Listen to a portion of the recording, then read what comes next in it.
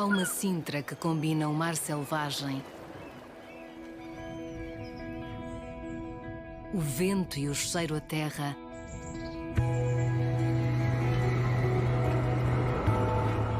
a viagem por caminhos únicos,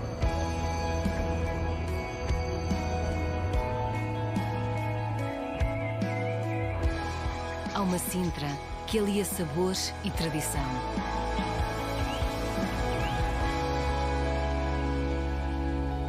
Há uma Sintra para cada um de nós.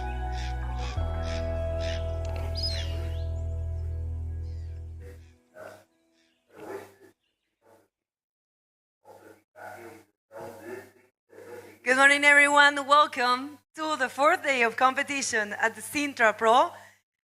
We have a very good day today because this is the first time that the Pro Junior women are going to be surfing, and that's what we are doing for the first heat. Nuno, good morning.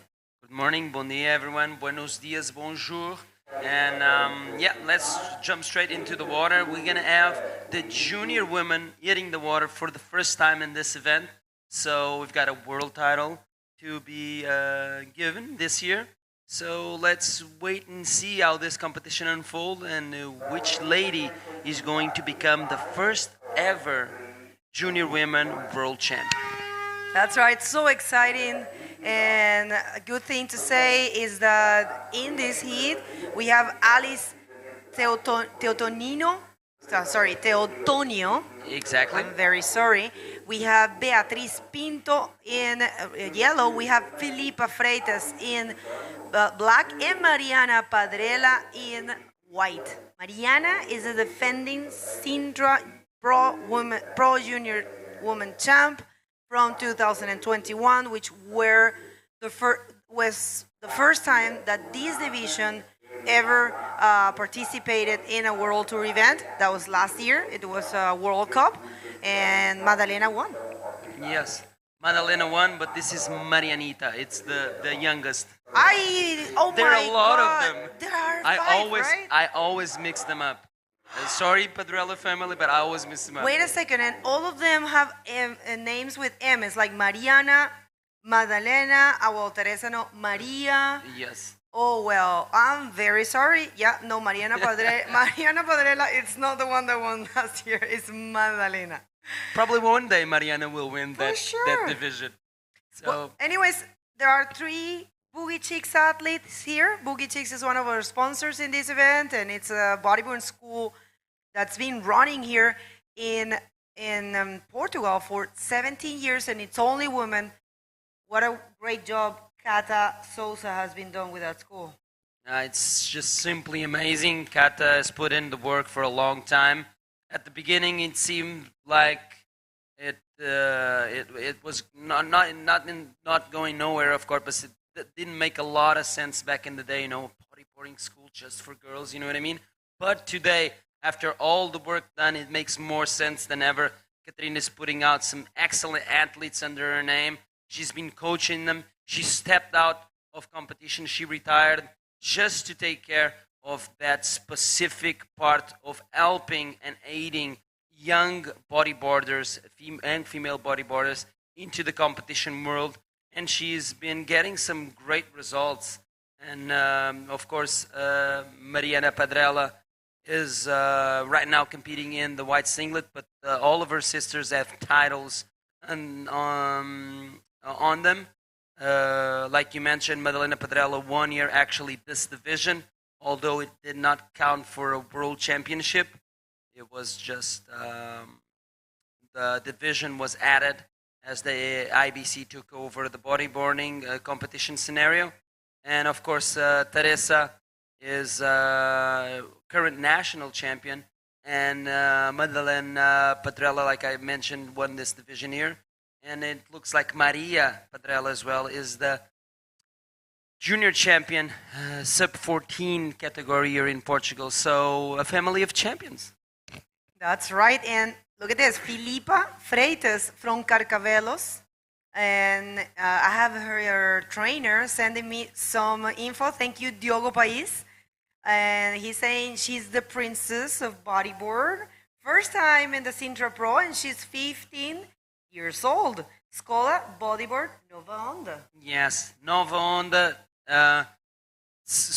Bodyboarding Academy from exactly the same area where Boogie Chicks started, and they've been doing an excellent job. I think Nova Onda exists even for longer than Boogie Chicks. It's about the same time.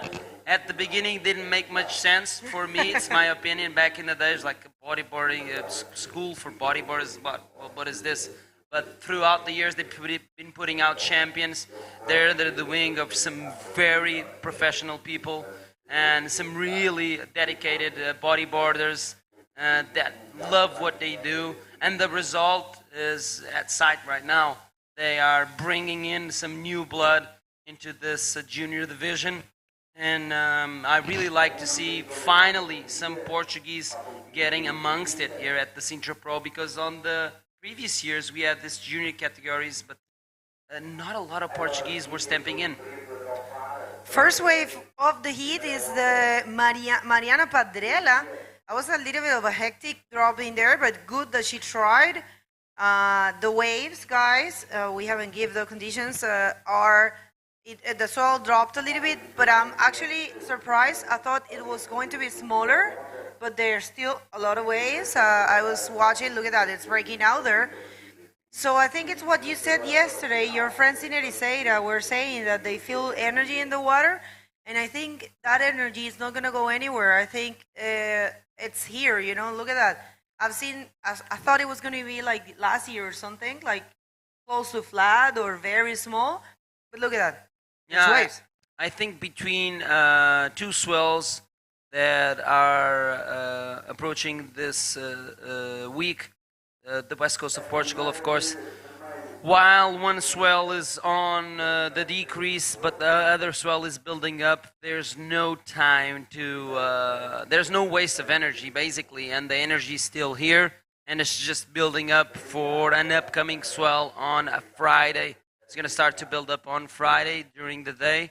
So basically today, which is tomorrow, so basically today will be the smallest day. Maybe, just maybe, tomorrow in the morning it might be even smaller, and then throughout the day, and brand new fresh swell will start to pulse, and will bring in some more waves in west coast of Portugal, where we are located. Beautiful part of central Portugal, Sintra. Being this Praia Grande, and this was a stage. This is actually a stage for the World Bodyboarding Tour for 27 years now, and it was also the breeding ground for some of the best athletes Portugal has ever seen. I'd like to mention Gonçalo Faria, of course, one of the World Tour pioneers representing Portugal. Okay, Alice Teotonio is going for a roll there, and she completes it. Wow. That's 100% Boogie Chicks technique there. Well, it's crazy. She's 14 years old, and she's actually a regional champ from Lisbon, under 18. And look at that. It looks like Mariana lost her board. She's body surfing there. And, yeah, good technique there for this young 14 years old Alice Teotonio. I don't know why I get Think about Antonio. And then Teotonio. Oh, Teotonio, right. Thank you. No worries. worries. That's the first time I see that last name, so sorry, guys. And interesting, so she's 14, Alice. Beatriz is 16. Mariana is 17. And Filipa is 14. So, wow. So good to see these ladies. I just would like to ask everyone that is tuning in to support these ladies to travel the world and go to the other World Tour events, so they have the chance. But the good thing is that the IVC give, wait a sec, a wave here for Filipa, coming all the way from Carcavelos. Nova Onda athlete, nice reverse there to start her campaign, and one good score, mid-range score, and a backup score for Alice, right now with 6 points. And on the lead. Yeah, on the lead. That last wave of Alice was a 4.5. Right now, the highest scoring wave of the heat. And Alice is doing a great job there was able to complete that roll. That's why that 4.5 is there. Meanwhile, we just saw the first wave of Felipa, the young bodyboarder in the yellow jersey, and she did a beautiful reverse. I really like that. And let's see what judges think of that last wave of Felipa, the princess of bodyboarding, 15 years old. What I like is this division. It's all the way up to 18 years old, of course. If you completed those 18 years in this same year, of course. But we are actually watching even younger athletes getting into the mix of this pro junior women's division. And it's really great to see that there's still a lot of years ahead of these athletes competing in this division. And the earlier you start, in my opinion, the better you get. Because practice makes perfection. And it's great to see the coaches of these young athletes bringing them here to Sintra and convincing them to compete and try out this wonderful experience, which is this prestigious event, which is called the Sintra Portugal Pro. That's been running for so many years. These girls weren't even born when this event started. Just for you to have a real quick wake-up call for what is going on here for bodyboarding in Sintra for more than 2 decades. And hopefully, just hopefully, and I do believe we're going to be here for a long, long time still, especially because we're taking care of the grassroots of bodyboarding. We have so many divisions here, the female and male pro junior divisions. Of course, we have the main women and men divisions, and also the Dropknee divisions, where we crowned so many Dropknee world champions here in the past. So it's just a great pleasure to have all the best riders in the world coming into Portugal to compete and try and fulfill their dreams of becoming world champions. That is the case for this Pro Junior Women's Division and also Dropknee Division. So let's wait and see what this event unfolds in that terms. Meanwhile, looks like Beatriz Pinto Coelho was trying to post something higher than a 1.1 that she's already holding. And this is Felipa Freitas going for a roll there, unfortunately getting stuck in the lip, and she ejects. That was super funny. Not funny for Felipa, of course. She was not able to complete that move, but the movement that she did was super correct, but the board was actually not there, and she got a little bit late on that section, so she was not able to perform that move. Well, good job there. Anyways, for these ladies, they are under 18. Remember, this division means junior, and this division means under 18. Nice wave there for Alice. You can tell she's in control. You saw that intention. She's in control. That wave that she chose was actually a wave with some. Oh well, look at that in Felipe's head there. But yeah, well, that's good that she dropped the board. But yeah, good intention there for Alice, the heat leader. And I would like to remind you, this heats, all the junior heats are 20-minute heats. The other divisions have 25. The juniors have 20, and we will be doing 30 hits today, and it will be another more or less 11-hour, 12-hour day. Easily. But we're ready for it. We're warriors, as these young girls are out there in the water. 7 minutes and 20 seconds remaining. So far, so good for young Alice Teotonio. She is in the red singlet, representing Portugal, and she's taking the lead of this one. Unfortunately, her last wave does not factor into her top 2 scores. She just posted a 0.85, so not good enough. She's trying to get rid of that 1.5. She doesn't need to do so at the moment because she is already leading, like I mentioned. In second right now is Felipa Freitas. She just posted a 1.1 with that roll attempt. So she moves up the ladder into second position and leaving now Beatriz Pinto Coelho needing a 1.46 to move back into second. She is third. And Mariana Padrella in the black only has one wave of a 1 point short ride there but she only needs a 2.1 to second. So this hit is still pretty much open right now, and any of these athletes can make it to the top places in this heat. Okay, we had, it looks like it was Felipe Freitas having a look at this wave but letting it go. I don't think that even counts as a wave ridden. She just try and had a look at it, paddle for it. Looks like she was going with it, but then decided to let it go. So she just lost priority. But meanwhile, Felipe didn't like that last wave, but she's loving this one and going for the roll. Is she able to? Oh no, unfortunately not. She's not able to complete that roll. And another incomplete ride for Felipe Freitas. Let's see what kind of score she gets. But right now she's sitting pretty in a second place. So she's still advancing into the next round. But I do believe this is non-elimination round. Is that correct, Bego? No, this is an elimination round. Okay. Yep. And I'll get you the info. I'll get you right now the info of which round it's a non-elimination. We have it right here. Thanks. Oh no, you are completely right. This is a non-elimination. It's great for these ladies. And here comes Beatriz. Replay.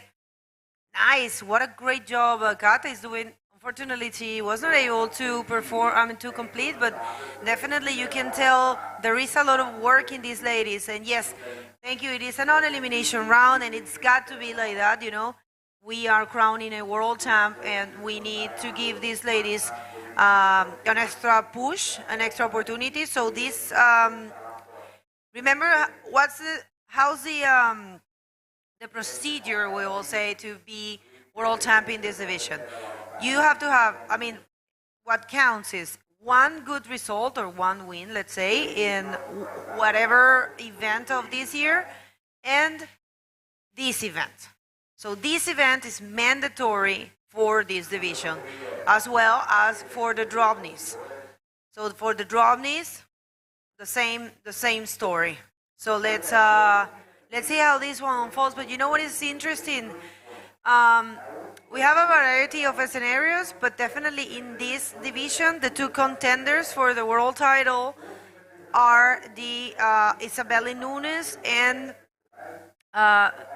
Luna Harman. Why? Because they both have won an event, a junior event, and they need these results. So look at this. If Isabelle loses at any point and Luna advance, Luna will be world champ. She doesn't need to win this event. If the same happens backwards, it's the same situation. So, okay, a wave there for Filipa. Okay, well, that was a good attempt. Not really able to complete, but good intentions. Filipa in second right now. Remember, first and second skip a round, and third and fourth go to the repechage round, which is the round number 2, which is happening today as well.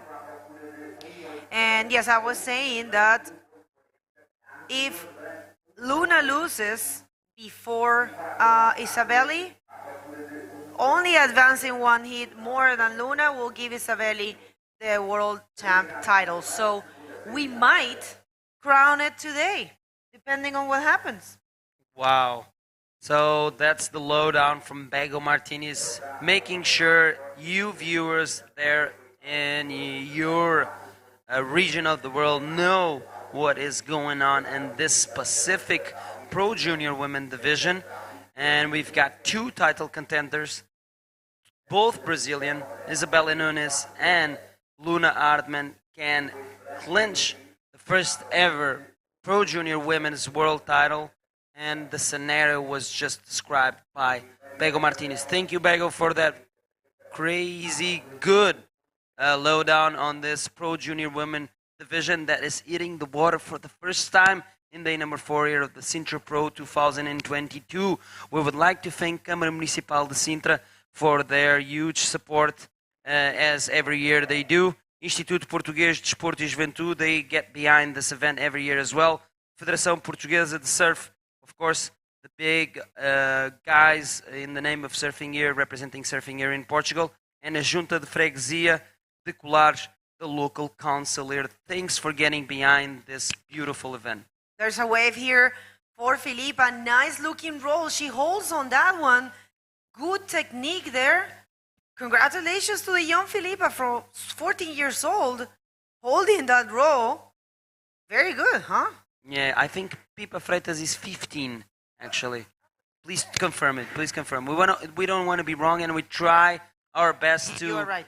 give the right information, but sometimes it's come on, it's 201 athletes. If we knew all about them, we would be like robots, AI, artificial intelligence, but we were not. We're trying our best. We have a lot of info, and we want you, the viewer, to have all the inside information that we could give you about these athletes that are actually competing, and probably one of these names you will see on top of the world being the next Pro Junior Women Champion, or even in the future Women World Champion.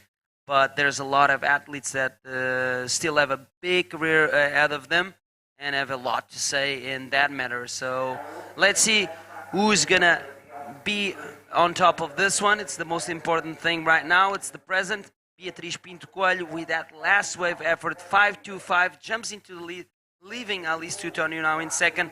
5 seconds remaining, Bego. Also, it's over, and Beatriz and Alice is keeping one round. This is a non-elimination round, so the rest are not leaving. Don't go anywhere. We're going to hit a commercial break and going to be back in no time. Malta, para tudo. Estou aqui a refletir e peguem nas pranchas. Está incrível na costa. Este verão descarrega a app Mel Beach Cam. Agora com mais de 150 live cams. Estás aqui, estás na praia.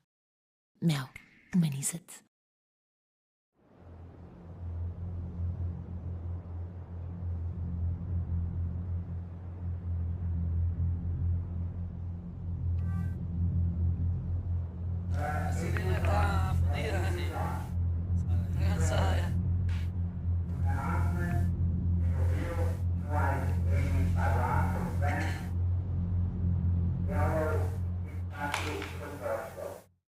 Good morning, everyone, and welcome back here to the booth. Now I just switched from Begonia Martinez to Alexander Rinner.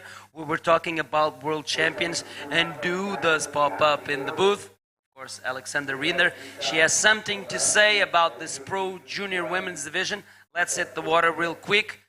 You won your first world title. First of all, good morning, of course. You won your first world title. You were still a junior, although that division did not exist back in the day. Yeah, actually it was a junior. I was 16 back in the days, and good times, of course. And we're going to pretend we haven't seen each other at the breakfast, right? Yeah, no, it's incredible to see this division finally coming on tour, and so many girls actually getting into this contest. And I tell you what, you know what I would love to see? Because I know this girl before she was even born. Emi Padois, Wow. daughter of Nico Padois. Yeah, from Nico Padois. Sorry, yeah, Padois. I remember when he told me that his wife was pregnant, and now she's here competing. So that actually makes me feel old right now. Wow. But That's yeah, it's good to amazing see. story. Yeah, no, it's good to see how young she's starting to get into competition, and under the hand of his dad, who is a really good coach, who brought a lot of the juniors here, and it's going to be interesting to watch how she's going to manage with these tough conditions, still big waves out there. Myself, I was walking here to come to the competition area, and I saw there's still some big sets coming, so the girls are really going to have to give their best out there, but I do believe that they will. And we have one of the title contenders in this heat, Luna Hartmann, which is which has the chance this year to win the title for the junior division, for this division. First time it would be. So the first junior woman world title is in contention in this contest. And we have Inés Castro, another Portuguese rider. So another international heat here. Yes, indeed. Do you have any idea how old Emi might be right now? Do the math, please. She looks so petite out there. Look in your screen. How small is Emi Padois? But she is big in spirit. She and has to be under 10 years no way old. Or 10 or around that. or I hope she's under 10 because if not, I'm really old. But look, like I was saying, she looks really petite, but she's super big, huge, gigantic in spirit. Look at her out there, just trying to figure out the lineup here at Praia Grande and try to catch a wave during this 20-minute heat. You know how the game is. Top two scores will factor into your overall score, and the top two riders in this heat will skip round 2, jumping straight to round number 3. And whoever gets third and fourth, in this case just 3 competitors here in this heat, but whoever gets third and fourth will have to battle it out in round 2, as this is a non-elimination round, and it makes a lot of sense. There's a world title at stake here, and we want to give a fighting chance to each and every competitor in this division. Looks like Inês Castro is having a really hard time there with the power of the waves in Praia Grande, and I do believe this is the best strategy that she can do. Get out of the water and try to paddle around in front of the pool, which is located a little bit north of where we're standing right here in Praia Grande. This is a big stretch of beach here in the beautiful west coast of Portugal and the Council of Sintra. And let's see here what Inês Castro will do. She was battling the ocean before she was battling her fellow competitors out in the water. She doesn't look quite happy with the conditions. It's pretty tough. I had the heat yesterday, and it wasn't easy to get out there. So I'm actually really impressed how Luna and Emmy are out there. But I think if Inês goes close to the pool from the hotel, she might get in easier. Thing is, right now the tide is so low that you can actually walk on the sandbank and jump in a little bit further up. But it's no joke out there, so every girl that's going out, especially in this division, I'm really impressed and a huge respect. But let's see what the girls can do with this condition. Let's see if they start getting some waves and putting some points, because I tell you, Luna, she is on the hunt. She definitely wants to win that title. She definitely wants to be in that first spot and win her first world title in the junior division. She has the best chances. It's her and Isabeli Nunes who will be battling it out. Whoever gets the best result wins. So even if one of them gets knocked out in the first one, if the other one passes the heat, they could be world champion. And we have Luna going on this for ride. a roll there. Ooh, it gets a little bit stuck there in the lip, and it looks like it's really tough to do to land right now. But good try there for Luna, and we have now Emmy there on our screen. Looks she really looks so small and cute, you know, like the other French boy who's like 12, who was competing yesterday of the juniors. It's so funny to see how small they are, and then they go in and go boom, boom, boom, and you're like, okay. It's like I said yesterday, if that does not put a smile on your bodyboarding face, I don't know what it does. Because it's just amazing to see these young kids super stoked. And I really loved Lucas' interview yesterday. He was asked about how is he feeling, on what did he thought about his win, the conditions. And the first thing he said when he had the microphone, he was sending a shout out to his friend and colleague that was competing in the ongoing heat. No way. I swear. He said, "Grand big up à Louis Ferry, my friend, mon ami." And it was just amazing. He was not thinking about himself. He was thinking about his friend that was out in the water. And this is just the innocence that still exists inside these kids. And like I mentioned, if this does not put a smile on your face and says out blandly that IBC is doing a great, amazing, spectacular job for bodyboarding, because if this is what's going to happen in the future for the pro juniors division, I'm really proud and happy to be a bodyboarder, because it's all about companionship. It's about your mates. It's about your team colleagues. It's about your school. It's about your academy. It's about your family, friends.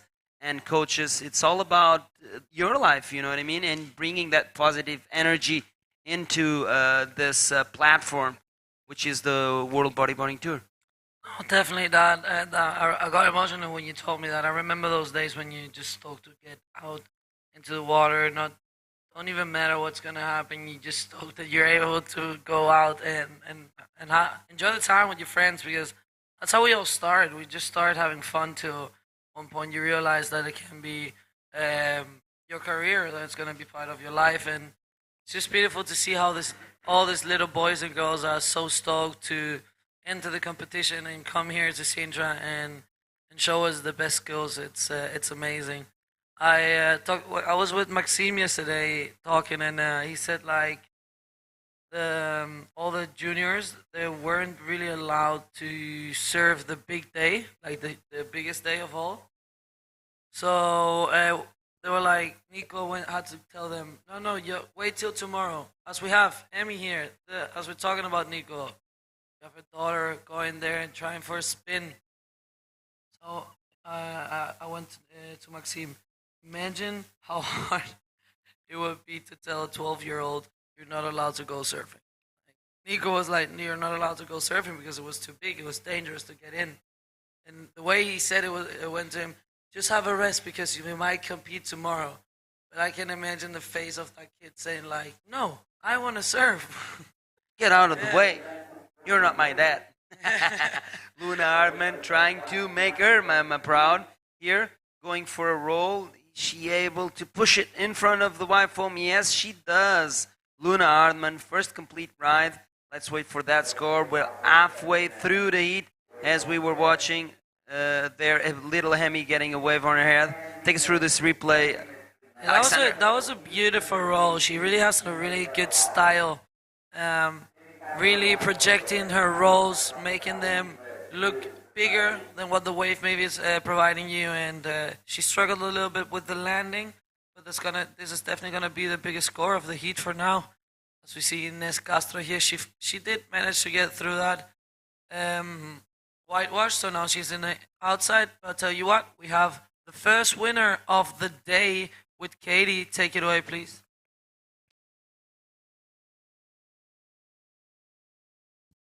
Hello guys, good morning. I'm here with Beatriz Pinto Coelho, the winner of the first heat.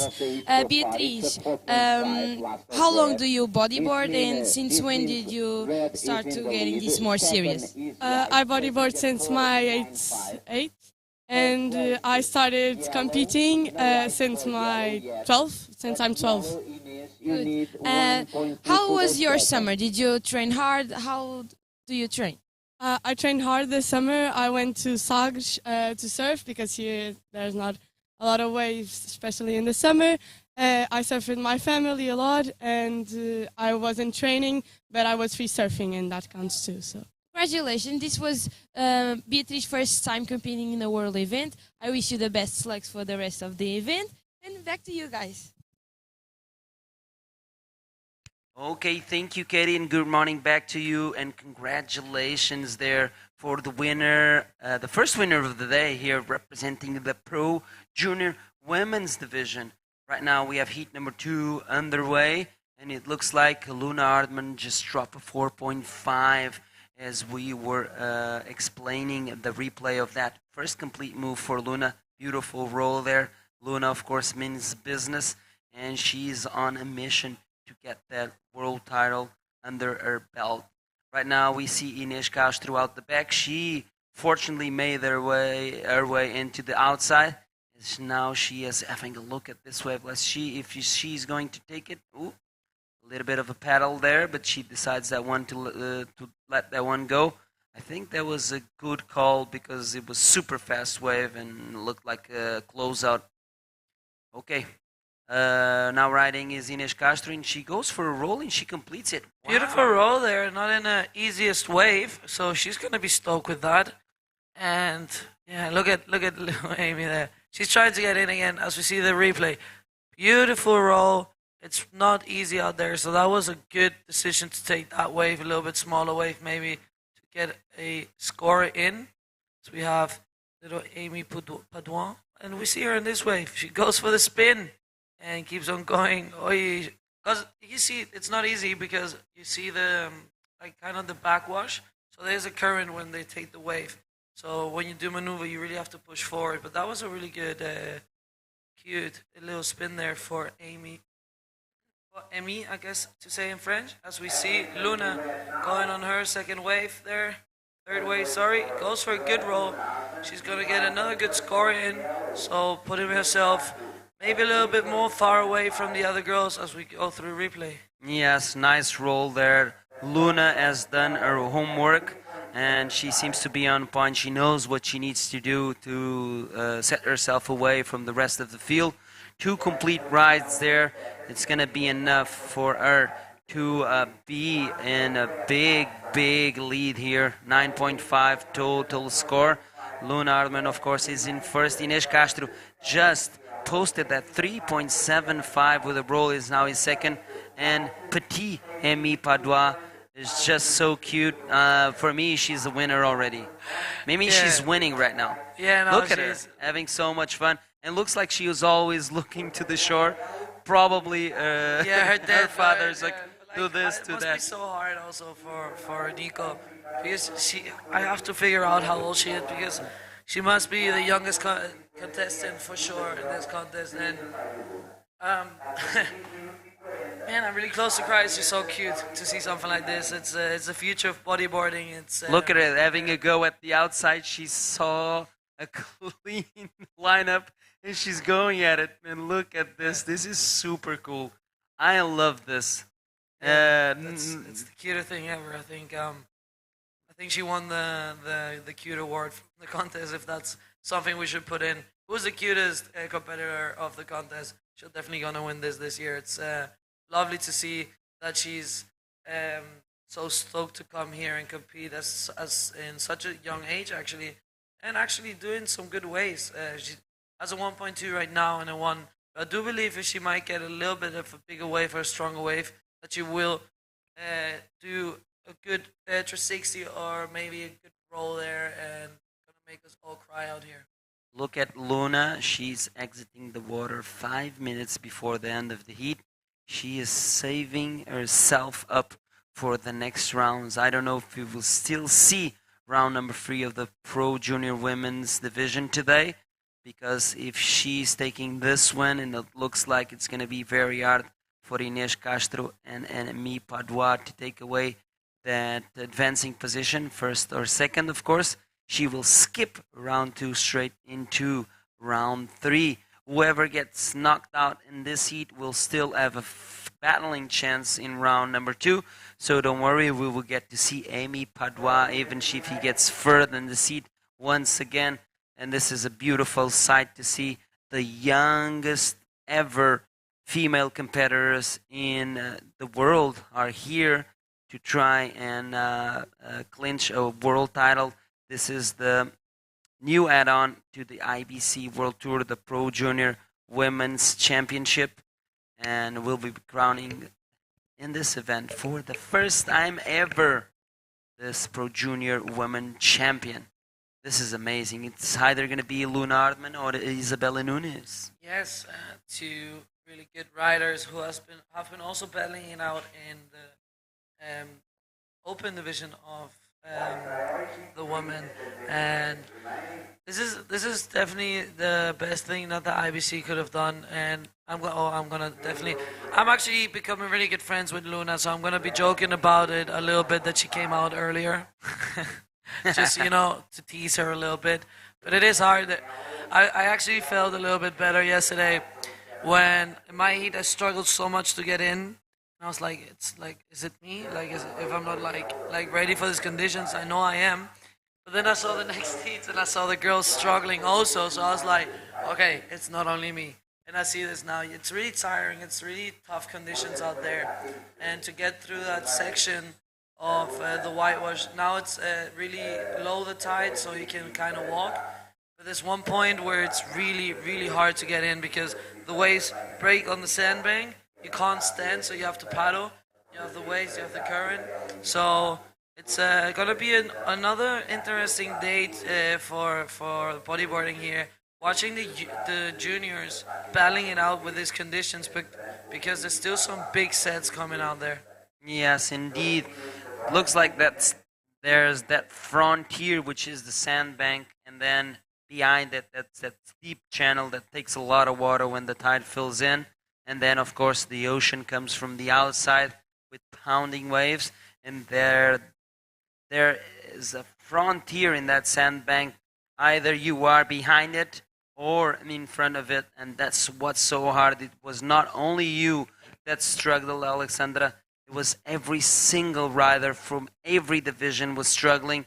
If you get behind that sandbar line, and if a set isn't coming, you are in deep, deep trouble because you're going to spend a lot of energy trying to fight the ocean.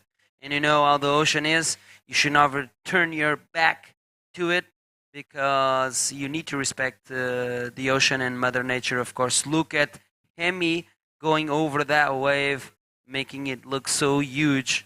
And let's see if she still has enough time to catch another wave. 1 more minute on the clock. And Petit Amy Padua is out there trying to post another number. Oh, she had her eyes on this wave. But out the back, more waves incoming. Let's see if she is interested. No, she lets this one go. She's the only one on the outside at the moment from all of the 3 athletes in this heat.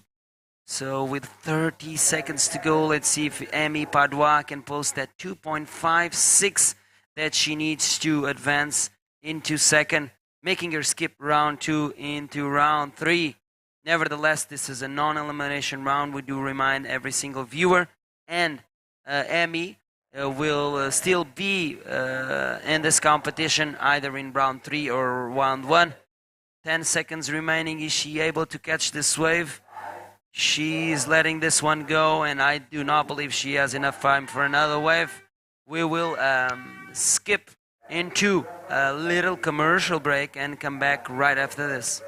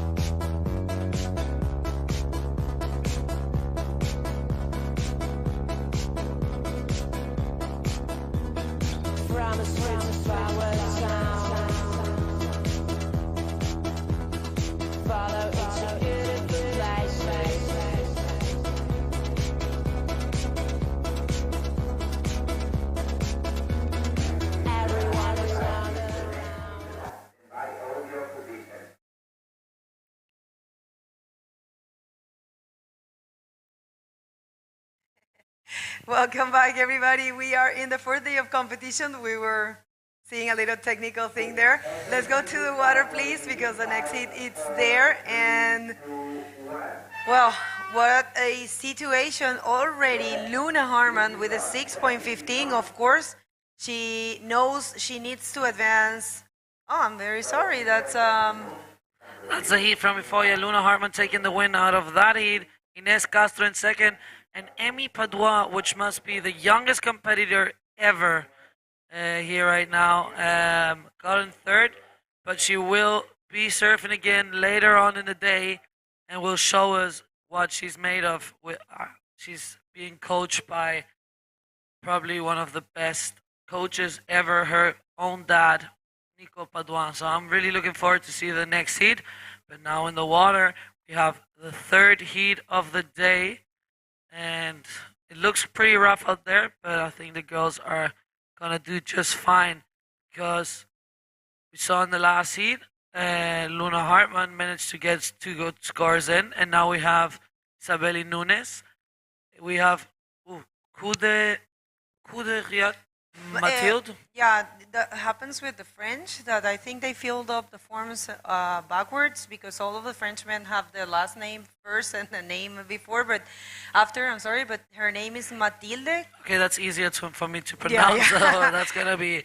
Thank you for telling me that. Right. Yeah, I think I'm gonna stick with the Mathilde. with the Matilda. Yeah, I don't want to be mispronouncing names. I don't want to get in any trouble.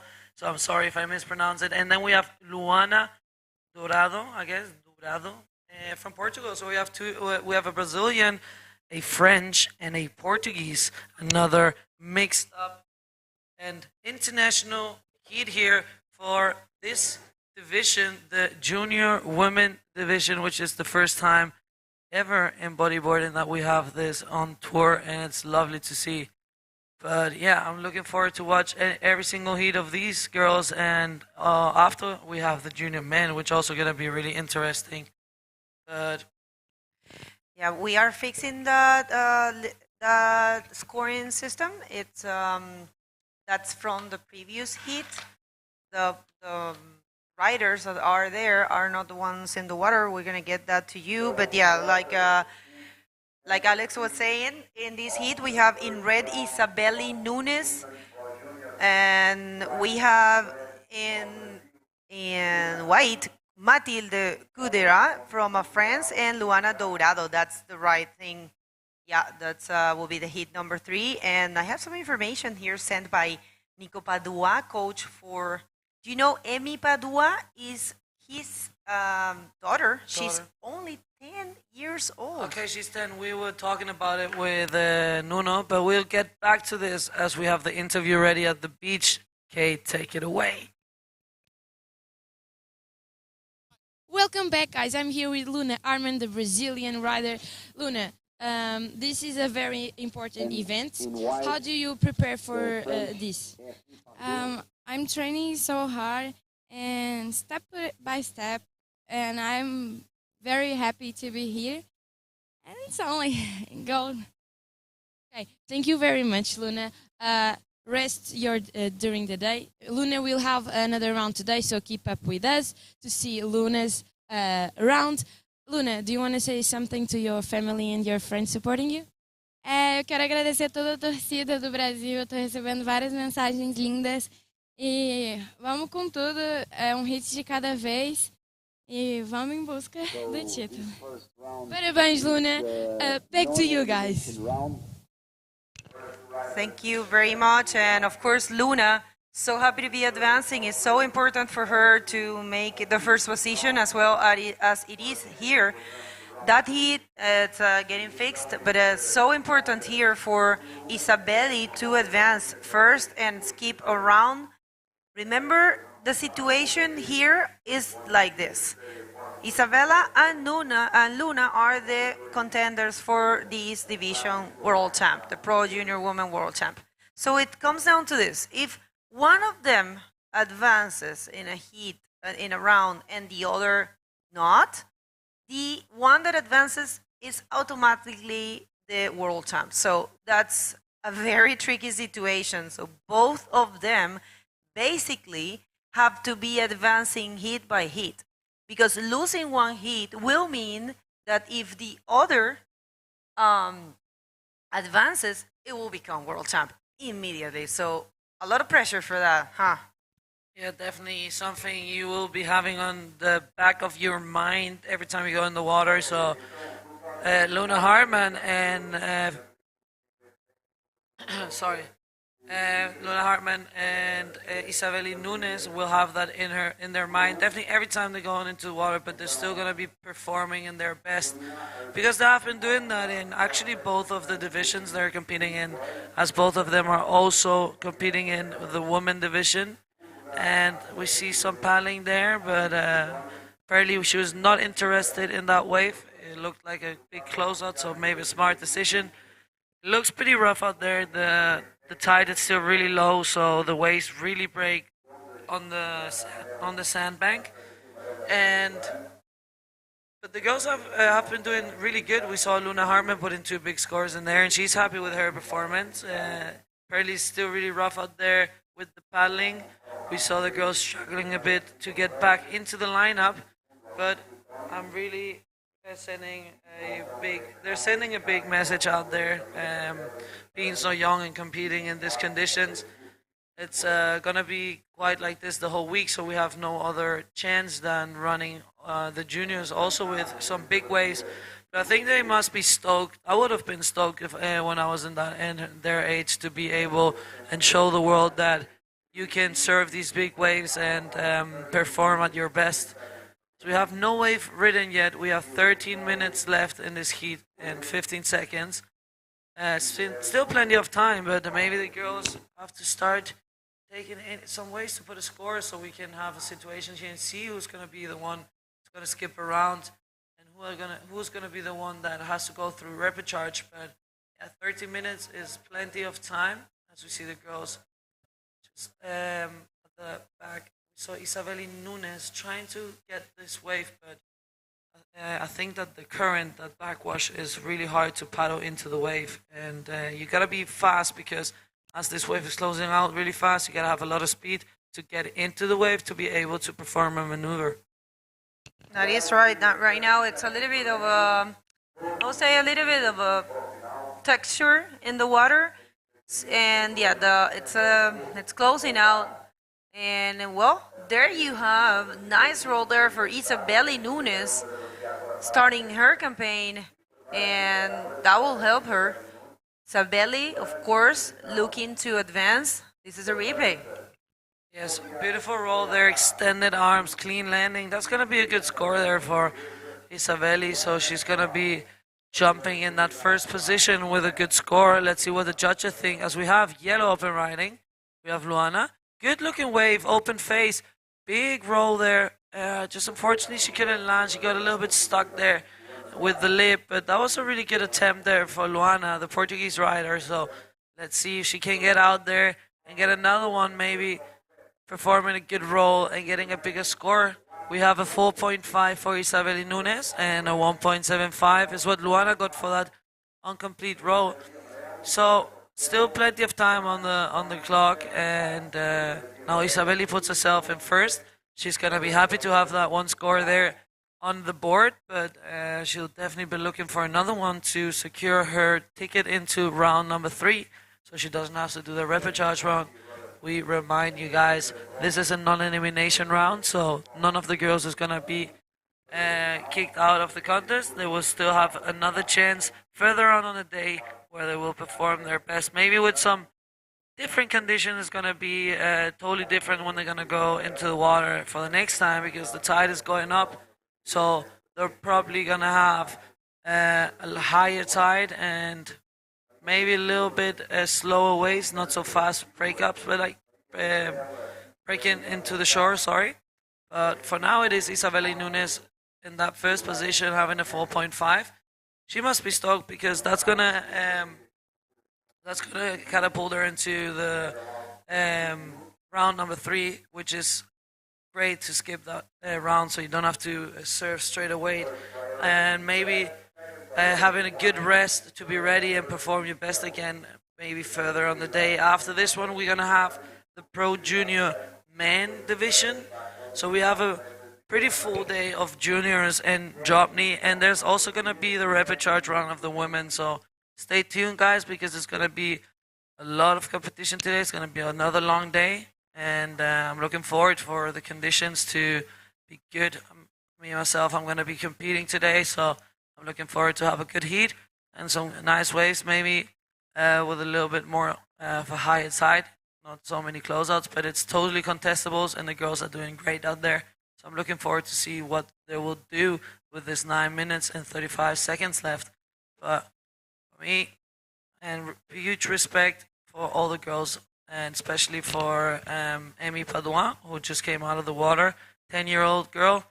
I think probably the youngest competitor this year, and it's great to see how she is so stoked to be competing here this year, and it's great, and we will see that name popping up in the next years for sure in the women division and in the junior division, because she has 8 more years in the junior division and probably going to be competing against her in a few years, Begoña. Yeah, definitely. I mean, having this that, and look at that beautiful roll for Matilde. Matilde is very good. I remember her last year. She is very good. I actually ran into her and I said, Matilde, wait, you didn't register in the women division? And she said, yeah, I wanted, but you know what? I'm very focused on the junior division.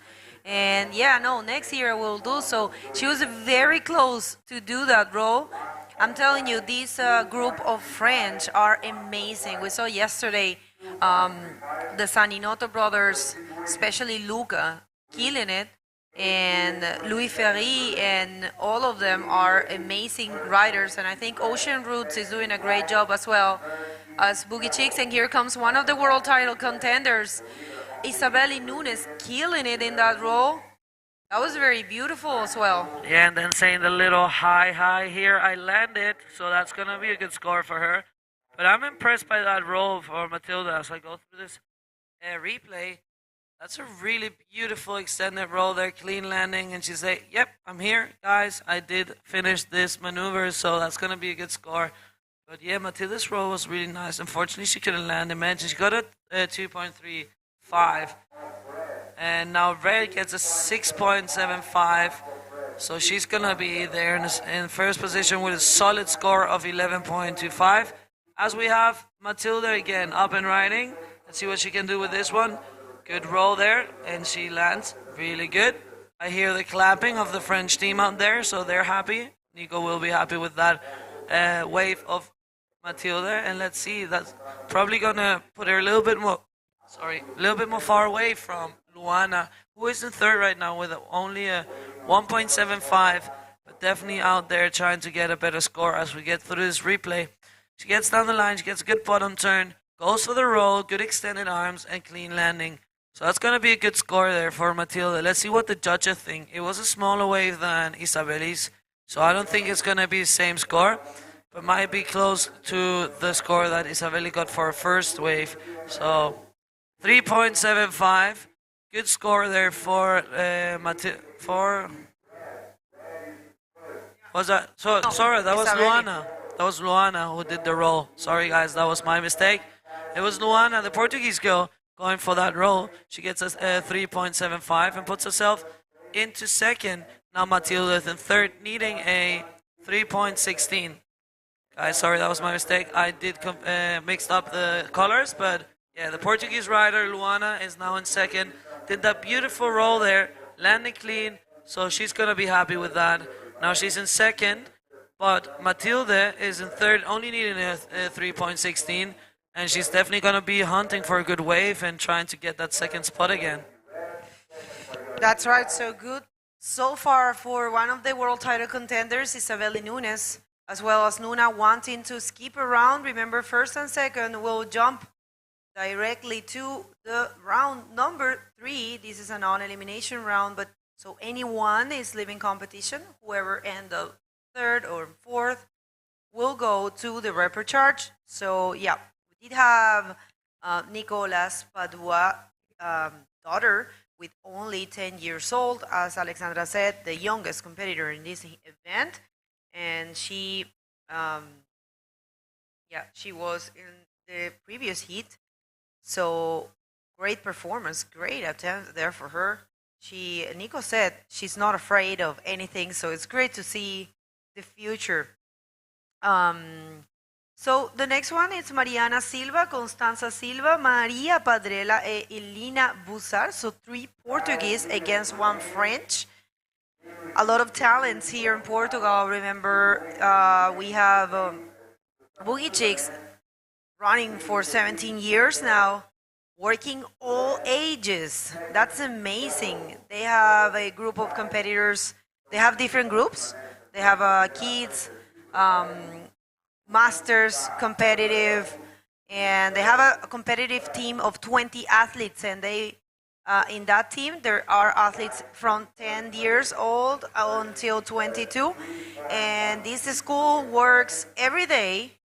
And the youngest student they have is 4 years old, and the oldest is 60 years old. So great job there for Boogie Chicks.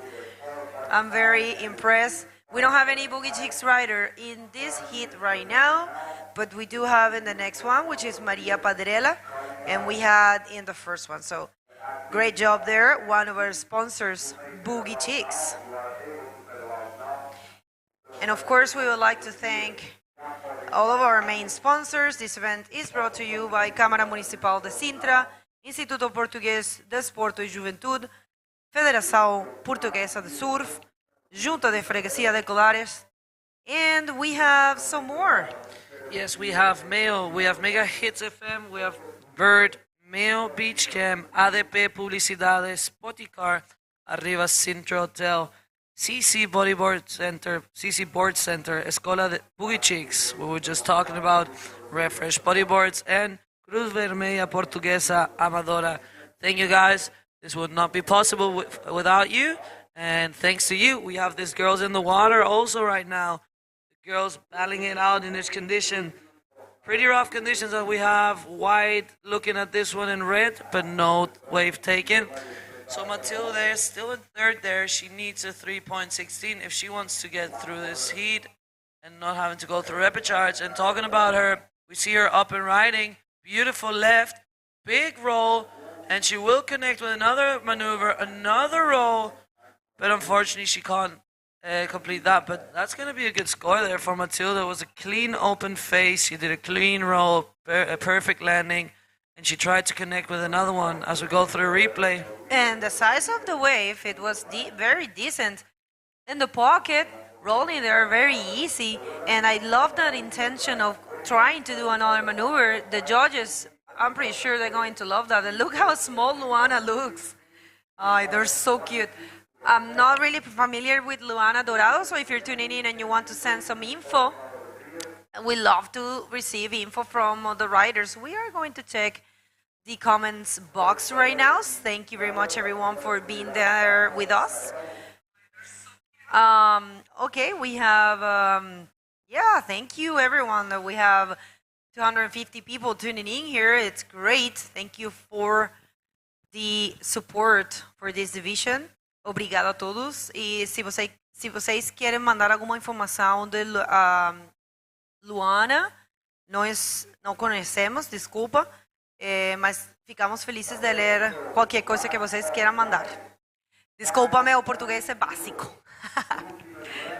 Yes, it will be stoked to get information from all the riders. And right now, White got a 5-point ride, so White puts herself into second position. Now Luana needs a 3.61, totally doable. She already has a 3.75. So let's see what she can do with the last 55 seconds of this heat. We see White up and riding. She might have taken a wave. I don't know if she did a lot there. She's just piling out next to Isabeli Nunes. As we have Yellow up and riding, this is going to be dangerous for the second position as she goes for the 360 there and tries to connect the maneuver. This might be the wave she needed. She needs a 3.61, and that was a good combo of a 360 and roll. So let's see what the judges think. With 20 seconds left, I don't think there's going to be much happening, and this might be the wave she needed. So go through a replay, Vego. Oh no, such a good job from young Luana. Portuguese rider here, the only Portuguese in this heat. Beautiful combo there. I'm telling you, with that combo, yesterday she would have advanced in the women division. So I think she's going to get the score. You guys don't go anywhere. We're going to hit a quick commercial break and going to be back in no time. Thank you.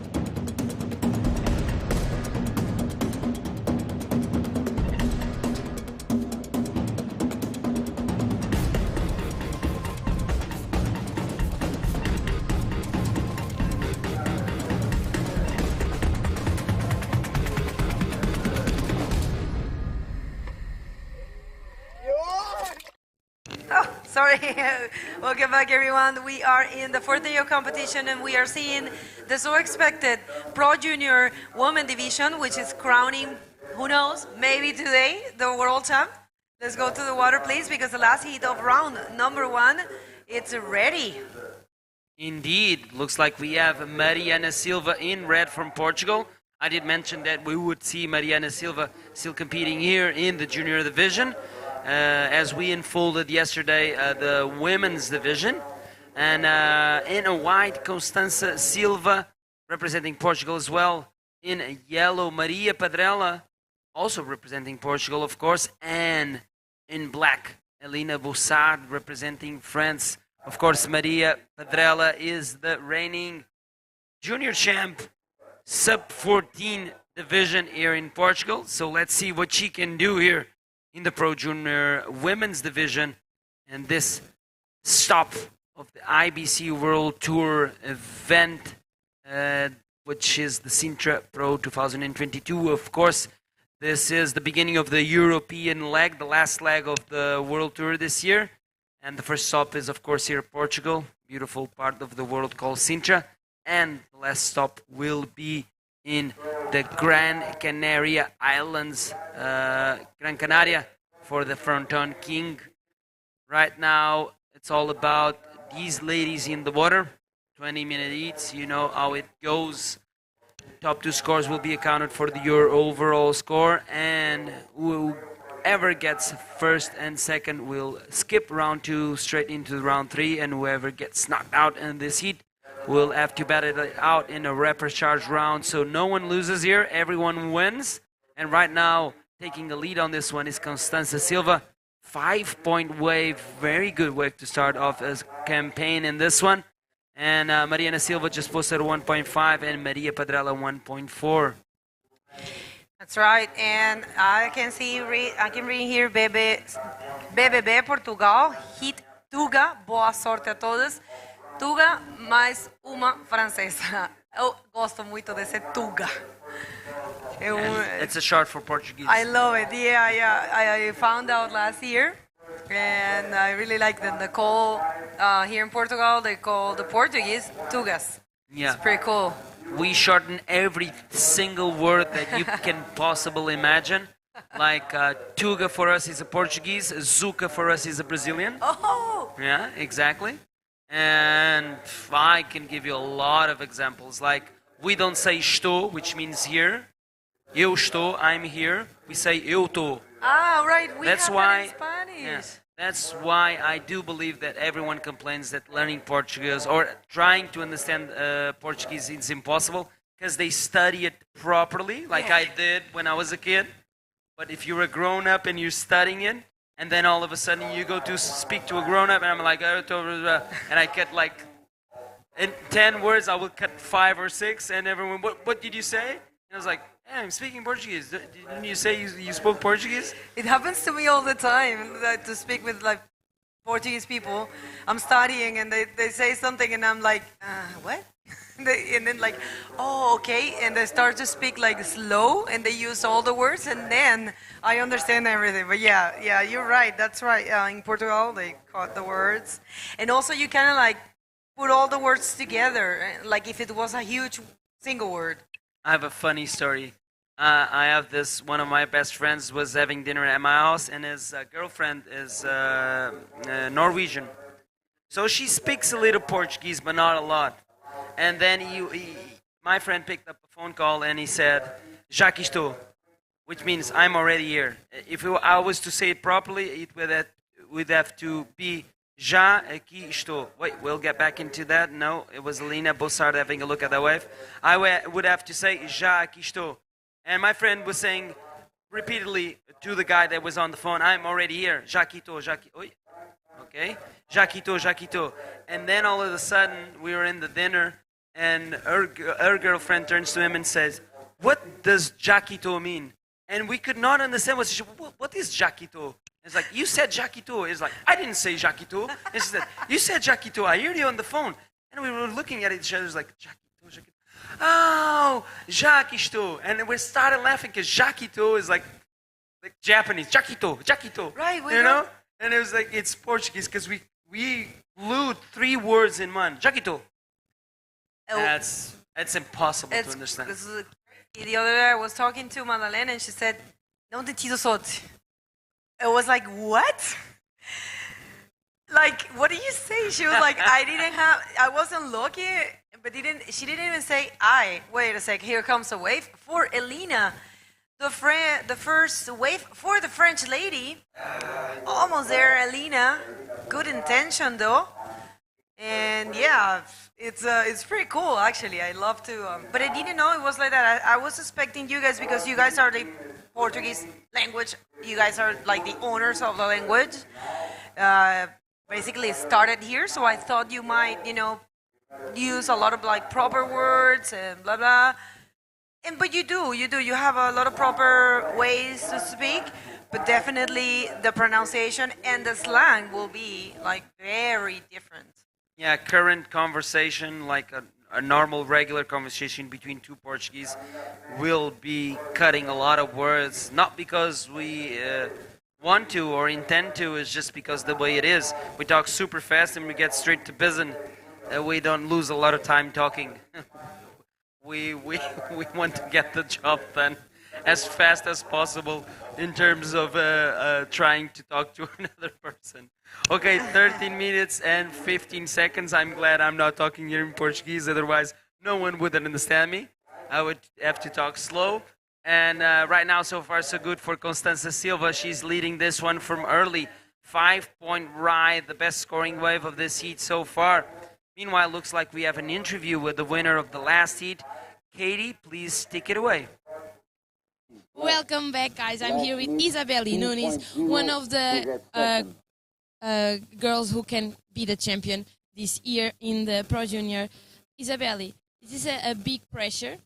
You can be the champion, Pro Junior champion here in Praia Grande.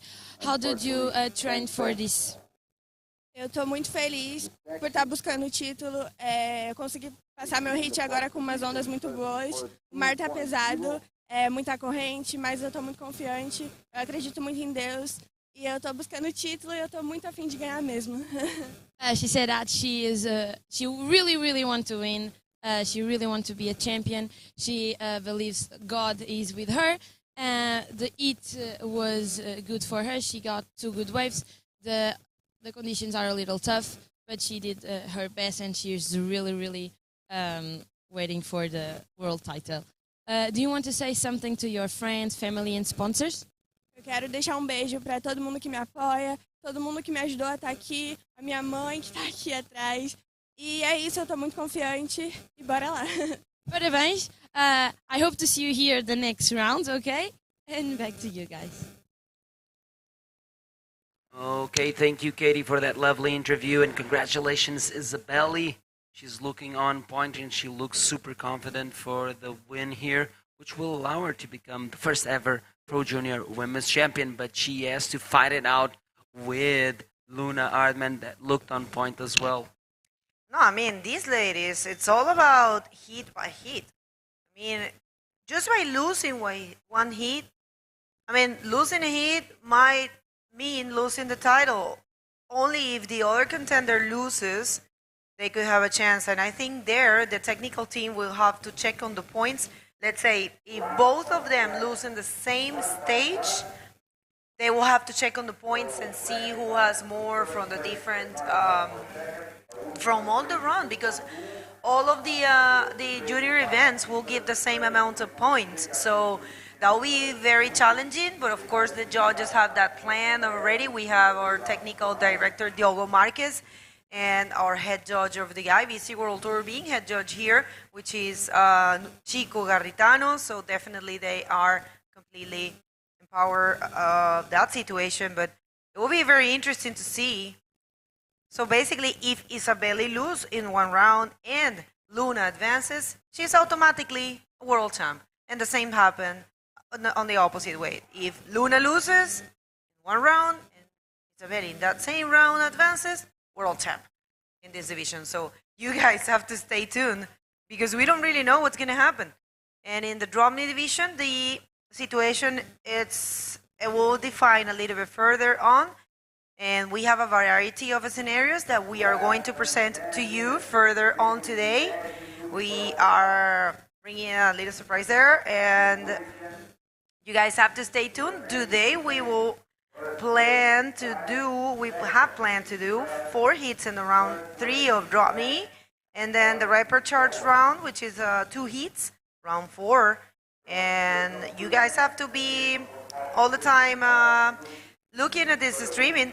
Of course, the schedule is always subject to change. Nothing is fully established, but definitely we would love to do that today. We have 26 hits for today. Yes, indeed, a long day of competition here in this day number 4, the Sintra Pro 2022, as we are watching Maria Padrella trying to dodge that big set, hitting over her head, and we're watching as well Constanza Silva for another duck dive, trying to access the outside, trying to cross that frontier that I talked about earlier, which is the sandbank that divides the outside from the inside deep channel. And as the tide starts to fill in, that deep channel starts to fill in with water, and that frontier seems to be more and more invisible, but it's there. And if you want to access the peak, the main break here in front of the structure, you have to paddle it out with the powerful waves here at Praia Grande, so you can have a chance to catch one more ride on the outside. That's what the judges are looking at. The biggest rides, of course, the most clean waves, and then of course it's all up to the riders, their technical abilities and their progressive moves. That's what the judges are wanting to see. Of course, the execution and the completion of those moves are really important. If you perform them as smoothly and as cleanly as possible, that's what will make the judges punch in the higher numbers in the system, and you will get the higher scores. So far, so good. Once again, for Constanza Silva, she has clocked in a 5-point wave from early in the seat, and she's leading. She needs to back up that score. Right now, it's only Mariana Silva that is a little bit behind her, and she needs a 3-6 if she wants to take away Constanza from that first place. Elina Borsar just posted a 1.2 on her last wave. She's now in third, and she needs a 2-point wave to second. Maria Padrella only posted a 1.4 wave. She finds herself now in fourth position, and she is chasing only a 1.85 to second. So it's all pretty much open for those top 2 places.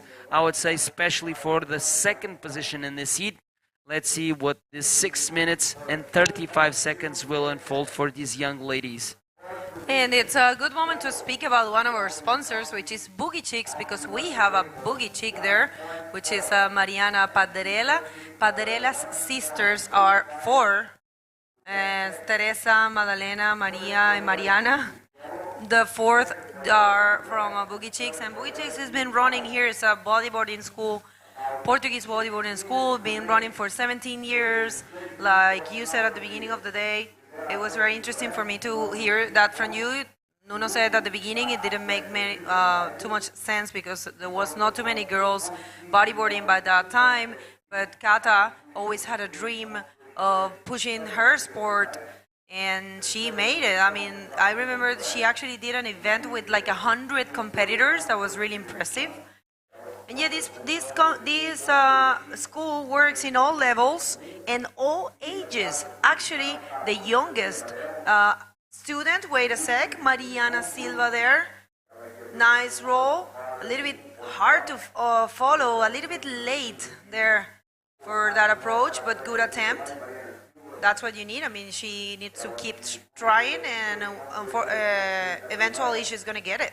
Yeah, this is the replay of the last wave of Mariana Silva. She was going for that roll there on the section. I think she mistimed it and went too early to the lip, and then the wave was already breaking, and she was left behind on the reception of that move. And 5 minutes remaining right now. We're going to wait for the score of that last wave of Mariana, 1.6. It does improve her overall score, not by much, but it makes her... Oh, no, it's still yet to drop, sorry. Most importantly will be the second wave for Constanza Silva. She will improve her lead. And most importantly for Maria Padrella is her second wave. Let's see if she can change the heat situation. But going back to the Boogie Chicks matter. Yeah, I was saying the youngest competitor, student has, it's 4 years old, and the older is 60. That's amazing.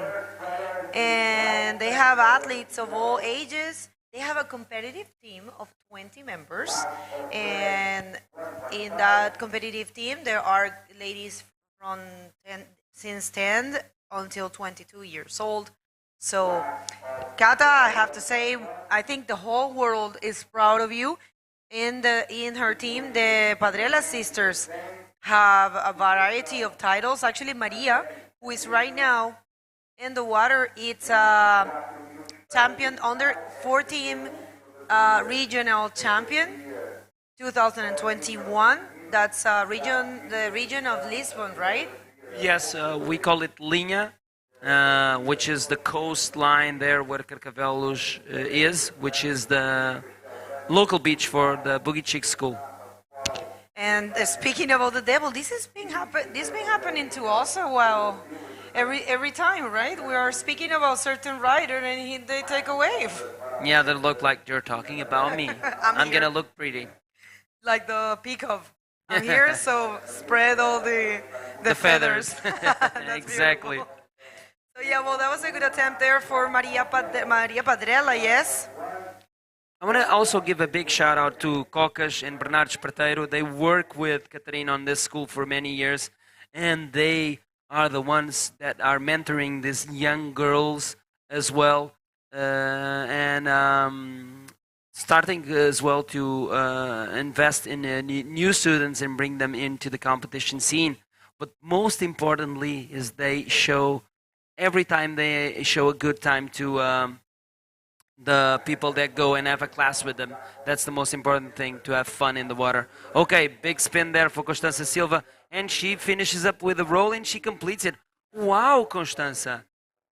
Good on you. Nice ride. Really smart strategy. 2 waves ridden. That's what all you need for a heat, is to have 2 top scores. And she does the okay sign to the beach, because I hear some claps and cheering for Constanza. And she might be exhausted by battling the powerful waves here at Praia Grande. But wonderful, wonderful strategy here by Constanza Silva.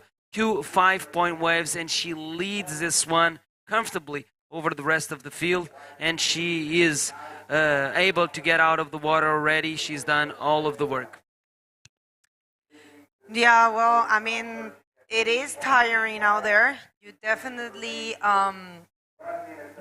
want to save some energy. And Constanza's so happy after that wave, and she gets a 5. And she's solid with a double 5 there. 10 totals when there is a minute and a half to go. And remember, all of these heats are 20-minute heats, and we will have... next, we will be having the Pro Junior men, which are also very, very good riders in there. Yesterday, they put on a show, and today is not going to be different. Yes, I'm really anxious to see them back in the water, because they looked super good.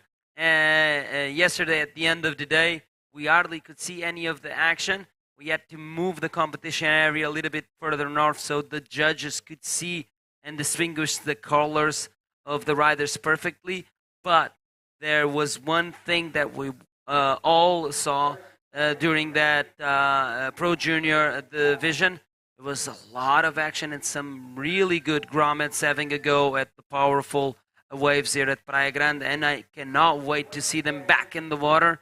And especially... Lucas Aninotto, he put on a show yesterday. For you to have some notion what Luca did yesterday, he went on 2 heats, and the top 8 scoring waves of that division, 7 of them belong to Luca. Okay, looks like this one is finished, and we're going to jump into a quick commercial and come back for some more action right after this.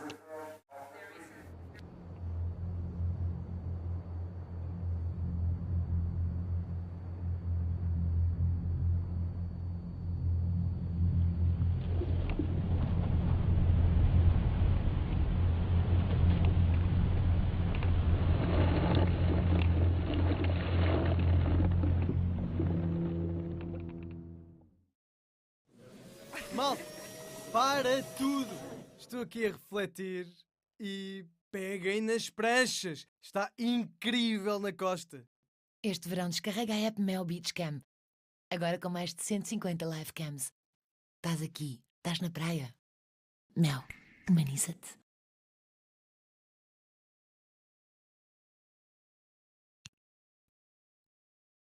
Welcome back, everyone. I'm Nuno Cardoso. I'm joined right now with Nico Padua, the coach and responsible for Ocean Routes School in France.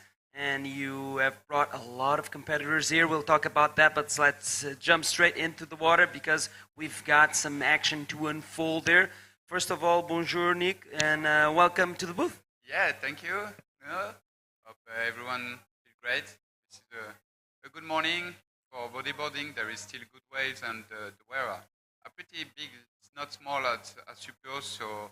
So for the competitors, for the junior, we can expect good wave. Look this right. Looks like it's Frederico Castelo Branco going for the first wave of the heat. And look at the shears in the beach.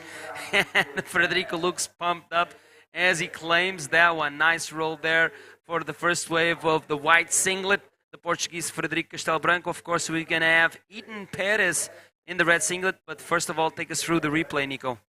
Yeah, it's a good left. It's a good way to start the heat. I mean, supporting by all the Portuguese guys on the beach, screaming a lot. So it makes a good vibes, and it's a good way to introduce the heat. Exactly. Right now, we still have in the water in yellow Unax Pascual representing Spain, and in black José Augusto Moises Jr. He's representing Brazil. So it's an international affair here. And on this way. Wow, big roll there from José. I was quite impressed the projection he got from that end section, and it's going to be a great score. Out the back, this is Unax Pascual.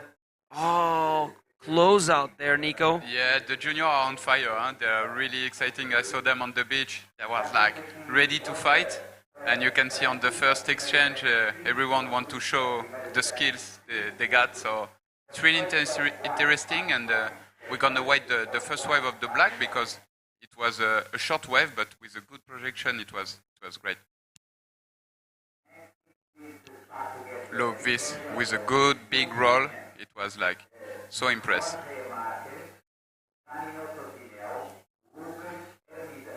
Okay, waiting for the score of the judges. Looks great.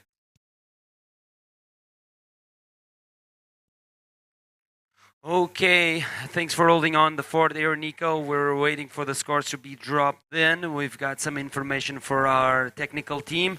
There was a mistake in the results of the first heat of the Pro Junior Women's Division. So we're going to have two interviews, the winner of the previous heat and the official winner of the first heat. We'll get back into that when the jury is ready. But I have one question for you for quite a while now, because I saw your daughter in the water, and my question is, how old is she? Yeah, she's got 10 years old, and she's really passionate. I know it's a little bit young to compete, but she asked to, so I say okay, if you feel okay with that.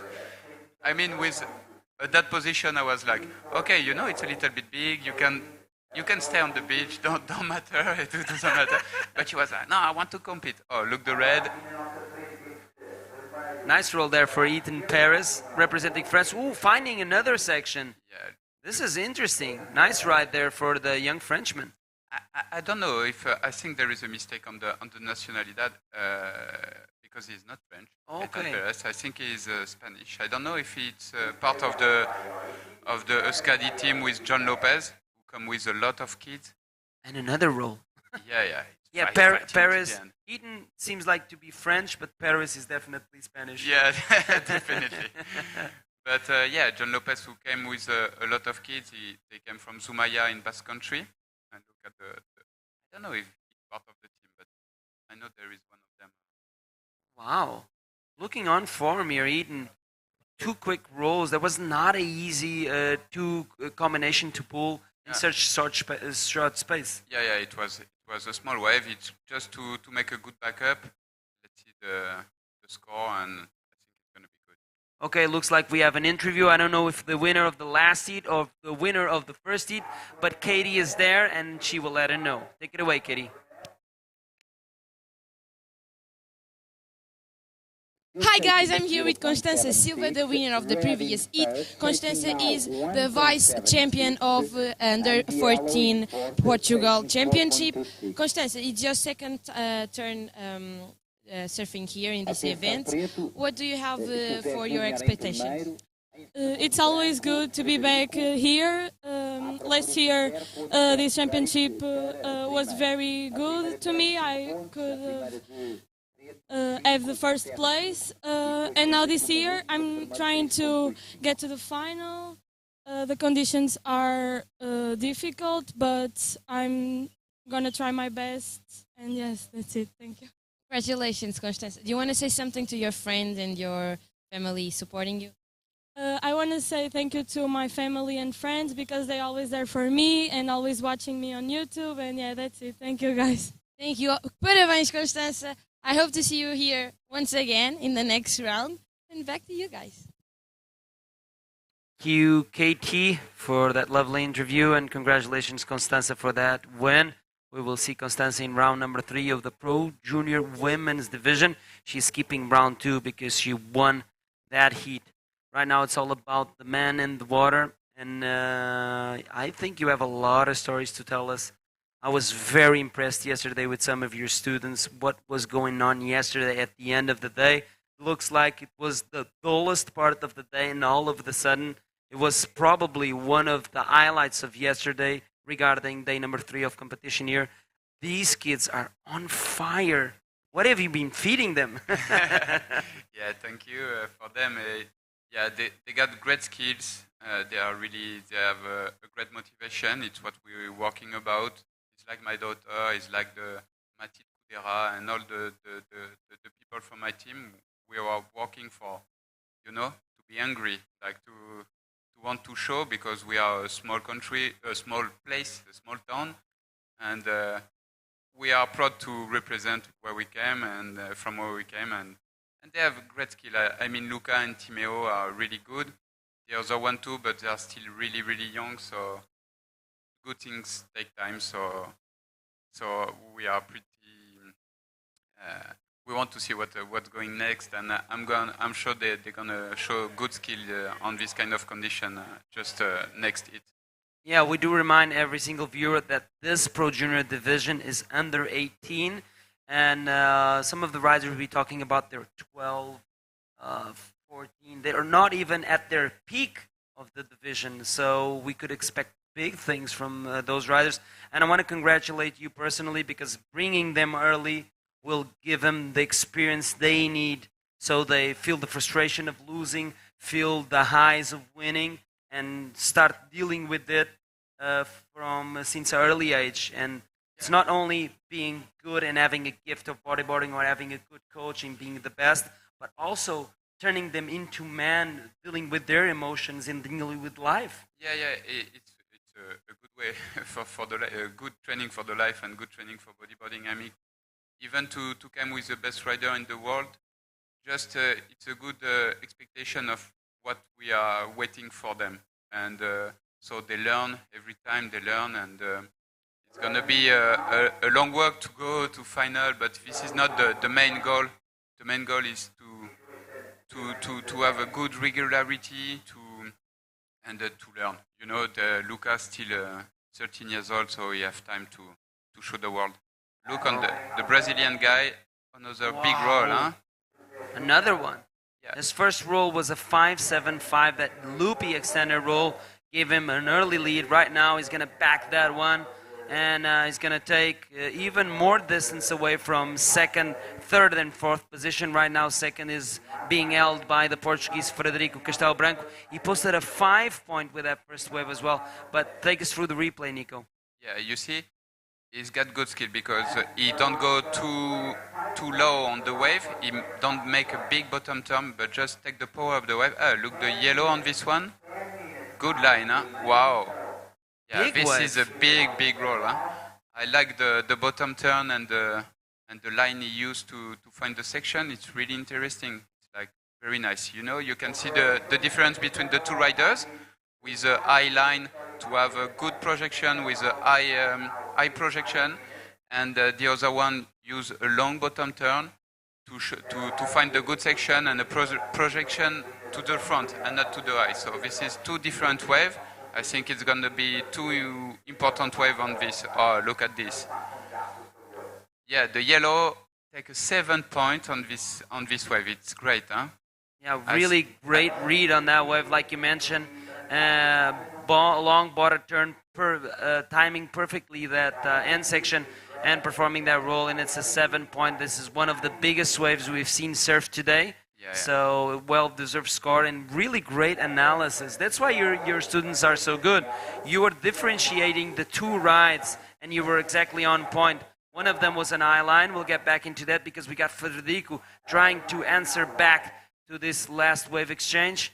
Will Federico complete this roll? And he does, but it was a little bit stuck there on the lip. Not a lot of speed that he draw from that bottom turn, so I don't think it's going to be his best score, but nevertheless, he only needs a 3:01 to second. Yeah, maybe it's going to be enough, and either for the construction of the heat, it's going to be his backup. He's going to build up after this, so he's got a 5 point, and let's see what happens for him. But I mean, the Unax Pascual with a 7 point is very comfortable to now improve just 1 point, so it's going to be very interesting. I think the white's is gonna looking after the black man on the black jersey. So let's see who's gonna take the best wave, because in this kind of condition you have to be a little bit lucky, because to find a good wave is really difficult. The period of the swell is a little bit long, so you can see big lines coming through the sand, and it's hard to find a good exit of the wave. So it's going to be interesting to see the strategy and the choice of the wave. Okay, looks like we are ready for the second interview. Like we mentioned, it's the official winner of the first heat. We made a mistake, but the technical team corrected it, and a well-deserved interview is due. So Katie, take it away. Welcome back, guys. I'm here with Filipe Freitas, the winner of the first heat of the morning.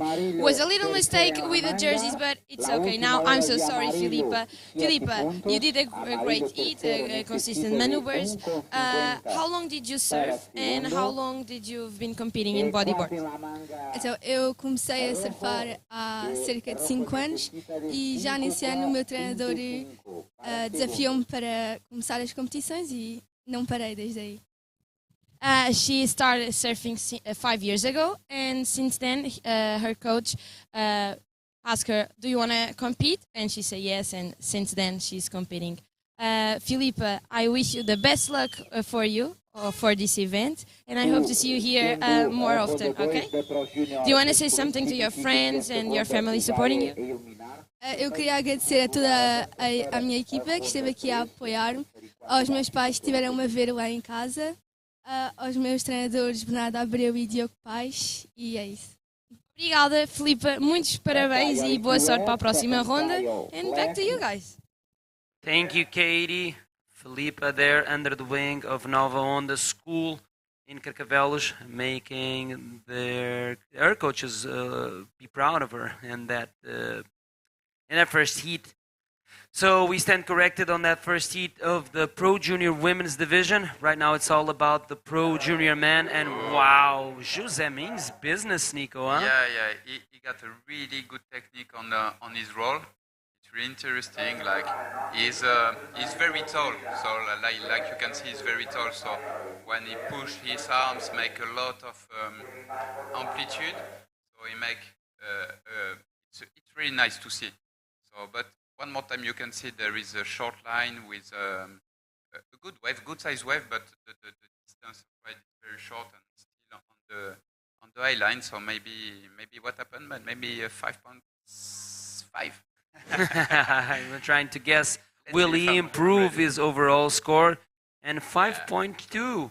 It was in between. Okay. Yeah. So he improves a little bit his overall score. He's still leading, of course. Frederico Castelo Branco is in second, but watch out, he's got Unas Pascual breathing down his neck. He only needs a 1.5. Is that because Unax is holding on to the best scoring wave of the heat so far? That big roll on that big left with a big bottom turn, and he posted a 7-point wave. Ethan Perez is in the 4th position. He's on the hunt for a 5.25.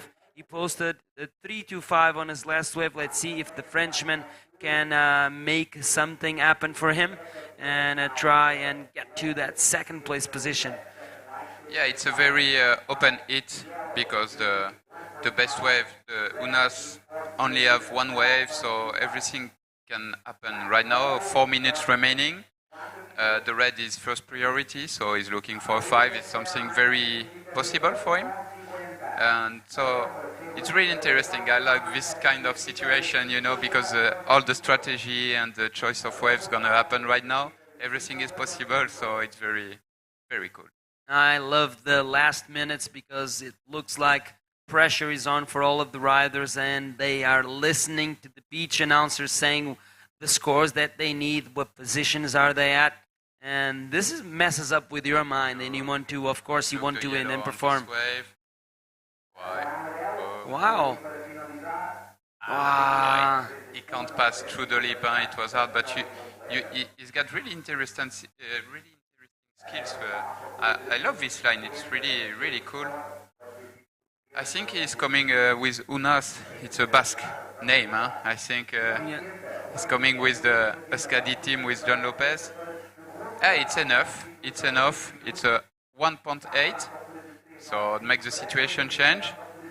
Yes, and he's now in 2nd, which means he will advance into the next round. Frederico Castelo Branco finds himself now in 3rd position, needing a 3.812 seconds. So looks like Frederico, the man in white, needs to put on some work if he wants to progress in this Pro Junior division. Eden Paris is still searching that 5.56, and José Augusto Moisés Jr. is on top of things with a total score of 10.95, taking the lead from early. And he's been the silent killer here, only catching waves that he knows he's going to post a big score. His ditching wave is a 5-point that he doesn't even need. So that's a mid-range score that any single rider in this heat would like to have. Of course, Unax Pascual is holding on to the top score, which is a 7. And let's see if Frederico can spoil the party for Unax. He needs a 3.81, like I mentioned. 2 minutes remaining. It's like you said, Nico, the last minutes are the most interesting ones. And like I can see a smile in Nico's face. He loves the game. Because, you know, when you are coach or just a friend in the water, you're just like, come on, look. Up. Uh-oh. Yeah, good roll from the red. Ooh, I love that claim. Yeah. Superman claim. Yeah. I don't think it's going to be a 5.56, but it's going to be his best wave from far. He had a 3 little roll on a small one at the beginning with a 3.25. I think it's going to be a better wave, like maybe 4.5 or something like that, but not enough. I think let's see what the judge is going to write. And...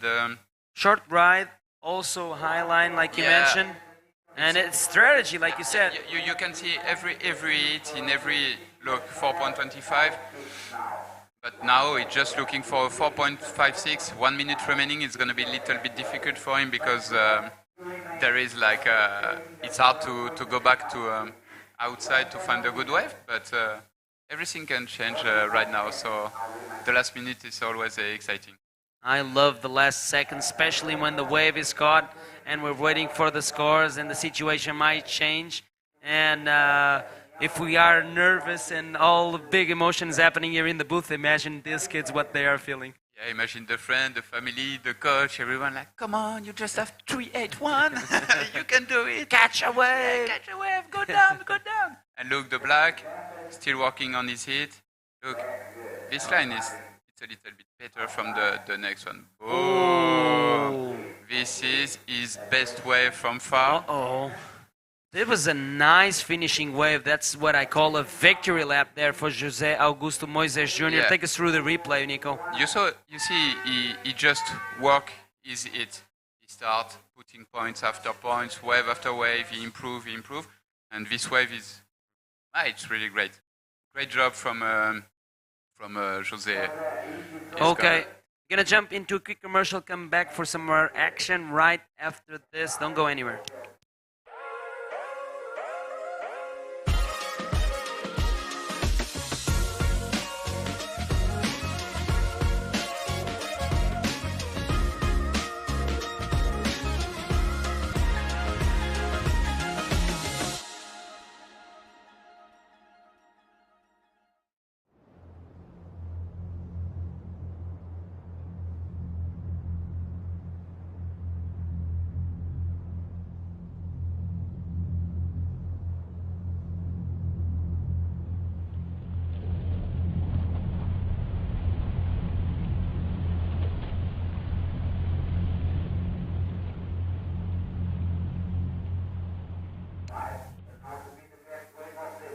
And we're back, and I'm here with the one and only Nicolas Panois. Thank you for being with us. Going through this Pro Junior heat. Look at this. The heat ended, and Black got a 7.25, putting himself there in first position. But let's out there because it's going to be another exciting Pro Junior heat. Yeah, and the last heat was really interesting. The skill of the Brazilian guy was really great. So we're really exciting for the next heat and what happened right now. Yeah, no, the conditions look like they're getting a little bit better with the tide. It's not so much on the sandbank now, and the boys are definitely doing their best. We have Diogo Cunha from Portugal in this one. We have Jorge Silva from Spain, and two French boys. We have Saninoto Timeo, if I'm saying right, and Lucas Dominguez. Is that? I don't know if that's right. Is this a French guy or? No, I think it's a Spanish guy. It looks. It's a pretty Spanish name here. Maybe there's a little mistake there, but it's gonna be a good one to watch. Saninoto, I was commentating his heat yesterday. He was doing great. So let's see. Talking about the man. The big brother of the family Zaninoto, and it's really interesting. In France, he make good things and a good result on the national event. There is a good competition between him and his brother, so it's always interesting to watch out. Yeah, exactly. His brother's like 12 or 13, right? Really, really young. Yeah, he's 13 years old this year. Yeah, and how old is Timeo? And Timeo is just a little bit older. He's like 16 right now, so he's a little bit taller and more powerful.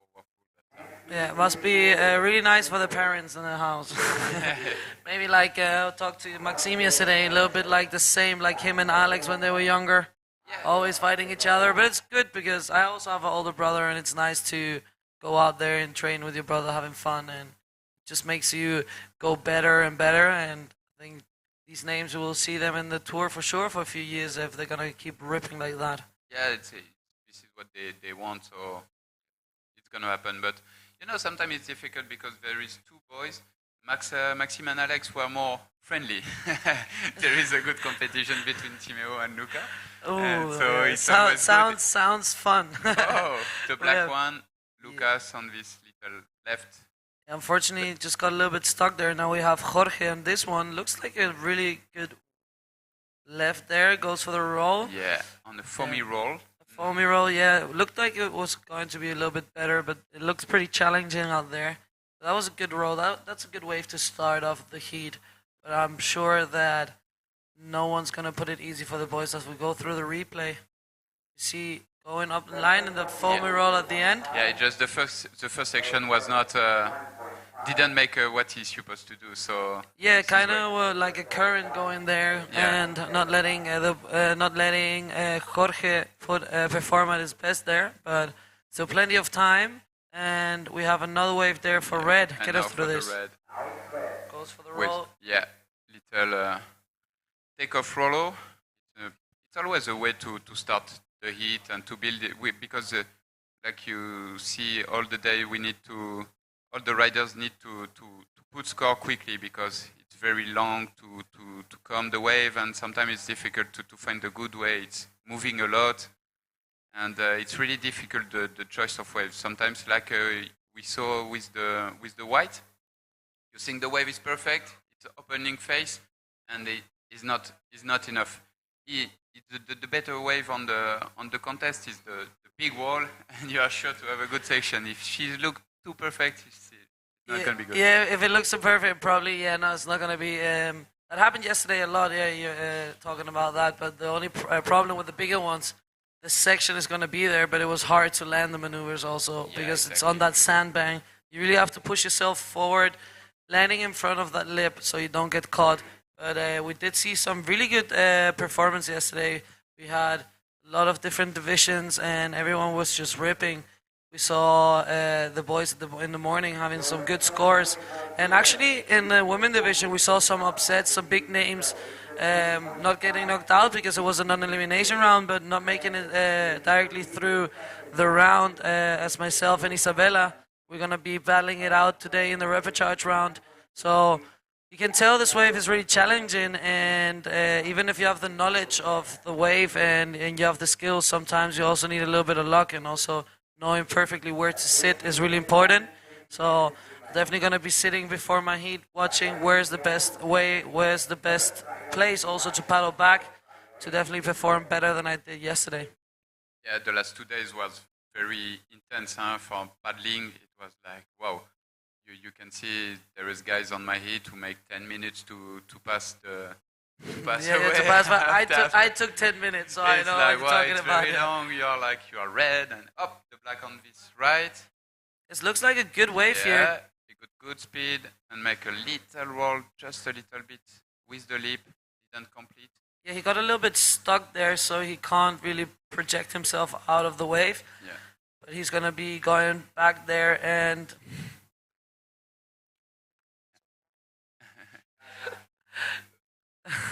We have red up and riding on this. Under the right, Yes. in and out. Yeah, you can see there's a lot of current going that way. So Yeah, maybe the lefts are maybe a little bit slow, as we saw in the one, and not break into a lot because the current is just pushing it away. But it looks like it's getting a little bit cleaner than it was in the early morning. Yeah, when with the tide coming up, it's gonna be harder to pass. But in the same time, the wave, the wall of the wave is gonna be better. So they have to hit the lip really early, because sometimes, like you said, if you go and with the lip, it's gonna be really hard to complete the maneuver. So we have the yellow. Did that. Timeo really pushed himself in front. Are the two brothers in your school? Are they training with you? Yeah. Yeah? They come from Arcachon too, and we are working together from a few years now, like maybe 5 years, and they're part integrant of the team. Whoa! So they have a really good coach. Thank God it's not you, right? No, it's Maxime. No, It's it's Maxime. a joke. Now, we have been seeing you've been bringing a lot of good kids into the contest, and we'll talk about it after the interview, because we have Kate ready with the winner of the last heat. Take it away. Welcome back, guys. I'm here with José Augusto, the winner of the previous heat. José, it's your first time here in Portugal. What do you think of being here? Sim, é a primeira vez que eu tô aqui em Portugal. É muito legal as ondas, eu achei. E a única dificuldade que eu tô achando é só a água, que é muito gelada, diferente de onde eu moro, lá no Ceará. He said that he likes a lot of the waves, but the thing that he's getting a little trouble with is the temperature of the water. The water where he lives, it's a little bit hotter than here. You were leading the heat with a good score. Why did you decide to go for that backflip? A última onda foi muito boa. No começo da bateria eu estava tranquilo, consegui achar duas ondas boas de rolo. E eu tentei manter a calma até o final da bateria, e na última onda eu consegui mandar um backflip. Foi muito bom. E eu estou muito feliz. Vamos para a próxima. Said that in the beginning of the heat, he tried to get the two waves and he got it, and he was super cool with his performance. But at the end of the heat, he found that wave, did a backflip, and he's very happy with his performance, and it was very good. José, parabéns. I hope to see you here once again. And do you want to say something to your friends and family supporting you? Eu queria mandar um abraço para minha família, para o meu pai, para minha mãe, meus irmãos. Mandar um abraço também para toda a galera que está na torcida, a galera do Brasil, lá do Ceará também. E é isso aí, vamos para as próximas. Deus quiser, vai dar certo. Thank you for your time, and back to you guys. Thank you very much, Katie. Lovely interview as always. As we have up and riding now, Red with... That was a cleaner roll there. Looked like the wave offered him a little bit more. Let's see how the scores come in. For now, it's Jorge Silva in first. We have Timeo in second, Diogo in third, and Lucas in fourth. Lucas needs a 2.91. It's not a lot, and Diogo needs a 1.26. So quite small scores as we go through this replay. That was a clean roll there. Yeah, it's a clean roll on the small wave and the short line. So it's going to be an average score. And so we are half of the heat, and you can see everyone wants to build up his heat. So look, the red go first, Diogo is now first with 4.75 and 3.5. So everyone is on the game. Yeah. There's still a score for the yellow looking. Yeah, we see Timeo took a wave, so he's still waiting on a score. But yeah, it looks like the Portuguese right now is leading this heat as we have 10 more minutes. And yeah, it looks like not the biggest score here comparing to the heat before, but there's still plenty of time. And the boys are definitely looking to get maybe a bigger wall to hit and show us that the juniors are here and they're ready and they're mean real business as we're getting down to half of the heat. But yeah, still pretty rough out there. The conditions are not easy. As now we have Diogo again. He is just on fire there. Yeah. But yeah, he wants to show. Yeah, he wants to show. That's the age there. That's the juniors. Yeah. Give me a wave. Yeah, give me a wave. I was actually talking with Maxime because it's Lucas the name, right? The brother of Timeo. Yeah. He's really young. He's like 12 or 13, and apparently you didn't let him surf on the big day, and he was not happy about it. As we have Timeo on this left and connects with the roll. Let's see if he can go for another one. Goes for the foamy roll, but can't complete that. We have Diogo again on this left. Diogo, On this right. wave on wave. Yeah. He's like, I just want to surf. So yeah, that was quite funny. Apparently Lucas was not allowed to surf because it was too big, and you told him, just rest because you might compete tomorrow. And Maxime told me that the face of Lucas was not happy. Yeah. Just because there was wave, it was not too big, but I know Luca, and it just want always to push stronger and stronger and to hit big wave before a contest. I mean, okay, you already surfed 2 hours, 2 days. It's enough. Let's take a rest. And I said that. I said, okay, you just stay home. We have a chill and everything. Yeah. And he just ran through the house, and he fell on the on the stairs, and he hurt his back. I was like, oh, you should go to the water. Yeah, you should go to. Yeah, that's maybe like he did it on purpose. Like, see, I should have surfed. Yeah. No, but we all remember those days when we're really young, where we didn't want to be outside the water. Like, being outside was painful for us, and yeah, we still have a stoke to get surfing every day, every chance we have. But yeah, it's nothing like that grommet stoke to get into the water as we have Red up and riding again, looking for this ride. Looks like a bigger phase there, goes for the roll. Yeah, it was a good attempt, a good line at the beginning of the wave. Maybe a little bit late to hit the lip, so he stayed in the white wave, but it was a good wave choice.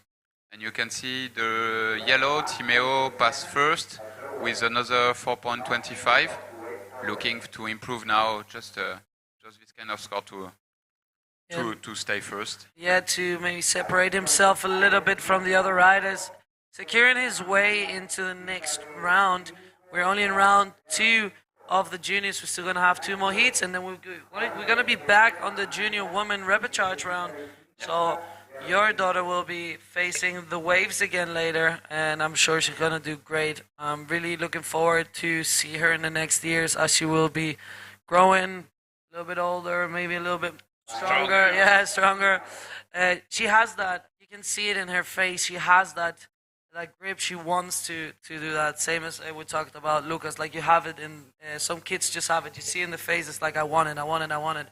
And I'm definitely looking forward for the next year, seeing all these Grumets to perform better and just getting more mature in their surfing. It's great to see, and it's incredible that we have these two divisions, the junior women and the junior men, because it is important to see what's going to come next in bodyboarding. That's our future, and looks really good.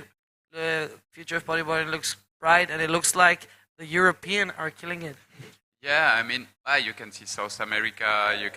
There is, I think it's really great, all this kind of event all year long, the Pro Junior division in Peru, in Chile, in Europe. I mean, it's the best way for the progression of the sport. So it make fun for everyone, it make competitive for everyone. Everyone is like so it's a good source of motivation. So yeah, definitely, and there's been a lot of competition, and it's good they did it in both continents. And also there was also in the Maldives we also had a junior division, so it's good to see that all the kids get the chance. You know, in Chile they got the chance in Brazil, they got the chance in Peru, they got the chance in the Maldives, now here in Europe, and they will be battling out in the boys in Fronton, and that's incredible. As you know, that wave, it's a really powerful and strong wave, so it's going to be really good that the decision of the world title will be in Fronton this year, in such a powerful and big wave, and definitely going to see the kids just rocking it there. Yeah, it's going to be amazing, an amazing show. Fronton is always la arena, quoi. Hein? Yeah, it kind of looks like like an arena. Yeah, you like standing up there, looking down to the wave. It's when you came here for the first time, I remember like maybe more than 20 years ago. The first time on the cliff, I was like, okay. Yeah, okay. It's really impressive. It's like you kind of take a deep breath and go like. Okay, you can hear the sounds of the wave hitting the rocks, and the explosion of the white wave. Wow. Yeah, it kind of starts the feeling of like, oops, I forgot my leash. Where is my fins? No leash. Sorry. Shit. Oh, shame. I can't surf. I don't have a leash. Bye. No, it's a really powerful wave, and it's actually perfect for a contest and perfect for filming. It's like any angle you get that wave, you get an incredible image, and for the spectators, it's just like an arena. You sit up there and you watch the boys, the girls smashing it in the water. So I'm really looking forward to end up the year there, and let's see who's going to be taking this Pro Junior division out here, who's going to win this contest, because how the world title for the juniors is, it's your best result of the year plus your result in Fronton. So Fronton is really strong, and it's going to be interesting to see who's going to be battling it out at the end of the year. But for now, it is Timeo in this heat, just rocking it with 2.425. It's an average score, but in this heat right now, it is what is getting you through. So there's some heats we have seen bigger scores, but sometimes with those 4 or 5 point range, you get through heats. It's an important thing. That's what we're all here for. And we have 3 minutes. A lot of things can change. It's quite close, everything. Lucas on 4th needs a 6.4. Jorge needs a 5.5, sorry. As we have Timeo again. Timeo again. With a nice roll, little wave, but nice roll, and nice reverse, but stay behind the wave. So yeah, it's a slow hit if you're just looking at the score, but it's what we used to learn with the kids. It's sometimes, 4 points, it's a 8 points or a 10 points in this kind of situation. Yeah. And if you kind of hit, every hit is different, so the score doesn't mean big things, because this is a 4 point ride, and it can be enough to pass heat after heat. Definitely. Every heat is different. There's heats where just everyone is trying to struggle to get through, and it's also like kind of sometimes the feeling that's there in the heat, right? Everybody's just trying to get some scores, not much happening, but then maybe you get that one good wave and you make the difference putting up a bigger score. But look at how many waves Diogo has ridden. Diego was yeah, on fire. On fire. That's the thing. It's pretty funny because the conditions aren't easy. You know, that's a lot of paddling going on. So he apparently had a Red Bull or something before he went into the water. And drink a lot of water after because yeah. If he's gonna pass. Oh, nice roll of the black one. I didn't complete, but the move was really interesting with a good projection. He hit the leap at the perfect timing. Yeah, that was a really good attempt there as we go through the replay. Maybe the end on the rail a little bit too high, who make the move a little bit harder. This is why you saw the tail a little bit down of the wave. But it was a good lines to hit the leap, and he had a good timing. Yeah, no, that was good there. And looks like Lucas is also really young. He looks quite tiny. Yeah. So good effort there for all the boys. It's so funny to see it in this division as we have. And Diogo again. one Diogo more again. way. Yes, there you go. Another roll Big for roll Diogo. take off with a claim. Yeah, he is happy with that. 3.6. He did better his score. He doesn't make it into first, but now Jorge needs a 5.15, and there's still a score coming in for Timeo. Apparently, he's hunting the number of waves that Diogo's doing as we have white up and riding. Going for the foamy roll there. He does land, but yeah, that was kind of challenging there to get through. But it looks like the last 30 seconds of the heat, and I don't know if Lucas is in position to get another wave as we see white just piling there, trying to get another one. It looks like there's not going to be much happening as we have 10 seconds. Even you can see Timeo improve on the last wave with 4.5. So maybe the white is going to make the difference on this wave. I think this is the replay of that roll there. He gets a little bit stuck there, a little bit late. But yeah, it looks like it's Timeo and Diogo making it into the next round. And don't go anywhere because Nicola and me are going to be back just after some commercial breaks.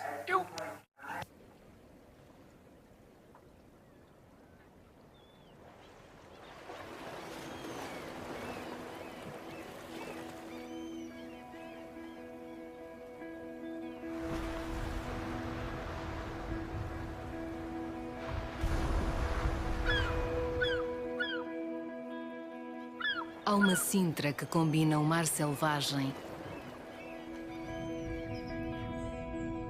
o vento e o cheiro a terra,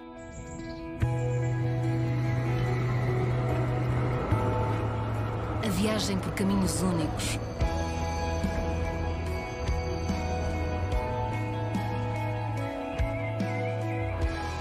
há uma Sintra que alia sabores e tradição.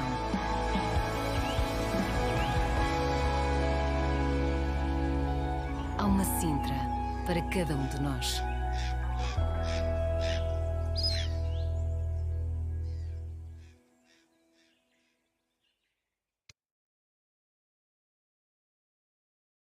Welcome back, and we are in the third heat of the round number 2 for the junior division. Let's go out there because the boys are rocking it.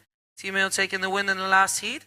And now it is Eduardo, Jorge, Luca is now in the water, so the brother will face the waves now. And we have Markel from Spain. So it's going to be Portugal, Spain, and France there. A total European heat out there. Yeah, the Tri Nation. It's very interesting for us because in France we didn't have a lot of contests this year. Look on this first left, first roll. That was a lot of power there. Yeah, the head. Just one. He's like, I'm here. So we go through the replay. It looks like it was gonna be a good wave there, but yeah, the left looks like it really doesn't. You see, is what I said before. In the last hit, when the wave looks too good, you can see there is no wall on the wave, There's and no wall. It's always a big surprise every time. It's an Instagram wave, the fake wave. Yeah. And the picture is perfect. Yeah, the picture is perfect. The Instagram, that's the Instagram wave. But to put points, to have the possibility to score good points on this kind of wave, it's really difficult. Yeah, definitely. We have been seeing the boys there. The lefts haven't been the highest score, so we've seen good rides with bigger face wall. So we have Luca was having a look there, and he goes. Let's see if this one offers them a little bit more. Yeah, this is the creased air we used to training. It's the Christ or the Superman? I don't know. I don't know, but that was something. Looks like your school is quite fun, man. Teaching those maneuvers. Yeah, he got a little bit stuck there and was not able to do a roll. I guess he was going for the roll, but yeah, I think Luca might break the record of getting most waves in the heat. He already has 2 waves right now. You can tell the difference about competitors. Some competitors really take a lot of waves. Some of them really just focus on taking 2 waves. Every strategy is different, and also in every condition it changes a lot. Yeah, exactly. And with the tides coming up, you see the wave a little bit smaller and more opening face. So you can see like the last hit they took a lot of wave. So maybe it's gonna be what happened next all day long. But you know, there is some strategy. Sometimes you can't feel the ocean and there is no wave around you. Sometimes the guy just right to you. 10 meters, take all the way. You're like, what? What happened? So bad the feeling. So bad the feeling when you're like looking for a way, searching, and then you just see this guy 5 or 10 meters away from you takes a perfect wave, and you're like, I was just there, like, like maybe 20 seconds ago. And but I think it's if you have the opportunity to score wave, you just have to make it and don't wait too much in this kind of condition because you have better luck to score point on a wave than waiting a wave. Can never come, so you have to get the opportunity. Every opportunity can pass on this kind of situation of kind of wave because it's a really uncertain beach break. So especially this one changes so much with the tides, because we have that sandbank in the middle of the water. They like go to the shore, then we have that big sandbank, and then we have the waves at the back. So it totally changes with the tide. And we'll talk about it a little bit more after the interview with the winner, with Timeo, of the last heat. Take it away, Kate. Welcome back, guys. I'm here with Zazinoto Timeo, the winner of the previous heat. How was your strategy today? J'ai essayé de prendre rapidement des vagues. J'ai eu des vagues assez rapidement, mais très moyennes. J'ai pas réussi à dépasser les 3.5. Compliqué, plus dur qu'hier. C'est marée basse, ça ferme beaucoup et pas évident, mais quand même content d'avoir remporté ce hit et motivé pour la suite. You want to say something to your friends, your family supporting you? Merci à tous mes potes qui me supportent, tous les gars du Air Crew sur le bord de la plage pour applaudir et supporter. Et big up à ma famille et aux sponsors, Moré Boogie, aux Sunroutes. Congratulations, I hope to see you here once again. And back to you guys. Thank you, and that's a Stoke. Timeo making it into the next round as we already have some action here. We see white paddling, red paddling, but no takers. And we see Luca on this left-hander. Let's see if it's going to be a little bit better. He chooses to get out there. Yeah. Oh, I'm seeing the face of the coach. He is not happy. No, I'm okay. Look, you can see it's really difficult when you see under the current trips, just under the 3 guys right now. You can see there is a lot of movement of water. It's like a big river. So it's going to be very difficult for them to find good waves. So yeah, no, definitely. There's not much going on in this heat. We have 13 minutes, 50 seconds remaining. And Luca's the only one that has been putting some scores on the board. He has a 3.25 and a 1.25. It's not really big scores, but it is working out for him right now. And we're talking about it. Sometimes the average scores get you through heat, especially in conditions like today. So let's see what's going to happen. But I'm sure that the boys are really keen to take a wave as the juniors are just moving around. They're trying to find. And we see red now up and riding. Get us through this. Maybe a good wave on the white part of the wave.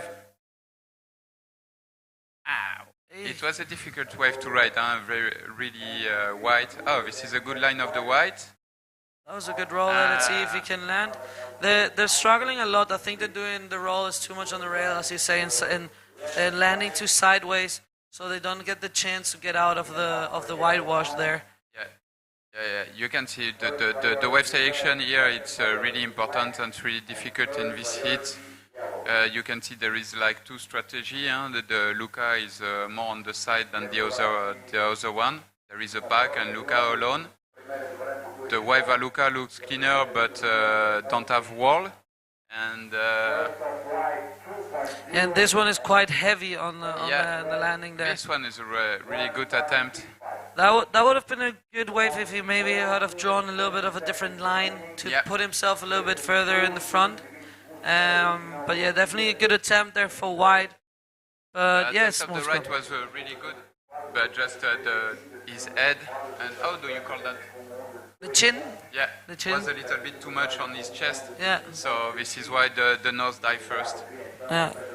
That's an interesting factor here, how to know how to perform the rolls. Don't put your chin too close to your chest. You gotta put your head to the other side so you can really push yourself out there and making those rolls, because we have been seeing the boys have been struggling to complete those maneuvers, and right now it is Yellow the only one with a more average score with a 3.25. Jorge got a 2 for his last wave, Eduardo with a 1.65, and Markel with no wave ridden yet.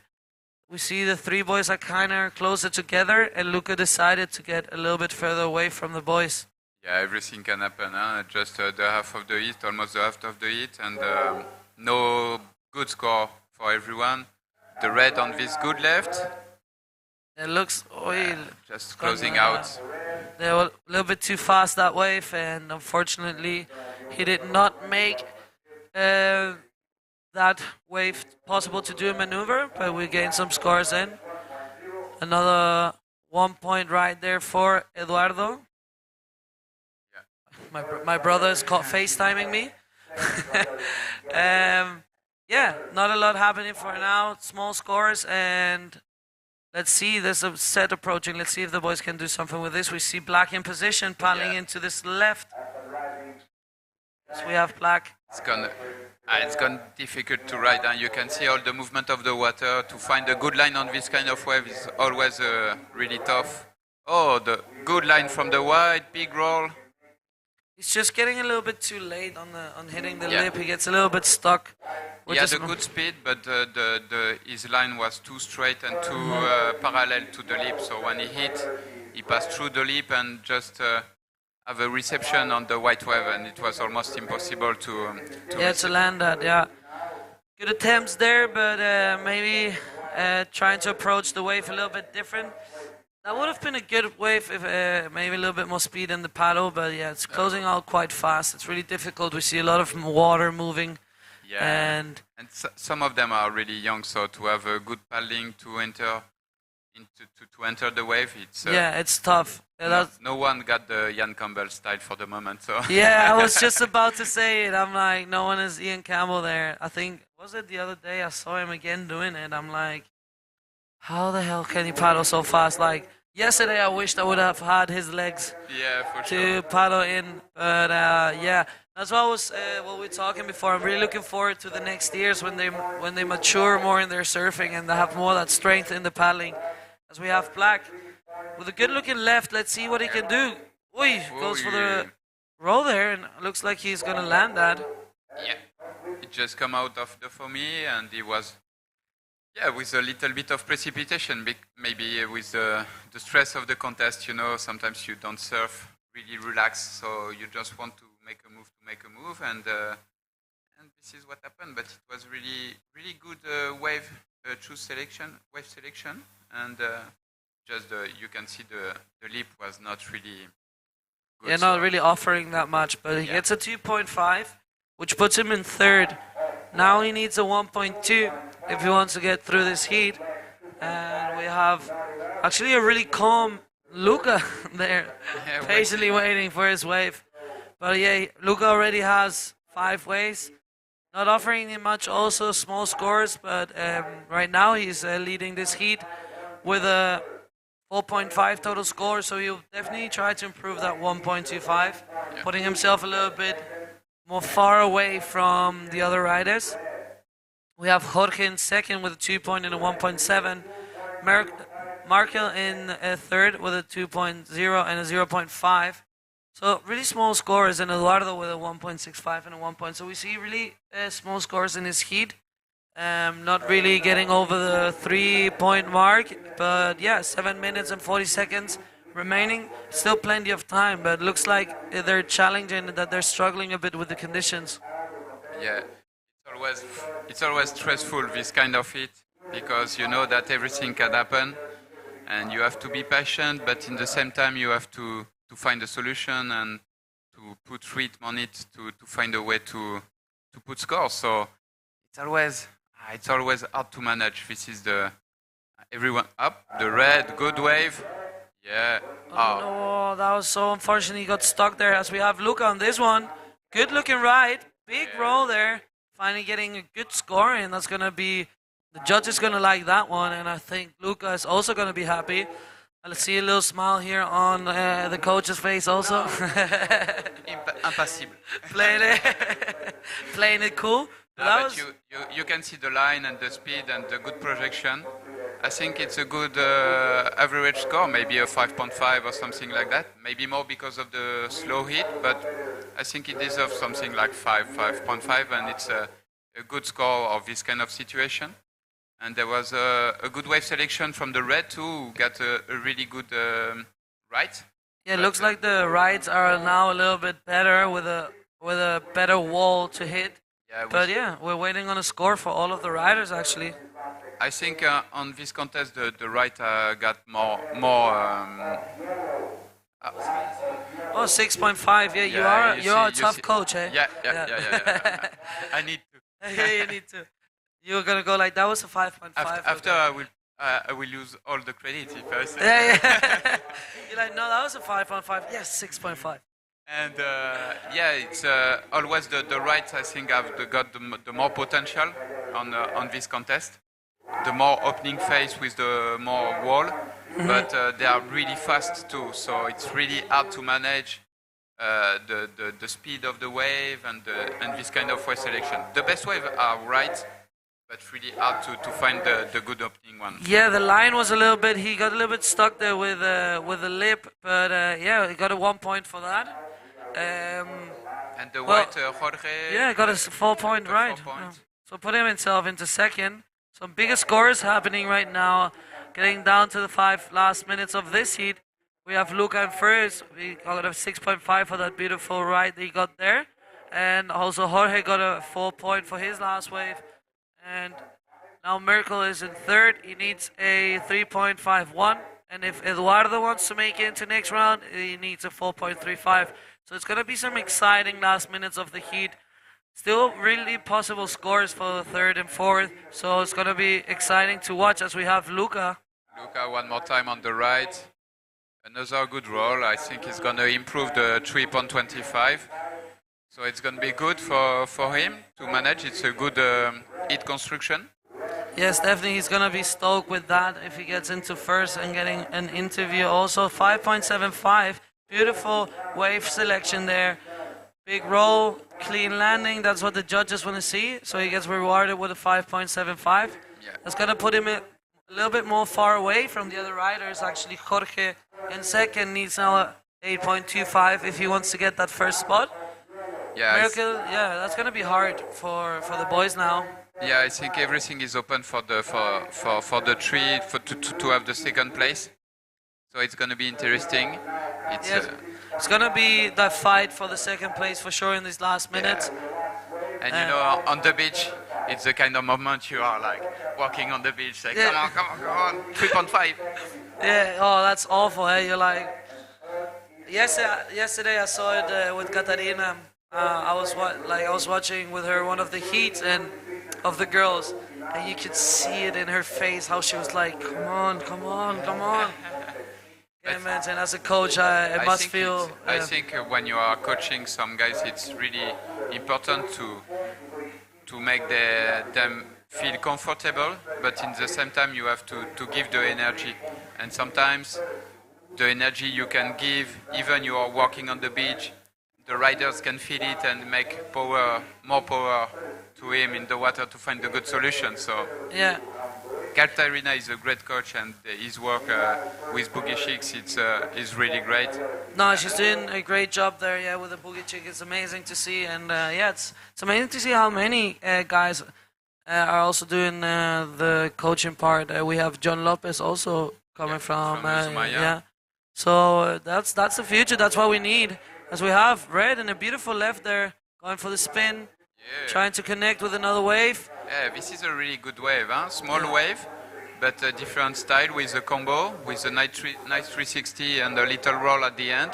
I think it can be a good score. I don't know if it's going to be enough, but maybe it can be a 4-3. Let's see what the judges think, but that was a beautiful spin there at the beginning, connecting straight away. Nice roll. Yeah, it's going to be. Maybe a 4.5, I'm pretty sure. I'm not a judge, but it could be in With that the, range. With Yeah. the little round red. Yeah, we have. Going, okay, sure. Guys, so you understand, we're watching because we have the scores. You can also look at the scoring system at the ABC World Tour website, but there, because you can see the live scoring, and there's like this little red circle when the judges are thinking about the scores. So, yes, he got the score. No, he got a 4.15. So now he needs a 1.85. Let's see if he can go back and try to get another wave, because that's a really small score. But time is ticking away from them as we have Luca here taking a look, going for the ride, going for a barrel. Let's see if he can come out there. Goes out of the doggy door. I don't know if that's going to be a big score. I don't think he will be improving his 2 total scores. But there we see Red. Red is going to be fighting his way out. Let's see if he can make it in the last minute. It's going to be really close, eh? He have a chance. He has still a chance on 1 minute. Just 1.85. It's always possible in every wave. A little roll or just a little spin. Out there, it's looking like, I'm going to take a small one on the shore. Yeah, but be careful because they not maybe count too much if you are too much on the shore. Yeah, I don't think that he will be fighting his way out there. At the same time, in 1 minute, it's too difficult, and you know what it is to come back outside. It's really difficult in 1 minute, so... Definitely, it's challenging today, so I don't think that he will manage to get back. There's 30 seconds of this heat, and it looks like it's going to be Luca and Jorge making it into the next round. Nothing decided yet, still 20 seconds, but looking good for the French and the Spanish boy making it to the next. And Luca's there hunting for another one. Let's see, he goes for this ride, see what this wave can offer him. I think he wants to put him a little show there. It's a big roll, beautiful maneuver there. Let's see if that's going to improve something, but it looks like it's going to be Luca and Jorge making it into the next round. Congratulations there, Luca and Jorge. Thank you for being with us. And guys, don't go anywhere. We're going to be back after the commercial break.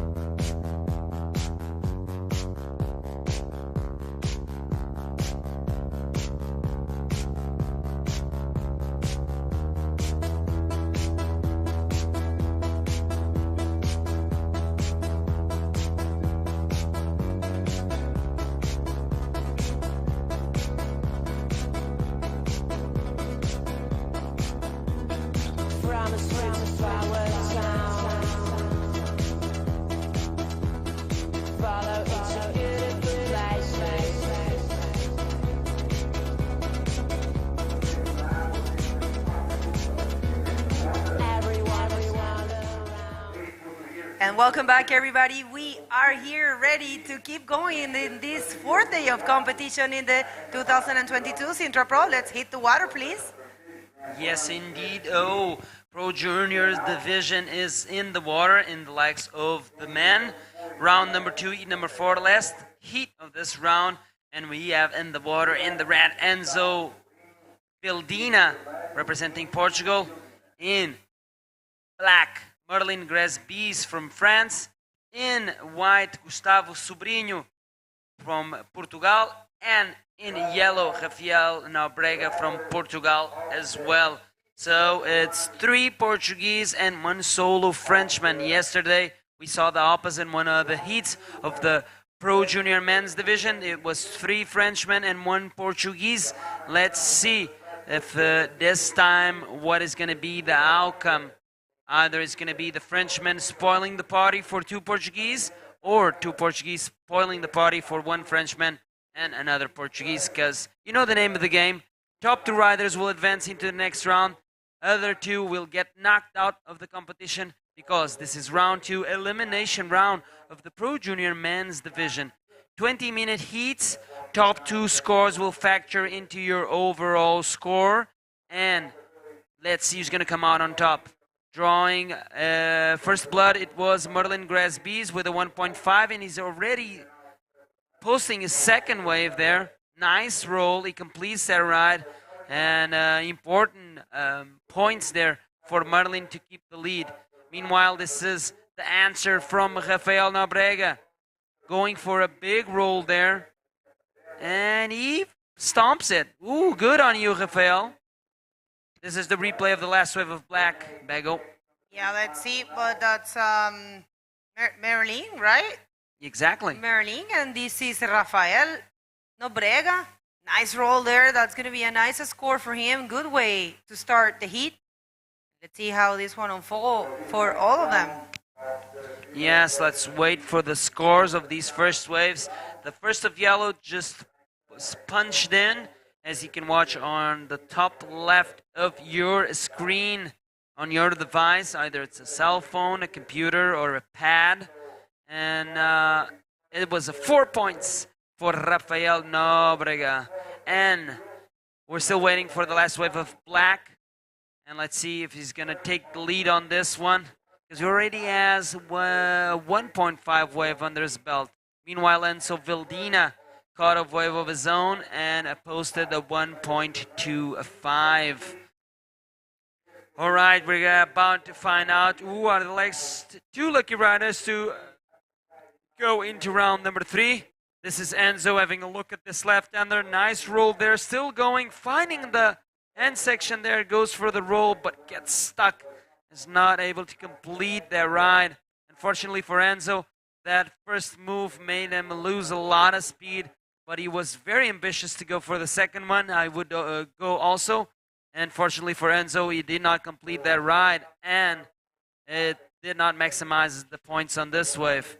He had to brake a little bit there as the wave crumbles, so he went for the first roll, and then he had his eyes set off for that end section, but it was not able to pull that last roll. Meanwhile, out the back, Gustavo Sobrinho, whoa, good-looking roll there, and he puffs up his chest. He likes that, and nice first wave for White. This was Merlin now having a look at this wave, but it was just a closeout, Bego. That's right. Well, I was saying there is a texture in the water today. It has been since the very start of the day. You know how it is? Beach breaks.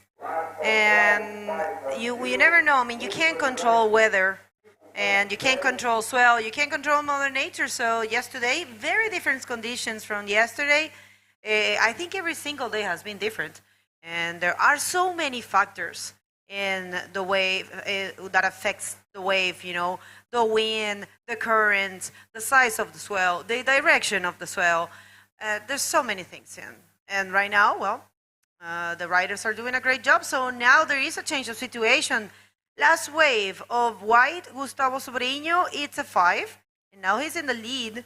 And Merlin on second with the first priority. And let's see how this one goes.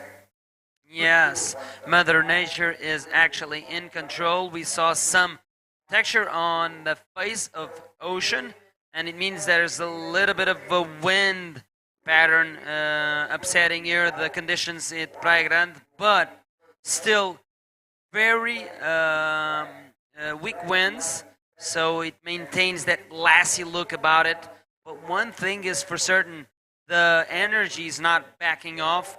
Probably it's cooking up the new cell that is about to hit the coast tomorrow, and taking advantage of the swell is Merlin Grasbees going for a roll there and not finishing on top of the wave.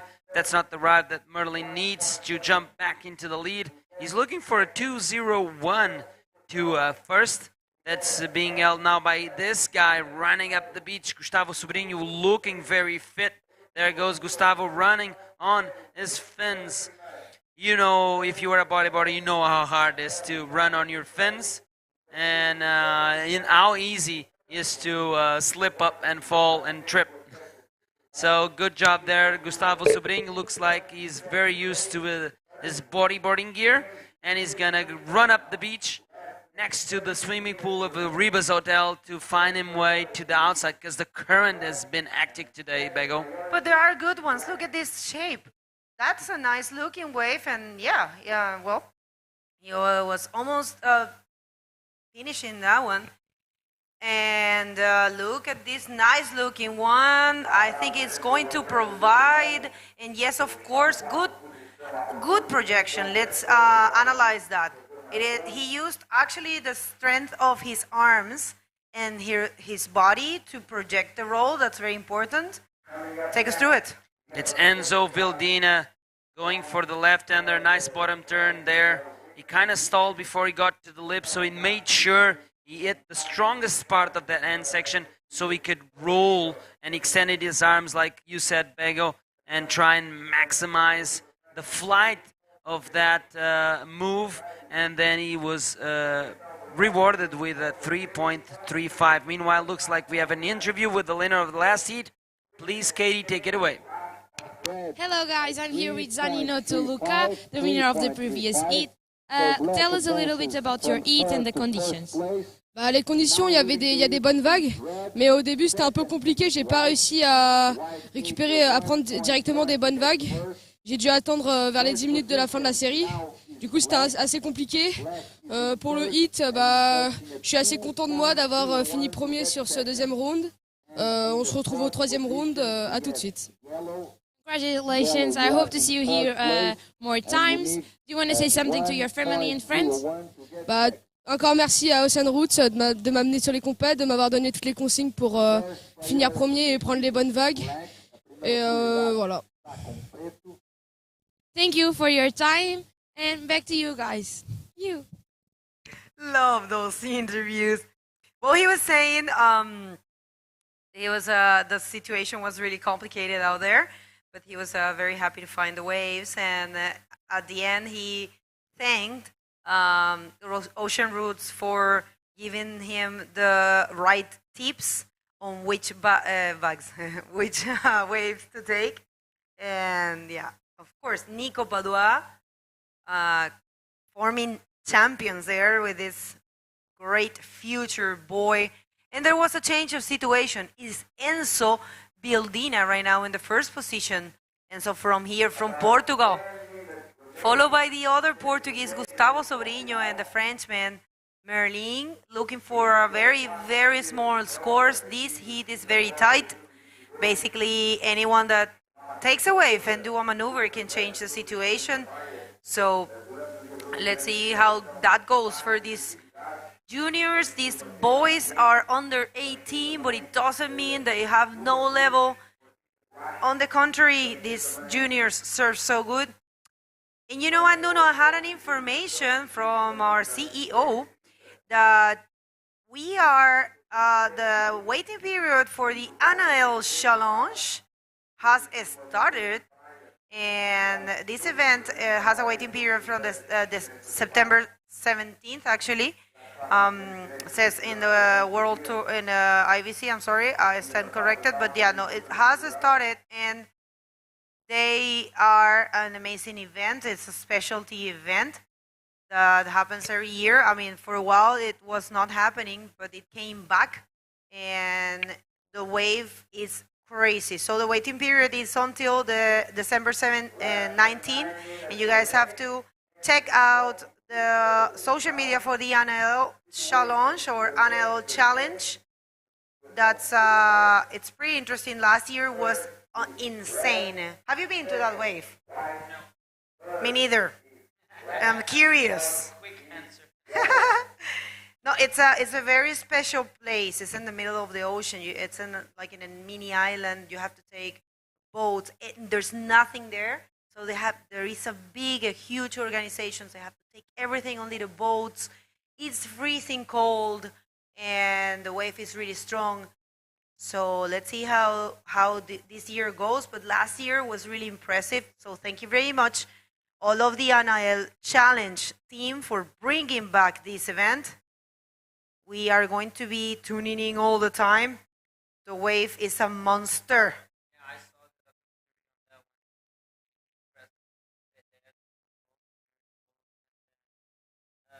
After the event, when I talked to Pierre, and he was explaining to me the way it works and all of the work we do to make that thing happen, do a live.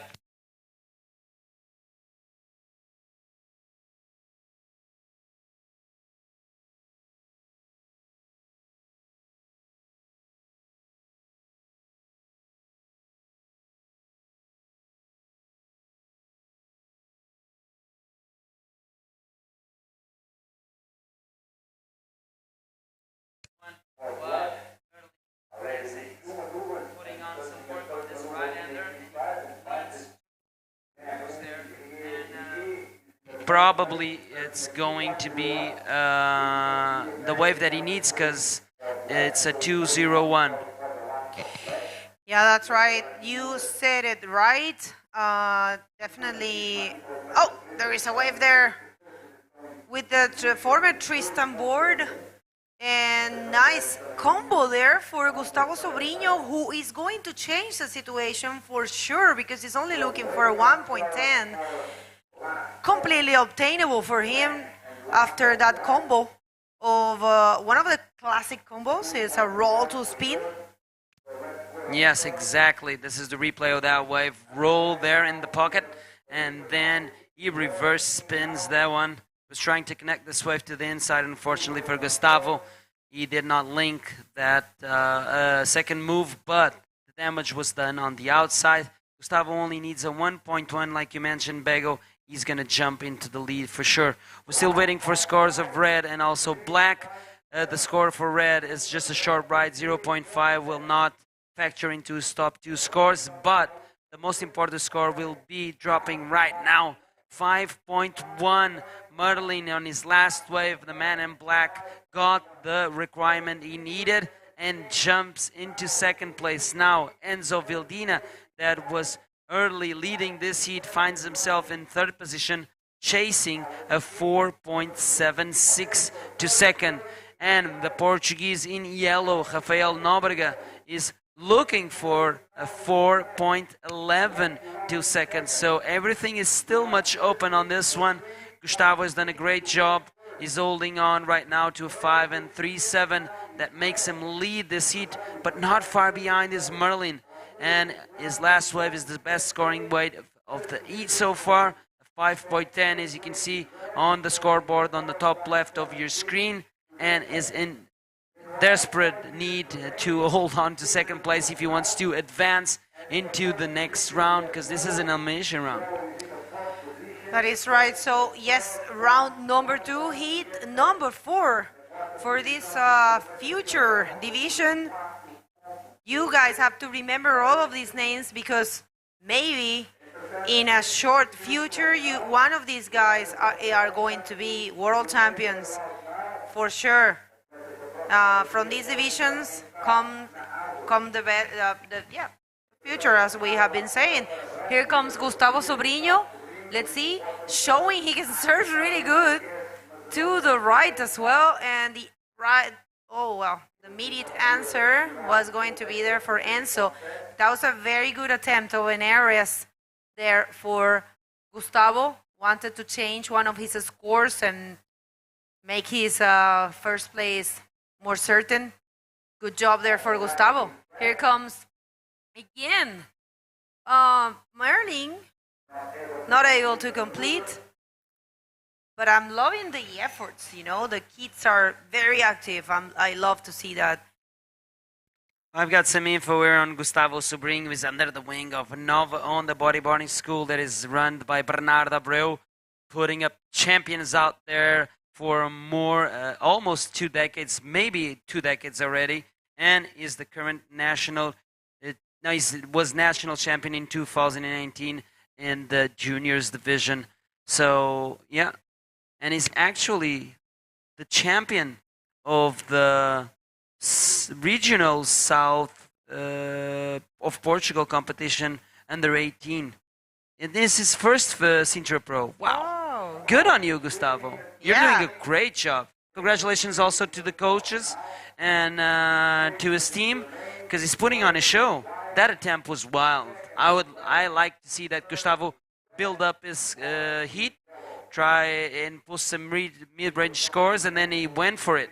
That's the way you do it. Probably his coach told him, first, make sure you have 2 decent scores, so you can try and put yourself up in the top 2 positions, and then you can risk it all. That's what he actually did.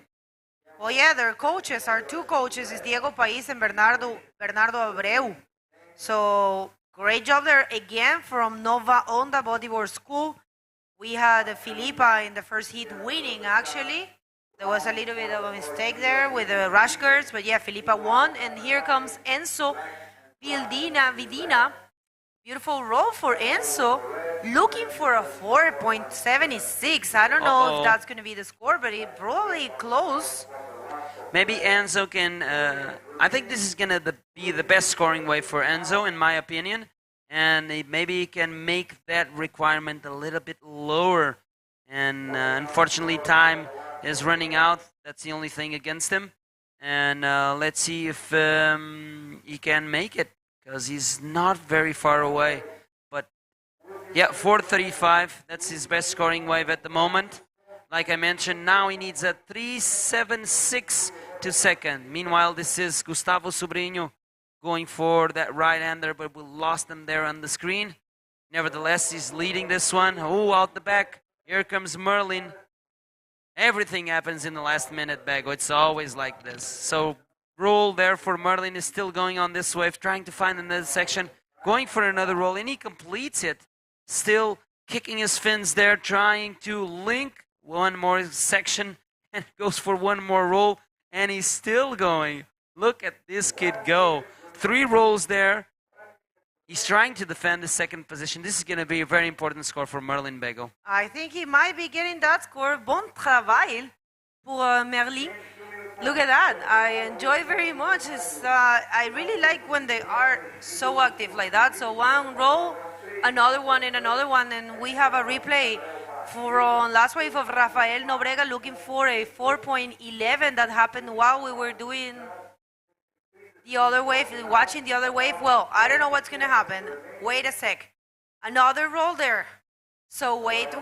I'm not really sure, because Rafael is looking for a 4.11 and Merlin was looking for a 4.30. So these are key moments here. We don't know what's going to happen. Yes, indeed, there was a big wave exchange. This is the replay of the last wave of yellow, Rafael Nóbrega, and he went around that section, kind of stalled, released the rail, saw the end section, went for the roll there, completes it, and then one more he move. did one more there. That's the beginning. We didn't see the other time. So you see, this is a very important wave for Rafael. He was sitting there pretty quiet in the 4th place, and this is one more wave for red. Wow. I wonder if this one counts. Well, the heat is over. We are going to come back after this commercial break with official results. Don't go anywhere, please.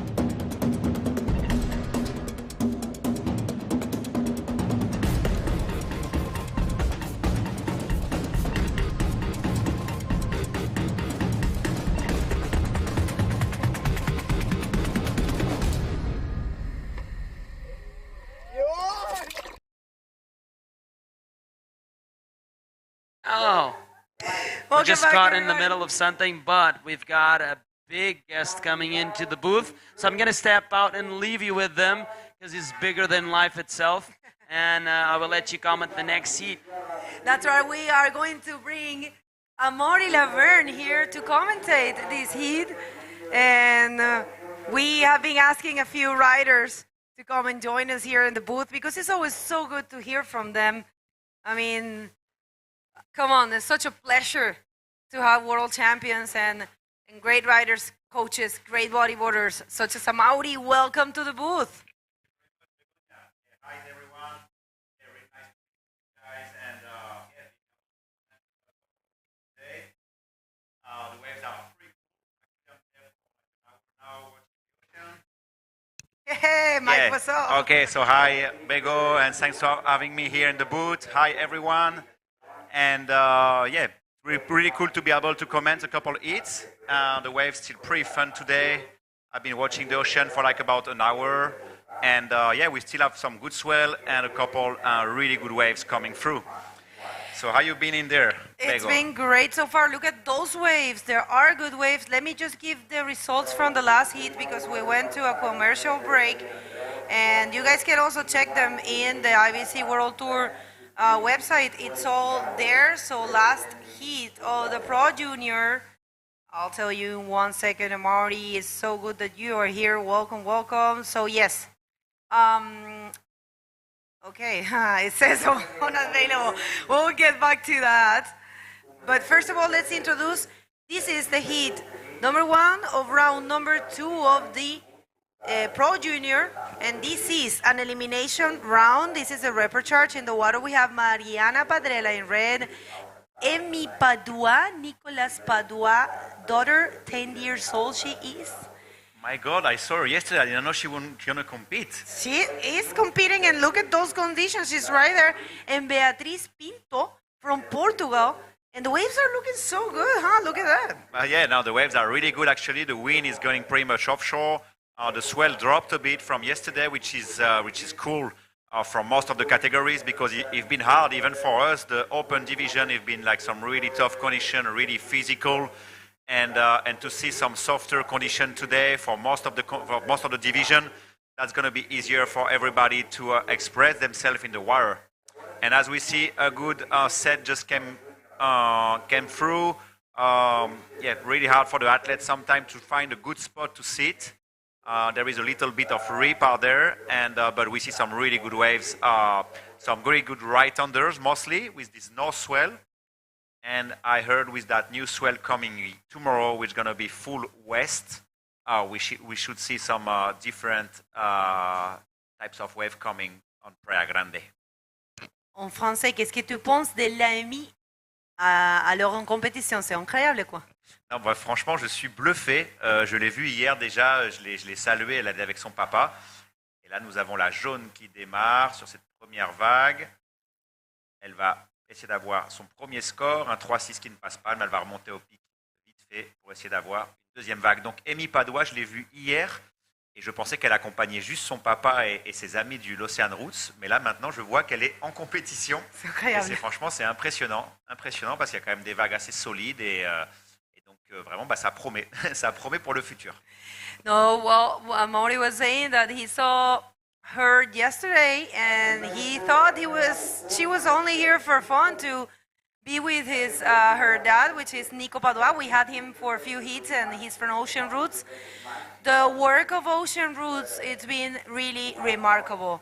Those Saninoto kids, Louis Ferry, and all the crew, Mathilde, Mati, all those kids are amazing. I'm so sad that we didn't have the event, the La Salle Pro, because I think that was going to be impressive to see them. Look at that, little Emmy there. 10 years old, I just compared to my son, which is 8 years old. And and there is no way we'll just go there and this big wave you can have in the face. And look at, she's just maybe looking to her father to see like what I should do. Should I go? I keep going. Okay, I keep going. She's so that's cute. That's pretty amazing. Yeah, like 10 years old, and it's like 4 to 6 foot out there. Solid beach breaks. Really impressive. Well, so this is, as you said, the first hit of the round 2 of the Pro Junior Women division, which is like a pretty new division, like not the first year, but Since how many years we've got this division? No, this division, it's a new. Last year we started here, but remember last year we didn't have many world champions, only Dropknee, and the junior, the pro junior man division was crowned in Fronton, but so, last year was a little bit strange due to we all know what, but this year is the first time, the debut of this division, so we are crowning in here the world champion. We do have the contenders defined. It's Isabeli Nunes and Luna Harman. For sure, one of them is going to be the pro junior woman champ. And here comes little Emmy. En français. Sur un super spin en gauche, une super position. Elle a décidé de prendre l'option de rester un peu inside. Elle fait une vague à 2 belly. Et là, elle va prendre je pense, là, pour en tout cas un instant, elle va prendre la tête de la série avec cette première vague. Ah non, mais là, je suis vraiment bluffé. What a good style and what a good option, yeah, to just maybe catch her first wave inside and just to start to have fun, firstly, and then start to build a little campaign and see how she can go. But that was a really cute spin, really well executed. Double spin there. I mean, she was very smart. The thing I can tell about these kids is not only they surf good, but they compete good. That's what we had Maxime yesterday speaking about Lucas Aninotto, and he said he's equally as good as a free rider and as a competitor, because sometimes, remember back in the day, you could be a good free rider, but not such a good competitor, and there were a lot of people like that. I don't know if you got that chance. I didn't got any chance to be trained by anyone. I don't know if you did. I did. In France, we really have this culture of having not personal trainer, but having a federative life close to the federation, which is a surfing federation in France that's on bodyboarding. But since we are really young, we have this life of having a club and then going to an event representing your club. This is something I've seen since I'm really young. When I started in Réunion, we had maybe 15 clubs just in Réunion Island. And where you were young and have a good potential, guys was coming to you and to your parents. Guys was coming to you and to your parents saying, we want this guy in our club. So guys come to my mom and say, we want Amory in our club. Like the football? Yeah, pretty much. Oh, that's amazing. So you were going to the club and you had 3 times training a week. And then in the weekend you were going to the national event, representing your club with your T-shirt, your sticker on your board. And it was a full commitment to your club and I've been, I'm still in the club in Réunion, which is called Radical Surf Club. This is my club for 20 years. Oh my God, that explains a lot. That's why you guys are so good. Yeah, Pierre was the same in the club in France. And what Nico is doing is creating this club life where people are proud to surf for their club. And they are all the dynamic around this club with all the kids together. Let's go, we are Ocean Roots. And Nico is our coach, and we're going for it all together as a team. That is such a valuable information, Amaury. Thank you very much. This is very important. People, you need to take this message. If you are watching right now and you are from a different country than France, you guys have to take this advice. Implement the club life in their minds. That's very good. I think they're very good at that here in Portugal as well. Amaury, we have the interview ready with the winner of the last heat. Please, Cata, take it away. Welcome back, guys. I'm here with Gustavo Sobrinho, the winner of the previous heat. Gustavo, it's your first time competing in the world event. Are you nervous? How do you feel? Sim, estava bocado nervoso, mas com o tempo foi passando. Consegui depois fazer 2 ondas boas, foi o que interessa. He said that he was a little bit nervous, but then he got 2 waves and he did his best. Gustavo, do you want to say something to your friends and your family? Sim, queria agradecer aos meus amigos, à minha família, a toda a gente que me apoiou e é isso. Parabéns, Gustavo. Espero aqui mais uma ronda. Espero te ver aqui. And back to you guys. Thank you very much and congratulations, of course, to the rider for advancing. He was so cute. Yeah, it was really cool to watch these kids and see how motivating they are with the events and see them there in the world can see them surfing and then express themselves. That's really cool. Look at that. The girls are stuck there. There is actually a surfer. Oh, don't bother. And the who competition. is first now? Bego. Oh, So we've got Amy Padua is first. She had like a 2-point on that wave we saw before. So it was a 2 nice spin she did. But as the wave was taking inside, the judge can't really go too far on the points. But that's happening. It looks like the girl are having some tough time to reach the lineup. So Amy Padua still first, and it's less than 10 minutes remaining.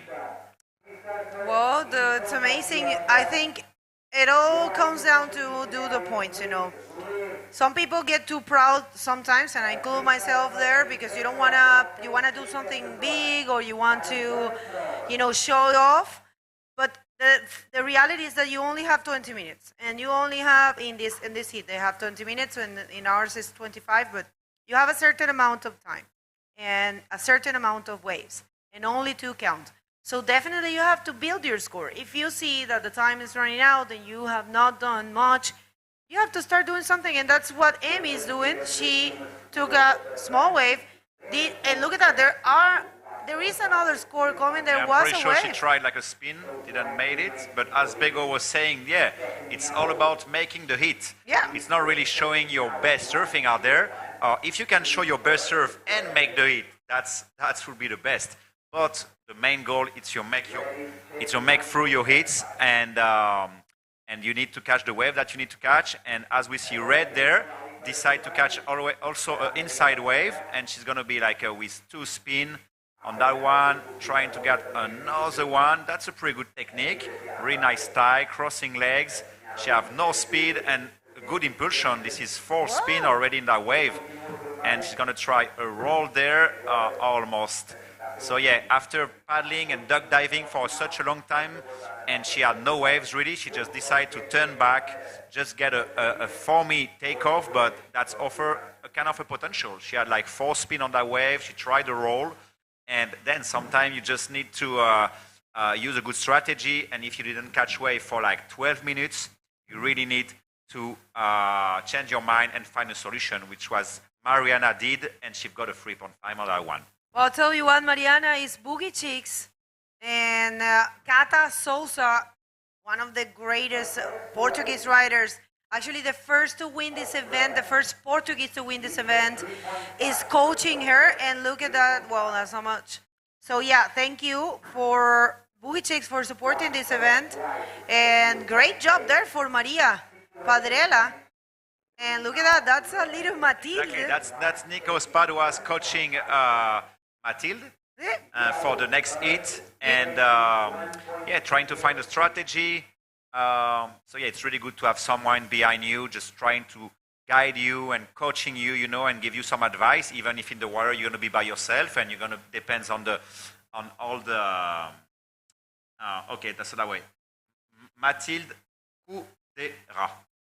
Yo quería escuchar como tú decías.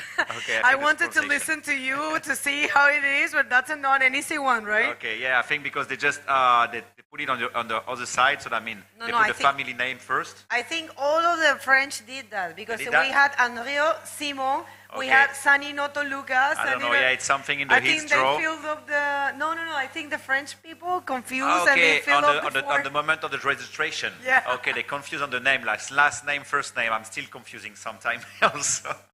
Why? You have a different name in French? I don't understand. No. It's the opposite? Okay, no, it's not the opposite. No, normally in French, we've got like few last name. C'est nom, mais surnom, non? C'est comment? Ouais, prénom. Ah, prénom. Le prénom. So my prénom is Amory, and then mon nom, my name, it's Laverne. Ah, that's why, because we put name, and they think name is the prénom for us, for everyone, and probably they thought name is nom. So that's why they put it on the reverse when filling It's up been the happening throughout the form. event. Every French have everything backwards. So, of course, the refresh people put the names as they are in the registration. And the rider fill up the registration. So. Of course. But it's all good. We're going to make it clear. So we had, and as we see now, Beatrice getting on that wave. She also decided to get that inside one, try the reverse. She's going to fight for it. She made it. That was a nice little rotation. And she's going to keep going, trying maybe to find an inside section in that wave. She's still paddling. In the camera, we can't really see if that wave's going to offer something more on the inside, but it looks like it. And she's going to try a roll inside. Unfortunately, it's not going to make it. But she's going to back out there. 5 minutes remaining. Much time to find another wave. Beatriz, also from Boogie Chicks, a bodyboard school that it's been running for 17 years. And right here in Portugal, only for women. And they have all ages. Their youngest student is 4 years old, and the oldest is 60 years old. They have champions in the team, which are Teresa Padrela, national champion 2021. Madalena Padrela, she was actually winning the first time this division last year here in Sintra. And there come little Emmy. Really nice spin, really nice execution. This is so cute. Gonna make another one, paddling for it. And she's gonna make it till the shore, trying a reverse and make the reverse. That's really nice, so let's do it. Let's see, she's gonna get another score with that wave. And she's gonna be like second place. She just need like a 4.6 to get on the first place, watching the scores. So I don't think it's gonna be enough, but that's gonna be definitely a good second wave for Emmy. And as we see the replay there, through nice spin, and she's going to try a reverse there. Nice crossing leg with his Churchill. This is super cute and super nice. That's right, we are. So sorry, you were talking about Boogie Chicks, and I was thinking when you were saying about this, that this is pretty much in Europe the only bodyboarding academy for girls. I mean, you don't see, I'm not sure, I don't think there is another academy for bodyboarding academy for girls in Europe. I don't think so. Wait, I don't even think there is any other in the world. I was thinking maybe Brazil, but no, I don't. Velas do Bodyboard, mas no, I think they have. Wait a minute, Velas do They only play Bodyboard. Cool Beats in Brazil and here in Portugal, but. I'm gonna check on that. But Velas do Bodyboard is Mariana Nogueira and Isabela Nogueira and what's another rider? I'm sure for Europe, and as we see there, Beatriz Pinto trying to find that little ride there. So Hemi had a 2.25 on that last wave with a 2 spin in the reverse. So she's second now, and Beatriz is looking for a 1.9. Yeah, Velas de Bodyboard, it's a only women's school. It's in Rio de Janeiro, and it's Mariana Nogueira, Isabela Nogueira, and Clarissa Bajos. And they recently have actually the visit of GT, I remember. And I saw them in the special event, the all-women event, Wahine. Actually, no, it's Isabela Nogueira and Clarissa Bajos. No, Mariana. Isabela. But yeah, that's the only one that I know, and it's in Brazil. In Europe, there is none. In European, there is in no. In Chile, there isn't. I'm pretty sure. In Peru, in any other place. Okay. So I think there might be only 2 in the world. In the world, okay, only for chicks, and you said like it's 17 years old. The concept of Boogie Chicks, so that's amazing. I mean, and it's still working, and she's still like building the female side of bodyboarding with new chicks coming every year. I mean, this is great, really. No, I'm very impressed, I have to say. And Amaury would like to use this opportunity. You know that the waiting period for the ANAL Challenge or ANAL Challenge has already started, and it's until the December 19th. You haven't been in that event yet. I never been in the event. You always wanted. Yeah, I always wanted, but I always had something, or my son was born, or I was on the other side of the world in Reunion Island, or I don't know, like so many years.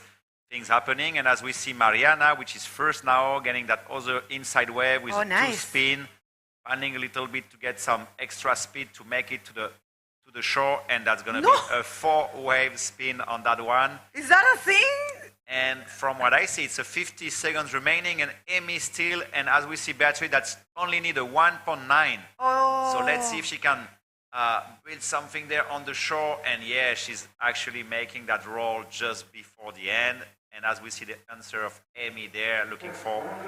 I have to say, these ladies have impressed me. They were taking all the opportunities they have. Look how many waves Amy has taken.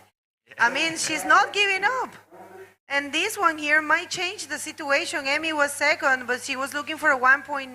I think That's the first roll of the heat. it is the first, and look at that. This is the first row of the heat. So as we see, we're going to see now the last score of Beatrice in yellow. And let's see if it's going to be enough. I'm pretty sure it might be enough, but let's see what the judge think.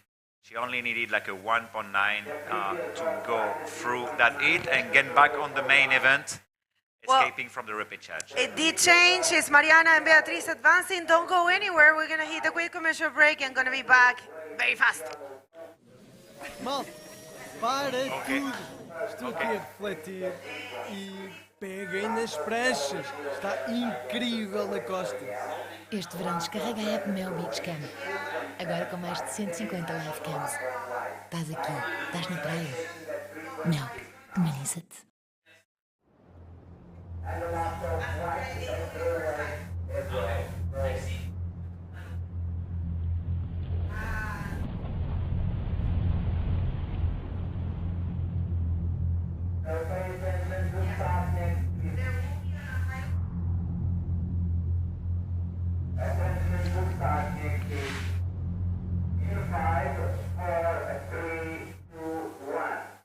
Welcome back, everyone. I'm Hi, Nuno everyone. Cardoso. I'm joined by no other than Amaury Laverne here to commentate and holding on the fort here in the booth. So let's jump straight into the water for some more action. We have the Pro Junior Women round 2, heat number 2. This is the last reprecharge round. Let's see who's going to be the two lucky ladies. They're going to still be in competition here. Bon dia, Amaury. Nice to have Thanks, you here. Nuno. Good morning, man. It's good to be here with you. Been a long time since Panama. I think I didn't see Yeah, you. I think we haven't seen each other since Panama. Since Panama, right? That was good, huh? That was really good. Yeah. I'm looking forward to going back, maybe, hopefully. Yeah, for sure. I even talked about that trip here. I think day 2 or day 1 when you competed. And I told everyone that you looked different. You had the eye of the tiger on you. And it looked like Panama did really good things for you because you made 2 finals there, both Yeah, no, Dropknee actually, and yeah. Prone.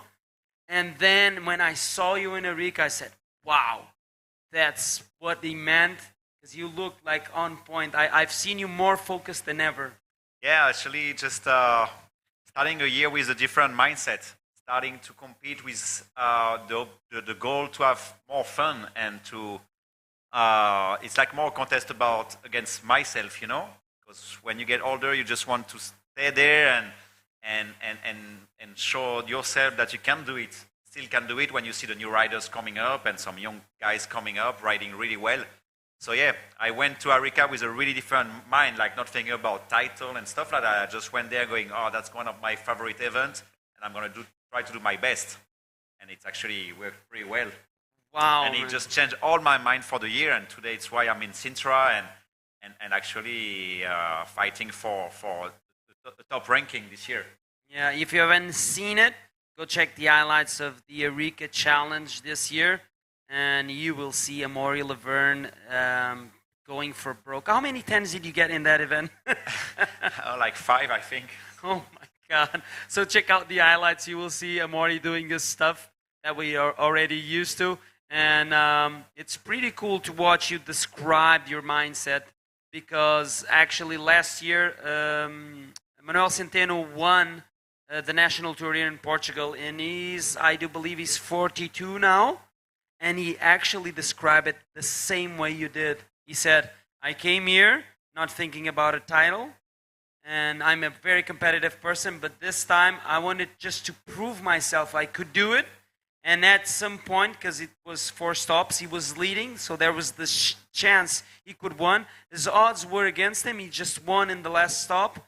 And he was always saying, I'm just trying to prove myself I can still do it. And the best thing about it is that I'm giving a great example for people that stopped competing, that they can still do it at a high level over the 40s. Exactly. You know what I mean? And that's the example you're setting out because, like you were mentioning, the new guys, the new riders, all our eyes are set on Tristan and Tanner, you know what I mean? And the new blood that went to the circuit. But an experienced guy like you still has something to say special, especially at, like you said, at one of your favorite events. It's one of your favorite waves. And no one should count out anyone And if you bring the right mindset, you can win. And Okay. as we see black on that wave, Elina Boussard from France, trying to find maybe an inside section. She's going to spin. That's not going to happen on that one, but that's just the beginning of the heat. We've got Mathilde from France also already with a 3.5, so she's first now.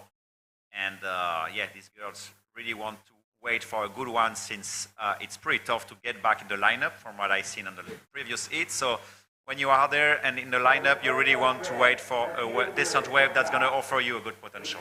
Yes, exactly. So 20-minute heats on this one. And if you want to go back to the Eureka conversations, No, you yeah, can. I was saying get inspired from what you said about the guys are getting older. And if you watch the last two events, I mean, Jeff Hubbard won in South Africa, and I'm pretty sure he was the oldest guy competing. And if we go before that, Maldives, Dave Hubbard was the oldest guy competing with 40 years old, and he won the both division. So that's a big inspiration for myself, and it should be for many people. You know, like, I mean, when we see guys like Tristan, like Tanner, like ripping technically, but the competitive side of bodyboarding, it's much more than this. Obviously, it's a technique.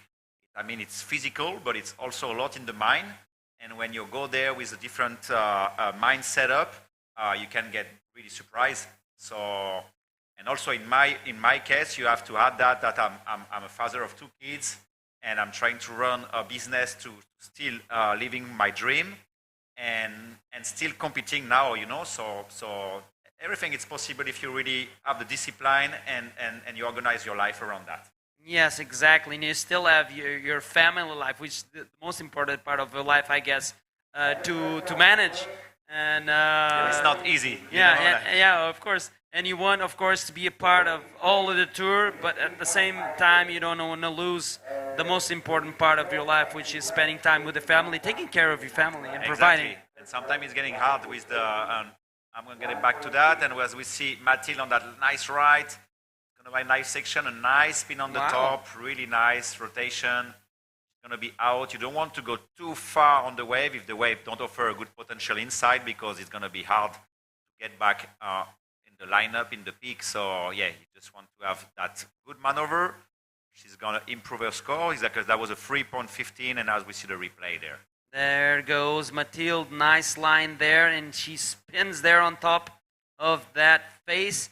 And unfortunately, the waves close out, but she completes that move. So one move right there for Mathilde. She just backed up that 3.5, and with a 3.15, like you mentioned, Amaury, now she's leading comfortably. It's all up to Elina Boussard and Maria Pedrella to try and post some more scores, catch some more waves, and set themselves up in the heat situation. But going back to the issue, many people that follow the World Tour this year were asking, why Amaury is not on this stop or that stop? He won. He's in title contention. He can be a world champ. And I follow you on the social media, of course, and I really loved all of the expressions you had, talking to the fans and letting him know where your ad was at. And it was really impressive to having a mature approach to it and deciding what is important in your life and making those choices in your life so that you may find that balance you're looking for. I had the time, like a couple top guys I had now on the tour, to really think only about bodyboarding, only about myself, financially being more comfortable to really only think and focus on the tour. But today in my life equation, I've got much more, and I'm going to keep going after that interview we're going to got. Yes, we got an interview and again keep the good conversations here with Amaury, with the winner of last Welcome heat. back, It's guys. Katie. I'm Take here it away. with Mariana Pedrella, the winner of the previous heat. Mariana, you have your sisters competing here, and your second older sister was the champion from Pro Junior last year here in Praia Grande. Do you feel pressure? I don't feel a lot of pressure, but of course I would like to win this here in Sintra Pro. Do you want to say something to your friends and your family and your sisters? To my sisters, I would like to say thank you for the support, and my family too. Thank you. Obrigada. Parabéns. I hope to see you here more in the next rounds. And back to you guys. Thank you, Katie. Congratulations to one more Pedrella sisters competing here, and they are taking the wins. Let's see if they can keep the Padrella legacy here in the Sintra Pro alive and well. That was a cool wetsuit, the leopard skin. Really nice wetsuit, really different. And as we see Elina Boussard on that little right, she's trying to manage that line. Oh, she's got a little cover up there, trying to get on time on that section. But the waves now, with the higher tide, it looks more difficult to really find a decent section. But she's going to get back out there. She's second now, and she only needs a 5.05 to get to the first place. Yes, exactly. Going back to our conversation, it's all about setting your priorities. Yeah, my life equation today, it's much bigger than than 10 years ago. And when you've got a house to maintain and my kids, my academy, traveling for my courses and for the World Tour, it's a lot of time out of my house. And so yeah, I don't have really the life to focus on the World Tour and to go to all the steps. So it's why I was not showing up to many events this year. There you have it, guys. Yeah. But actually, my goal was never to. I didn't start the year thinking I'm going to try to get another world title. After Arica, my mind changed a little bit. I thought, oh, maybe I could do something good this year. But I think that when you go for a world title, you really have to be 100% commitment and have everything secure financially, mentally, and physically focused for it. Yes, I do believe that physically you are fit because you keep yourself fit. Mentally, you sound stronger and look stronger than ever, and it's like you said, it's just a time management issue. And you have your academy, you have your camps outside of the Canary Islands as well, because you get some invitations to go do camps in. I got the next one is going to be in France, in Bretagne, with the guys from Anael, and I did one in Italia. And you did one in Senegal, wasn't it? I did in Senegal a couple times. How was it? And yeah, that was really good. I love Senegal in Dakar, really good. Love this. And having some really good wave free surfing there and some really cool courses. Yeah, Senegal have a big surfing life and bodyboarding life, much more than what we think. Yeah, exactly. So to manage to find a balance between the tour and my academy, like I did in Maldives, for example, or in Arica and in Antofagasta, this is my goal. This is my goal, and hopefully I can do it in a couple more years. I love this. The team getting behind Mathilde there. Meanwhile, we have Maria Padrella having a look at the wave. The support to run around the beach, to get back out there. Like physically, this is such like a big commitment, to just run with the fins on the wet sand. And getting back out there when you are first and it's like 8 minutes remaining, like physically you have to be ready and mentally also. Yes, exactly. It's a very hard job to run with the fins. If you're a bodyboarder, you know what I'm talking about, especially on the white sand, like you mentioned, Amori. It looks like it's Elina Boussard having a look at this left-hander. I don't know if she pulled the move there while we were watching Mathilde running at the beach. Yeah, with nice roll, intent. That form was not strong enough really to push her in front and to land in the flat. This is what she was looking for. But she's still second. But be careful because Maria Padrella from Portugal in the white only need like a 1.75. So that's going to be really close and we still have 8 minutes remaining. Okay, going back to your academy. I know you coach some young talent back in the Canary Islands. Do you pretend to bring some of that talent once here to Sintra or some other World Tour stops? Okay, so yeah, this year I only have one kid competing on the Sintra, which is Mauro Bolaños. We're going to see him this afternoon in the round 3. But actually, slowly, with the time, my academy in Canaries, I'm really focusing on the youngest kid. I mean, I'm really doing like initiation from 8 years old to like 12 to 13. Because when the kids get a bit older and really want to compete, this is a lot of time for me to be there and to follow them on the events in the weekend and stuff like that, and I don't have this time yet. But there is some other guys in Canaries that are really focusing on these types of riders that really want to compete, and one of them is Samu Brito, and it's called SEB team, Samu Brito team, and you've got like maybe 10 kids here competing on this event.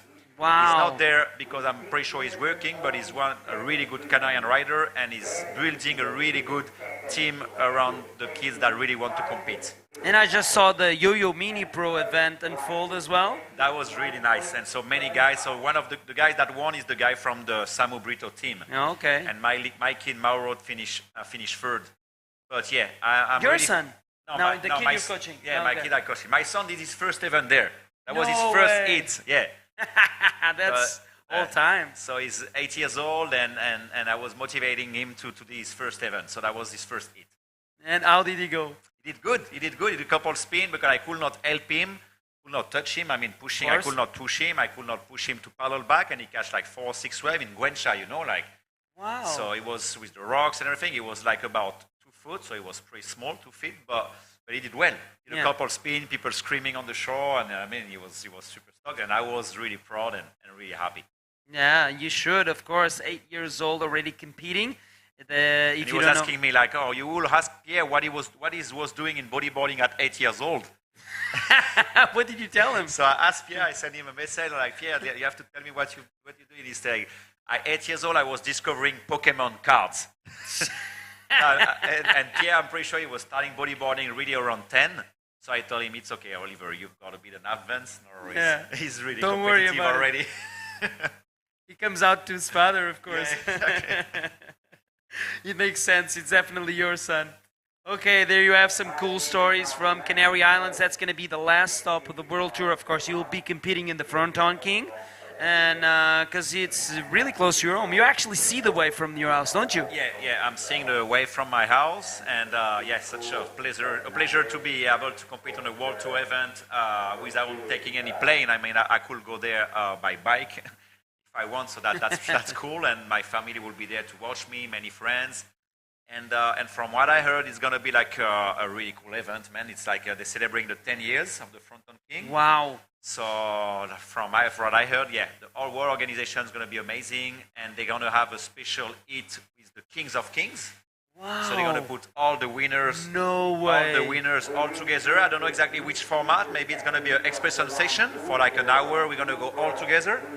So myself, Jared Houston, Tristan Roberts, Pierre-Louis, for the international rider. Lionel, Guillermo Cobo, Miguel Macias. We're going to go all together and celebrate the King of Kings. No way. That is all time as we watch Maria Pedrella finishing of a roll in the shore there. Nice little effort from Maria Pedrella. She only needs a 1.7 to go into second. And she looks pumped up, Amori. That was good. Really nice extended roll. I mean, really clean. That wave was definitely inside, but I'm pretty sure it's what they are surfing. Look at the other riders. They are really close to the shore. I love as we this. see the support for our friends, this is awesome. It's her sister. The sister, okay. It's Teresa Pedrella. Awesome. And Pushing she's going to her. wait for that score. I'm pretty sure we're going to see some situation change in that hit. Let's see. Look at these girls competing there on the inside. It's too hectic out there. Like you mentioned, Amori, the paddle out the back is just devastating for some of these riders. It takes a lot of energy to get yourself back there. But going back to the Fronton, wow, I didn't know it's about to happen. Kings of And Kings. I already had the pleasure to be there watching a Fronton event unfold, and it's amazing. The setup that they have there, the structure, it looks like you're on top of the wave. You don't even see the cliff.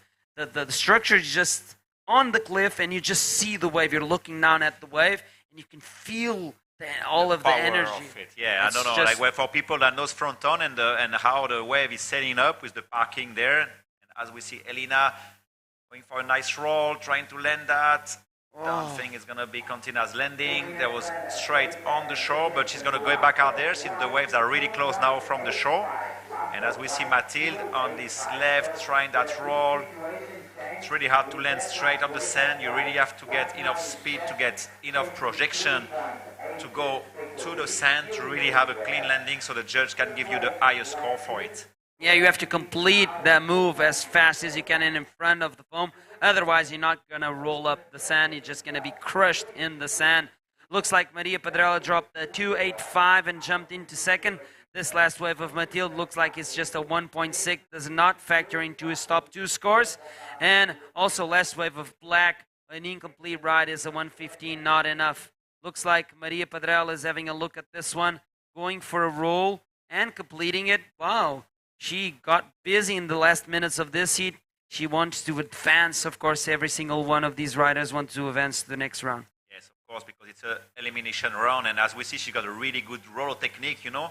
Like that section was not easy, but she just really have a really good extending of the arms, a really good look to the beach, you know, and she's just have a really cool landing. The board stayed in the angle of the body, and we can see that she's been practicing them a lot. Now, for sure, under the wing of Katrina Souza and the Boogie Chick School, one of the sponsors here of the Sintra Pro 2022, she knows all the tricks to get herself in the best position in the seat, try and advance into the next round. Looks like this year's fronton is going to be amazing. So yeah, I invite you guys. Yeah, it's going to be amazing. I'm pretty, like the promoter told me like they're going to do something big this year. I don't have all the details, but they celebrate 10 years. I heard about this King of Kings and many more surprises. I mean, it's of course, there are always DJs, concerts, skating competition, you know. It's not just the bodyboarding competition. I think what makes fronton big is being a festival, a festival around the bodyboarding event, but so many activities going around it that makes worthwhile. Just go there and just watch it. Just watch it, and it's going to be like a 15 days waiting period, which is pretty much the biggest waiting period we've got all the whole year for any event. And because for people who know fronton, you know how fickle it is, and you really need to have like so many different factors to get a good fronton: the tides, the wind, the swell direction. You know, it's a lot of things. So we got 15 days for I think 4 or 5 days of event. Wow, amazing insight into this year's last stop of the IBC World Tour. Looks like Matilde Maria Pedrella would advance into the next round. Unfortunately, Alina is knocked out of the competition. Don't go anywhere. We're gonna go back here to Sintra in just a few seconds.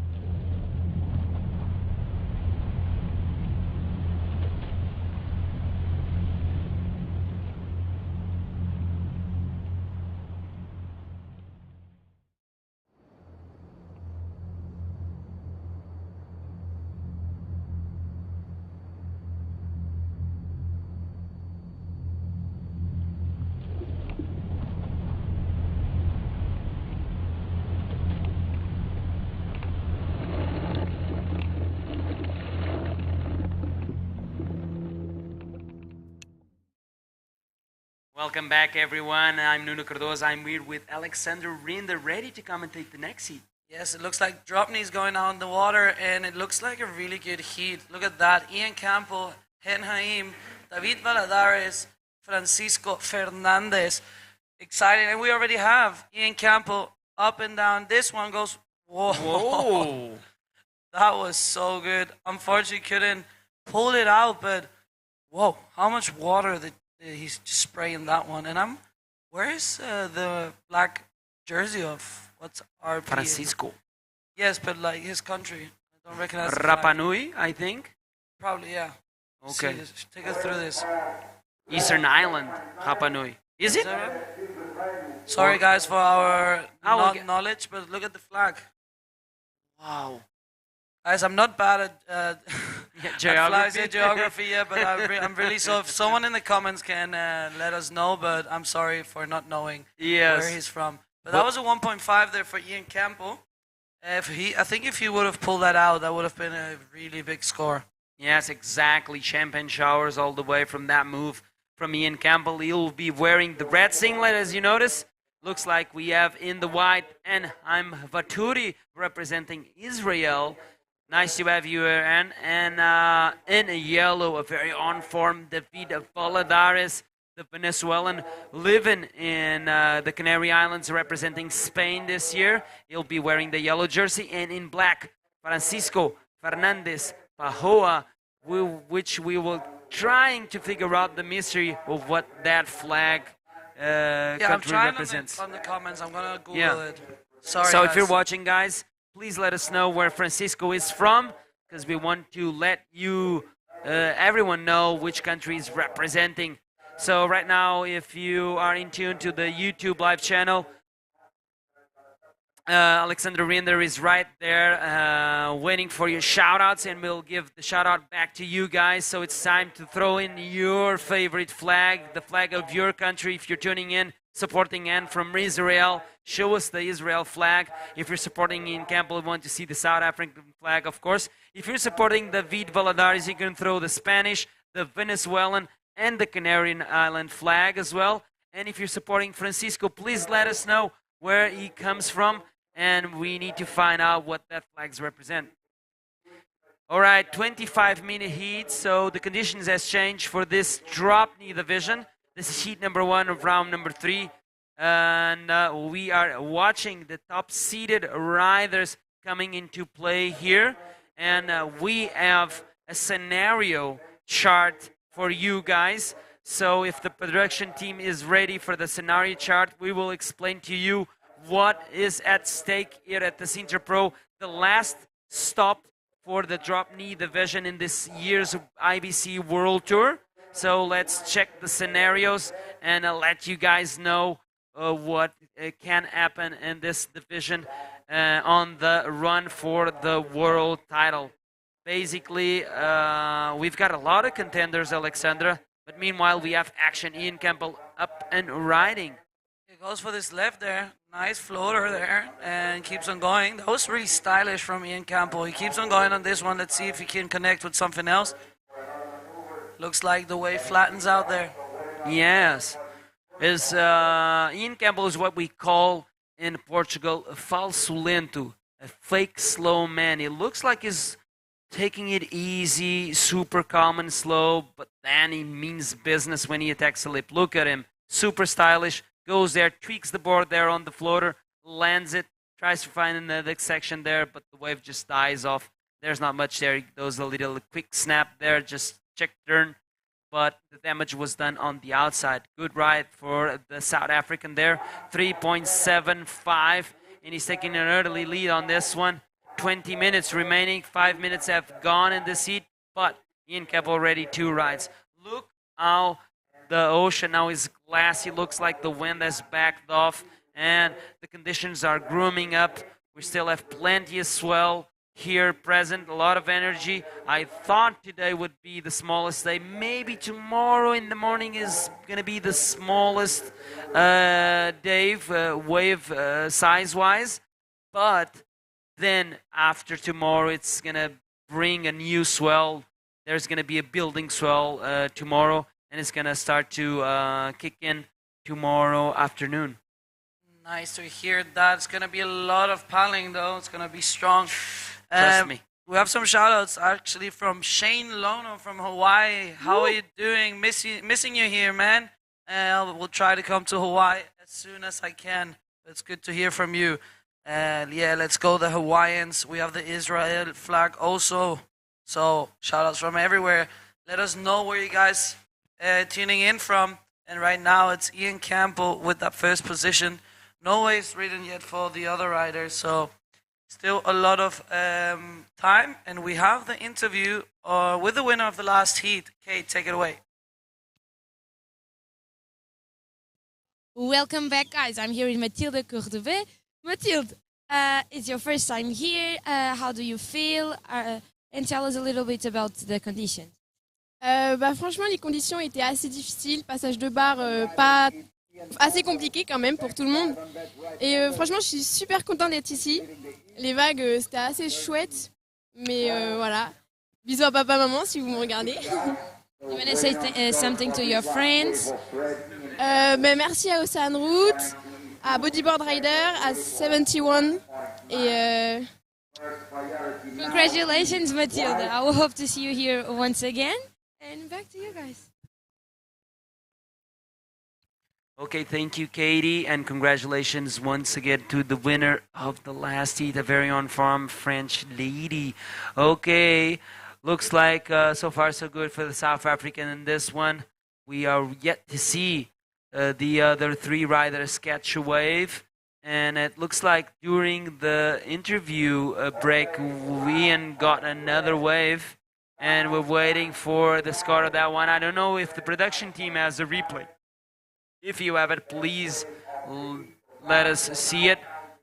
because I think it's his best scoring wave so far, because I listened to the Beach an Hour announcer saying that is 5.25. Yes, exactly. That was a really good ride there for Ian Campo, South African, coming here to Europe and smashing it in the DK division. He will also be in the men's and doing some damage already. No stranger to big conditions and big heavy beach breaks. I just come from South Africa and it's been a blessing to be there. Had so much fun. We're a little bit unlucky with the waves, but it was also really big, so there was a lot of paddling involved also. As we have him again, this guy had like no stop for him, hey? He goes here up and riding, let's see where he goes. Nice floater, but unfortunately can't pull that out. That was a lot of foam in that wave, and that was actually a big wave. Like, he was going down for a big time right there. Yeah, super clean conditions now. It doesn't look like the same day that we woke up to day number 4 here at the Sintra Pro 2022. There was a little bit of a breeze that was destroying the texture of the face of the waves. But right now we are watching David Valadares completely ruining the pretty face of that right-hander. And he did it on his backside. Nice move there, Alexandra. That was really good. Look at this. Takes the speed and damn it to that wave there.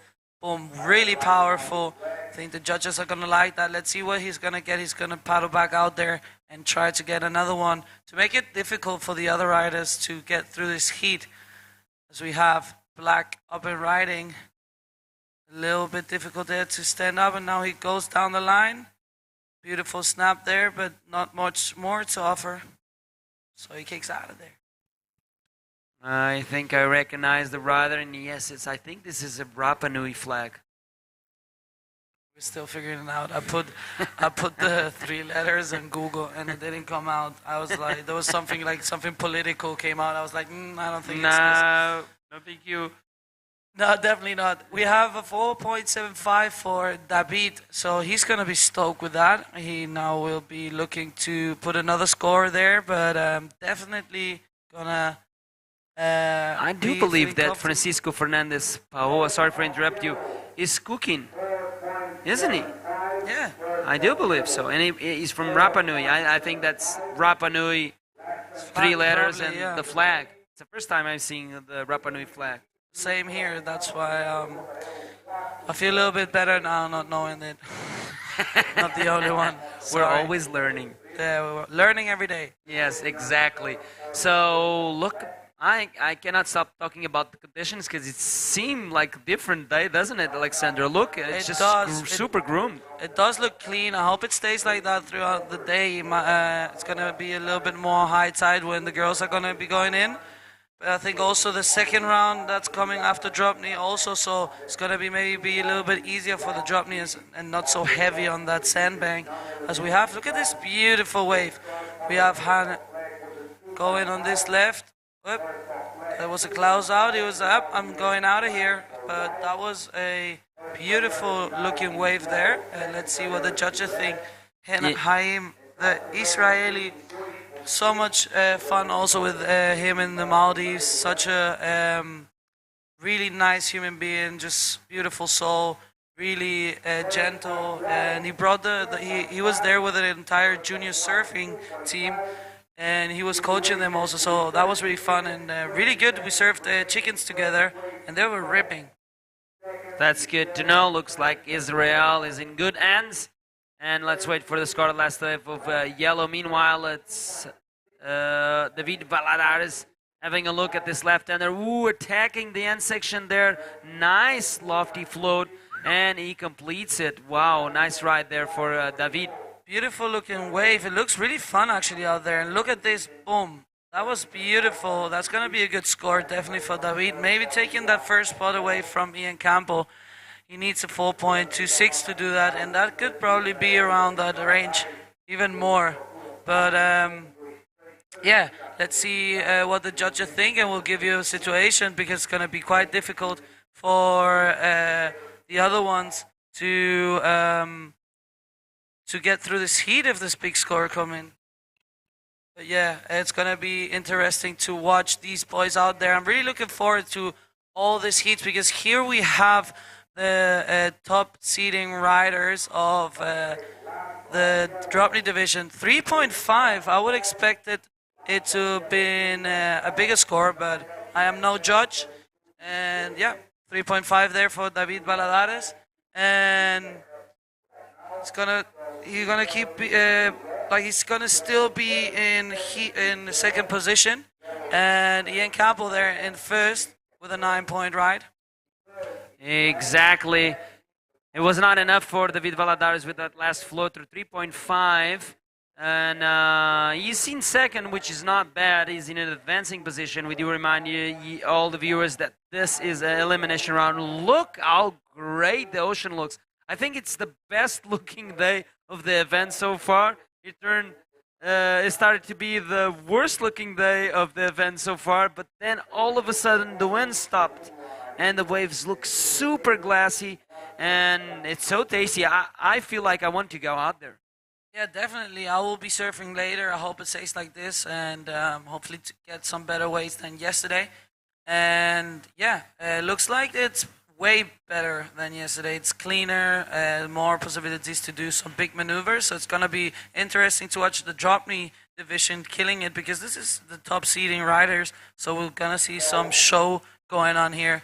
And if I'm not wrong, this must be a non-elimination round then, if it's the top seeding round. Let's go check it out. Which will mean that the first and second will pass into round number 4, and then the other ones in round number 3. But let me check. Because normally when it's the top seeding rides, it's not an elimination. Yes, it's an elimination. So and it makes sense. So sorry for the mix-up there, as we see Francisco Kukin taking a wave on the head, but deck diving under it, so no problem there for Kukin. He's used to heavier conditions than this, so that's just a walk in the park for Kukin. Let's see if he can bring some more rides into the scoreboard, as we're watching some sets, and it looks so beautiful. I want so bad to go out there and have a surf, but we haven't had any time at all, especially yesterday. It was almost 12 hours live stream, so it was non-stop action here from almost all divisions. I think the only division that didn't hit the water yesterday was the Pro Junior Women's division. Yeah, apart from that, exactly, every single division was in the water. The men's, the women's, the Pro Junior men's, and the DK. Today, I think we're going to see all the divisions except for the men's division, the men's open division. You're right. It's gonna be all of them, just not the men. And yeah, this is an elimination round, guys. So first and second advance into round number 5, and third and fourth will be battling out in the rapid charge round, which will be running straight after this round. So it's gonna be 4 heats of this round, and afterwards gonna have 2 heats of the rapid charge. Then we'll have the women, the rapid charge round, 2 heats. Then we will have Pro Junior. 4 heats. It's the Pro Junior Women round 3. That's going to be 4 heats. And then we're going to end up the day with the Pro Juniors round number 3. So it's going to be an exciting day, long day, a lot of action. And let's hope that the waves stay like this so we can put on a show. Yeah, most definitely. I want the waves to be super grim as they are right now, because then the riders can take advantage of the best conditions possible here at Praia Grande.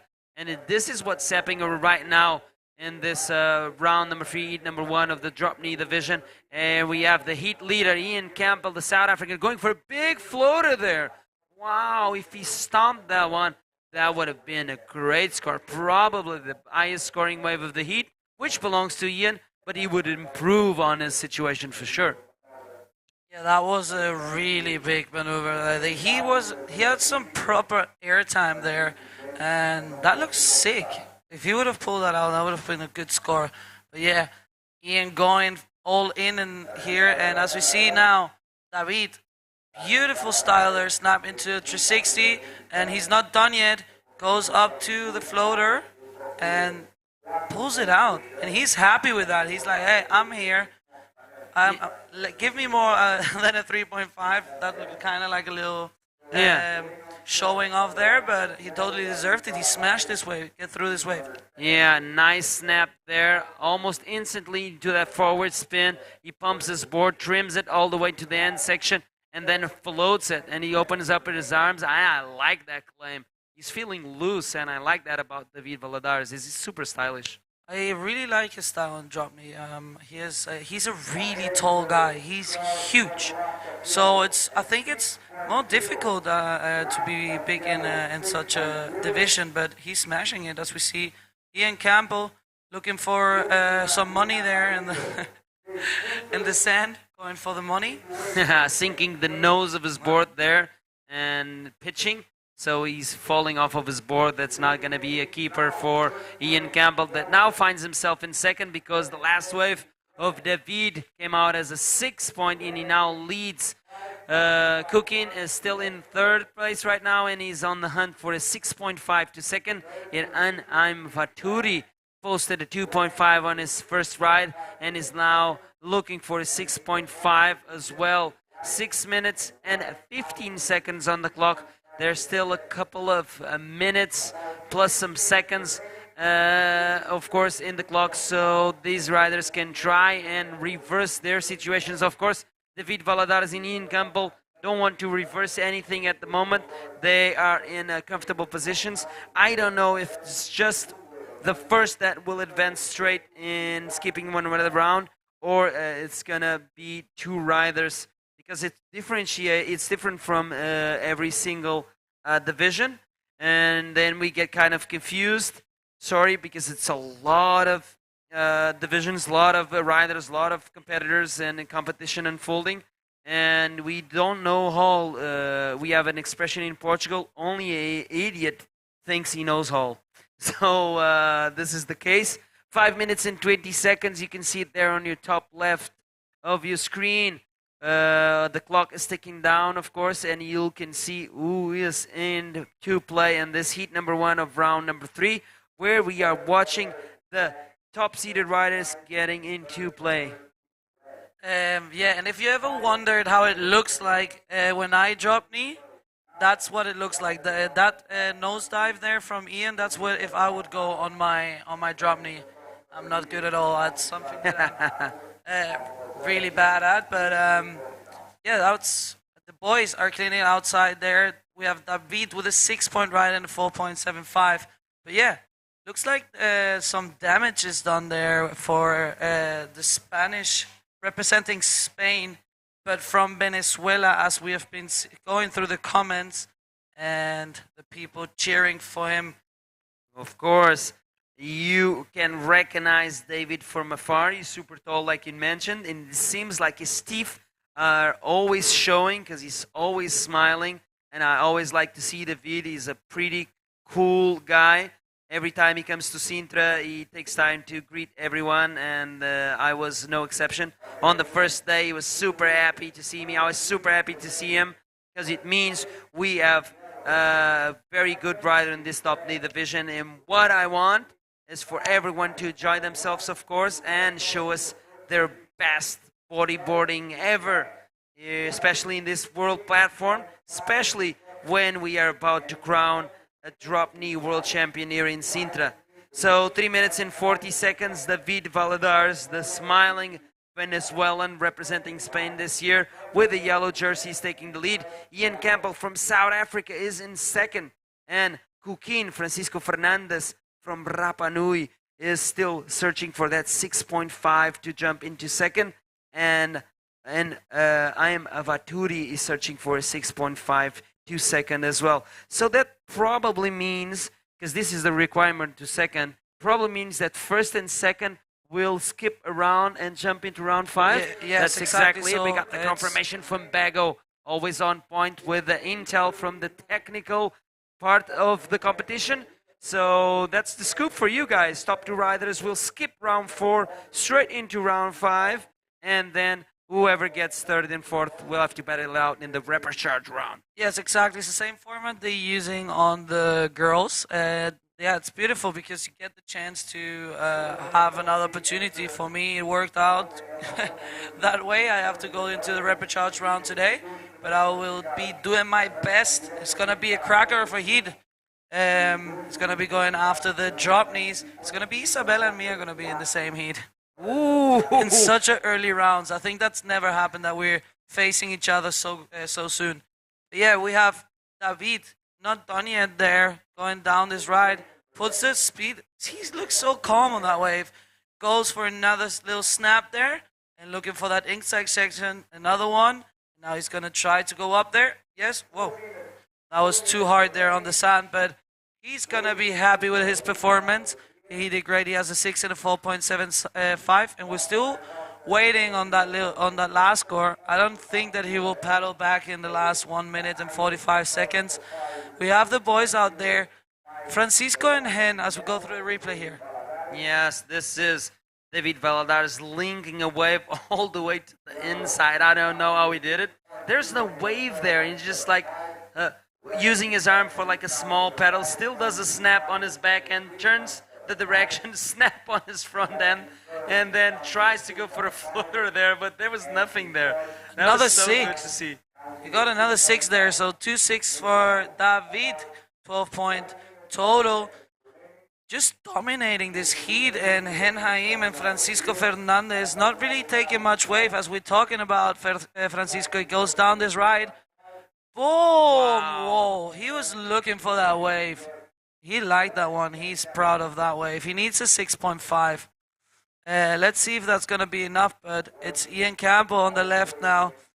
Also going to for a good wave there, and now kicks out. So let's see. Exciting last seconds of the heat. Let's see if we see a situation change or if it's going to be David and Ian skipping one round. Yes, we got some split peak action there between Cookie and Francisco Fernandez and also Ian Campbell. This is a replay of Ian Campbell that he went left. Nice snap on the outside there. And he is like pumping his board, trying to link this wave to the inside. Another small snap there. Now he finds a little bit of a face, another snap, and then he just gets out of that wave. So last of red, 4.7. So Ian Campbell increases his overall score, and the last of black, Cooking posting a 4.85, not enough. And this is all she wrote. David Valadares, like you mentioned, Alexandra Ian Campbell skipping round 4 into round 5. Don't go anywhere as we're going to come back for some more action after this short commercial break.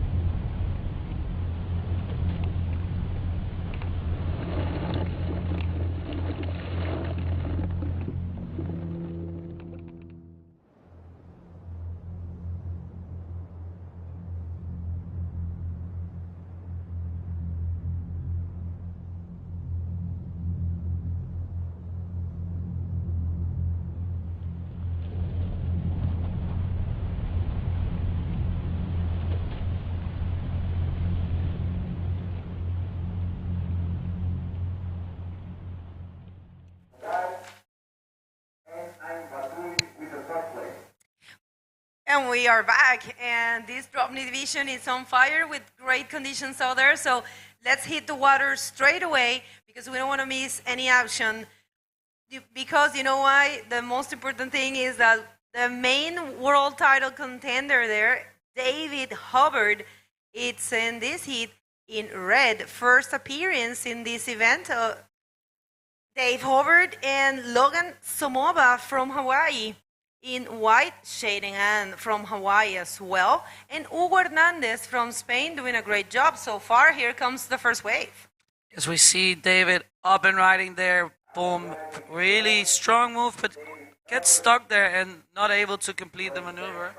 So he'll be paddling back and try to perform a better, because we know about David, he's gonna do some damage out there. Yeah, for sure. Dave is so determined, so composed this year. He has been doing a great job winning in Antofagasta and winning both divisions, men and Dropknee, in Maldives. And here comes a beautiful wave for Logan Somova. Yeah, beautiful style there. The Hawaiians are strong, and especially in Dropknee. So a lot of Hawaiians in this division. Gonna have a few more through this round, and they have the potential to maybe pull out some upsets and maybe knocking out some title contenders. But we'll see throughout the day, because this round right now is a non-elimination round, as we have David on this one. What a wave. So much style, so much control. It's crazy how this man goes on the board. Even in prone, as we have White, Logan again on this ride. What a wave exchange there. So Dave showing dominance in both backhand and the front side. Great performance, of course. Dave Howard, complete in control. Look at that snap. I mean, sorry, floater. That was a critical floater there, and he actually landed it. And here comes another one for Logan. Logan to the backside.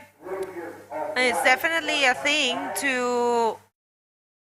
it's always a good thing, and it's always impressive to watch a surfer, a rider, a bodyboarder, to surf equally as good in both sides, in left and right. And in the case of Dropknee, you have the front side and the back end or backside. But some people have a hard time for the backside, but that's not the case of Dave Howard at all. He looks in control in whatever position he is. I'd love to see him on a Stoogie. I haven't seen him standing up on the bodyboard. The Hawaiians have that division also back home, so it would be fun to watch, because he will definitely smash it. As we have Logan on this ride, goes for the little floater there, but unfortunately can't land. And we have Dave again. Boom! Oh my God, so powerful. Puts his chest up like, hey, here, I landed this. Throwing buckets of water. I think he wants a little bit of a revenge from last year when Sammy won this event, and he is showing some dominance. That was a critical snap there for Dave Howard, and definitely getting the job done in the very first 5 minutes of the heat. And yes, I stand corrected. Dave actually also won the Garden Island in Kauai. That gave important points for the Dropknee. That was an IBC World Tour event, sanctioned by the IBC. So he has won 3 events this year in this division. And the situation is like follows. If he wins this event, of course, he will be world champ. But if he makes it to the final, doesn't even matter the rest of the competitor. Only if he makes it to the final, he will be a world champ. And it makes sense. He's got all the points there. And yeah, it's there is a possibility for a Maori, but it involves Dave losing. So I don't think that's happening. Yeah, that's not looking like he's losing right now. He just scored a 7.5, putting himself in a solid first position with 12 points and 12.25. Logan in second, and just a little bit unfortunate for now for Shade and Ugo with no ways written yet, but there's plenty of time on the clock, so these boys would definitely be looking for a good score. But there he is. The man is again on another wave, non-stop surfing there for Dave. He's on fire. You can tell he is hungry for another world title, and he's doing it the best way possible right now. That's right. And 7.5 and a 4.75 is what Dave have at this point. And here comes a wave for the first wave for Black Ugo from Spain. Beautiful floater there for Ugo. Good style. Hugo Hernandez is a great Dropkneeer. I really enjoy his style and the way he surfs here. He's no stranger to Sintra, so it's good to see a high level in this event. And we have the interview ready. Please, Kata, take it away. Welcome back, guys. I'm here with David Valadares, the winner of the previous heat. David went like 7 minutes late to his heat, and he still managed to pass first with a good scores. Did your strategy change when you got late?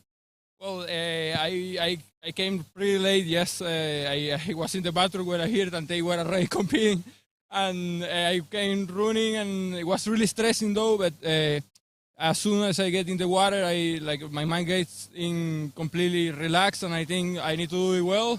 Just enjoy your time here and have the best waves you can get. You just need 2 waves and enjoy that 2 waves, and that is what the only thing you need to come over of this hit. Yeah. Congratulations, nice performance out there. Hope to see you here more often. And back to you guys.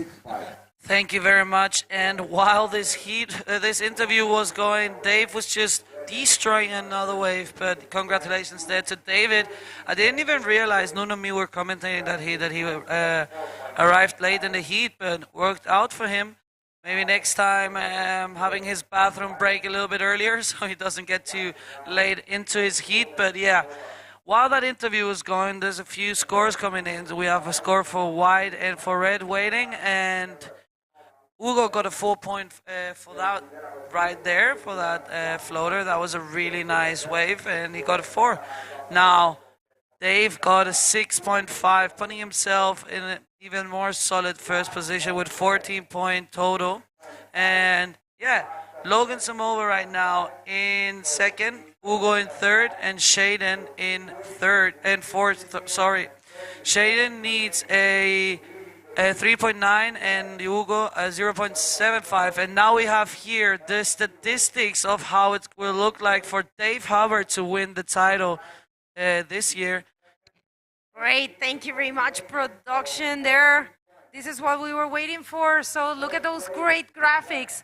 And this is what he needs. Okay, so win or place in second in the event, finish third, but a Maori cannot win the event, and finish fifth, and a Maori cannot make it to the final. Also Fabian, okay? So those are the possible scenarios. So looks pretty, yeah, it looks good for Dave, but of course he has to, he has to wait for whatever is going to happen with Mauri and Fabian. So those are the scenarios, people. We're going to be bringing you this every now and then, every time they will be competing. So you get your information from the first hand. This is made by the IBC World Tour. Thank you very much, the media team, and of course the group of people in charge here of the streaming. Thank you guys. Thank you, Wilson, and all the guys up there for bringing this. We have been working a lot, and we want to bring you quality information. So that's the scenario. Yeah, so definitely the better chance is for Dave, but tell you what, David is also looking strong, and he's on his side of he's on his side of the draw. So there's some people that can stop David Hubbard. Ian Campbell was also surfing really solid in his heat. He was just unable to complete some maneuvers, but he will definitely be on the hunt to do some good heats and maybe stopping Dave Hubbard. But he's looking really good in this heat for now. He has a 7.5 and a 6.5, and yeah, it's a lot of damage he's done to those waves. Beautiful style. The other riders are just looking to get some bigger scores. Logan is sitting with a 3 point and a 1.75. We have in third Hugo, as we're talking about. Hugo, this is Dave on this left. Goes for the little snap and another one. And we'll try to connect with the inside. Let's see what he can do. What big, powerful move there for Dave. Keeps on going. Another little snap there. And goes on the prone and paddles. He actually goes back on the board and then goes on the DK again. So good wave there for Dave Hubbard. Let's see this replay. So he goes there for a little snap. I don't think it's gonna be a better wave. I'm no judge, but I don't think it's gonna be a better score than a 6.5. But let's see what the judges think. He really worked that wave though. Well, actually, it could be in similar range. And there you see, he goes down, and then goes back on the drop knee and tries to connect with another maneuver, but the wave really doesn't offer him much. Let's see what the judges think. But looks like Dave is having some fun there, and yeah, he will be stoked with his heat. For now, it looks like he's gonna be winning this heat, but there's still enough time. We have 12 minutes and 50 seconds left, and yeah, he gets a 5.5, so nothing changes for him, and he's just enjoying. The other guys are struggling a bit to get the scores in, and Dave is just enjoying his heat and showing us why he is so multiple DK world champion. Sorry, I was not finding the word. And also showing his skills in the prone division. For the people that don't know, back in the Maldives this year, he won both of the divisions. So he won Dropknee and he won prone. So he won the men's division also. The Hubbards brothers are just killing it. Jeff winning also in South Africa. And now we're here in Portugal. Let's see what's going to happen. Let's see if the Hubbard brothers let maybe the chance to other competitors to take the win, or if it's going to be David again winning both of the divisions. Okay, so far so excellent. I wouldn't say good, I will say excellent for our world title contender, Dave Hubbard, with a total of 14 points. I mean, looking invincible in this heat. I'm not going to say that too much because you never know, but here comes the answer of Hugo Hernandez. Look at that, getting into the barrel with a lot of control. Good job there for the cameraman, but unfortunately, he was not able to get out of there. That would have been a good score, definitely. Good effort for Hugo Hernandez there. And let's see how this one unfolds. But so far, everyone is in Cumberland. And Hugo gets a 1.65, which is a fairly good score for a not-make barrel. But definitely they are giving some points due to the good effort. You know, performing a barrel in Dropknee, it's hard. It's, for me, I don't think I'll get to the point to have a barrel. My Dropknee kind of looks like when these guys do a little mistake in face plant. That's how I Dropknee. Kind of like this at the beginning of it. But I want to control this. Look at this beautiful snap. And another one there. Let's see what he can do.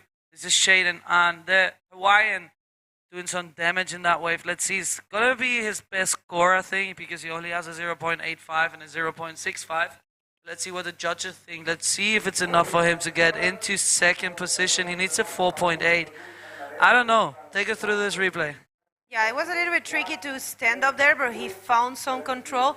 And definitely the surfing with Sammy Moretino that his dad was saying, he is all the time surfing with Vix and Sammy. It's paying off. So look at that. Now that he already made a couple of explosive maneuvers, Dave was looking for the barrel in that one and actually going for a few snaps in the back end. And I don't think this one's going to count compared to what he has done in this heat. So the scores dropped really fast. The last wave is a 5.5. This one here. Yes, good wave there. Little cover up there. It's incredible how he managed to find a barrel in any conditions. And he keeps on going, goes for the snap, and keeps on going there. Little floater. Beautiful wave there for Dave Hubbard. Let's see what the judges think, but that was a beautiful wave. Finding that cover up there. I think he wouldn't be happy if he would have done the heat without a barrel because he loves it and he has such a good control in them. Back in Maldives this year, I remember him barreling through a bomb. And yeah, it's not going to improve any of his scores. He already has a 7.5 and a 6.5, so he'll have to work a little bit harder if he wants to improve that 6.5. But it's a pretty solid position he has right now. We have Hugo in second now with a 4 point and a 1.65. We have Logan in third, who is paddling into this right here. Up and riding wide. Beautiful. Oh, gets a little bit stuck there and just not able to get through. But Tell you something, it's a non-elimination round, guys, so no one of these boys will be out of the contest. They will have another chance if they get in third and fourth. But yeah, small scores there for Logan, as we have yellow up and riding on this left.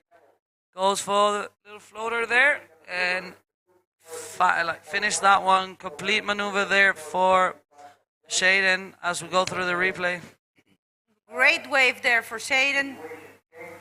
Going for that floater. It's been a tendency in this heat to perform some floaters, and definitely that's what the wave is offering. Very comfortable. We have some kids playing at the back apparently. Let's try to fix that. Yeah, that's some 7 minutes and a half left in this heat, and David hovered solid in that first position. And in second, we have Shaden right now. He got a 3.1 for his last wave, puts him back into second. Now Hugo needs a 2.35 and Logan needs a 3.35. So, life, but I will say that probably there is the full motivation and full focus and full concentration, and there is the nervousy.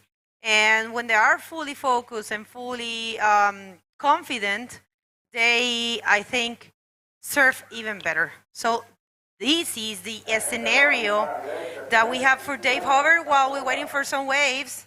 In the back, it was not really much happening there. That was Logan. But yeah, we have some waves there. You guys are going to get to see that scenario. I'm sorry. We will be throwing it when we can, of course. We don't want to miss any of the live action, but yeah, good that doesn't have anything happen there. So basically, if he wins here, of course he will if he makes it to the final, he's gonna be world champ. He gets third. Yeah, if he lose. If he gets third, I think. Yeah, there it is. If he finishes third, Amori can win, and if he gets fifth, I think Amori and Fabian can't win. So Fabian will only have a chance if Dave finishes fifth, and if that happens, Amori cannot make the final, and Fabian can't win. Doesn't even need to win, even if he gets second. Yeah, if he gets fifth, Amori has to make the final, but Fabian needs to win. Right. So good. This is scenario, and here comes another barrel attempt for our guy from Spain, and thank you production for bringing back the possible scenarios. And look at this great wave. He decided to duck out, and that's okay. The conditions are really getting good, and I mean better and better every time. You know, Sintra, Praia Grande delivering. There is a point during the day that the wave really gets to the best, to closer to perfection. I think now that's the moment. At the beginning of the day, it was a little bit messy. We have a little bit of a wind, and it rained a little bit, and everything came to this beautiful condition. And here comes a wave for Logan. Yes, we see Logan. Beautiful snap there. That was strong. That was powerful. Let's see if that's gonna be the 3.35 he needs. It's going to be a close call there. We still got 3 minutes and 40 seconds remaining. So let's see what the judges think. But how many waves have Dave taken? He has been... So 1, 2, 3, 4, 5, 6, 7, 8, 9 waves. I don't know if he's if there's a 10 limit waves or a 12-minute waves in this round, as we have the replay of Logan. Yeah, that was a backing attack. Buckets of water. With that nice snap, and here comes Logan to his front side. This is what his dad was calling his strong side. Some people surf better to backside, and some people surf better to front side. Contrary of what we could think, because front side, of course, is natural. So you might think you will be surfing, or some people will be surfing best to its natural side. But no, some people really does better in backhand, and look at that. No. Dave, it's on point. You can tell his case here is that he's completely connected to his duty, which is becoming, for the 9th time in his life, world champion in the Dropknee division, and equal the person that has more titles in our history, which is Mike Stewart with 9 titles. So right now, if he does that here, he will not only be gaining a lot for himself, but he will be equaling a record. And that's a huge thing to happen. I was saying yesterday, look at this. This is very interesting. Neymara, it's like the Mike Stewart in women. And she had 5 titles for a long time. For a long time, she held the title of being the one with more titles. Isabella grew up admiring Neymara. They are both from the same country. This year, Isabella equaled Neymara. The same thing happened to Dave. Dave is Hawaiian, Mike as well. Dave, of course, grew up watching Mike. Mike has 9 titles. No one has really equaled him. And now, Dave, this same year, has the chance to do the same thing that Isabella did. So it's a big standout that something like that happened in the same year, you know. So thank you very much, IBC, for putting this event, for putting this tour together. A lot of work involved behind this. And of course, thank you to Isabella and Dave for all they have done and all their effort. And here comes again. Yes, Dave just non-stop. He put a 7.6, and now he is going for this one. Let's see what the judges think, but he keeps going there and creating some damage.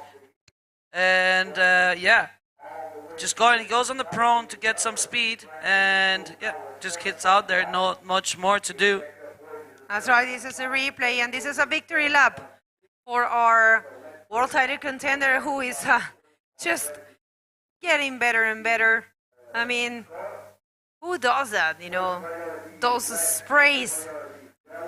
Yesterday, that Shaden's dad was saying slashing the wave. I love that term. And yeah, that's what he's doing, a slash in the heat, a slash in the wave. And let's see, maybe he improved his total score with a 15.10. Our main contender for the Dropknee world title this year, and that will be Hugo. Hugo also a very good rider, I have to say. And we are in the countdown, and this heat is over. This wave is not counting, so official results. Because I don't think Hugo's wave will be changing much. But we will tell you that after the commercials, because we don't know. Oh no, it's not changing anything. Official results, Dave in first, Shading in second. Let's go to a quick commercial break, and going to be back in no time.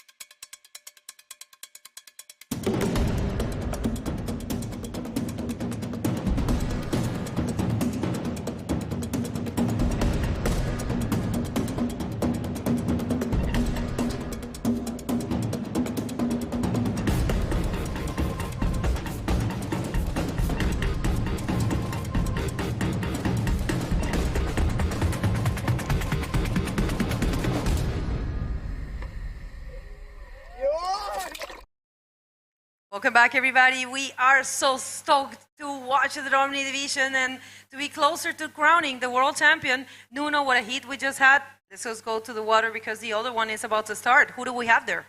Okay, looks like in the red jersey, a very on-point Amaury Laverne. Really love to have him here in the booth commentating and give us an insight of his mind. I get to pick his brain, and he gets to talk about his life, which is always amazing. Great example of a professional bodyboarder, of course, is Amaury Laverne. In white, actually, up and riding right now, it's Kellen Amasaki from Hawaii. I do believe that Kellen is one of the world title contenders, if I'm not mistaken. And he goes for a lofty floater there, and he stomps it. Wow, I'm laughing because it was a super funny move, but super functional as well. This is the replay of that first wave of Kellen. Nice snap there. Gets back into the power source, and then he sees this end section eye line there, goes for a looked like a horsey floater there, lifting the nose of the board up, but it was super functional and he lands it. I was not expecting that, but great ride.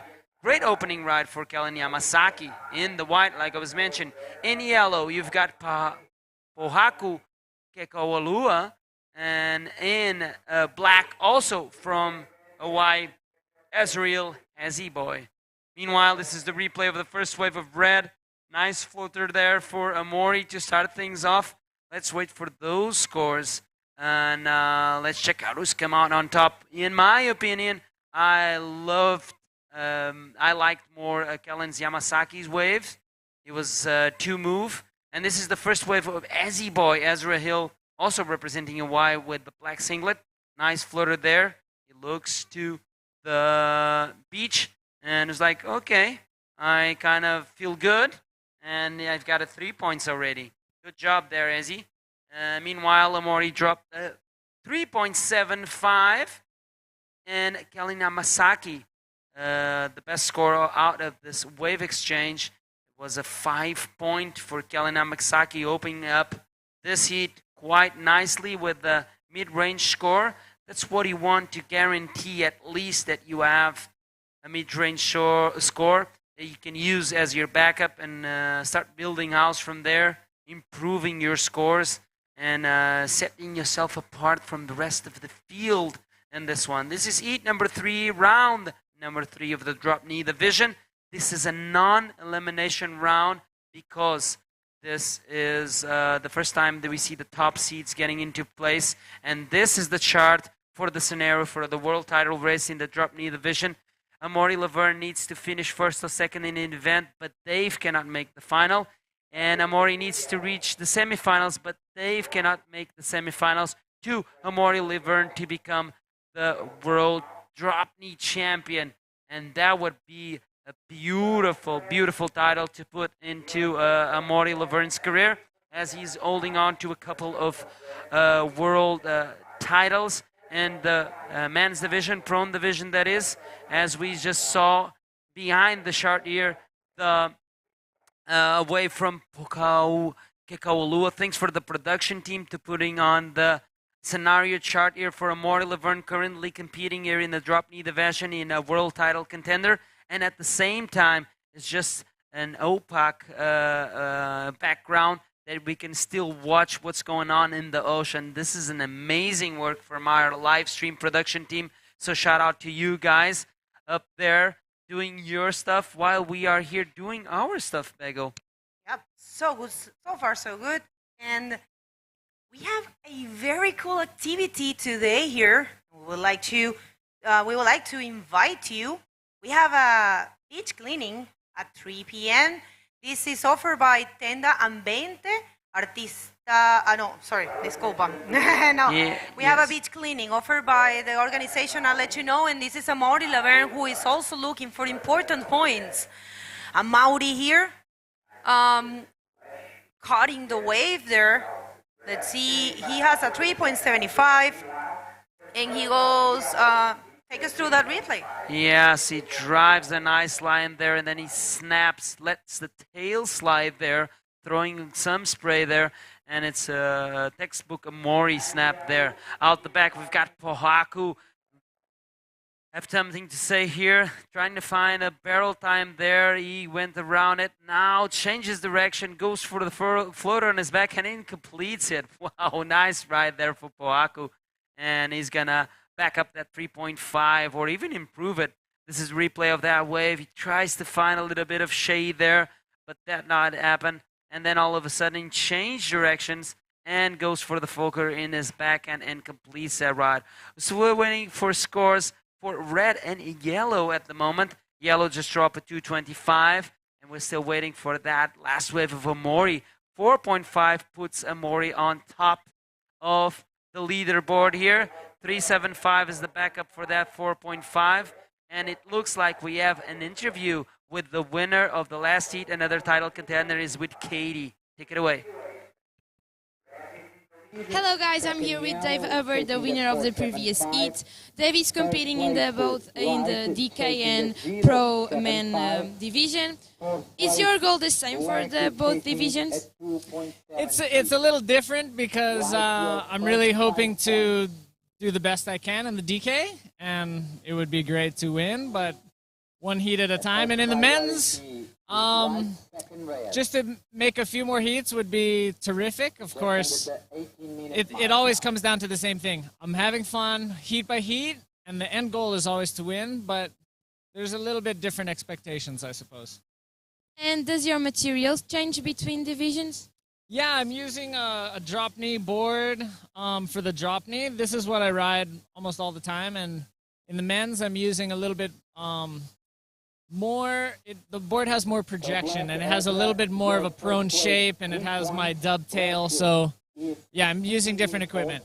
Thank you for your time, Dave. Hope to see you here more often. And back to you guys. Well, thank you very much. A great interview there. And, well, I mean, Amari also doing a great job here with a 8.25. Still hasn't probably get those scores, high scores that he's looking for, but definitely he is one of the contenders. Amaury Laverne, there is a possibility for him to actually become a Dropknee world champ, but first of all, Dave has to lose. Yes. And he will have to make it to the finals. So let's see.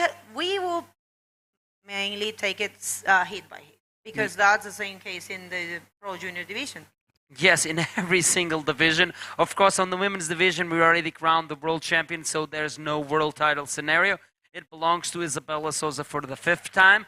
It happened last week in the Walker Bay Pro in South Africa. Shout out to Mumbles and the team for putting on that show in South Africa.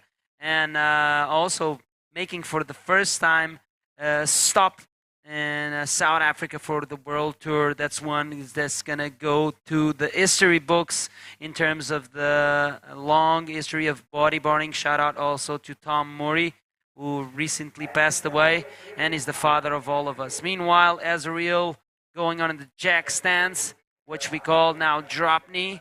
And unfortunately, that's closeout right there for Ezzy Boy. And Amaury Laverne was looking at this one, but letting it go. So going back to the ambiente, which is the environment tent here, which is located here in the structure of the Sintra Pro 2022. We have an plastic artist called Nuno Antunes, and wait, sorry for that, because we've got live action, and that's always priority. That was a big floor there from Amaury Laverne. He goes into prone, tries to go back into Dropknee, trying to cover up the completion of that move. He's not quite happy that he fell from his board there, but nevertheless, nice right there. One of the biggest waves in this heat as well. So he grabs rail. He's trying to compose himself, but then it looks like he lost control there. Ooh, nice reverse spin there for Azriel in the end section of that right-hander right now. Azzy trying to put in some decent scores right now. This is the replay of that wave. Snap into reverse there and complete ride for Ezra. Waiting on scores for the last ride. 2.5, easy peasy for our judge panel. And 2 points, that's the last score for Amaury's wave. Does not factor into his top 2 scores. Going back to the environment tent, we had a workshop at 10:30 that was named reusing marine residue. I'm trying to translate. And right now at 3 o'clock, we are asking all people that are listening to us, if you want to be a part of something really cool, we're going to do a beach cleanup, and some of the pro riders will join us. So get down here and spend some time with your favorite riders and help clean the beach. Meanwhile, this is live action Azriel. Kaylin Yamasaki is such an explosive rider too. You saw that first snap, buckets of water. He's very, very composed. Look at that. This is the replay of the last wave of Kaylin Yamasaki. I called him Azriel. Sorry. They're all Hawaiian, but they have different names and different colors, of course. Look at that big snap there, throwing a lot of water, and it's still going. This is the replay, we do remind you, not a live action. There was a small snap there to complete, and this is going to be a great score for Kellen Yamasaki, and I do believe that he's going to jump into the lead after this ride. Kellen was holding on to a 5-point wave since the beginning of this heat, and right now he's going to back that one or even improve it. But one thing is for sure, after this ride, Kellen Yamasaki is in the lead. And there you have it, 5.25. He increases his top scoring wave, and now he's leading this one. Maury Laverne is in second right now. Pohaku Kekualua is in third and is chasing a 4.75 to second. Meanwhile, Azrael is in fourth position, searching for a 5.25 to second. But we do remind every single viewer that is watching, thank you for watching first of all, but this is a non-elimination round, which means that you'll get to see these riders still competing in this division. Only difference here is that the first and second will skip round 4 and get a free ticket ride to round 5, and the rest of the guys will have to battle it out in round number 4, Bego. Check this out. Here comes Ezra. Ezra also very good. No, I mean, there is no doubt that the level of Hawaiian bodyboarding is huge. Definitely. And they have that, they all have that style. You see the front fin, the front leg in the middle of the board. The sun Dropkneers take the foot closer to the nose, but these riders put it in, right in the center. And I think that allows you a lot of control.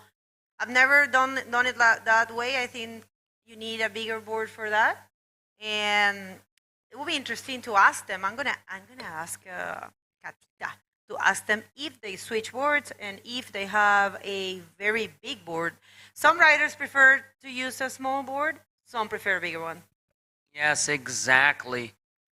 It's up to personal choice, of course. 11 minutes remaining on this one, and I want to highlight some of the activities that's are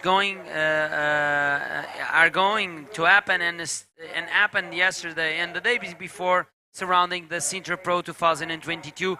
We've got some of our sponsors here developing activities throughout the day, playing some games to build awareness of our part in the future of this planet. Okay, I'm already here. I'm going to tell you the possible. Look at that, the difference in the board.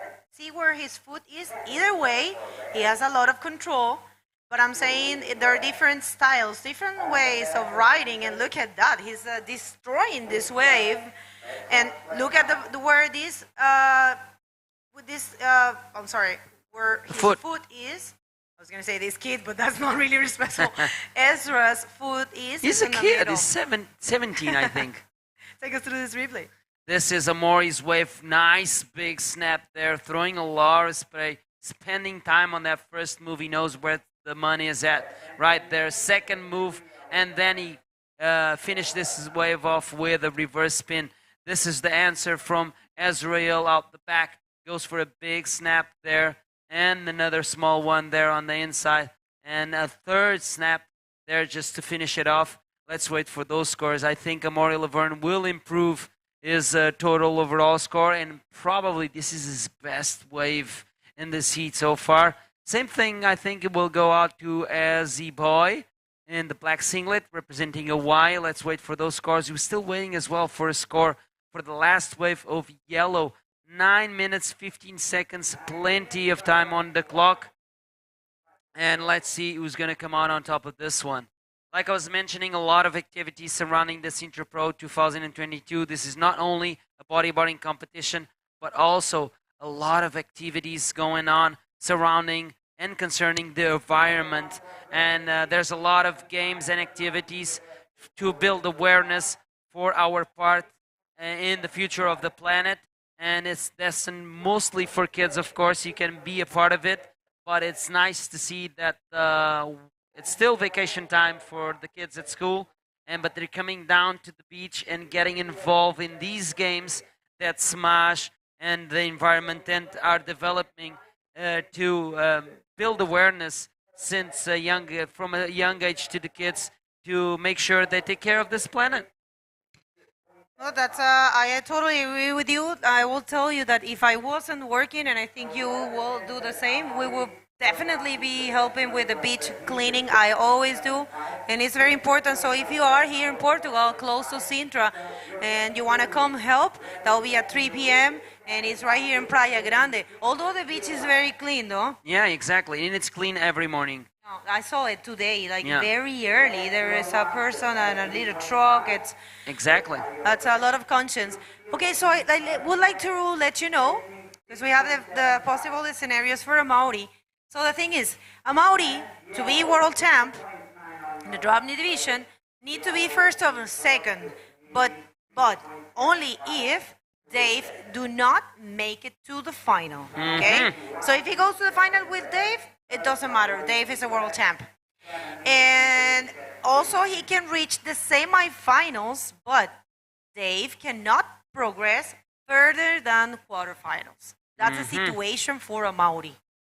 Okay, usually Dave makes the final here, so Amori's got some work cut out for him, but we're not counting out Amori. Of course, he's a world title contender, and we'll be talking about that world title race a lot during the Dropknee division. And of course, we have another title to be awarded here at the Sintra Pro, but we get back into that because the priority right now is action, and we are talking about the Dropknee division. Big snap there on his backhand for Kellen Yamasaki. Another one, and completes that ride with a small snap, is still going, but he decides this wave is not anything to give him, and he just slaps the wave there at the end, showing a little bit of frustration, but I would never be frustrated with this ride on his backhand. Look at this first snap, throwing a lot of water, going around that section.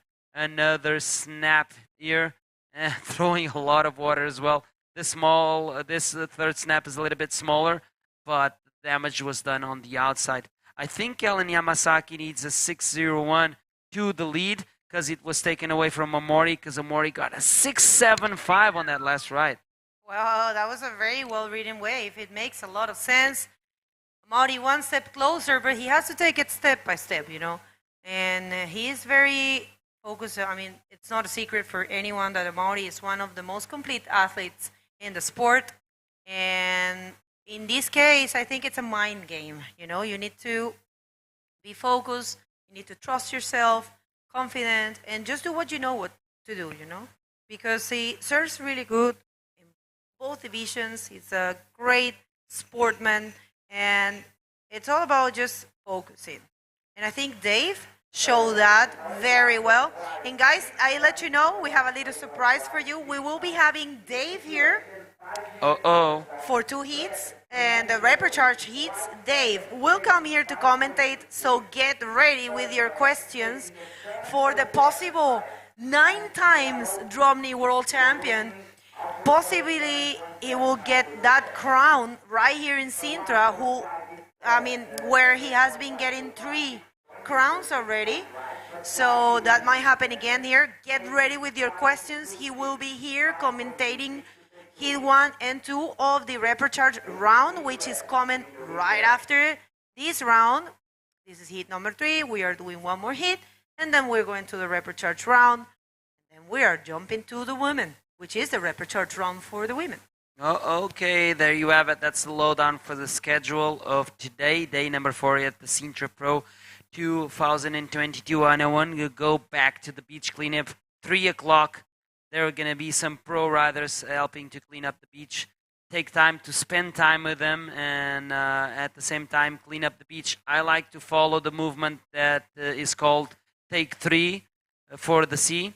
And when I go to the beach, I always pick up 3 pieces of trash, and I put it in the respective bin. And and it's just these small actions that make big results.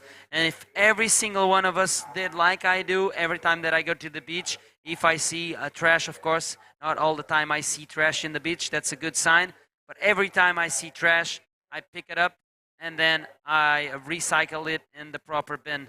So shout out to Câmara Municipal de Sintra, one of the main sponsors here, if not the main sponsor here, of course, to help develop these activities and keep the beach clean like they do every day. I give you my 100% respect because the beach is probably my favorite place to be on planet Earth.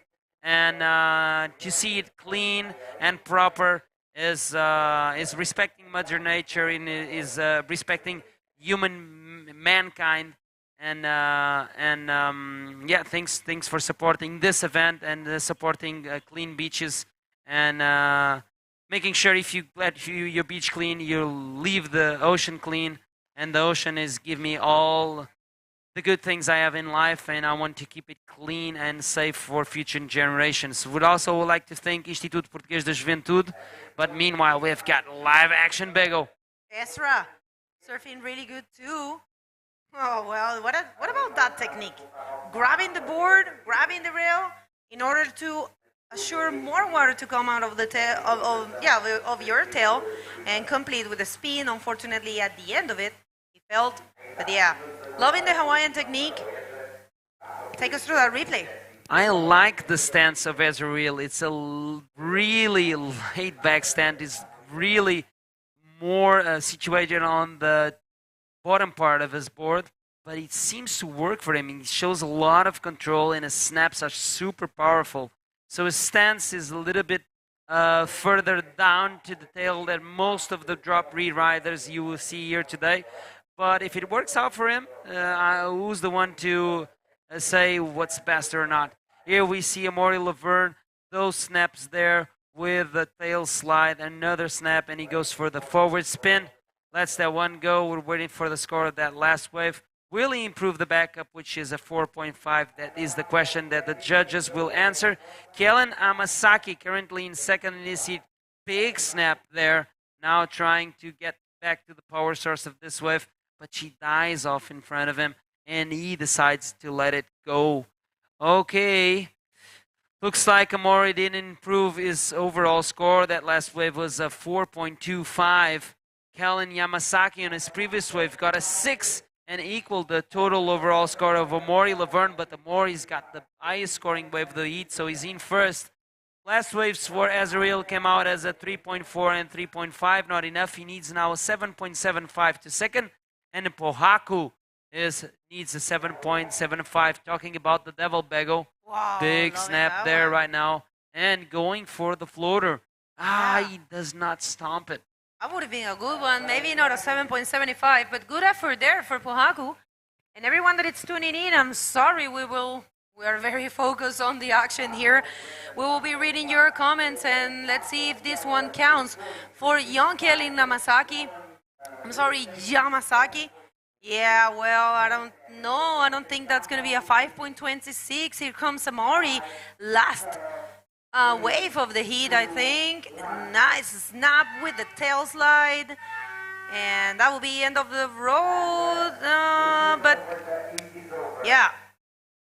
Great job there for Amaury, Kellen Yamasaki. We are hitting a quick commercial break and going to be back in no time.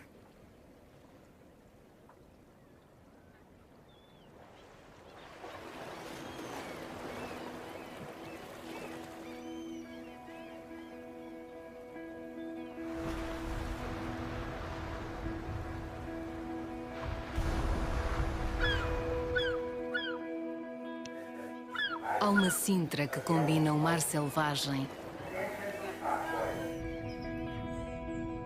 o vento e o cheiro a terra,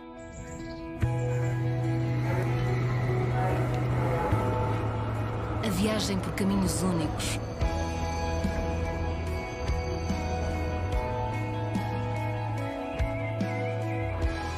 há uma Sintra que alia sabor e tradição.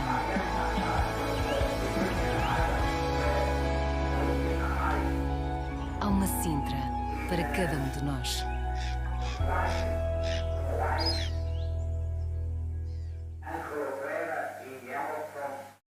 And we are back. It looks like it. Yeah, thank you guys for tuning in. Look, we are in one of the divisions that are just putting us in stress because we are crowning a world champ, so we don't want to waste any time. Let's go to the water. We have the fourth heat of the round number 3, and let's see who will advance. And we do have Fabian Tazar right here in red, who is looking for important points, and he has a chance to also become a Dropknee world champ. Here's coming in his backhand. First move there is going to a second one, unfortunately not much. Who else do we have in the water? So Fabian will be wearing the Brad singlet that you just watched in your screen, catching the first wave of the heat, drawing first blood. In white, we'll be having Kavika Roar Kamai, aka Vix. This is the replay of that last wave of Fabian Tazar. Nice snap there, but then he could not connect the wave. The wave lost a lot of power, so that's why Fabian decided to let it go. In yellow, we have Angelo Freda representing Venezuela. Now it is correct. Looks like they changed from Spain to Venezuela. And in a black, we're going to have Otmani Marjani representing the Kingdom of Morocco. You know the name of the game. This is a non-elimination round. Top 2 riders will skip round 4 straight into round 5. And the other 2 will be battling it out in round 4, which is coming up next. That's right, that's a recharge round, and so comfortable to have that format. And we are seeing a wave here. Yes, it's a Kavika Roller Kamai, also known as Vix. Such a versatile rider coming from a great performance in Pro Division, and here trying to connect to a section that allows him to perform something. That was a nice snap there. Yeah, that's not going to be a huge score for him because he had a little bit of a hard time at the beginning. And this is a replay of a wave that happened while we were seeing Kavika. Yes, this is the right-hander that Otmani caught. Nice reverse spin there, throwing some water. And he's still trying a snap there, but the wave didn't have enough power. So the damage was done out the back. Nice first ride for Otmani representing the Kingdom of Morocco. No, he's really good, huh? He is really good. Looks like we have a title contender in this heat, right, Bego? We do. We have Fabian Tazar, who can also have a chance, a shot. Thank you, guys. Production. Look at this beautiful design from Nico. Nico Vouvray, the IBC World Tour designer. So, Fabian Tazar, what does he need?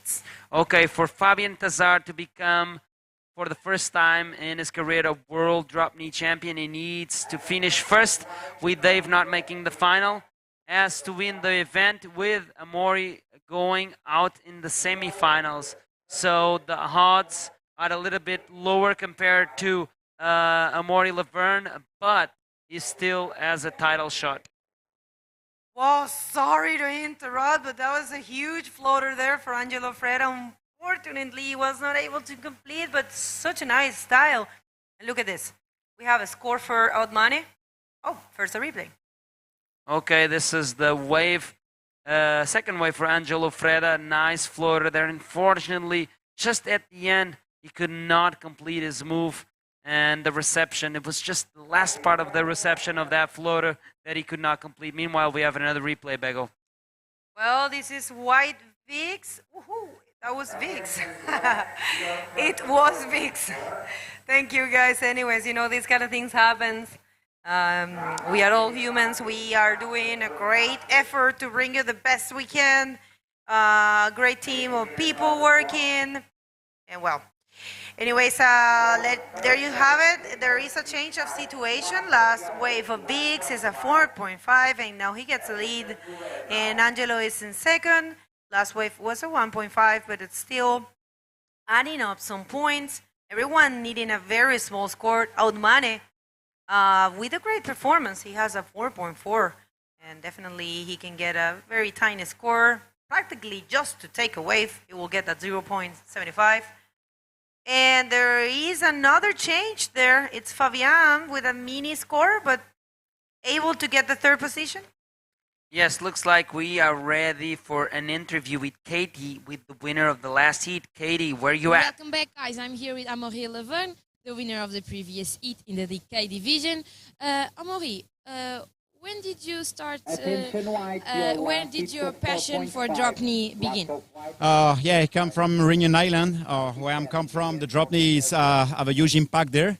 I mean, when I was young, I had to do Dropknee. You know, there was so many good guys riding Dropknee, guys like Thomas Richard, Olivier Marimutu, and Nativel. So many good guys that inspire me Dropknee. So it's something I have inside me.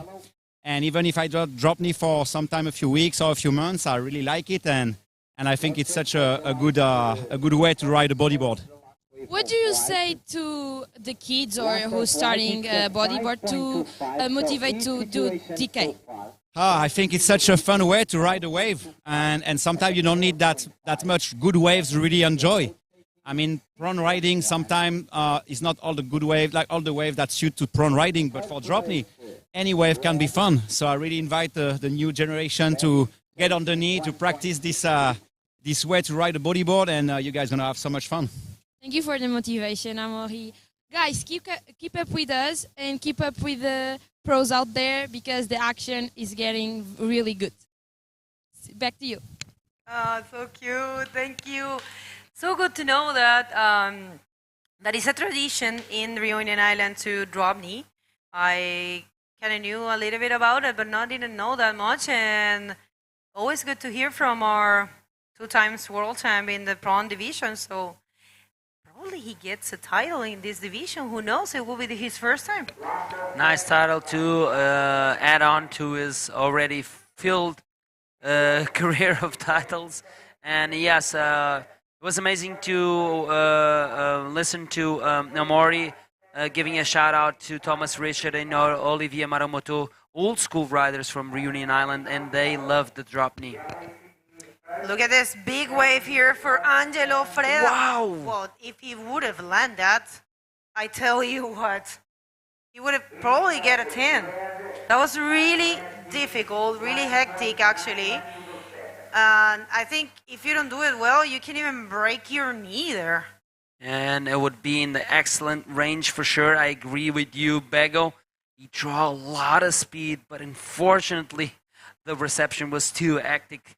And he halfway through the flight there, he ditched his board and was not able to complete that ride.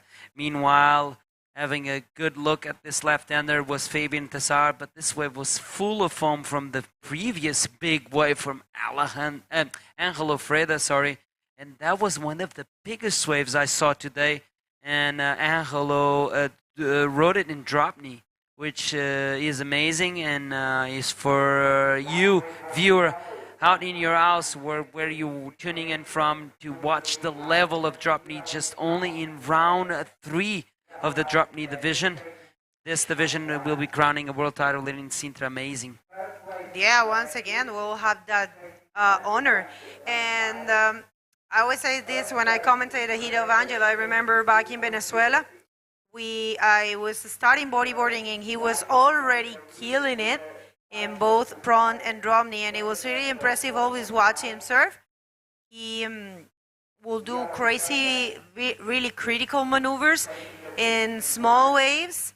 It was amazing to see him, and now he's been living in Gran Canarias for a while.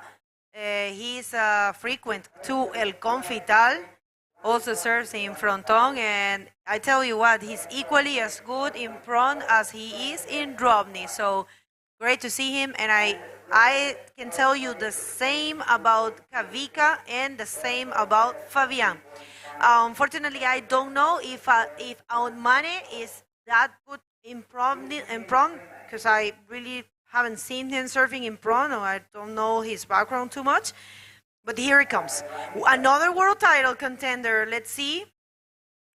That's Fabian Tassar. Trying there. Okay, out the back, this is Otmani Marjani representing the Kingdom of Morocco, going for a floater there, but getting stuck. He was trying to compose himself in the jack stance, which we call Dropknee now, and some people, why the hell he says jack stance so many times? Because this discipline, the Dropknee, was called jack stance because of its inventor, its pioneer, which is Jack the Ripper Lindholm. And if you're watching, Jack, thank you so much for your contribution for bodyboarding, especially the Dropknee. And you must be so proud today to watch this division unfold in the IBC World Tour and see these kids ripping it up in the knee. Well, we had the pleasure of working with Jay Riel back in Maldives, and he's a legend also in this division, and he will giving us some insights about it, some cool stories, and yeah, it's this division big in Hawaii and in many other places in the world. There's always a DK rider there that probably you don't know about, but I think every country has a very good one, and it's good to have, for example, Outmane here showing off. He's been surfing really good throughout the event. And, well, guys, remember, in this round, no one's leaving the competition. It's a non-elimination round, so only first and second advance. And this is a nice-looking wave for Fabian. Yeah, Fabian Tazar, world title contender. He's doing some work there on that left-hander, going for a big floater there and stomps it. He's on the hunt for 2:06. Take us through the replay, Bago. Yeah, no, I mean, Fabian, beautiful floater, of course, landing it. Actually, Fabian also did a great job in Antofagasta in this division and in the Maldives. The double duty is always difficult. We even have competitors here that are in 3 divisions. Some of the Hawaiians are surfing in Ron, Dropknee, and men as well. And Fabian Tazar gets a 4.25, and he's second, only needing a 5.50 to be first, but at least getting a spot and a free ticket to the next, to skip a round, because the good thing about this round is first and second will be going straight to round number 5. I'm sorry. Yeah, no, yes, 4, round number 5. And skipping round number 4, where we're going to have a repechage round with the, let's call it, non-winners, I don't like the word losers, of this round. So right now, after this heat, we're going to go straight into the round number 4 of the Dropknee division. And we will have Dave here to commentate with us. That will be a doozy. I always like to have Dave and his insights here in the booth. And he's no stranger to the booth as well. He's been doing this for quite some years. And it's always good to have Dave here, especially with the Dropknee division being showcased. So there you have it for the schedule. After that, round number 4 of the Dropknee division, we'll be seeing the women hit the water for the first day in this round, this day number 4. It's going to be, which round of the women is going to be? Round number 3? I do believe it's round number 3. Yes, it is a repechage for the women, round number 3. You are correct. And we have 2 heats there. And that will define who will be joining the rest of the competitors that advanced in the non-elimination round. And you remember, we do have a world champ in the women division, which is Isabella Souza. She was crowned in the Walker Bay Pro and in a great fashion. But there are important points in stake here for the World Tour ranking next year. And here comes Angelo Freda. Let's see his front side. Nice looking reverse there. That would be it. And no, I don't know. Yeah, well, I mean, he is ditching the 1.90. That's for sure. This is the replay of that last wave where he needs to score a 4.11. Was a nice reverse there, throwing a lot of play, but the wave didn't have a lot of size. Let's wait and see what the judges think about that. Like I mentioned, he needs a 4.11 to second, but still 10 minutes on the clock, still plenty of time for these riders to sort out their strategies in this one and make sure they get one of those top 2 places that will allow him to skip round 4 straight to round 5 and get some deserved rest. Okay, Flash of Yellow 3.25, so not enough. The situation remains still chasing that 4.11 to second. Outmane Marjani is in 4th place, and is searching only for a 3.35 because his best scoring wave is a 4.4. Kavika Rourkamai, aka Vix, is leading this one on the strength of a 4.5 and a 5.25, leaving Fabian Tazar to second on the strength of a 3.5 and a 5.25.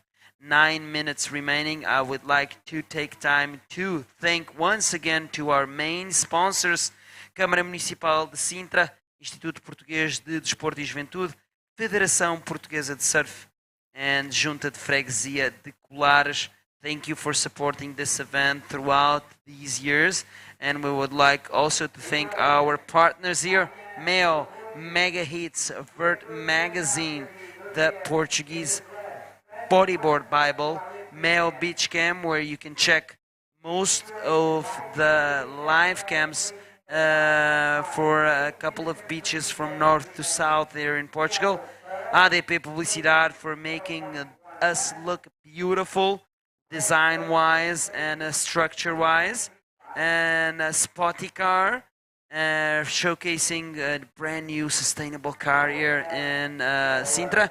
Meanwhile, it's all about the action, and we have Angelo Freda in the yellow jersey trying to post that 4.11 double reverse spin there for Angelo, but getting behind the wave. I don't think the judges will count that double move at all, and I don't think this is the 4.11 that he's looking for. Still plenty of time on the clock, so Angelo can paddle out the back comfortably. Now it's high tide. The waves are a little bit more mellow, not being so much punishing for our riders trying to get to the outside there. So plenty of time on the clock for these guys for sure. Well, that's right. So far, so good for Vix. Doing a great job here, and I mean, I'm not surprised at all. But if you guys tuning in right now, we haven't read you for a while. We have been very concentrated, and I, for one, get really excited and nervous when we have such an important heat as these ones, because we know each heat makes a difference for the world title contenders in this division. So I was trying to focus and not lose anything. But if you're tuning in right now, we can read you. We have oh, wait. Live action. This is Fabian Tazar right now in second position. Woo, that was a nice move there. Meanwhile, speed plick action. This is the heat leader Vix going for a big snap there. All right, the heat leaders decided to take a wave over their own. One went left, that was Kavika, and one went right, that was Fabian Tazar. And let's see if they can improve their situation in overall score in this heat. I'll try a replay for the backhand attack for Vix. Nice snap. Probably a little bumpy there. Yes, a lot of foam on the face there, but Kavika managed that wave quite well, keeping his composure and balance. High line there, and then he snapped. I don't think that Kavika is going to improve his overall score, but let's wait for the score for Fabian, because he's trying to get rid of a 3.5. There you have it. Last wave of white, 3.65. Does not factor into his top two scores, and we're just waiting for the last wave of red. I love this. When the judges take some time, it means that something is happening there. There you have it. Well, it's an 8.85. And let's see if in these last 5 minutes and a half, Fabian can improve his score. Looking for a very small score, though. And I have some comments here. Wait. Our contender is coming. Not really. Snazzy, Given, great. If you want to come next year, we will be happy to see you. We need all the riders in the world to push this beautiful and great division. Wait a second again. Vix, this one I like. Wow, that was a big snap move there, throwing a lot of water and showing a lot of control. The judges are going to love that, because when you show control and you show composure and you keep your stance like Kavika is doing all the way, almost into shore, and performing like 4 moves in one wave, the judges will reward them for sure. No, remember last year we were talking a lot about his backside. He's in full control. Pow! You saw he only grabbed his rail for the drop, and he lost his hand and was able to perform that snap and throw buckets of water, keep going. Actually, 4 snaps out of that one. And of course, he gets a bigger score, 6 points. Meanwhile, this is Fabian Tazar going for a big floater there. Wow! But getting stuck, he got a little bit too late there. And then we just saw him eject this board. And he's not able to complete that move. Wow, great ride there for Kavika Rourke-Amai, improving his overall score and posting the highest scoring wave in this heat so far is 6 points. And going back a couple of months in this year, we were in Panama together, Bego, and Kavika destroyed the Dropknee division there. He looked so much on point. There was guys there like Dave Hubbard and Sammy Morantino, current world champion, and Kavika took the win. I know, he was something else, definitely, and such a cheerful person. And wait, I love this guy's style. It's old money from Morocco. Oh, trying to get something for himself there. Looking for a very tiny score, I tell you. 3.35. Completely doable for him. There's still 2 minutes and 50 in the clock. Yes, Otmani started this heat off quite good with a 4.4. Right now he's looking for a 3.35. He's trying to post that in this last ride. Unfortunately, not enough. The judges concluded it's only a 2.5. Nevertheless, he jumps into third right now, still needing that 3.35. But now he's on top of Angelo Freda that sits fourth right now, searching for a 4.11. Not a high score there, a requirement for Angelo. He can do it as well. He was a bit unlucky on that huge wave that he got. I think it was the biggest wave of the day so far during competition that was caught.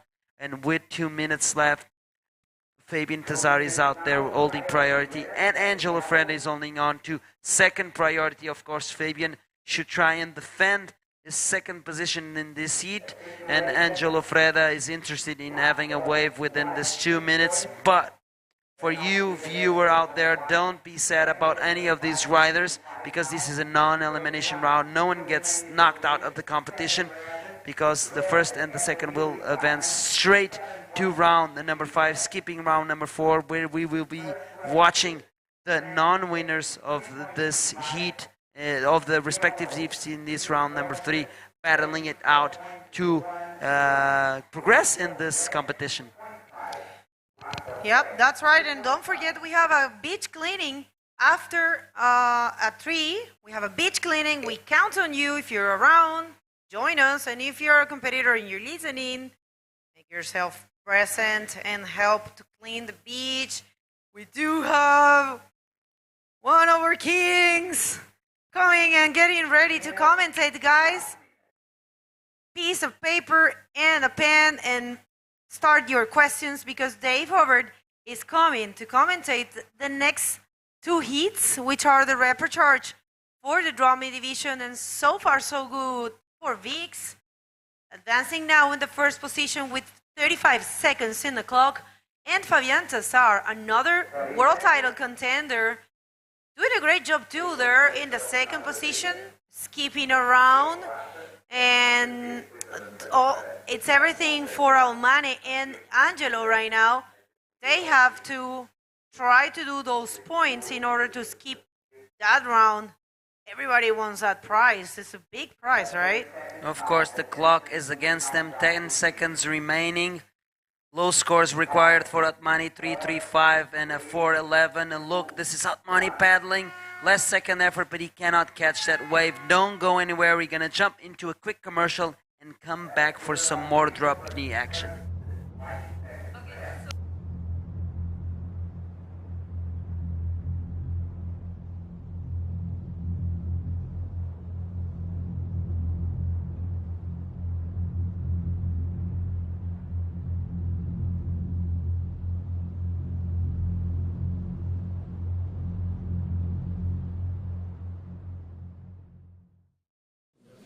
Malta, para tudo!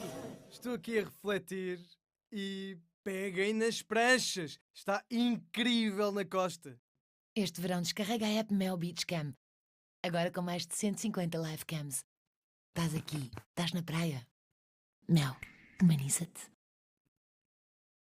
And we are back, and I have the pleasure to be sharing this booth with another great commentator and the world title contender. Dave Horvath, welcome.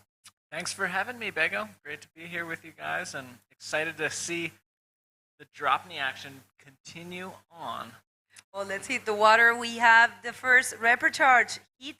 This is the round number 4, and we have 4 contenders there. It's Francisco Fernandez, or Cooking, from Rapa Nui in red. We have Logan Somova from Hawaii. In white, we have Hemhaim Baturi, the sole Israeli in this contest, in yellow. And we have Hugo Hernandez from Spain in black. So how are the waves are there? It's super fun. It continues to change, you know, as the tide is rapidly rising. We are seeing a bit more lulls and a bit more space. Kind of these peaks are getting spaced out, but very contestable, very rippable, some really great closeouts. We've seen some good scores come from some nice closeout floaters and hits. So I think it's great. I think they put the Dropknee at a really nice time. Yeah, it looks really good from here, but I always say we get the amplified version of things here, because you know the cameras amplify the view, and we are not really sure what's happening out there. So it's always good to have that insight from the competitors. Wait, it looks like Cooking is taking this one. Oh. Strong paddle, trying to get in there, and that wave just kind of fizzles out. That's one of the difficulties with a full tide is if it doesn't break on that outer bar, it won't break later.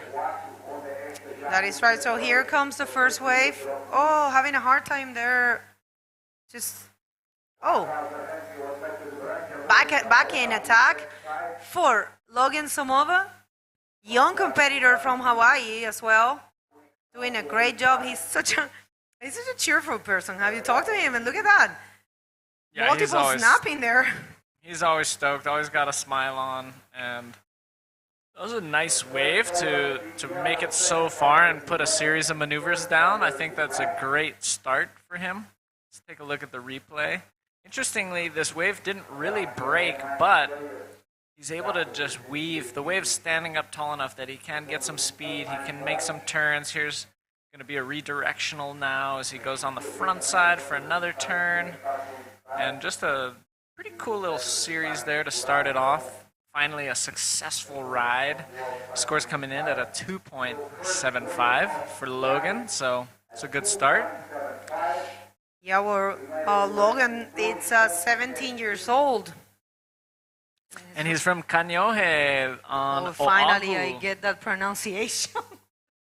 Kaneohe. On Oahu, yeah. And he's, you can find him down at Sandy Beach most days. A lot of the Hawaii guys that came are residing on the east side of Oahu, so they're part of that Sandy Beach crew.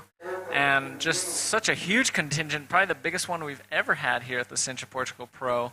So it's great, really exciting for me to see after so many years coming here, either alone or just with my brother, to see a big pack of Hawaiians. Let's take a look at Kukin. Yeah, Kukin, he has been doing a great job, so going for the front side.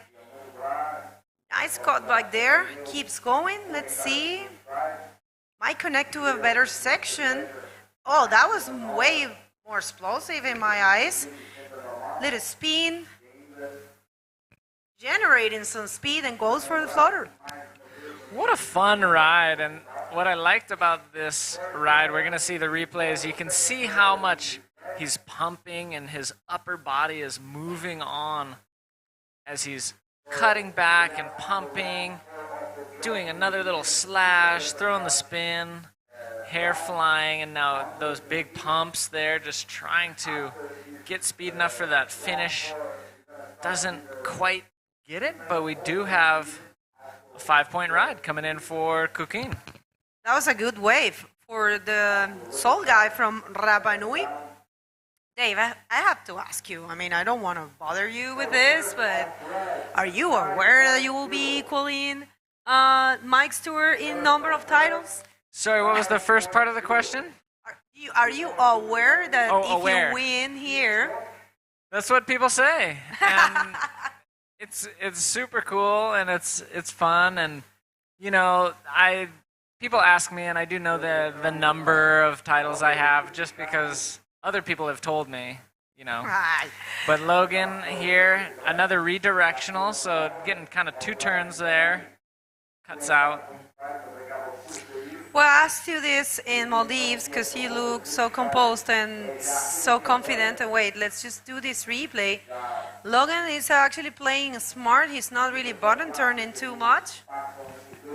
Doing a couple turns there. Just adding some points, you know. Right now it all comes down to that. You have to add points.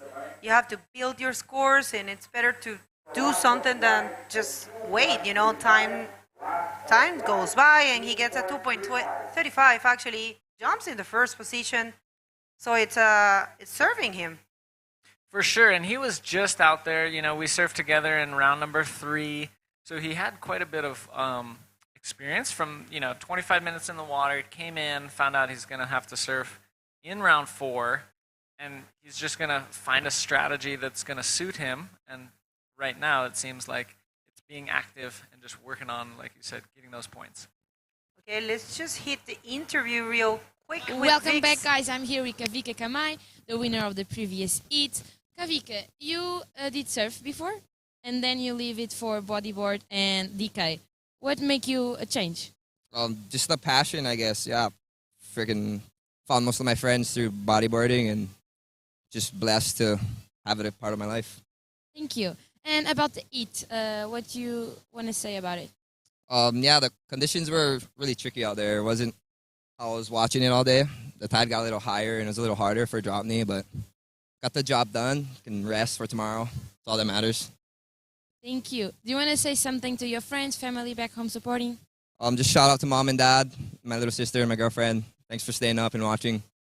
Mahalo for all the love and support. Congratulations, Kavika. I hope to see you here once again. And back to you guys. Thank you, Katie. And of course, that great interview. I didn't know Vix was a surfer before. And wait a sec, here comes his friend. What? Throwing buckets there, Logan.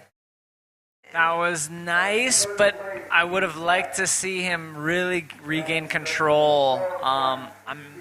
It's gonna be tough to see what the judges are gonna score that, because he did find a vertical face enough with just producing a beautiful fan. Let's take a look at Hugo. He's got that lazy takeoff, gets a little bit of a barrel, and up for the float. This was a dynamic ride. Had he landed that float, I would dare say it to be the biggest score thus far, but just came unglued there. Getting a lot of action. Yeah. That's right, a little bit of a lazy stand-up, you said, and still gained back some speed, and fortunately not able to complete that turn. Would have been a good score for him. And well, we have a variety of situations for you to become world champ again, but definitely I think I would like to pick your brain on your mindset, which I think is the worst part, right? Or the best part. Yeah, so it's really nice. There's a pretty hefty requirement on anybody who wants to attack my lead. You know, I have a points lead coming in with that strength, so the requirement is really actually steep on any attackers, which leaves me in kind of a comfortable spot. Of course, it's a heat-by-heat thing. I don't really have to target any of the of my opponents or watch what they do. Really just need to go out there and surf my heats, surf them smart, make it from heat to heat, and then we see where the dust settles at the end of it. But it's nice to come into this event not needing anything specific. I don't need to win. Potentially, I don't even need to be in the semis. potentially, who knows? It's all based off where Fabian and where Maz wind up, but I don't need anything specific. I just want to go out there and surf and show my stuff. That's great. Well, that's your prize for doing a great job throughout the year. Winning the 3 events, it's something else. So definitely you get that. I mean, you get that confidence for sure. It's pretty simple actually, but yeah, we do have, some possibilities. You're quite close. So congratulations in advance, or I will say congratulations for your good performance throughout the year, which is, I think you know what they say, it's not about the final result, but the path. And your path has been very well done, I will say. Yeah, it's been a special year. I've been just thrilled to, get to compete in so many Dropknee events. We haven't had a world tour with 4 Dropknee events, as long as I can remember, maybe ever. So it's super special for the Dropknee World Tour to have a lot of events, and to have come away from each of those as the victor has been just a tremendous honor. And to come into this final event, it's, I wouldn't really call it home turf, but I've been here probably 10 times and surfed out here a lot, so I know what to expect and I know how to surf Praia Grande most of the time. Of course, I'm not an expert or as local as Nick Rosner or somebody, but I have some confidence coming into this event, just based off of the wave itself. No, I mean, definitely your work, it's been impeccable throughout the year, and how good that felt to win in Maldives. That was so cool. That was one of the highlights of my life. For sure, one of the competitive highlights that I've ever had. Just so special, so amazing. Still over the moon, still so stoked. It definitely made my year, so super stoked.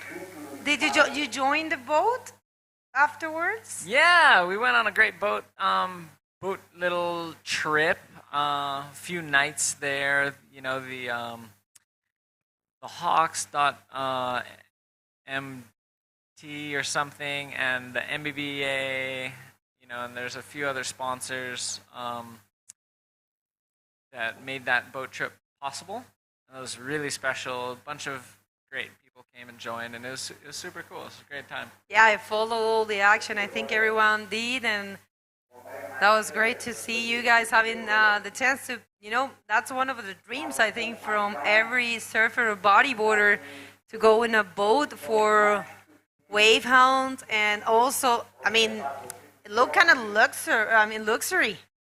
Oh, it totally was. The Marseilla Star was like a 40-foot yacht. So it was sweet. Sorry, 40-meter. Yeah, 40 I was meter like, yacht. what? That's kind of small. 40-meter yacht. Yeah, that's huge. No, I saw it. And you guys were treated so well and had the chance to surf around. Well, but it's all about Sintra right now, and we are in the 4th day of competition of this amazing event that it's been running for 27 years in a row. Of course, we have one single stop. This is a 26th edition. We couldn't do it during the 2020 due to the COVID, but right now we are back again, and it's an event with all of the divisions, and I would like to thank our sponsors. Remember, this event is brought to you by Câmara Municipal de Sintra, Instituto Português de Esporte e Juventude, Federação Portuguesa de Surf, Junta de Freguesia de Colares, and we have a lot more, but let's see. We have Meo, we have Mega Hits, Vert Magazine, Meo Beach Cam, ADP Publicidade, Spotty Car. There's a little car at the entrance. You haven't seen it. Wait, we have a wave. All right, we got Hugo. Nice backside turn. This was pretty powerful. And another nice little slash. He's not done. Puts another one on there. He's hopping, hoping to get more of a connection. Look at those fingertips right on the nose, putting a little more weight there, just trying to get farther and farther as he can to the shore. To me, this was a really nice wave. I thought his snaps were probably the best so far in this heat. I'd be a little surprised if this isn't the best score of the heat. Nice snap there. And another nice turn. The spray is moving pretty far. He gets 3 right in a row. Really, really nice. He does get a 4 points for this. Is the score for this? So really nice ride there from Hugo Aleman, Hernandez Aleman, who now takes the lead in this heat. Well, yeah, Hugo is a great bodyboard, a great Dropknee rider, I'm sorry, and I remember him last year, he did a great job. And of course, he take the lead after the last one, and here comes this Sol Israeli. He was present in Maldives as well. Look at that. He's actually putting his foot really close to his nose. I wonder if it's the same board he's using for prone. And well, that was a ride for him, his first one in this heat, and it will allow him to mark some points. Yeah, slow start for Han, and you know he was excited before he hit the water. He did tell me, "Yeah, it's a new board I got. It's my model. It's a Hub Boards," and he was very excited about that.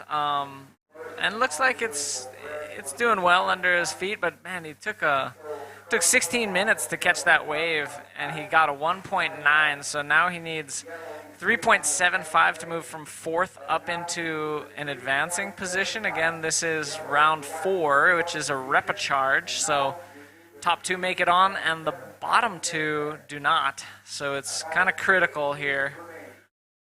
Yeah, well, I mean, he's such a happy person, and he's just happy to be here, and here comes Kukin. Front side, and he only needs a 0.65. It's a very small score.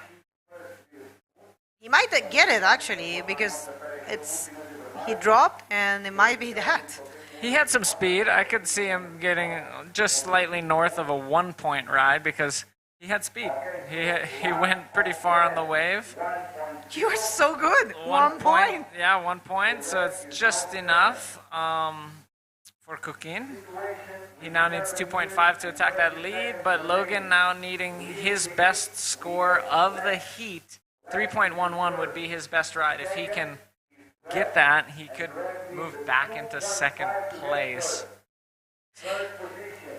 Well, that's right. So far, so good for these riders. And I would like to remind you, this is an elimination round, meaning only 1st and 2nd will advance to the round number 5, where a few big names are waiting, such as the one that is sitting next to me. Main world title contender for this division, it's Dave Hover. So if you have a question, this is a very good time to throw it because Dave is here available, and one of the nicest persons in tour, I will say. We have Robin Legros. Dave, stop being that humble. You destroy every time. Hey, Robin. Robin. Nice to hear from you, my friend. Oh, look at this. Rodrigo Valentin. He says, yeah, will I stop or try to beat Mike Stewart? If I match his 9 world titles, I won't stop. that's so good.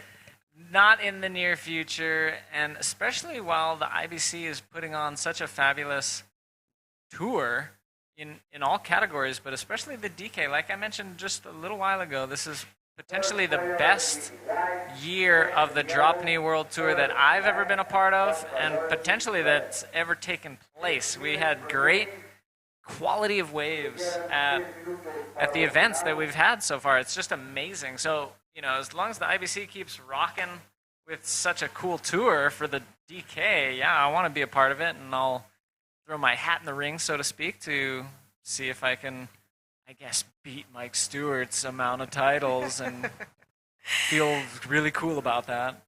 Guys, I mean, seriously, what you just said is so important, guys. We all know there are always things to improve, but definitely, I mean, the IBC World Tour, it's working very hard to bring good things to all of you. Wait a sec, here comes Logan. Logan, keeping busy there.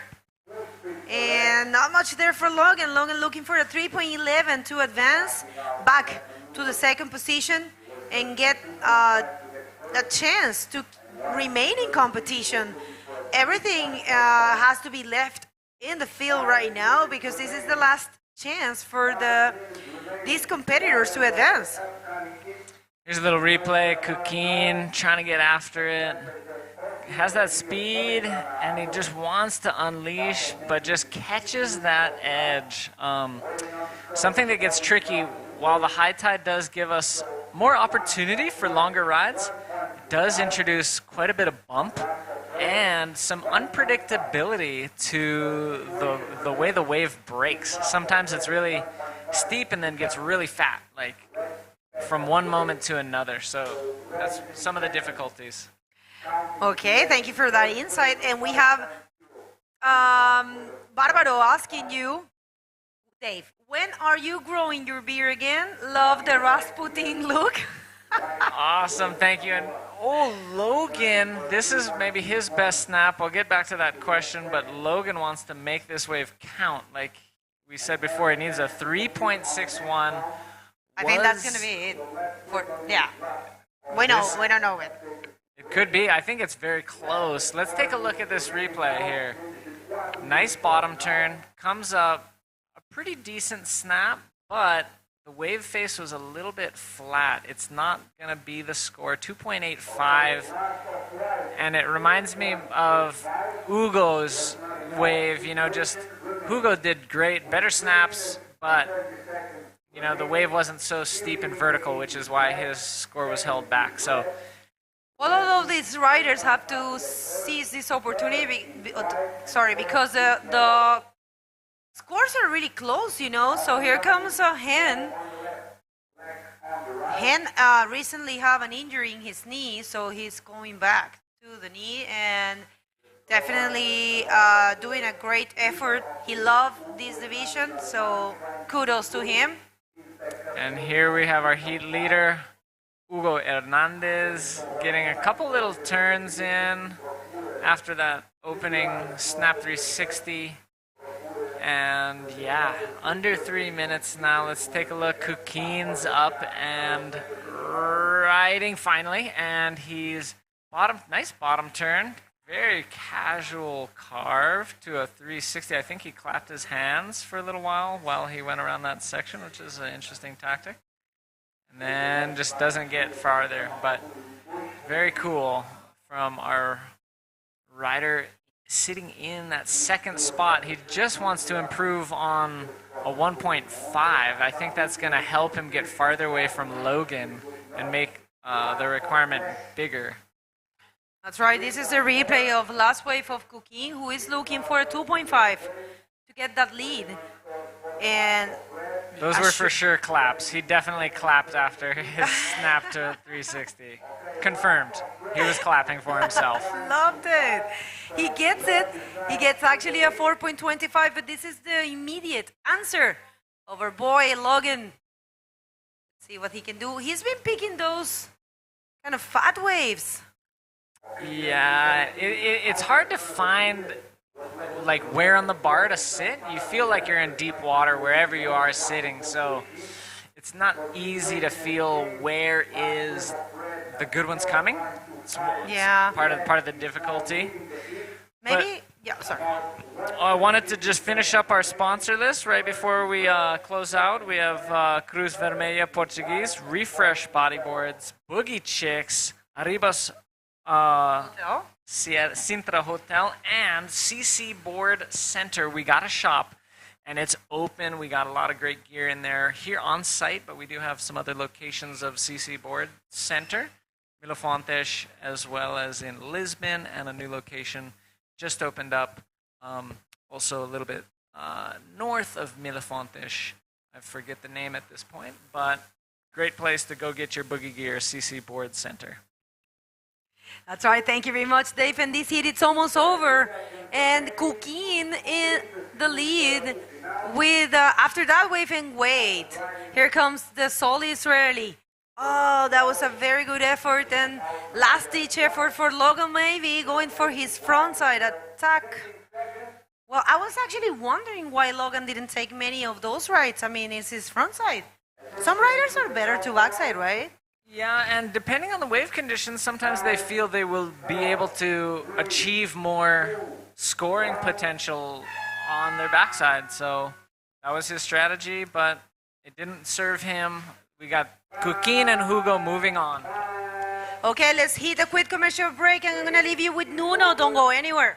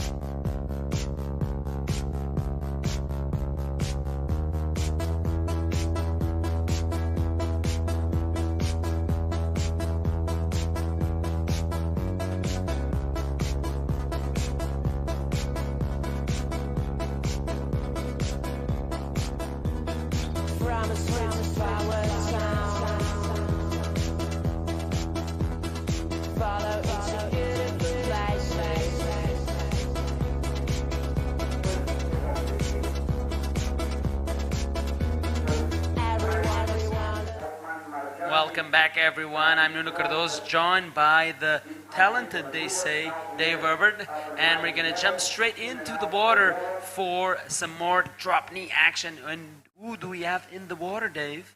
We've got Pohaku Kekawalua. We've got Autamane Marjani. From Morocco, we got Ezra Hill. From Hawaii, Angelo Freda from Venezuela. And, of course, Pohaku is representing Kauai. Of course, and also Ezra Hill. I heard yesterday that his nickname is Ezzy Boy. Ezzy Boy. So cool. I love that there's just a thick posse of Hawaiians cruising in Sintra. They love it here. 18 in total. 18 of us? 18. We're loving it here. We're just multiplying. Watch out, we could have 36 next year. I hope so. Yeah, a bunch of juniors. We need more juniors coming out. We got a really talented field of juniors back home, so looks like we better get fundraising. Yeah, how's the scene in Hawaii nowadays? You've got a couple of events there now. Yeah, we do, and you know, Kaikeha has definitely been growing the scene. We did 4 editions of the Garden Island Boogie Board Classic. That's really been a boost to the scene. Kaikeha ran a Sandy Beach Junior Pro event this summer, which gave some of these juniors who are here competing in Sintra that little confidence boost and like excitement that, hey, we're a part of the world tour on home soil, but now we can go and travel and we got points. And there's even another event, but let's get back to that after Pohaku throwing some chunks on his first turn. Makes it back around this section, hopes for more as he gets another spin to 360 combo. And one more little sa before that wave fizzles out. How are you faring the conditions this year in Sintra? A lot different from the previous years. And I don't know if you noticed, but once the Dropknee division got into the water, looks like the wind backed off and it went like pristine. I did see that. As soon as that round 3 heat 1 started, I was like, whoa, it got glassy all of a sudden. Let's take a look at this replay of Pohaku. He had to do a little bit of an adjustment there to make sure his foot was forward enough to carry momentum through some of that kind of softer spots of the wave. And he was able to get quite a number of turns in, gets 4 points to start. It's a good start for him.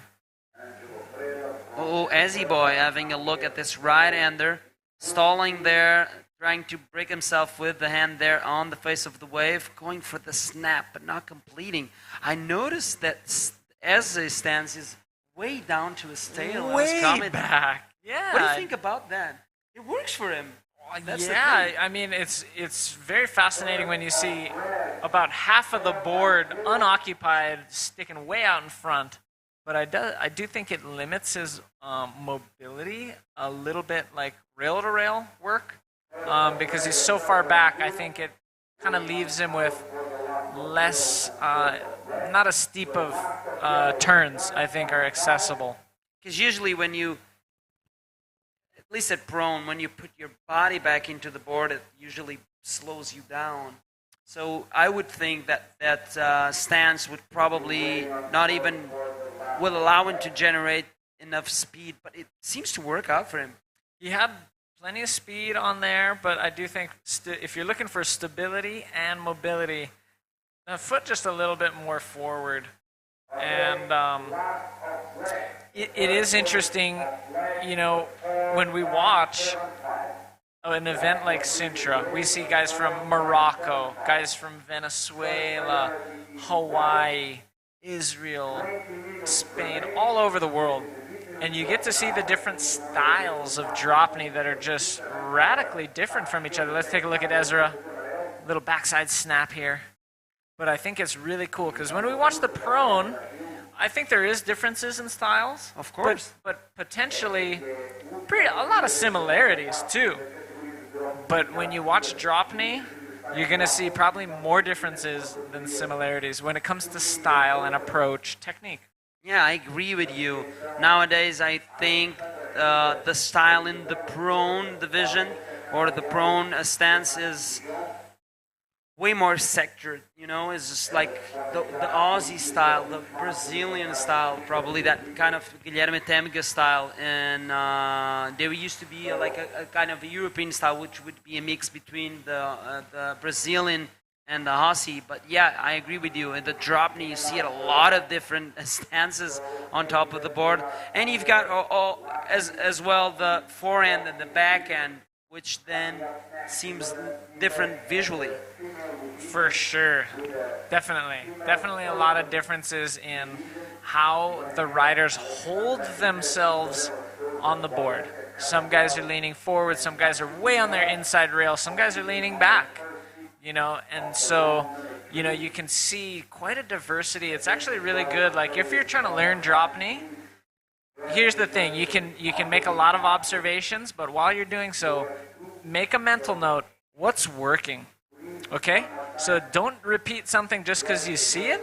Make sure that rider is actually making that technique work before trying to repeat that. And also in the Dropknee stance, you have two different sides to it. You could either be a goofy or a regular, which visually changes already a lot. For sure, and it changes, you know, a lot of people will naturally find their stance based off of, you know, which foot they put forward or kick a soccer ball with, or, you know, if you're standing still and somebody pushes you, what foot you move to stabilize yourself is a good indication of what foot you preference, and some people will put that foot forward. Other people choose their stance based off of like what wave they have in their backyard, and they choose that I'm gonna frontside this wave in my backyard, and that's just how they learn. So it's very interesting. Was that the case for you? No, I started surfing before I bodyboarded, and that's also, you know, I was goofy on a surfboard. So I was goofy when I went to Dropknee too. Okay, looks like Ezzy Boy is having a look at this one on his backhand, throwing some spray there with that snap. Second one, adjusting his board there, trying to go with the wave. There was no wave. The wave just died off in front of him. Yeah, but he does get a couple of turns in, which was really cool. I think this is Ezra's best wave so far. That was a nice turn. You know, that the wave did offer some meat there. And he gets a couple more turns for a good measure. 3.25, his best, puts him in a more solid leader position. But, you know, we can't count out Angelo Pohaku or the Moroccan Othmane because he's not in a massive lead. You know, Ezra's not keeping everybody at bay too much. Just single wave, modest score can change it all. Okay, looks like we have a question for you, Adrian, via Facebook, and he's asking, how did you learn DK during the early years? Did you have any coach or someone you looked up to? Really good question. Let's get back to it after Angelo Freda's wave. He started with a snap 360, caught a lot of speed, trying to connect it. Here's that fat section of the wave, which is just tempting, but doesn't really offer much while we have Altmane taking a look here. And so, yeah, I had, guys I looked up to. Kyle Maligro was a big influence on me. He was a great drop knee rider. He was able to dispense some knowledge to me. And I'm going to keep answering this question over the replay because this is a pretty straightforward ride for Angelo. And, the real coach and mentor I had was a guy named Joe Kelling. He's almost the equivalent of Gato in Hawaii because he was shaping boards way, way back. I'll get back to that after Pohaku's wave because this could be a keeper. A lot of speed. Look at this next section. He slows it down, little glidey turn, tries to throw it into a spray rev. But yeah, Joe Kelling really took me under his knee, really showed me the techniques that worked for him, showed me the biggest thing I remember that's made a huge difference in my riding is what he taught me backside. And I'll share it with you now is he said, pay attention. and this is just a general flow of thought I'll start with that can be applied to all sports. So your head follows your eyes, your body follows your head. So where you look, typically your body will start orienting towards that direction, but you definitely need your head to be part of that equation too. So backside, a lot of people are looking over their shoulder. They're facing the beach, eye cocked to the far right head or one side of their skull. They're not even facing it with their head, but let alone with their body. So here's the thing. Look with your eyes, turn your chin, turn your head, and then now square up your shoulders to match where your head is facing.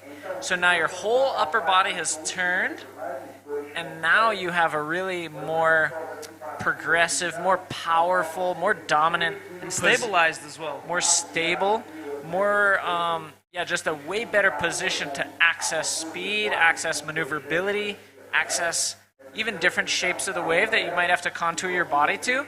Because when you're looking over your shoulder and you're facing the beach, you're not moving fast. You're not going to be able to maneuver too much. So it puts you more in like the front side position where your chest is facing the direction you're going. Let's take a look at Ezra speeding across this wave. Almost gets a barrel. Just a pocket ride to slide out there for Ezra.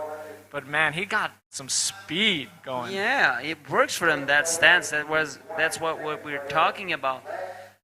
That last wave was a 1 point, so it's not going to factor into stop 2. But out the back, it's Otmane Marjani trying to post a score for himself. Nice floater there. And we can hear cheers from the beach. It's the Moroccan crew supporting Otmane out there. They were stoked. And Otmane using his priority here. He gets up, and now he's going to find that floater section. Just very, kind of almost a rock and roll, kind of stylish, huge jump off, just showing his prowess there. His best wave. I have a question for you. Did you see how Otmane got onto the drop knee stand, knees first and then the leg? Do you kind of have something to say about that, or should he go straight into the drop knee stance? Yeah, and I saw it in the last heat, and I didn't really want to point it out to make anybody feel inferior, but of course, if you're watching, just don't get up on the double knee first. Just do what Angelo did. Get up into the stance all in one motion. It's just way more effective. Nice spray 360 from Angelo. I like that. Probably his best ride, potentially. Let's wait for the score of that last ride of Angelo Freda. This is the replay of that reverse spin, throwing a little bit of spray there. He sees the face of the wave there and then attacks with that reverse spin, and decides to do a flip there to exit the wave. This is Azzy Boy having a look at this left-hander. Couple of snaps, very similar wave that we saw of him that got him at 3.25. You can just tell he loves the attention of being on the world stage. He loves being here and competing. This is a big experience for Ezzy Boy. You know, he's been competing at Sandy Beach, his home break, for over a decade, you know, and a standout, really solid junior competitor. Surfs really well at Sandy's, but now he's at a different wave. He's on the world stage. He's loving it, the attention. Ooh, one flying all over across the world and meet other fellow peers from other different countries and be able to be a part of this most prestigious event, the longest event in the bodyboarding competition world, which is the Sintra Pro. How many years have you coming to Sintra? So for people to know. I was tempted to ask Roman or Joao to look at the records because I lost count. I'm thinking it's at least double digits. It's got to be at least 10. But no, I have a picture with you, and it's. When did we meet? I think we might met in 2006 or 07. 06 or 07? I would say 06 or 07. That would be my answer. So we got to take off, you know, the year COVID didn't run, and then let's take off 3 more. So let's, from 07 to today, -4, and that's probably a pretty good rough number. So what is that? 11? 15 less 4, 11 years. Double digits. You're right. Like double digits for sure, potentially 12, but you know, no less than 10. What do you like most about Portugal? Especially this area. Let's talk about Sintra and focus on Sintra. I think it's the people. I love, I've got some really great friends here that I keep in touch with all year. You're one of those, Nuno. Nicholas Rosner. Legend. The Swinkes, you know, Jürgen and his family. There's just so many cool people. Even people like I'm not super close with just have the coolest vibe. Like I was just chilling with Daniel Fonseca the other day, just watching heats. It's just so cool. We're not like best buds, but he's so down to earth, such a nice guy. He is. Haku, big floater, doesn't come down with the move. Yeah. Tough one. Not completing that one was Pahako. He's currently sitting in second, which is favorable for him, but he's got some guys breathing behind his neck. It's Ezra Hill is on the hunt for a 3.36, and Otmane Marchani needs a 4.2 to take away Pahako from that second place position. Leading this one is Angelo Freda on the strength of that 4.75 that he got early in the heat, and his last wave came in as a 4 point. So he has an overall 8.75 and is leading this one and wants that ticket to round number 5. Indeed, he does. Yeah, great heat. One more thing, besides the people, Bola de Bolacha. Bola de Bolacha? I love the classic Portuguese dessert. It's layered biscuits with icing in between each layer and on the top. It's so good, and I've made it so many times. I even crafted my own take on the recipe. Ooh. Bola de Bolacha com Nutella. Do you with Nutella? Nutella on the final layer of icing. No it's way. Unreal. People have told me I should open a Portuguese patisserie and sell it because it's that good. But it's hard to mess up sugar and butter, isn't it? Let's take a look at the Moroccan Outmane. Nice redirectional. What's he going to get here? Slashy snap. A lot of bounce. Pulls it off. Cuts out on his own power. Is this the 420 that he needs? I don't think so. Mm-hmm. But it was a great effort. There was potential on this wave, and it just kind of fizzled out. But he did well with what he did. Good effort. 2.25. Not going to be the score. Ezzy boy. Little slash. Finds another. Oh, he's trying to stay upright. Hits a 3. And another. Ooh, he's just eating it up. He's just eating it up. He knew all eyes were on him. The world is watching, Ezzy boy. Look at this takeoff. Look at this almost like a bunny hop. Whoop, whoop. I love it. And nice snap there. The second one was the one most expressive. He goes for the forward spin there. And another small snap going back to the power source, but there was no power left in that wave. And he waves off to the tower saying, give me that 3-3-6, please. I want to go into round 5. Or he's just waving at the 700 Hawaiians on top of pipeline. Or 18, however many we are. But it's just eating it up. I love the energy Ezra's bringing to this event. Going back to the Bolo de Bolache, do you know already, of course, because looks like you are way into it, that some people use coffee. Oh, that is what you use. Yeah, but some people don't like the coffee in it, and I do use the decaf. version decaf. I use decaf coffee. But some people don't use coffee at all. So well, they dip it in water. Milk. Okay, milk I can take, but yeah, I go with the decaf. You like the coffee side of it. The coffee is a critical component of this dessert. And I'd love to try your milk rendition. Any of you bakers out there? No, it's not mine because I never made Bolo de Bolache actually, but I love it. Yeah, no. I was speaking to our audience. If you're making it with milk out there, I'd like to try it, but I'm going to hold off and say it's far superior with that coffee flavor. But use decaf if you don't like caffeine. And do you think it's even far superior with the Nutella on top? It takes it to a whole nother realm, Nuno. It's insane. And you only use Nutella on the final outer layer of the whole thing. So looking at it, it's Nutella colored. Yep. Not the whitish that we usually see. Correct. Wow. That final layer is a light brown because you've mixed in dark Nutella with that butter and sugar icing, and it just is. It's something. It's something else. I've been requested to make it for Nick's sister's birthday coming up, which I have done in the past. She froze a piece because it was so good. Pulled it out of the freezer 6 months later to share with friends. So potentially I might be having to make it again this year. Oh, bring me a piece, please. All right. Or come to the party. Yeah. Or both. Okay, cool. I might have to fly down to Kauai and invest in that business of yours. You'll have to bring me the Maria. Yeah, I'll bring the Maria crackers. Because we don't have good crackers to do it back home. But that's the Maria is a critical component of this whole thing. Do you take a lot of Maria packs with you? I've been known to take some, and let's take a look at Pohaku as the heat's getting close. Wow, that was a great jump off.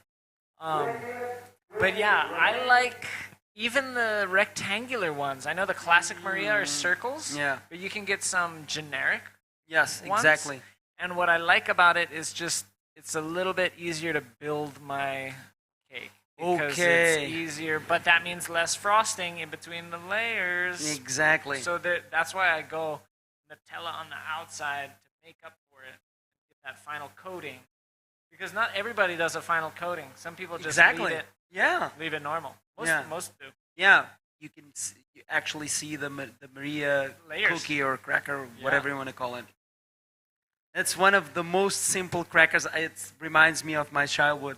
Of course. It's like nowadays, probably it's called like a cheap cracker. Because every cracker nowadays has cream and is chocolate filled or something like that. Maria, the Maria cracker, I think, is one of the most basic crackers you could find in the supermarket nowadays. Yeah, before they were putting 14 grams of sugar in every cracker, that's what you had. Ezzy boy, he's looking for a number. He's gonna have to do something huge on the inside. Look at him fly. Oh, and down to prone to finish. Okay, I don't think that's the 3-3-6 that he's looking for to take away that second place away from Pohaku. But I'm no judge. The score is yet to be revealed. Otmani Marjani is still in fourth. He needs that 420 to jump into second. Angelo Freda is sitting sweet on top of the leaderboard there. And watch out, Otmani Marjani is up and riding. Gets up and puts into a series of 360s. Oh, wow. This is not going to be the number, but he knows it. But with 1 minute remaining, I dare say, had he stopped earlier, he could have got back out there. Anyways, let's take a look at Pohaku stroking. Can he get in? No. Not really. 50 seconds remaining. It's all about these last scores of Otmani and also Ezreal. Let's see what those are going to turn out to be, as this is the replay of the last wave of Otmani. Take us through it, Dave. He gets up with that double knee up into the drop knee stance, a grab rail 720. Almost doesn't really pull it, puts the leg down. 2.75, it's not it. But he represented Morocco well, making it all the way to round 4. We do have, Ezra Hill, he also looked like he was defeated when he rode that last one to the beach. So I think he's out of the picture. It looks like Pohaku and Angelo moving on. They're no strangers here to Sintra. Exactly. There you could see Angelo Freda celebrating, putting his hand up in the sky. Don't go anywhere. We're going to come back for some more action right after this short commercial break. Thank you, Dave.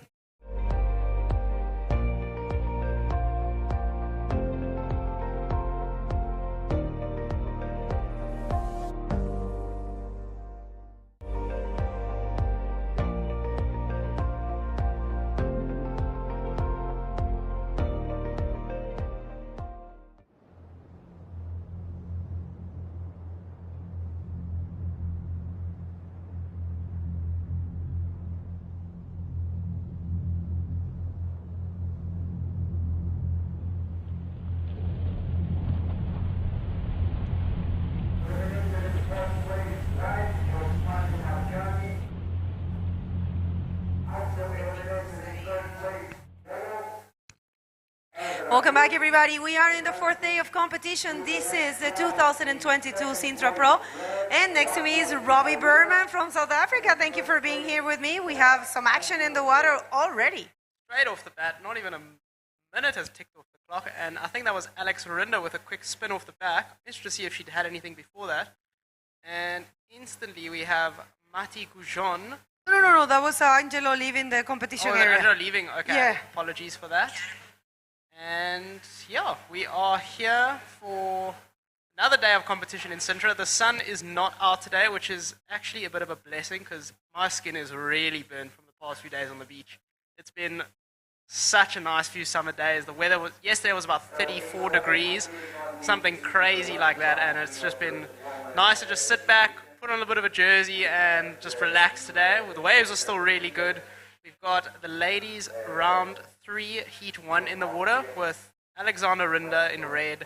Current ladies world champion for 2022, Isabella Sosa in second with no scores. Actually, we have a score of her loading. We're still yet to see. And in yellow, we have Walaleska Carvajal. Carvajal. Yeah, that was good. In black, we have Marti Goujon. Oh, that was also good. We're trying. Well, lots of action there. Isabella Sosa already with a 5.25 and Alexandra already with a 2.75. They know they have to give it all. Everything has to be left in the table here because this is their last chance to keep advancing in this competition. And of course, in the case of Isabella, she is the current world champ. You always want a little prize money, of course. Yeah, exactly. I mean, she's got nothing to lose in this event. She's got the world title. She's going into this event just to have fun and pretty comfortable. But at the same time, it's still early rounds. And being a seasoned competitor like her, she's going to win. Yeah, definitely. She is not leaving anything for any of the other riders. And Alexandra, she can earn some points and be further up in the ranking. Remember, even though we do have our champ, there are some important points in stake here in this event that it will define the final rankings for the next year. It's always good to have some extra points. And actually, what the ladies are looking for is a place in the top 8. What happens if you are in the top 8? You get seeded in all the events and you are in further rounds. Most of the times you start the event in a non-elimination round, which already gives you points and already give you prize money. Most of the times it's like that. Comes Alexandra. Here we have Alexander looking at this right-hander, stalling the legs to try to get some under the lip, and she finds the roll section. She holds on and pushes through the whitewater. That's a good score to get under the bat. That's going to be a second score in her total. She currently has a 2.75. She's needing a 2.51 to take the lead, and I think that is definitely going to be the score. Here's the replay. We see her sticking her legs in the water just to find that lip. She goes up and rolls with the lip, punches through, gets a bit stuck on the landing, but she holds on and pushes out the white water. Well, first wave for the French lady, Mathilde Woujon, spinning there, trying to find some other section. And that will be it.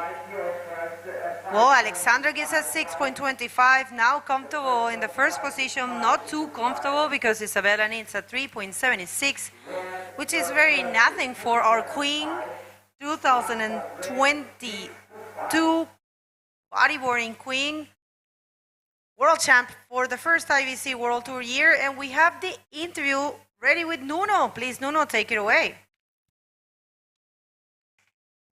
I am here with the winner of the first heat of round number 4 of the breakfast challenge of Dropknee, and I am here with Francisco, aka Kukin from Rapa Nui. Congratulations, Kukin! And first of all, how do you feel to move on into the next round?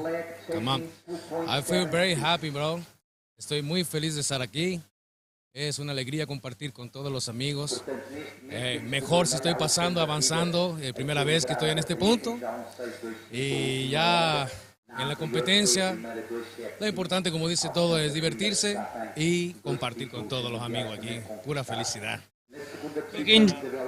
Kukin just said he's ready and is super happy that he's sharing this event with his friends and everyone that's watching. And also, he's very happy because he never reached this far in the competition. So, once again, congratulations, Kukin. Do you want to send a message, una mensaje para todos que están mirando aquí el live stream? Un mensaje a toda la gente que a buscar su sueño, estar donde uno quiere estar, con todas las ganas, energía. Bueno, un saludo primero que todo a mi familia que está en la isla, a mi hijo, Tufi, el que debería estar aquí, de las bombas de bodyboard. Estoy muy feliz y alegre de estar aquí, nada más. Preparado para el próximo round. Felicitaciones once again. Otra vez felicitaciones, Kukin. He said he's very happy and he's sending a shout out to his family back on the island and he's ready for everything. Once again, and sending a shout out to Tufi. Why Tufi didn't come this year? He now is studying and he have a, how do you say, a problem first in the ear, second in bones. But now he's waiting. Maybe he come for a Canadian island, but I don't know. He's preferred to study and feel more comfortable, to come and study well. He lose all the competition in Chile, Brazil, here, but I love him. Of course you do. Get well, Tufi, and see you soon. Back to you guys. Yeah, thank you very much for that interview. Congratulations to Kukin. Sorry that we didn't do that interview. I'm sorry, at the end of his heat, we didn't see him, and good that we did it on the last seconds. I'm sorry, I got a little distracted with what's happening in the water. We have Mati already with 2 scores, small scores, but working her way up. Now she has a total of 5. And here comes an important wave for Isabella. Let's see. Here's Isabella. So she's trimming with a lot of speed. Eyes that section. Could roll off the bowl. She's going to try to look for something else out of here, but the wave has been seen to go flat with the rising tide. She pops a spin just to cut some speed as she waits for a section to pop, but she sees there's nothing else down the line. And she is going blow for first place with Alex. She's chasing a 3.76. Unofficially, I think that could be the score. It was a great roll. And good bottom turn. Yeah, this is a replay. That's what the judges want to see. You can see how powerful that is with the hair flick, and they want those pocket maneuvers. I always say the same thing because that's what they always request. And she did a little spin just to, put the cherry on top. And of course, she gets an 8. The roll was really well projected, and This is so rare to see Alexandra and Isabella in a repertoire Yeah, heat. it's pretty exciting though, because I mean, there's something on the line. No one wants to lose. We've got world title contenders, world champions in the order, and we've got quite a heat on our hands. I mean, only 9 minutes have been burned on the clock, and there's some pretty solid scores on the score. Alexandra now needing a 7-point ride to take the lead, and she is being closely tailed by Marti Goujon, needing only a 6.45 to take Alex's spot for second and progress. That's right. Well, meanwhile, we're going to do another interview because this is the interview from the previous heat. The other one was the past. So thank you, I am here with Nuno. Angelo Freda, the winner of the last heat, the second heat of round number 3 of the Dropknee division, the Repercharge division. Angelo, how does it feel to advance in this division and keep your hopes up for the Dropknee division? Oh, tercera ronda fue muy difícil, no pasé, arriesgué mucho y ahora en la cuarta ronda pues ya había tanteado un poquito más las olitas y bueno, nada, estaba un poquito difícil, la marea estaba subiendo, las olitas estaban un poco peleonas, pero bueno, conseguí las 2 buenas para pasar a la siguiente manga y nada, súper contento, muy cansado por las 2 mangas fueron muy seguidas, pero nada, súper contento de estar aquí y pasar mi manga ahora de primero, me satisface mucho, la verdad. He's super happy that he's advancing. He said he didn't have a lot of luck in the last heat, but this time alone he found the waves and he's happy to go through. Talk to us about that big wave. For me, the biggest wave of the day so far, and you went for a big floater. How crazy was that? La manga anterior la arriesgué demasiado, fue un floater muy alto, pero muy alto, creo que hay otros años que los he hecho y este año, bueno, intenté buscar uno de esos. No lo conseguí, pero bueno, nada, la siguiente manga dije, bueno, no voy a arriesgar tanto, vamos a hacer lo más seguro que se pueda para ir pasando rondas y nada, súper contento, súper motivado. Y nada, un saludo a toda esa gente ahí en Canarias que me sigue apoyando, en mi casa, mi novia, mi hija, toda esa gente, la gente del MoMA también un saludo, siempre hacen unos fiestones también, a toda esa gente en Canarias, en Venezuela. Gracias por motivarme cada día y bueno, nada, seguimos aquí, a ustedes también aquí por hacer este evento cada año. Felicitaciones, Angelo. He said he's super happy to advance, of course, and he already gave a shout out back at home to the Canary Islands and also Venezuela. So back to you guys. Angelo, congratulations. Such a great job. It's good to see him on the knee. He's a great competitor in both divisions, and I will say a great free surfer, so free bodyboarder. So far, so good for Isabella Sousa. Right now, nothing really has changed during the interview. No one took a wave. Valeska is still haven't taken it. Oh, maybe Valeska is not in the water because she had an injury yesterday. Have you seen her? Oh no, I haven't seen her, but that could explain why she hasn't taken a wave, and I haven't seen her in the live stream yet. So she could not have entered the water, and it could just be a 3-lady heat, which would explain how everyone's gone blow for blow but yellow. But nonetheless, we move on, and yeah, at least 2 people will still be progressing through to the next round. And at the moment, it's looking like the current world champion Isabella Sosa and Alex Arinda are in the 2 progressing positions. But with 13 minutes to go, a lot can change. I mean, Marti is needing a 6.45, and the waves are definitely on offer. We saw Isabella post an 8-point ride for her last wave. So Marti just needs to sit comfortable and look for the score. She's currently in 3rd priority. So she doesn't have first choice of wave, nor does she have second. She will only get the chance to go on a set wave provided Isabella and Alexander choose not to go. But she's just sitting in the middle of the pack trying to pick off something that she can build a score on and just even start chipping away at that 6.45 she's looking for.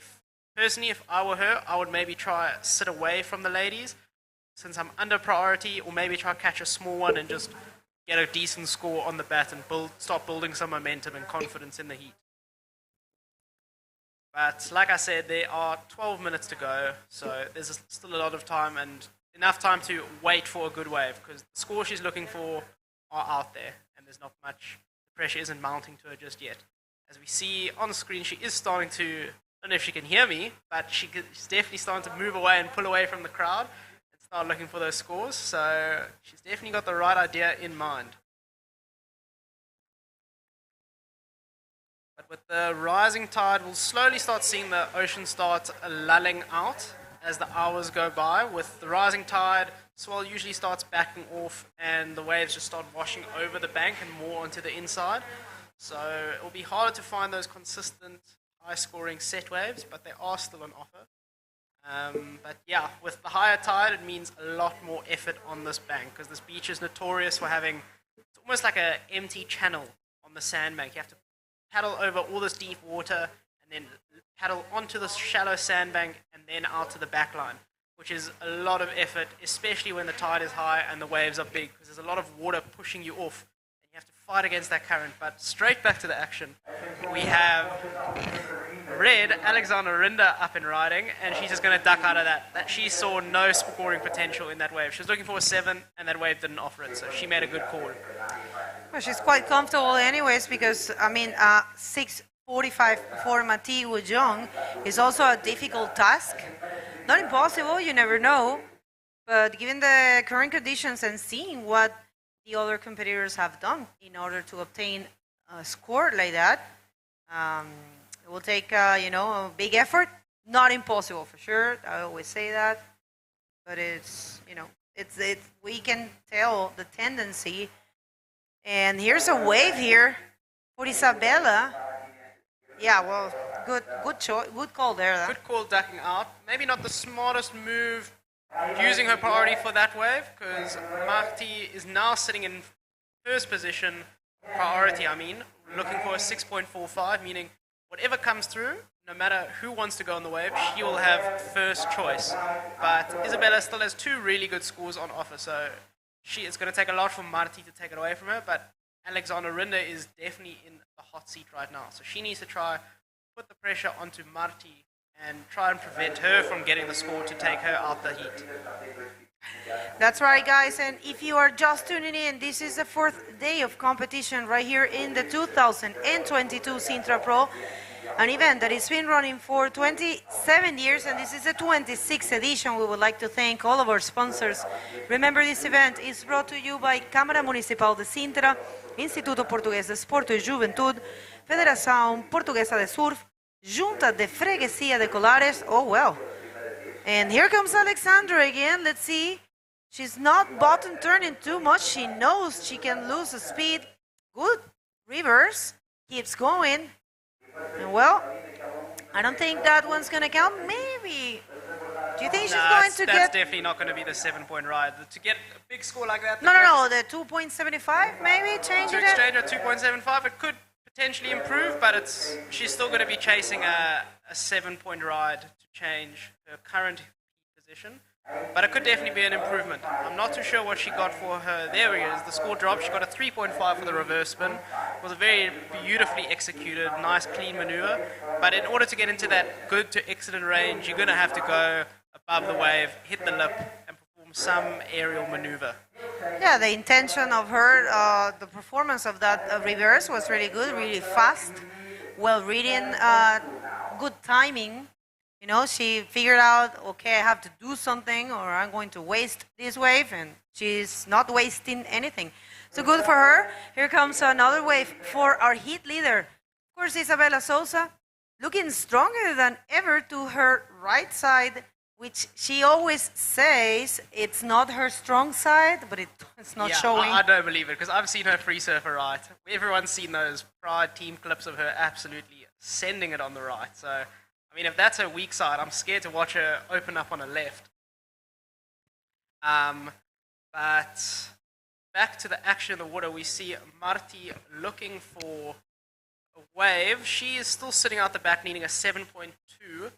So Alex's move to go for that reverse spin is still clever because she's just further extending her lead over Marti, making it a lot harder for Marti to take that second position away from her. So if I were in Alex's position, I'd almost let Isabella walk away with the win, and I would just try to look to maybe not get the 7.2 I'm looking for. Sorry, 8.25 I'm looking for. I'd rather look to improve on my 3.5 and maybe aim for a 5-point ride, just to make it a lot harder for third place to take my position away from me. But Isabella's score has dropped, and she received a 6.5 for that beautiful roll. She timed it perfectly. With that high tide, there's a lot of backwash washing up the face of the wave. So connecting it with the lip can be challenging, but when you time it right, it will give you a much bigger ramp. And Isabella managed to time it perfectly. She got well rewarded for it. Great score there for Isabella, for sure, and great performance.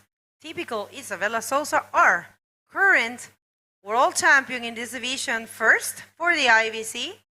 The IVC had a tough years at the beginning. Started in 2019, couldn't got the chance to run the 2020 or 2021 tour, and this year coming in full with great events. So far, we had 2 in Peru, 3 in Chile, 2 in Brazil, and we have 1 in Asia for the first time for the IVC, and 1 in Africa in your hometown. It was beautiful to watch, and now we are in the European continent for the closure of the tour. Yeah, this is the last ladies event on the calendar, and it's such a great place to wrap it up. I mean, we've already crowned the world champion, and she's here now in her home country, so she must be really happy to ride her last event of the year at home with her family and friends and her dog. I see her dog is very cute walking around the beach. Haven't had the chance to pet it yet, maybe after her heat. But yeah, the ladies have been on fire. They've had a great tour this year, and I was so stoked to have them come visit my hometown and really explore South Africa. Yeah, that looked pretty fun. Well, actually, Isabella's from Brazil, but she's been living here for a long time now. And yeah, might consider this place a second home, for sure. And got a lot of friends and connections here in Portugal, loving it. I heard that she's moving to Canary Islands, and that will be amazing because that place will provide great waves for her. So yeah, Isabella Souza showing dominance here, but Alexander Rinder also good with a total of 975, leaving the other competitor because we don't have Valesca. Yesterday, unfortunately, Valesca Carvajal got an accident, a little one, not too heavy, but I think she's injured. She got it was her shoulder, and she went to the hospital and all. She's fine, I heard, but I think she needs to rest. Okay, shame. Yeah, I think I might have. Now I think back, I did see. I'm not too sure what she looks like, but I did see a lady, I knew who was a competitor with a sling on her arm. So it could have been her. She's blonde, long hair. Yes, blonde with a fringe. Yeah, the French I didn't say. Then shame. I think she must have broken her shoulder or an arm, but it was in a sling, and when your arm's in a sling, you definitely can't be surfing, unfortunately. No, yeah. No, I heard something happened. Well, anyways, congratulations to her because she advanced yesterday. She was very nervous, she said, and she got the chance to advance. She was like, I'm so happy. I'm so happy that I advanced. I was like, great, man. Congratulations so well. So far so good. These are the last 3 minutes and a half in this heat, and it's Isabella Souza taking it. Remember, people, this is a repechage round, meaning only the first and second will advance to the next round, where are some riders waiting for them coming from round number 2. And the round number 2 was an elimination, gives the chance to the first and second to skip a round, wait patiently, and rest 1 day more because they're not surfing today, so they're surfing tomorrow. Exactly, and you really need your rest after surfing a heat out in these conditions. It's really tough, and both physically and mentally draining. I mean, I was chatting to Ian Campbell and Tanner McDaniel yesterday, and they said they needed a full day to just lie back and fully recover from their heats in the water. Tanner thankfully won his heat and only got to surf once, but Ian had to surf both round 7 and round 8. Sorry, round 6 and round 7, and he said he was finished after surfing those big paddling conditions. So it's not fun and games out there, folks. No, and this event is giving important points for them. You know, there's a lot at stake for all of the world title contenders for the men division. This event, some people might think it's not that important, but it is, especially for Tanner.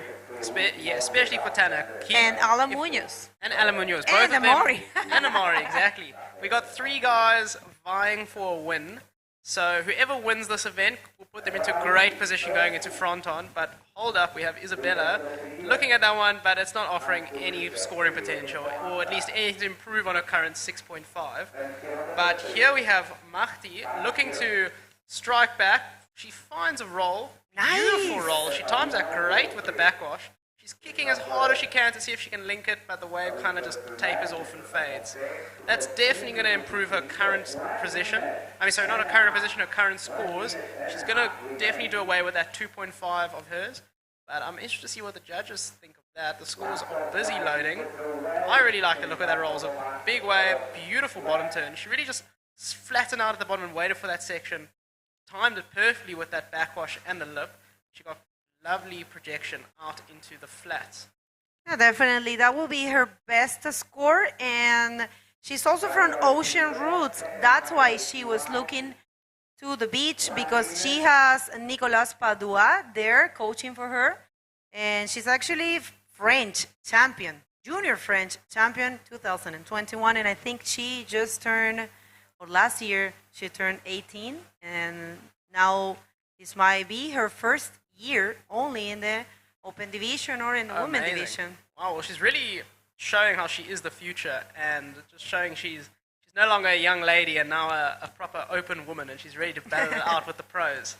Did you see it? I mean, all these French, specifically this French school, Ocean Roots, they are very talented. Well, she gets a 3.75. I mean, I think the judges, you know how it is. They compare the waves, only judging on the previous waves and the heat, only in that specific heat. So comparing, you know, of course, with Isabella's and Alexandra's rolls, definitely there is a difference. Well, official results, people. It's Isabella Souza advancing in first and Alexandra Rinder. Congratulations to Mati. Don't go anywhere. We're going to go to a commercial break. I'm going to be back in no time.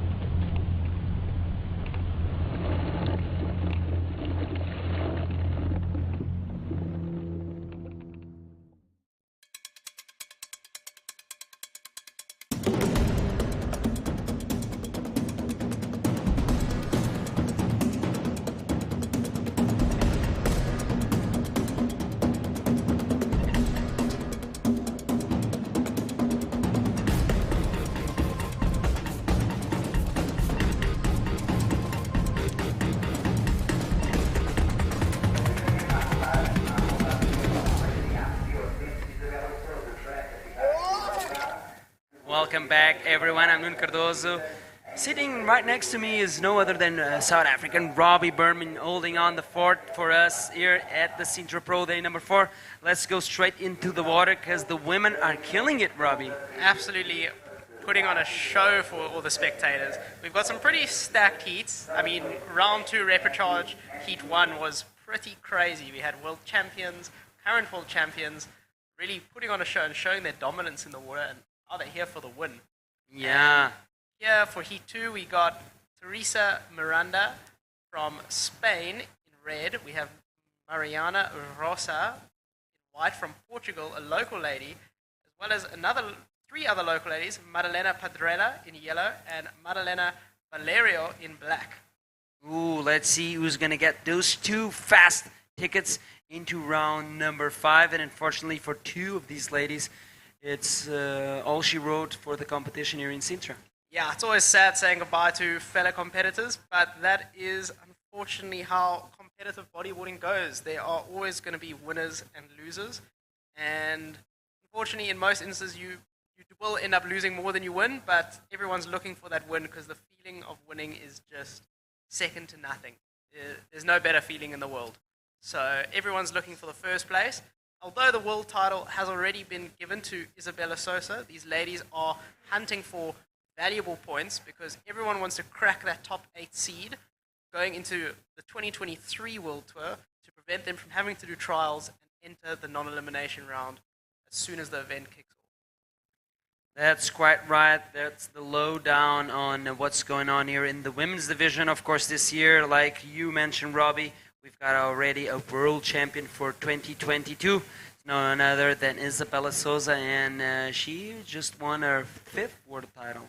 Yeah, she is... Impressive career, huh? A really impressive career. And now she is tying with the previous world title leader of Neymara Carvalho, both on 5 world titles now. So whoever takes that 6th could definitely be crowned as the GOAT of women's competitive bodyboarding.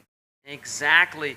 And this is what I love about bodyboarding and sticking to this commentary booth, because I like to follow bodyboarding. Of course, I'm a lover of bodyboarding, and I like these things that we keep on writing history as the years go by. And probably I'm that gone from this planet Earth, and still history is being written in this bodyboarding world. Exactly, that's just the way it goes. Every day something new is happening and something unforgettable. People are just pushing the limits, putting their bodies on the line, really taking the sport to new heights, excuse the pun. Looks like we have some information about Mari Valerio. She's being coached by Bernardo Barroso in his academy. And Bernardo is a great coach, and he also competes in the national circuit. He's 31 years old. He is helped by João Marcos from Brazil in his school. And this event is always he's as well helping Luna and Neymara Carvalho. And it looks like they feel better having a local advisor, of course, here. Meanwhile, talking about Portuguese bodyboarding, here we have Mariana Rosa having a look at this left-hander. Nice roll there to begin with. And then she's trying to link this wave all the way to shore, but the wave just dies off in front of her. And the damage was done on the outside, Robbie. Yeah, all the scoring potential is really out the back, and the judges are looking for those clean maneuvers executed on the back, on the far out bank, which is exactly what she did. Definitely not a set wave, but it was still a good score. First attack of the heat. It has been a slower heat compared to the last. 5 minutes in, and White was the first scorer. We did see in the live stream there, Yellow was paddling back out after wave, so Yellow also might have attacked during the heat. But yeah, White got things started with a very good roll. Yes, exactly. That score came in as a 425. So Mariana Rosa starting off quite well, I would say. And Padrella just punched in a 3-point wave. So far so good for the Portuguese on this one. And the solo Spanish, Teresita Miranda, from the island of Tenerife, I believe. She's from Tenerife. And already 2-time front-on queen champion. Oh, wow. That's a title that any bodyboarder, female bodyboarder in the world wants in their 100%. curriculum. Both front-on king and queen is something, if you grow up wanting to do a competitive bodyboarding, like that's something you are chasing for your whole life. I'd say it's maybe second to a world title. Because front-on, arguably the best bodyboarding wave in the world, and everyone wants to be the king and queen of the best wave in the world, don't they? Of course. The only thing about it that I don't like is it's too much crowded, and once you get there, the locals won't let you get any of the waves, which is normal. I do not blame them. If I was a local in that wave, I would do exactly the same thing. I want all the waves to myself and my friends. And here we have red, Teresa Miranda, going right on this one.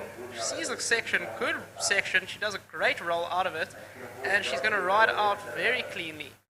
Teresa is not usually comfortable with going right. She was telling me growing up in Tenerife, there's predominantly left-handers there, but here we switch to the replay.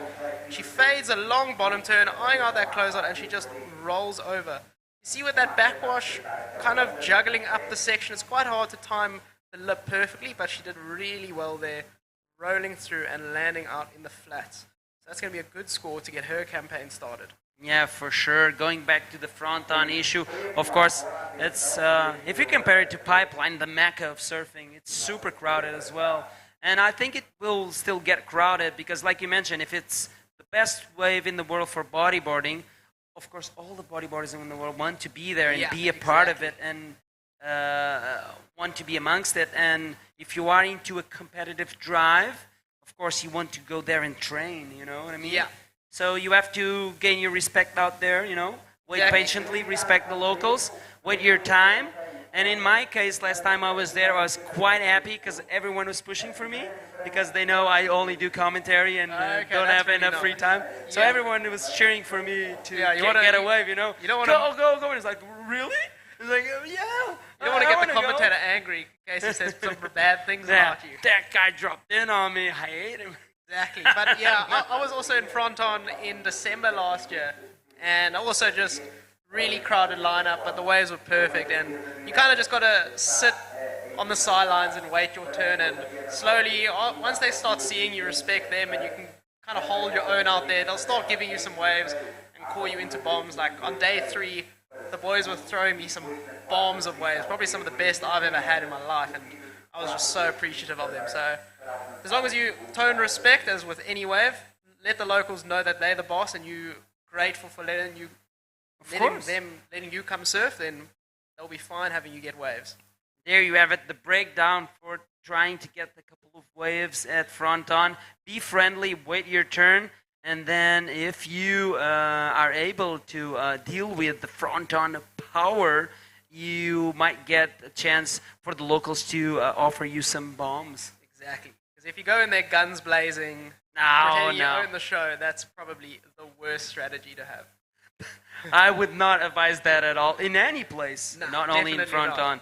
That's number 1, disrespectful, and number 2, I don't think you'll make any friends. Yeah, exactly. And the opposite.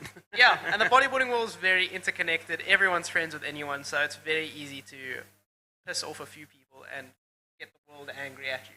Yeah, there's no reason for that. Bodyboarding, and surfing in general, it's all about sharing, of course. And nothing like sharing waves with your friends. And this is why we travel. We travel with friends to share waves, film, and have a good time, most of all. Having fun at the end of the day. Exactly. Looks like having fun is Teresa Miranda. That roll came out as a 6 point, so she's leading this one. Looks like the riders are choosing carefully the waves they're catching. I've heard that Madalena Valerio is a little bit injured in one of the shoulders, and she cannot surf lefts, so she can only go right. And I do believe that lefts are her favorite side of the wave. So too bad for Madalena. I hope she gets better, of course, and I hope that she's able to find the right or two so she can perform in this heat. Yeah, let's hope so. I mean, the lefts, we've seen they are a little bit smaller than some of the rights being on offer, as we see higher scores being awarded to the ladies taking the set waves, as we saw Teresa on that bomb of a right-hander in the 6 versus Mariana's left of a roll, which was a little bit more on the inside, and you can check that score discrepancy, which is why Teresa is currently leading the charge of this heat.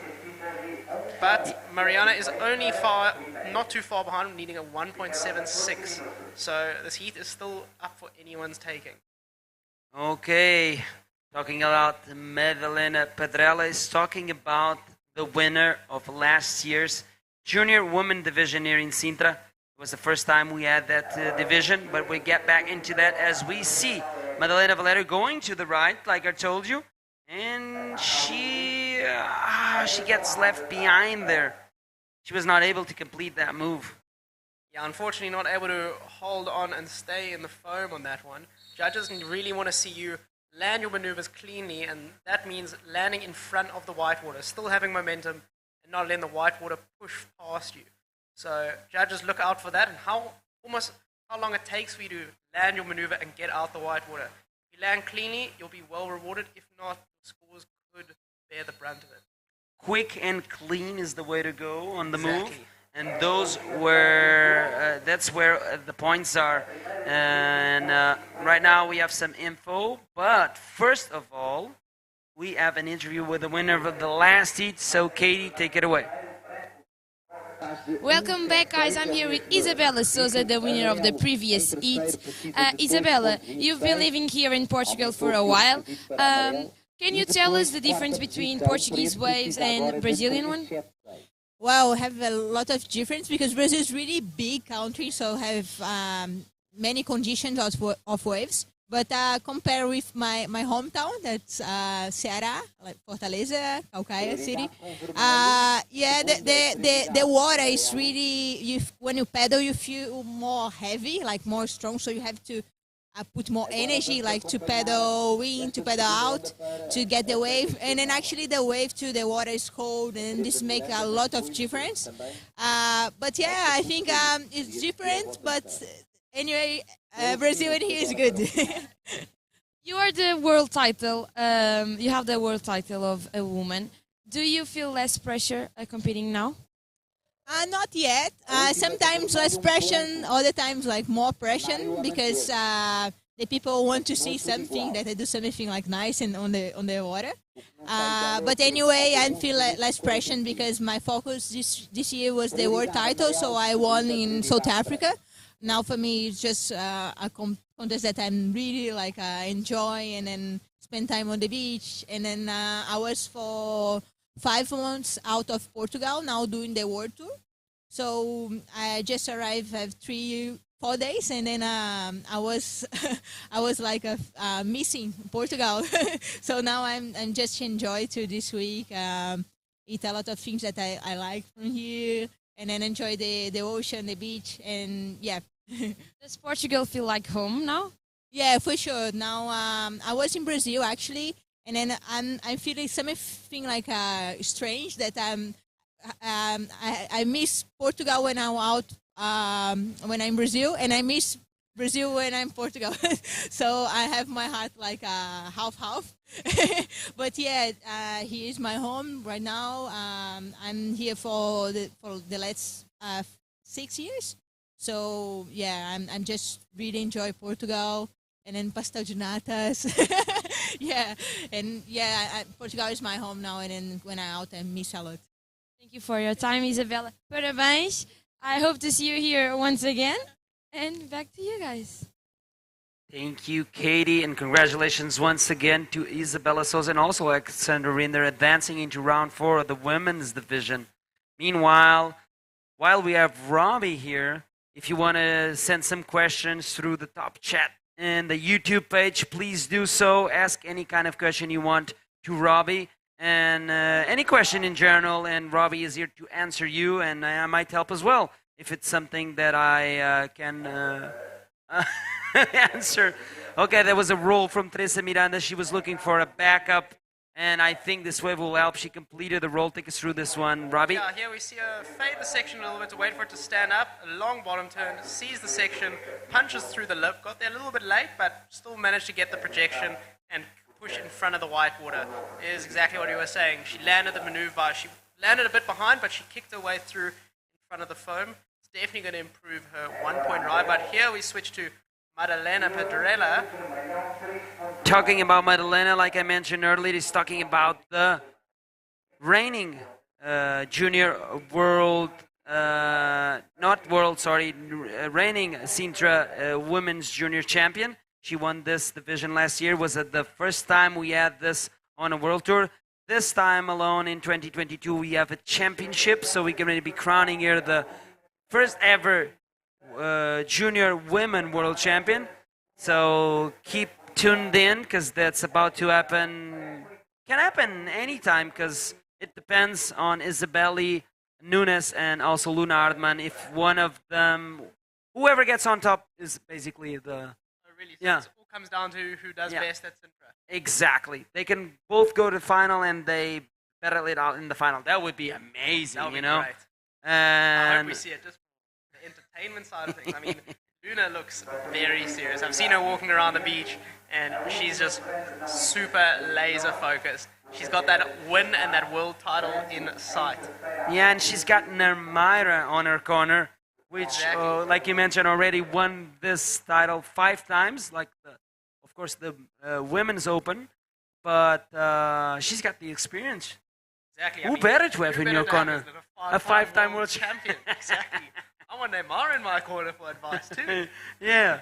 If you could have, one question for you, if you could have anyone in your corner advising you, coaching you, who would that be? Anyone at all? Anyone at all? Any different sport even? Any different sport too? Yeah, and then we go to bodyboarding.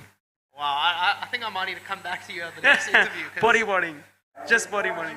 You're not sure. Bodyboarding, I'd say... Can give me a top 3 so you don't... No one feels bad about I'd it. say Dave Hubbard for sure. Oh. Dubbo is... excuse me, he's super dialed. He knows what he's got experience in judging. He knows what the wave conditions. He's very analytical. And yeah, I mean, all the boys I've been serving with, Dave, Ian, Tanner, and Tristan, before my heat, they've always really just been offering me that advice, giving me some insight.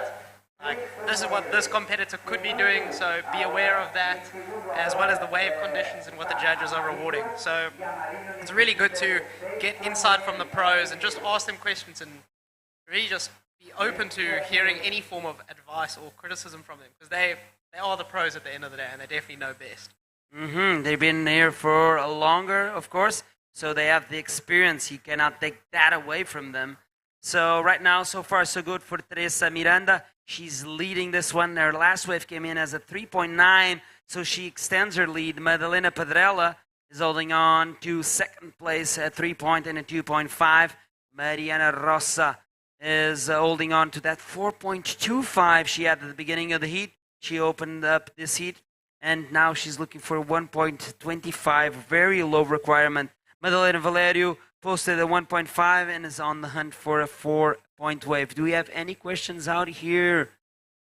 Not yet. Come on, guys. If you're tuned in, we've got Robbie Berman here joining us here in the booth. And even if it's a question about South Africa, if you think about visiting the place. So please take your time to ask a question as Robbie is taking his time to help us out here in the booth. That was a bit of a death roll from Mariana Rosa. As you see, well, explain that afterwards. We see Teresa fighting back.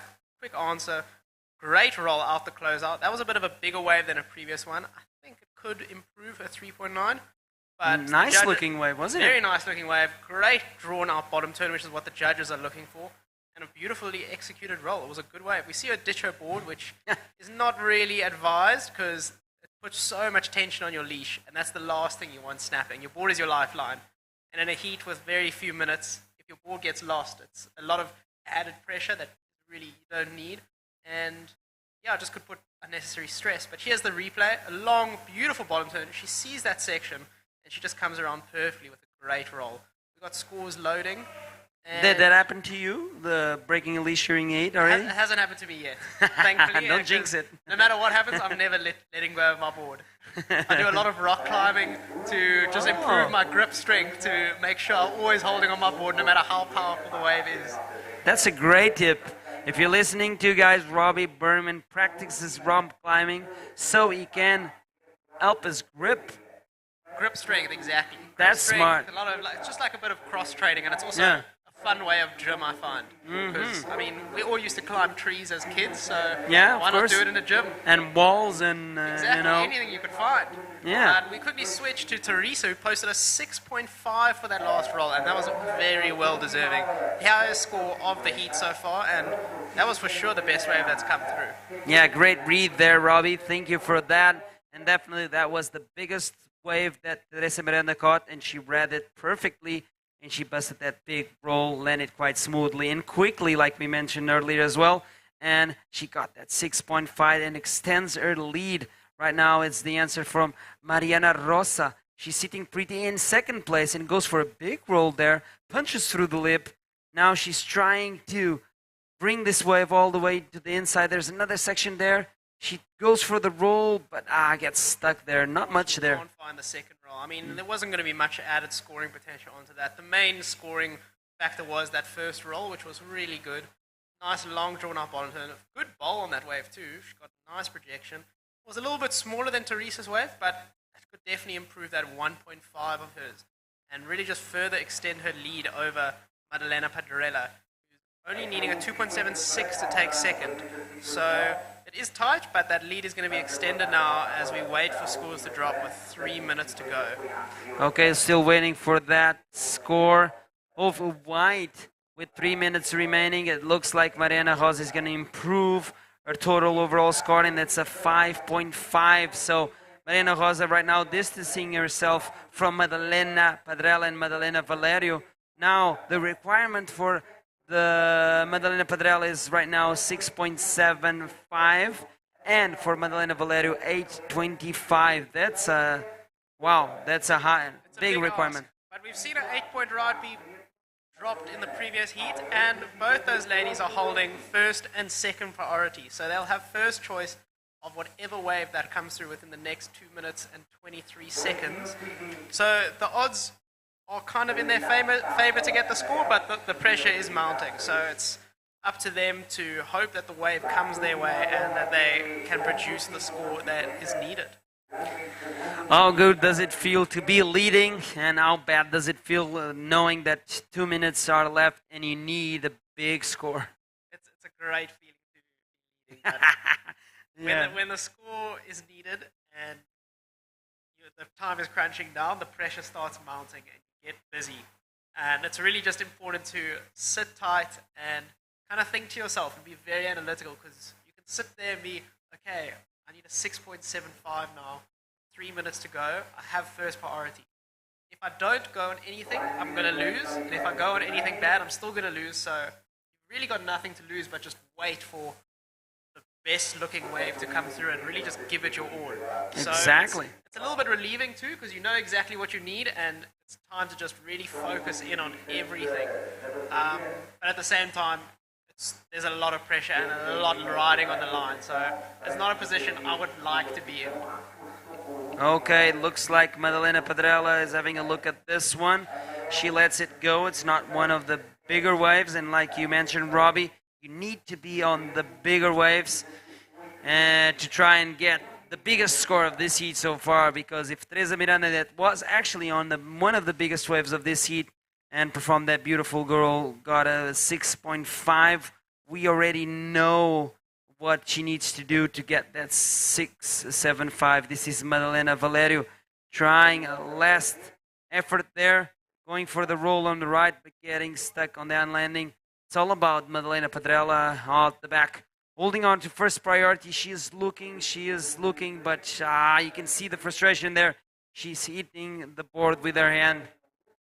Like we mentioned, it's super frustrating. Super frustrating, especially when that wave doesn't come, because you're ready for it, and it's really just, that's when the ocean reliance comes to play, and it's, no matter more your skills, it's not just luck. And here we go, she's trying to answer back, but unfortunately that was her last ditch effort, and sadly she just didn't get the opportunity to get that 6.75. So here's a little victory lap from Teresa Miranda with a spin to a no-board roll. If she landed that, I'd be interested to see what the judges would score. Probably not very high, but it's just a bit of a fun maneuver. But yeah, progressing through to round number 4 is red Teresa Miranda and in white Mariana Rosa. Don't go anywhere. We're going to have some more action right after this commercial break.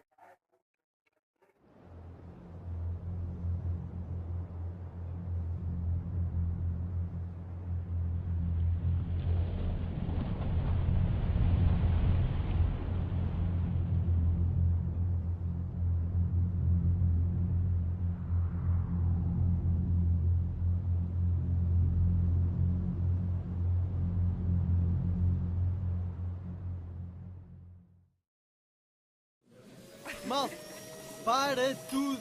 Estou aqui a refletir e peguem nas pranchas. Está incrível na costa. Este verão descarrega a app Mel Beach Cam. Agora com mais de 150 live cams. Estás aqui, estás na praia. Mel, humaniza-te.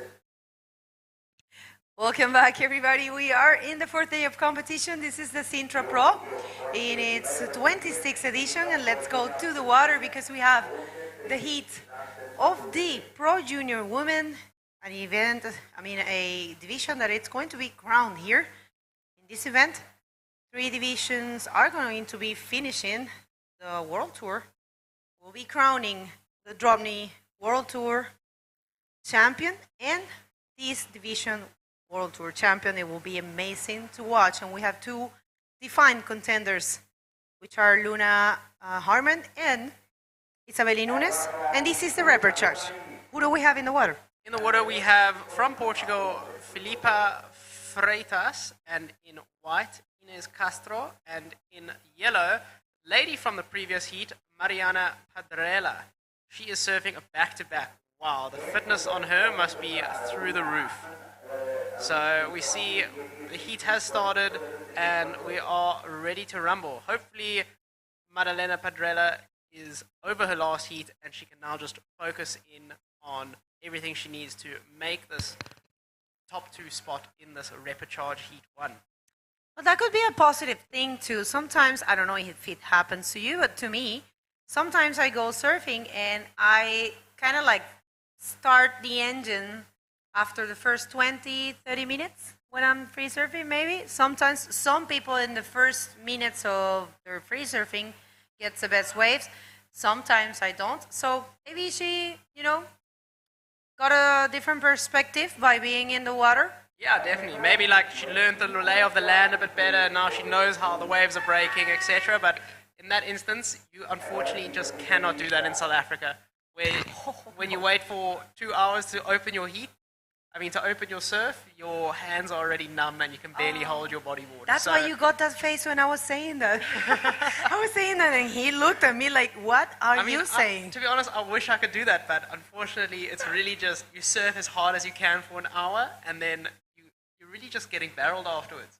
You can't really do any more tricks because your hands can barely hold onto your bodyboard. I can't even feel anything. By the time I walk to my car, I only just start getting feeling in my feet. I can't believe that it is like that. I didn't know that. I have heard that some people can't even grab the keys. Oh, they yeah. go like with their palms, like. When I used to use shoelaces to attach to my fins, hold up, we have Red up and riding. First attack of the heat. Nice. Good roll through the lip.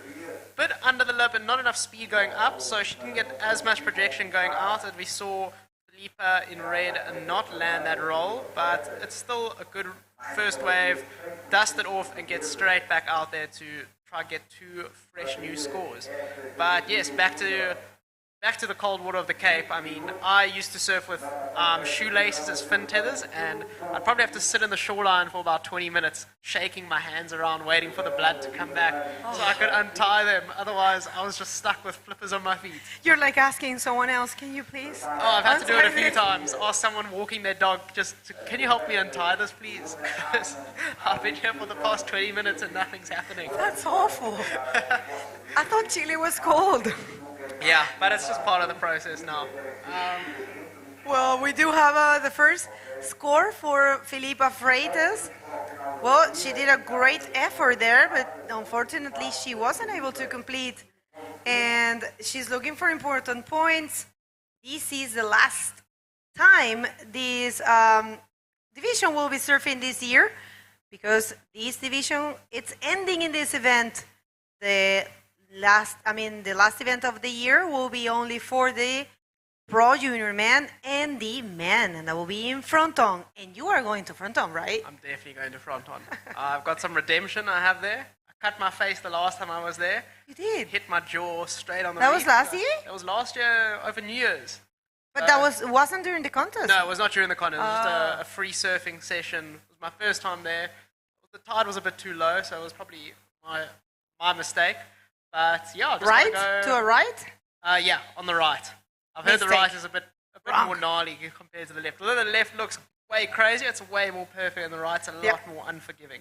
But I love that wave. That was just everything I imagined and better. So I'm so excited to go back there and really just redeem myself after my last wave out there. And I have to say, you're surfing really good this year, so you're going to do great. Let's see if this one, it's a taker for Ines Castro. A little bit of a barrel on the takeoff there. I'm not too sure if the judges will think so, but the lip did cover her head. She gets a nice reverse spin, and she waits for a section to pop and offer a roll bowl. That's really where all the points are. She's putting all the pressure down the nose of the board to stay with the wave, but unfortunately, as it moves off that shallow bank into the dead water, the wave just fades and doesn't offer much potential for her. But it's still a good wave to get her scores going. Clean reverse spin. Could be definitely going to put it into the lead now for her top 2 scores, and there it is at 2.75 for Ines Castro. Yeah, Ines Castro doing great there. It's all about building the score. We kept saying the same thing throughout the day. You guys probably wonder, but definitely the worst thing to do is to wait too much. And there is a technique, there is a strategy from many, I would say, This, I heard this from Brazilians, but wait, I'll get back to you. Get back to that after this interview.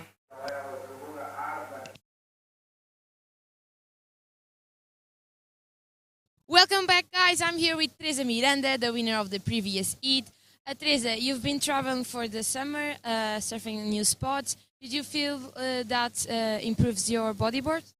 Sí, principalmente el viaje que hice a Maldivas, al Mundial, me ayudó bastante. Habían olas buenas, de buena calidad, rampas y tubos increíbles y además un ambiente muy bueno con la gente de ahí. She said that the trip to Maldives helped her a lot because the waves were very nice and also the guys around were very cool with it. How do you expect this championship? What's your goal? Mi objetivo es ganar, a eso vine. Espero conseguirlo. Llevo un año que me siento surfeando bien, pero no he obtenido buenos resultados, así que espero que este sea uno bueno. Her goal is to win. She said that she's feeling strong and she's feeling good at surfing good, but the result is not being the best. But this she will expect to win. Thank you. Do you want to say something to your friends and family? Sí, gracias a mi familia que está viendo, a todos los canarios y a mis sponsors. Así que vamos para adelante. Congratulations, Teresa. I hope to see you here again. And back to you guys. Great job there for Teresa Miranda. She said she was looking on point, and good effort here. Also for Mariana Padrella, the Padrella sisters, 4 bodyboarders. Yeah, it's quite a big team of them, to be honest, and it's great to see how they're all bodyboarding. And there's just a quick, short, incomplete roll from Yellow.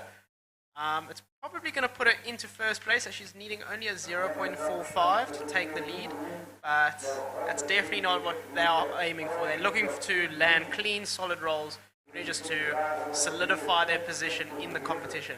But yeah, Teresa has been on fire. I've met her for the first time in the Maldives, and yeah, I saw her getting barreled, hitting huge sections, so it was really cool to meet her and surf with her, and yeah, I'm glad to see her win her heat and wish her all the best.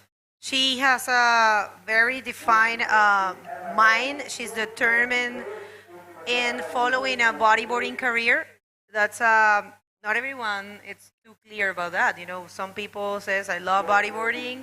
I will do it for a number of years. But no, she's determined. Like Yeah. she wants to be a professional bodyboarder. That's awesome. That's pretty cool. That's what you know? need, yeah.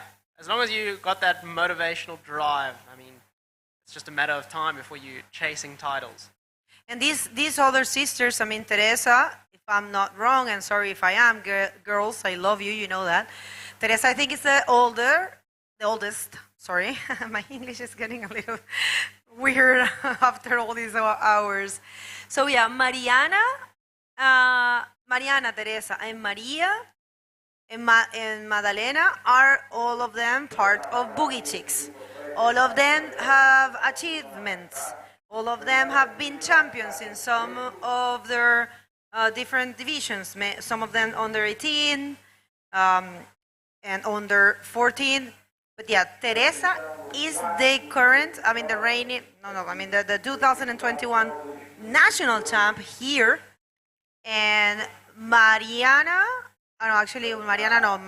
is the one that was under 14. But yeah, they are part of the Boogie Chicks, one of our sponsors here in this event. And it's a bodyboarding school that it's been running for 17 years here. It's Cata Sousa, one of the biggest names in bodyboarding, female bodyboarding in Portugal. And here we have Filipa answering back, chasing a 2.36. She's looking for the section. It's slowly starting to fade off. She does a quick spin, but unfortunately the board just slips out from under her. And here we have Mariana going for a beautiful forward spin. She's really got those dialed. And she goes for a second, but unfortunately the wave just flattens out for her. This high tide is really making the ladies put a lot of effort into kicking and staying on the wave. As soon as it moves off that bank, it hits really deep water, making it super challenging to stay on the face. But yeah, she pops a little leg in there to help her turn around. The judges, they have mentioned they don't like seeing that, but at the same time, this is the junior woman, the future. They're practicing, so yeah, they're just learning the maneuvers. And there she gets a 2.35 for her last wave, putting her straight in the lead. She just came out of nowhere and took it away from Inez Castro and Felipa Freitas. But we are still waiting for a score from Felipa. She was looking for a 2.36, and unfortunately not enough. She got a 1.55. Well, I mean, all of that is possible for all of them. The scores are very tight, and it comes down to whoever takes a wave and perform a maneuver, or maybe two. I mean, any of them, if they do a good roll, they will take the lead for sure. So they are completely capable. Felipa is coming from, she actually won one of the first heats of the day, and she's 15 years old, and she's coming from Carcavelos as well. And her trainer, Diogo Pais, named her the Princess of Bodyboard, and first Sintra Pro for her. The school is named Scola de Bodyboard Nova Onda. Amazing, yeah, well, welcome to the club. It's also my first Sintra, and nice to know I'm not the only one competing here for the first time. It's just a really cool event. I was shocked to see how many bodyboarders were at one event. It's the biggest event I've ever attended. And the number the numbers are crazy. Yeah. Over 200 competitors. It's crazy. 201. 201. Yeah, don't forget that little one. Oh, yeah, no, this is it's definitely great to see so many competitors. And, you know, we have to remember, that Europe is, this part of Europe, it's a small part of the world, and a lot of countries are very close to each other. So definitely in here, you have France, you have Portugal, you have Spain. I mean, Portugal, oh my God, I don't even know what I'm talking about. I'm a little bit toasted now. You have France, you have Spain, and it's easy for them to travel, you know? So Exactly. they come in groups, and there are a lot of schools, and there is a lot of tradition for bodyboarding in this side of the world. In these three, specifically in these three countries, and of course Canary Islands, there are direct flights from here to Canary Islands, so it's easy for them to come.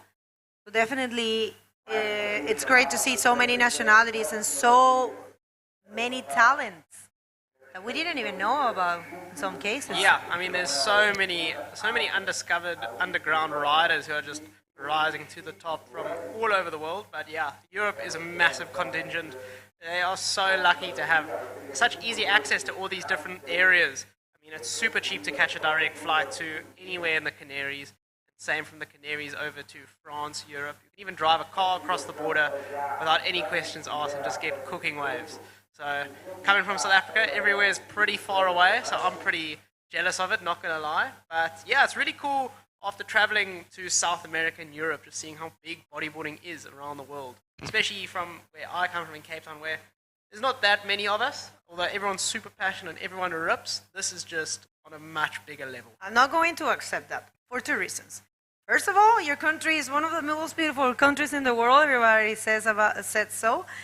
And you guys have the three latest world champs are South Africans.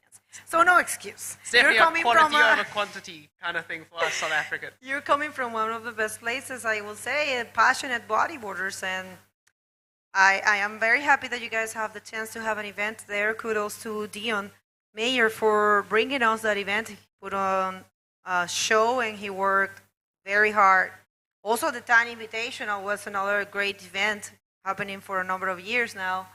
And I mean, South Africa, I've always been very curious and very respectful for the level of bodyboarding and so many, dangers in there. And so many factors that make it hard. So cold, then the sharks, then, the massive waves. Everyone was saying that Walker Bay was really big. Yeah, it was pretty out of control, not going to lie. Even all the men were a bit nervous before paddling out there for their heat. I unfortunately bared the brunt of it. I was the last heat of the day as soon as the swell arrived, and I think if you time my whole heat, I might have just been duck diving for 20 minutes straight, and it was non-stop action. But yeah, that's just the price you pay. Got to take it on the chin because high risk, high reward, and as painful as all those factors are, when you get it right, it is so rewarding because the waves are amazing when everything comes your way. You wanted all that delicious food from that cafe right in front, and you want all that delicious wine. There you have it. Exactly. So you want safari. So that's safari. Surfing safari. Exactly. You got to deal with the sharks, the big waves, the rocks, everything. All the factors in South Africa. The cold, the river mouth. What is with that river mouth, man? Oh yeah, and the problem with that river mouth is that comes straight from the mountains that have snow on them. So as soon as that stuff hits the water, it is ice cold. It's crazy. If you thought the ocean was cold, wait until you touch that. I don't know if this is a good promotion for South Africa. I'm really not selling it right over here. But yeah, you know what? We don't need more crowds in the water, so I'm going to keep saying this. Okay, let's just change to what is happening here because I think we are spoiling next year's event. Oh well, that will be Ines Castro. Good effort there also for Ines. Looking for a 2.10, completely possible.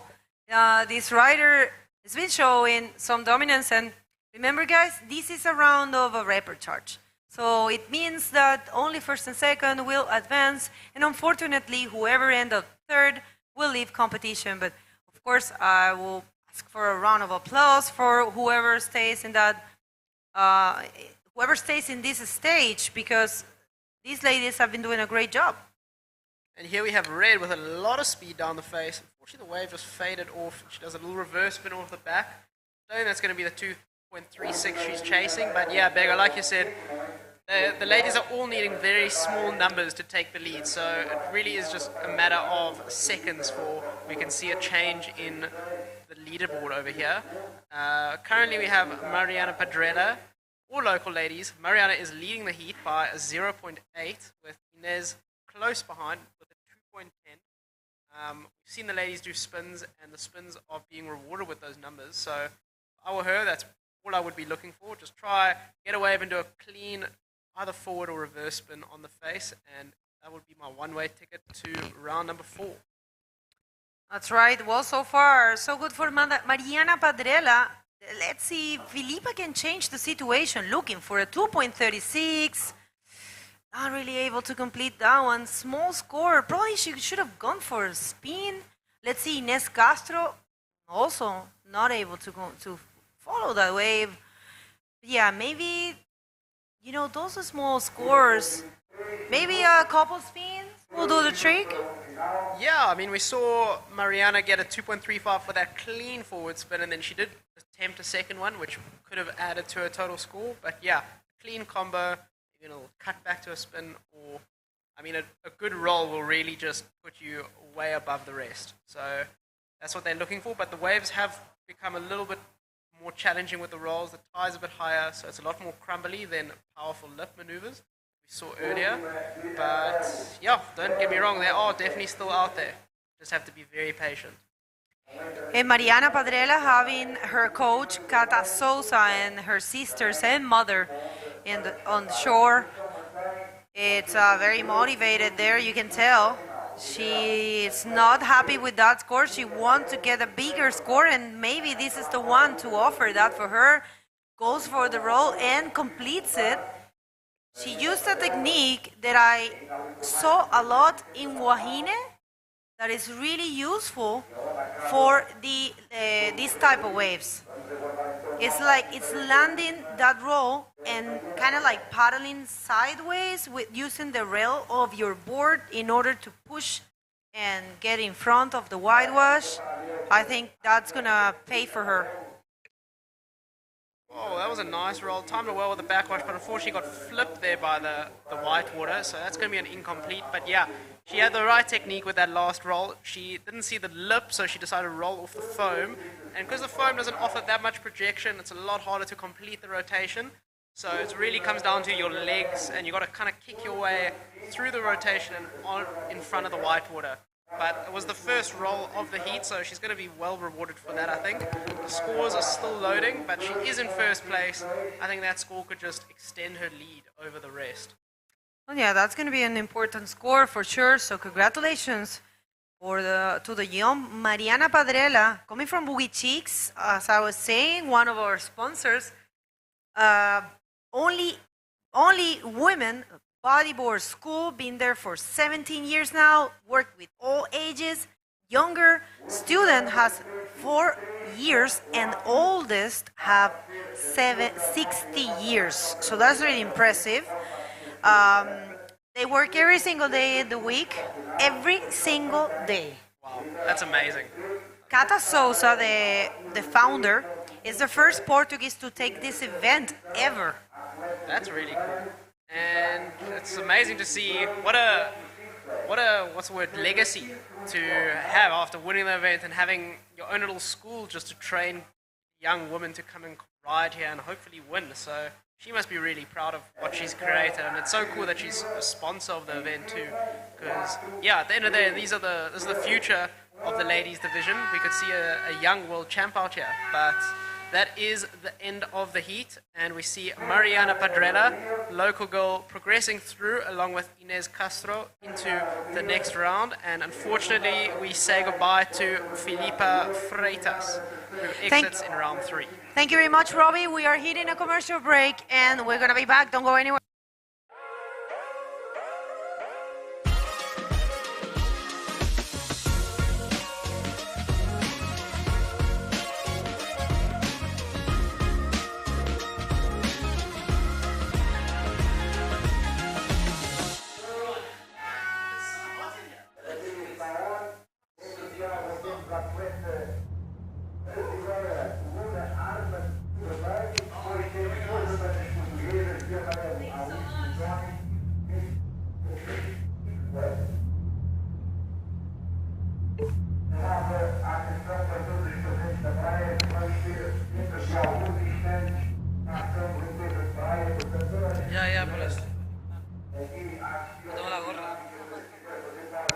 Welcome back, everybody. We are in the 4th day of competition, and what we have next is a very important heat. We don't want to take any time.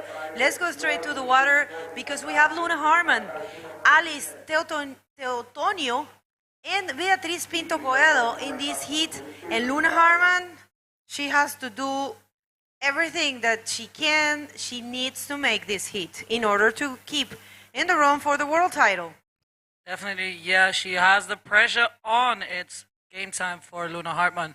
And I know that Alice and Beatriz, the two Portuguese girls, are going to make it really difficult for her.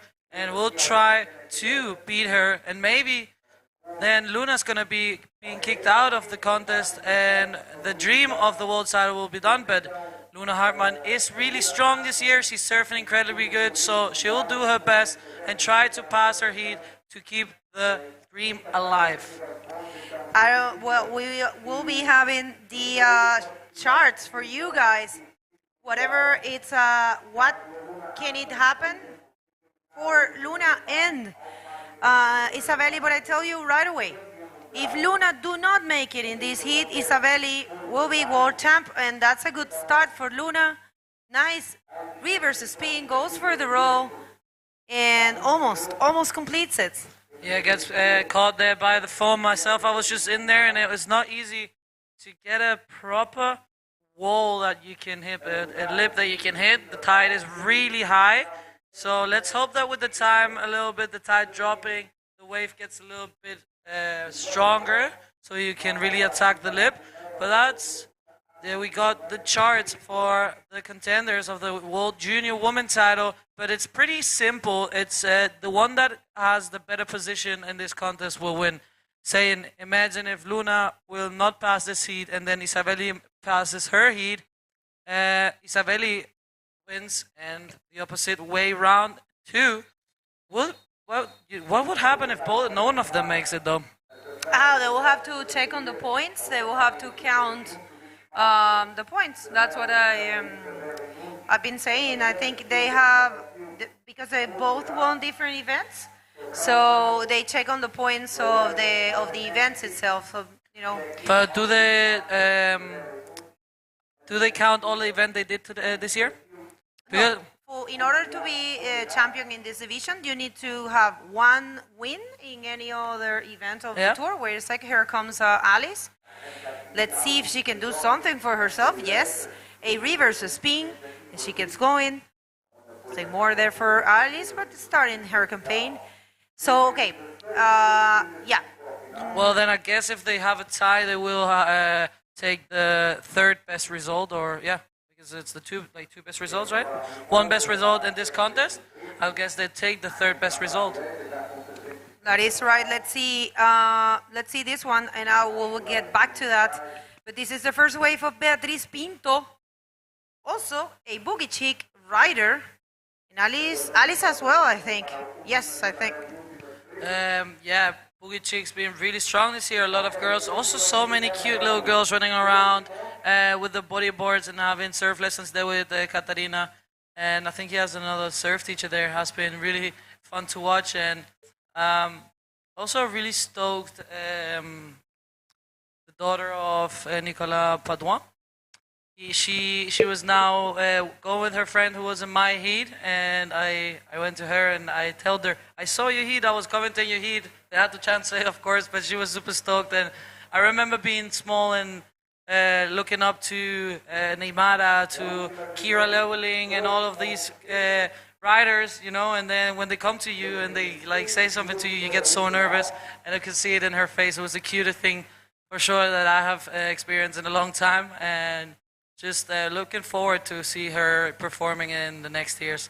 As we have the interview ready with the winner of the last heat. Take it away, Kate. Hi guys, I'm here with Mariana Pedrella, the winner of the previous heat. Congratulations, it's your first time in quarterfinals of the World Tour. Does your strategy will stay the same, or will change your strategy? First of all, I'm very happy to be here, and the strategy will be the same. Win, win, win. Win, win, win. Do you want to say something to your friends in Portuguese? In the last interview, I forgot to thank my brother for the support, so thank you, Ico. Thank you very much for your time, Mariana, and back to you guys. Thank you very much, Kate. That was a lovely interview. And not much happening now. We have some scores on the board. We have Luna in first with a 3-point. We have Beatriz in second with a 2.5. And Alice in third with a 2-point ride. Small scores, but there's still some time on the clock. And these girls were definitely going to try and look for a better wave and put higher scores on the table. Well, we have that answer. Thank you very much. Diogo Marquez, our technical director, we confirm that if both competitors lose in the same stage and they get out of the competition, they will have to serve a tie in. Sorry. They will have to serve off one hit at the end of the contest to break the tie. So yeah, that will be definitely defined here. No other way to do it. So great to know that information. Thank you very much. And so far, Luna with the 3 advancing in this heat. Let's see how this one unfolds for her. But so far, yes, she is advancing. And remember, oh, wait a sec. There are some nice rides here. And Luna will find a pocket roll. I knew it. With this, Luna will be very comfortable in the first position. And here comes, no, that probably would have been a good one for Alice. Here's the replay. Yes, beautiful looking ride, perfect bottom turn, goes up there, big extended roll, perfect landing. It's going to be a good score, definitely going to be the best score of the heat so far. And going to put herself there a little bit more far away from the other riders that right now don't have much on the board. Yeah, 6.75, really good scores there for Luna Hartmann. And that's going to make her feel confident to go back there and put another big score, maybe securing that first spot to get into the next round. That's right. Well, if you're just tuning in, we are in the round number 3, heat number 2 of the Pro Junior Women Division. And this is the 4th day of competition here at the 2022 Sintra Pro. We will continue today finishing this round, and we will do the round number 3 for the juniors. And that will be it for the day. Another great day of competition, 26 hits we are doing today. And it's been great so far. So if you're tuning in right now and you want to send some messages, we can read you right now. Let's see who we have. We have a lot of Brazilian flags here. Thank you guys for supporting. I think they're definitely supporting Luna Hartmann right now. A lot of Brazilian fans there, and she's doing a great job for now. This is going to be interesting. I'm really looking forward to see these two girls battling it out, and hopefully we see them both in the final.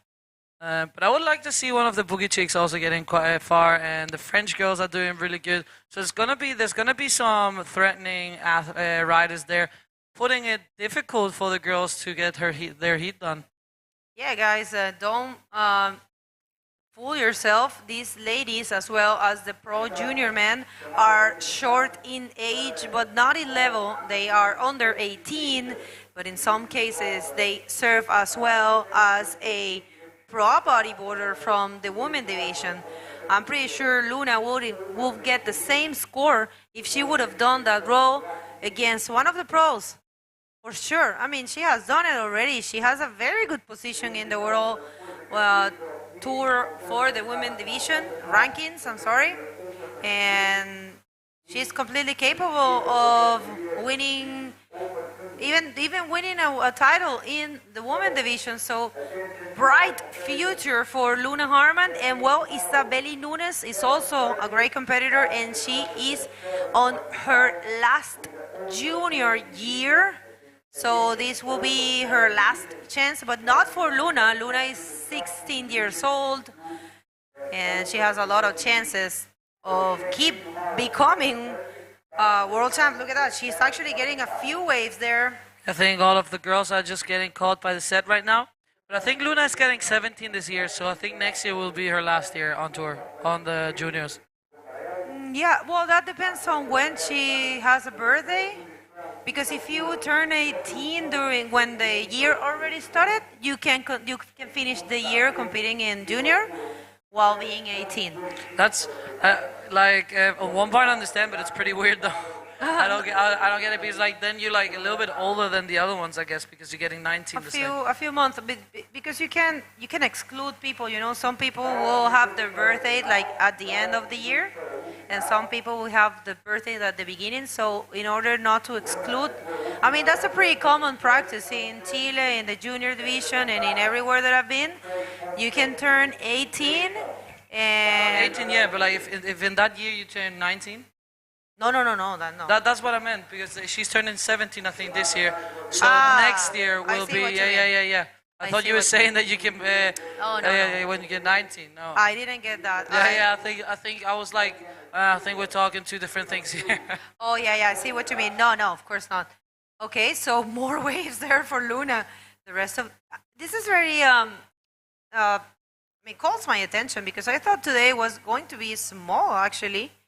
Like, small. It is smaller, but not small for sure. I got some sets on the head. It's still powerful out there. And it looks like now with the tide dropping, it's going to get a little bit more strong and maybe, again, landing on that sandbank. But it looks like some beautiful rides right now. So I think we're going to see some good waves ridden here. The second heat of the junior woman division. And we're going to have 2 more heats. And after that, we're going to jump into the junior man division. And we'll finish up. Look at all the Boogie Chicks there. Boogie Chicks. Is Katarina somewhere there? No. That's the daughter is there? Yeah, Katarina is the front one, the pink. It looks like another kid, but that's Katarina. Is it though? Because I think it's a kid. Seriously a kid. It's a kid. I thought the same, and I was like, oh my God. Well, Katarina is that size. Yeah. Anyways. She's going to kill those when she listens to this. But that's Teresa. Yeah, for sure. Definitely. Yeah, that's Teresa Padrella there. And yeah, we always joke around. There's no hard feelings here with Katarina. And yeah, I'm gonna definitely tell her to watch this heat. No, we love her. She's an inspiration, at least for me. I remember when I started competing in the World Tour, she was killing it, and for me it was an inspiration. It was so far away from me, and I always admire, and I've been following her work with Boogie Chicks, and we have been saying a few things about Boogie Chicks. And for me, just to the fact, I mean, I can say all the facts to you, but I mean, beyond that, just the fact that Katarina fought the entire world and the entire community because Nuno said so. When she started that school, everyone would say, what's the point of doing a school only for ladies? That's kind of like, what? You're not going to have many ladies because everyone, it's a boy that practices bodyboarding. And she went against the current, and she kept up with her dream and worked really hard. And year by year, her school grew in numbers. And for me, it's something that I will never forget and something that I will ever admire. The other bodyboarding only for girls school that I know, it's the bodyboard, which is a school of Isabela Nogueira and Clarissa Barros in Brazil. And there are no other, only women bodyboarding school, especially with 17 years of experience. So I have to say, I admire Catarina Souza so much, you know, as much as I admire a world champion, probably even more. You know, it's definitely really important for our sport that she's done that, and it's going really good. She has a really good riders, some of them advancing through a lot of heat. We have one of the girls actually going on tour with us, which is Teresa Padrella, has been traveling with us this year. And yeah, so the Boogie Chicks are on fire. Also, Madalena, the sister, and I think there are like 3 or 4 sisters that are competing already. And then she has now 2 girls there in this heat. And it looks like for now that it is Black, Beatriz Pinto, and Luna Hartman in red, advancing to the next heat. Alice needs a 1.91, so that's not a lot. She's definitely capable of doing that. They're both out there again. So they're definitely gonna try and get another wave and see if they can make it into the next round. Is it gonna be Luna? Is it gonna be Beatriz or Elise? We don't know. We will know in 4 minutes and 5 seconds. But for now, it looks really good for Luna Hartman there. Beatriz in second with a 2.5 and a 1.4. She definitely will look to improve that 1.4 because Alice is really close on her. She just needs a 1.191 to make it into the next round. As we're getting down to the last 3 minutes and 45 seconds. That's right. We have an important information. Thank you, Joao, one of the organizers of this event. Remember, we are having a beach cleaning today, and that's starting now. You guys, if you are around here, you're listening, you want to help clean the beach, go to the Smash shop, which is at the beginning of at the entrance of this beach, and they call it right close to the pool. And here comes again Luna Hartman in a nice looking right, nice reverse spin, and stalling there. I think she's going to go for the short roll. Yes. Well, a little bit of a not too fluent one, but definitely will work. Yeah, that was a foam roll, goes for another reverse spin, and then kicks out there. Yeah, really kind of died out there, but it was a good combination. She might get more than a 3-point for that one, making it even more difficult for the Portuguese girls to take that first spot away. We're getting down to the last 2.5 minutes, and let's see this replay. Really beautiful looking wave there. She goes to the reverse. Yeah, so it looked like there's going to be more of a wall, but it flattened out a bit. Now she gets there to that section, goes for the roll, like foamy roll. Then she gets a lot of speed to get in front of the foam, and she ends up with the reverse spin at the end. So good wave there, 4-point ride for Luna Hartman, putting herself even more far away from the other girls. Yeah, good job there for Luna. And I tell you what, Neymar and her, they were so smart because they hired Bernardo Barroso, who is Madalena Valerio trainer. So they hire him to help them here at this beach and to coach them. And here's a wave for Alice. She's going for the reverse spin. Good job. And she keeps going. I think she's going to do another one. Yes, of course. yeah, with that, Alice is going to jump to the second position, I think, because she's looking for a 1.91. I think that's going to be it. Yeah, well, the second one was an incomplete one, but probably gonna get the score. Good looking wave. They're so cute. They're so tiny. And look at the control she gets there. Looking up on the line to check maybe if she can get a roll. And then she goes for the other reverse. She's gonna be happy with this one. Let's see scores, but there's also score for Black as we see the replay of Black out of the back. Ooh, good looking wave there. Ooh, really good roll for Beatriz. That might change the situation again. Exciting last seconds of the heat. Well, we don't know what's going to happen. So Alice did change the situation, but Black needing a 2.4 are probably going to get that score because that was a beautiful roll there for Beatriz in the last 30 seconds of this heat. And looks like Beatriz, we're waiting for the score, but it's probably going to be a 2.41. And still waiting on that score, so... Yeah, definitely. Look at that. Again, change of situation. And yes, Beatriz, with 16 years old as well as Luna, advancing so far. Let's see if in these last dying seconds of the heat, Alice can change the situation again. But man, a 4.36, given what we have seen, it's a little bit hard. But let's see, she's going there. You can see the frustration. Don't feel like that, Alice. Alice is 14 years old. Congratulations. Don't go anywhere. We're going to hit a quick commercial break and we're going to be back.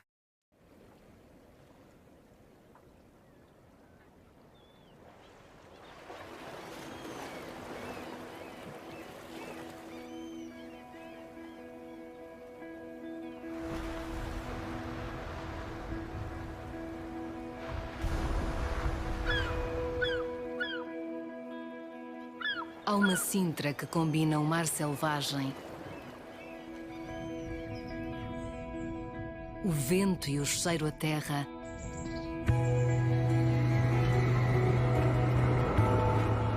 a viagem por caminhos únicos,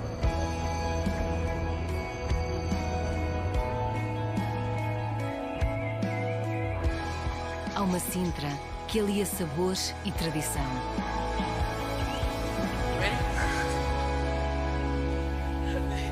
Há uma Sintra para cada de nós.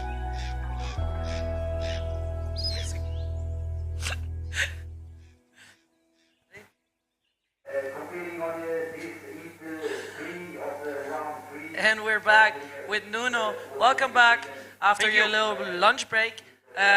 Last heat, Luna Hartmann smashing it and getting that first position, and Beatriz changing the situation again in the last seconds. So exciting heat there. And now we are in the third heat with the other world title contender, Isabeli Nunes. And we have in yellow Mariana Silva, and in black Matilde, who already has one score of a 1.5. So two, a Brazilian, a Portuguese, and a French. Let's see who's going to advance into the next round. Of course, this is round 3 of the Pro Junior Women. Probably you and Bego have said it enough. We've got a junior female world title to be given here in Sintra. Yes, we were talking about it, but we will give some updates again for the people that are just joining us. Isabeli Nunes and Luna Hartmann are the 2 world title contenders, and it goes to the winner will be the one that has the better result, which is if Isabeli Nunes doesn't make this heat, actually, Luna Hartmann is the world champion, and it's going to be going like this till the final.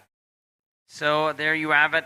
Alexandra said it all. If Isabella Nunes gets knocked out in his heat, automatically Luna Hartmann is the first ever IBC World Junior Pro Women Champion. So many words for world title. For world title, but he is. But it's also, you have to concentrate to say it because there's the Pro Junior, there's the Pro Junior Women, there's the Pro Men, Pro Women, Pro Dropknee. So really good to have 5 different divisions this year on tour, as we have Isabeli Nunes looking at this one, but no wave ridden for her. She has a 1.9 as a first score, and then she puts herself in first position.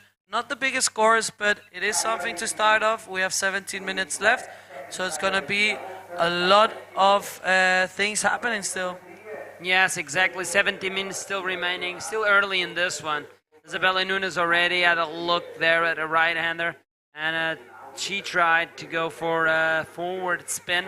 Unfortunately, she completed that move, but then the wave just died in front of her. She was not able to connect the wave all the way to the inside, but she is out there already, so she needs to prove a point if you want to keep the dream of becoming a world champion alive. This was Petit Mariana Silva, and she is trying a move there for herself, but ooh, nice line there by Matilde.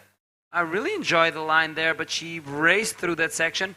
But right now, 2 spins there, not bad way for Matilde. A lot of speed. Take us through the replay, Alexandra. Yeah, that's a really good line. I was thinking that she would go there for the roll.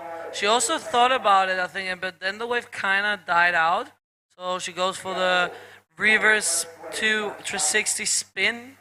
And yeah, let's see what the judges think. For now, short scores here. Mariana Silva with a 1 point. And Matilde with a 2.75 for that double spin. But yeah, there's still plenty of time. Isabelle Nunes looking at this one. And she paddles but doesn't take it. I think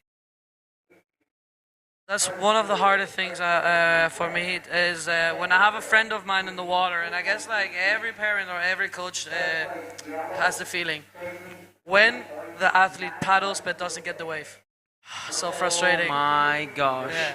As we have the 2 girls, they're fighting for the world title. Luna Hartmann and Isabelle Nunes, 2 Brazilian fighting it out for the title race. Best result will be the winner for this year. Will be the junior woman world title, world champion. So many words, sorry. Exactly, it's a lot of words. Actually. That's why I said it slowly. Yeah. So I made a mistake. But there you have it, Luna Hartmann and Isabelle Nunes from Brazil. Get to know those faces because they're going to keep competing yet in the Pro Junior Women's Division and as well in the Women's Open Division. I think both of them are still in the... I think Luna is still in the Women Division. As we have Mariana Silva there with a beautiful roll and sticks it. That's going to be a good score there for her. She's going to be happy about that one. But yeah, that's... Let's see the replay. Get her through the replay, Nuno. Nice bottom turn there. She aligns herself for that end section and goes for a roll. Nice wave for Mariana Silva. And the yellow singlet representing Portugal. Let's see what kind of score she's going to get. And we've got a lot of Luna supporters here in the top chat of the YouTube page. Let's see if we got some Isabelle Nunes supporters. But meanwhile, we have the interview with Luna Hartmann. So Katie, take it away. Welcome back, guys. I'm here with Luna Hartmann, the winner of the previous Pro Junior Heat. Luna, you are a pro athlete, so how do you manage your athlete life and your school life? It's a little complicated, but I try to find a way because I love bodyboard. And yeah, I had to do school because I'm 16, but it's cool and I love the process. Thank you very much, Luna. Do you want to say something to your family and friends? Agradecer mais uma vez a toda a torcida e bateria por bateria. Thank you very much. Yeah. Quebrou, Luna. Thank you very much. Thank you for watching, guys. Thank you for that interview. And it is exciting because... Are we back? Yes, sorry. There was a little mistake there going with the cameras, but we're back. Thank you for that interview with Luna Hartmann. And it is exciting because Isabelle Nunes is in 3rd right now. If she doesn't make this heat, Luna Hartmann will be our Junior Women World Champion for this year. So exciting things happening here. But Isabelle now checking this out. There's 12 minutes and 25 seconds remaining. Oof, both moms are here and both moms must be sweating right now. I am. So I bet they do also.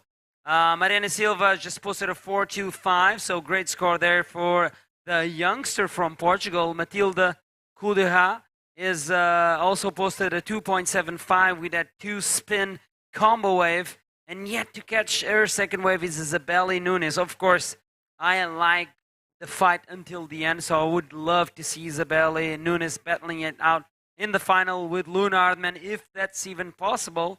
But if it happens here, it happens here. And if it happens here, it means that Luna Ardman is the deserving world champion. Imagine if Luna Ardman lost the previous heat, the pressure that Isabelle Nunes was feeling right now. She needed just to beat at least one of these riders in the heat. Oh, yeah, I've been there. That's no fun. There's no fun times when you have something like that. The pressure you have on yourself, and you got to work through it. With the years, it gets a little bit better, but it's still always really stressful.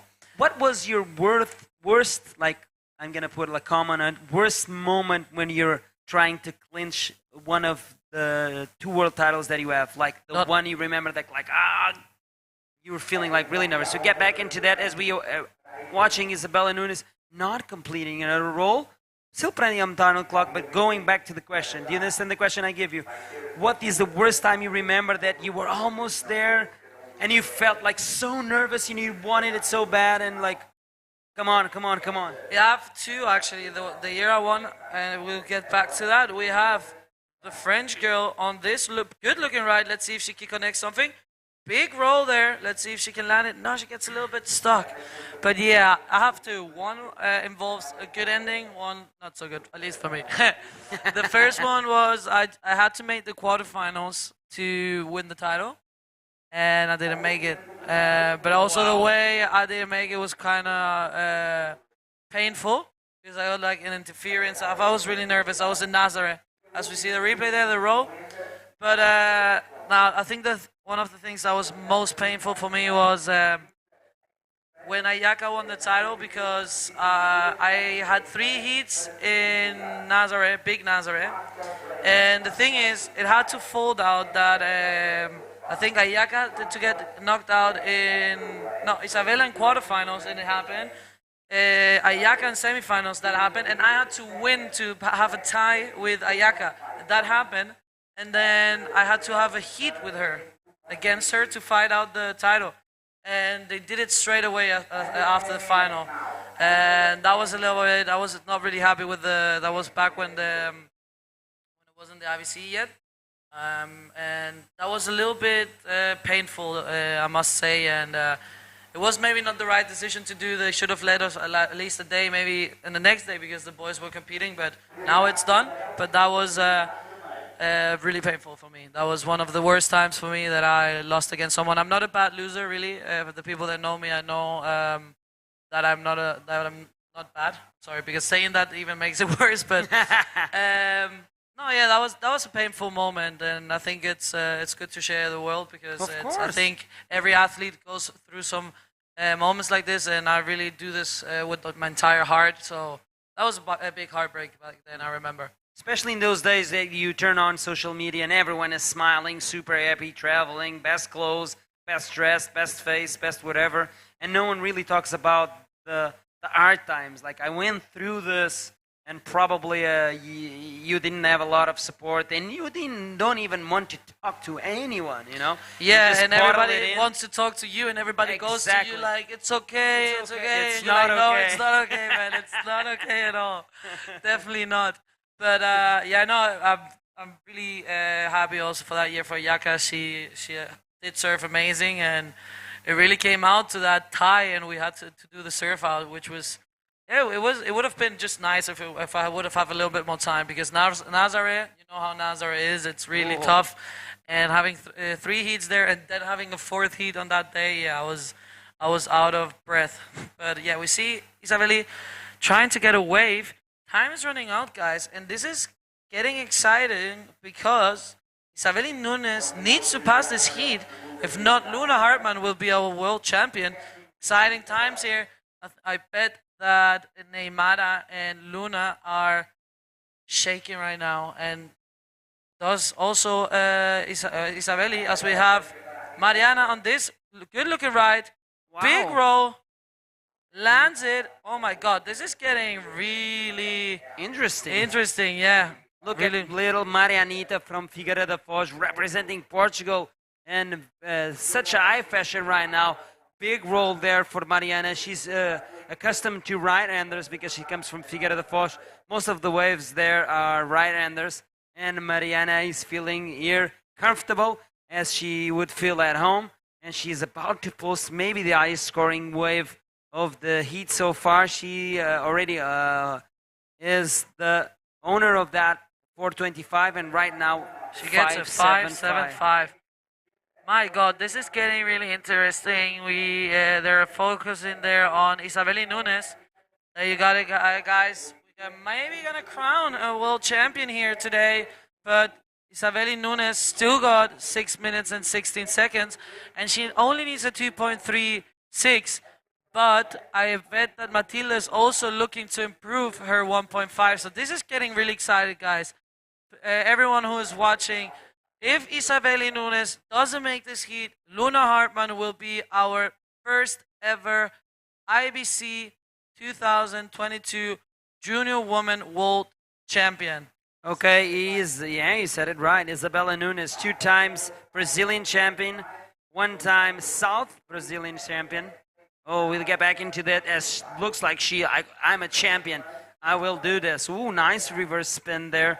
She's trying to connect this wave to the inside. Another reverse spin. Let's see if she can bring it into a section so she can close this wave up. Ooh, 2 spins. Exciting times here. She needs 236. I think she's going to get the score with this 2-spin wave. What do you think, Alexandra? That was a beautiful first spin, yes. Exactly. Second one connecting good. It will be the score, but I don't think it's going to be a big score. So let's see what happens because Matilda is up in the lineup. Or is she or not? I don't. Is she in the lineup? No, there's no priority, so I don't know. Yeah, everybody's fighting to get back. Oh, in the war zone. That's what I call This is exciting. This is getting down to the wire here. There's this sandbank. I mentioned this 1,000 times. There's this sandbank, and then there's this deep channel where actually Mariana Silva is, and probably her coach or someone is telling her to get out and go around. No, she's duck diving. But if you are here, you're not moving. It's like deep water. It's very hard to paddle on deep water, as you know. And if you don't know, I'm telling you. And then after you get out of deep water, you go into steep water, which is the sandbar area where Matilda is now paddling and doing the duck dive. And now you're in the dangerous area. If a set comes, you're just going to be pushed back, pushed back, pushed back. And you need to find that barrier, that invisible line there to reach the outside. Looks like Isabelli Nunes is doing that quite well, as you can see on your screen. She got the score. She got the 3.5, so now she's in second. And Matilda needs a 2.66. Still some time there, and it's not a lot what Matilda needs. Let's see what can happen in this last minutes of the heat. It's getting really exciting. Yes. I'm loving this. I'm loving it too. So 2 times Brazilian champion. Of course, I'm talking about Isabelli Nunes. South Brazilian champion. 4 times Paranaense champion, and other 4 times Catarinense champion, different states in Brazil. And Isabel Nunes is 18 years old, so this is her last year in this junior division. And let's see if she can win this world title. And one thing is for sure, the world title is going to Brazil. That is smart, Nuno. Yes, good looking there. And now definitely gonna be the Brazilians winning 2 titles this year, actually, because we already have 1 world champion. That's true. Which is Isabela Souza. And now in the juniors, it's gonna go down to the Brazilians also. There is only a chance to have another Brazilian champion in junior, because I think in the men, it's only Tanner, Omori, Tristan, and Alan. So no Brazil there. Okay. So there you have it, the lowdown for the championship title this year. And in the Dropknee, you've got Reunion Islander, Hawaiian, and who else? Reunion Island and Hawaii. Yeah, exactly. Woo, great call. Interesting. Let's see what's going to unfold in this Sintra Pro. We do have 2 world champions to be crowned there. Dropknee division, junior women's division, and it's the division we are unfolding at the moment. Heat number 3 of round number 3 of this day number 4 of the Sintra Pro 2022. We'd like to thank our main sponsors. That is, of course, Câmara Municipal de Sintra. Ooh, watch out. This is Marianita Silva trying to do some work on this left-hander. Nice reverse spin there. And she's not able to connect the wave. Are you good? I am super good. Nice. Yeah, Mariana is on first, so she's just trying to improve a 4.25. She cannot believe it. Yeah, she did great. Imagine if Isabelle Nunes becomes world champion. Mariana Silva can tell all of her friends in school, I've beaten the world champion once. That sounds so cool, definitely. So let's see if that's going to be true. Yeah. She's going to be, let's see this replay. Yeah, it's beautiful reverse spin there, but the wave didn't offer much, so not much there for Mariana. And it's getting down to the last minute, and this is going to get really exciting because Matilde made it out. Ooh, no. 1 minute. Let's see what's going to happen. Is Matilde, does she has the nerves to get a wave and getting the title? Look at this wave. one. Oh my God. I'm getting Letting nervous. it go. Me too. You've been in this place many times. Yeah, that's why I just You're thought about reliving it. I was like living it. All right, looks like Matilde is having a go. Kind of a frothy wave, a lot of foam on the face. She spins, but Oh, that doesn't look like a 266 to me, but I'm not judged. And we see, okay, Isabelle Nunes going for a big roll there. I think that's going to put the nail in the coffin. For sure. And making her way to the next round, keeping her world title race, world title dream alive. So look at this beautiful roll there. Good landing. So it's gonna be enough to put herself, like secure herself in the second position. I don't think it's a 6.5. So Mariana Silva and Isabelle Nunes making it into the next round. And don't go anywhere, guys, because we'll be back after.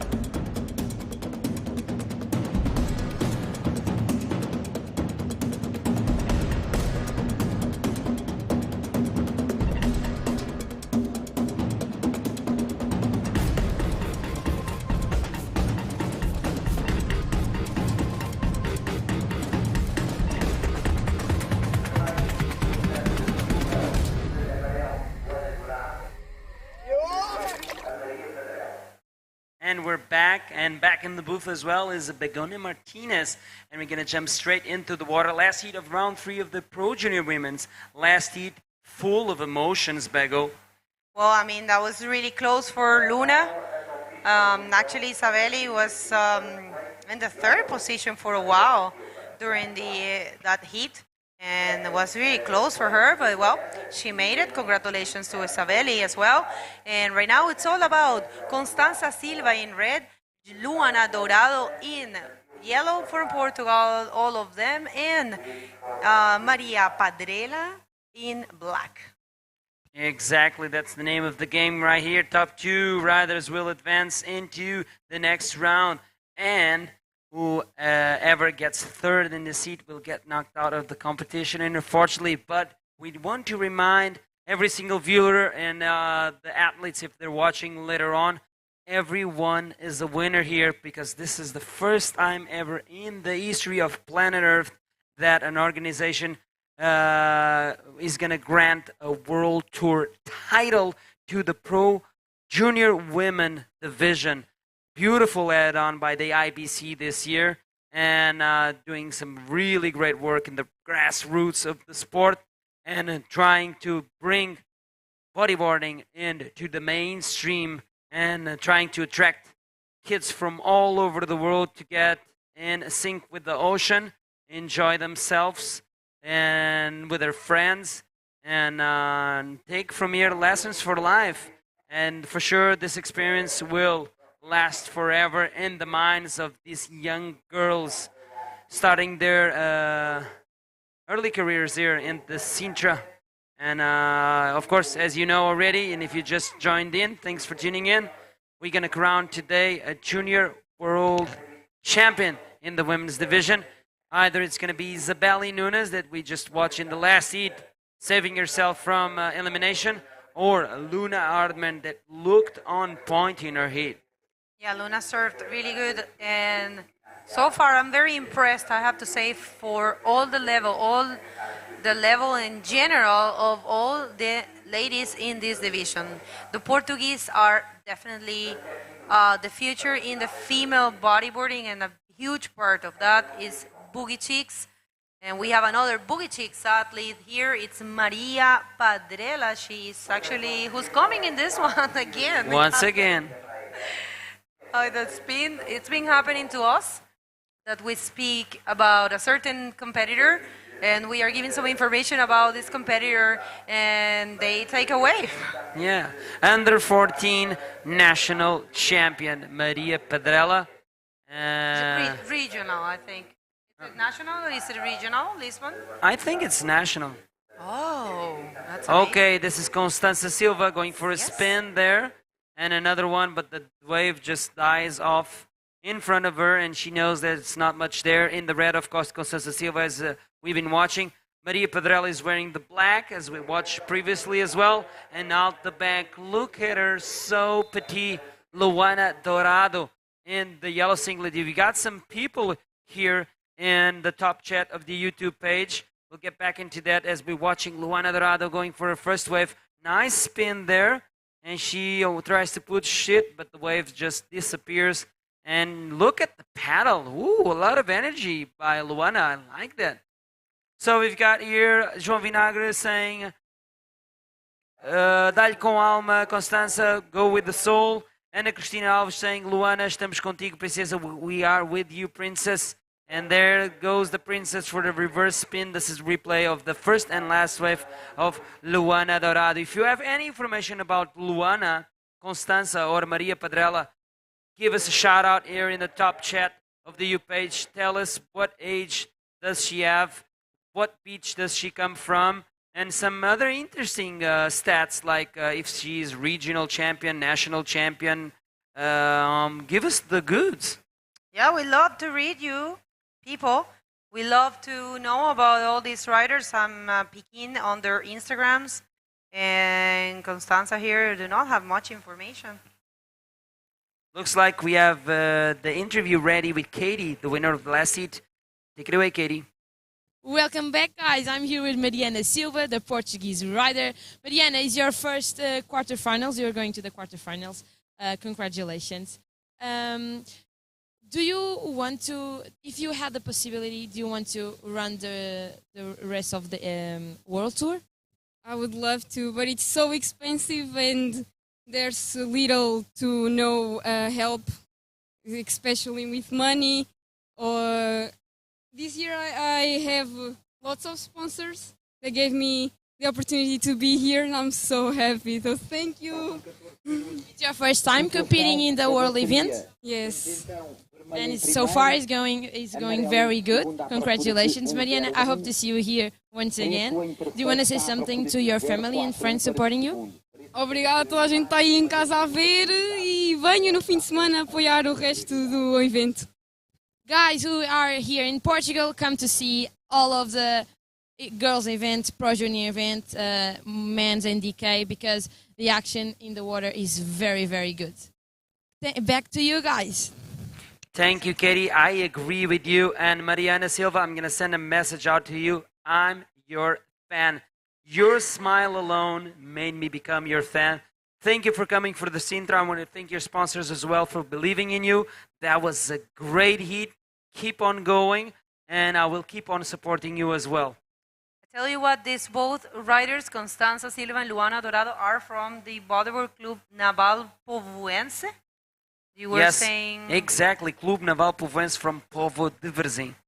Oh, well, so that's where Ricardo Rosmaninho and Joel Rodriguez come from. That's amazing. That's Breeding ground, it's a basically. factory of good bodyboarders. Yes, they are under the wing of Rui Campos, aka P, and he's been doing an extensive work for many, many years, and the results are at sight. Thank you so much, P, for the great work you've been putting out. They support a lot of young athletes. They do bodyboard camps and initiate people into bodyboarding. They're always trying to bring in people to bodyboarding, and they support a lot their athletes, and they have a big group. Every time there's the national tour, that's the biggest group. You'll see them all teaming up. If one is competing, everyone is cheering. I remember this year, the first stop, Ricardo Rosmaninho won. They invaded the stage in the presentation and was singing and chanting. It was like 20 of them. And you could feel like huge energy. It was like, hey, we're here. Now it's like, whoa, like full on. It's like you could feel it. I love that. I wish every single club was like that. Okay, Luana Dourado, there she goes. Ooh, nice roll in the pocket. Very good. And there she goes, spinning.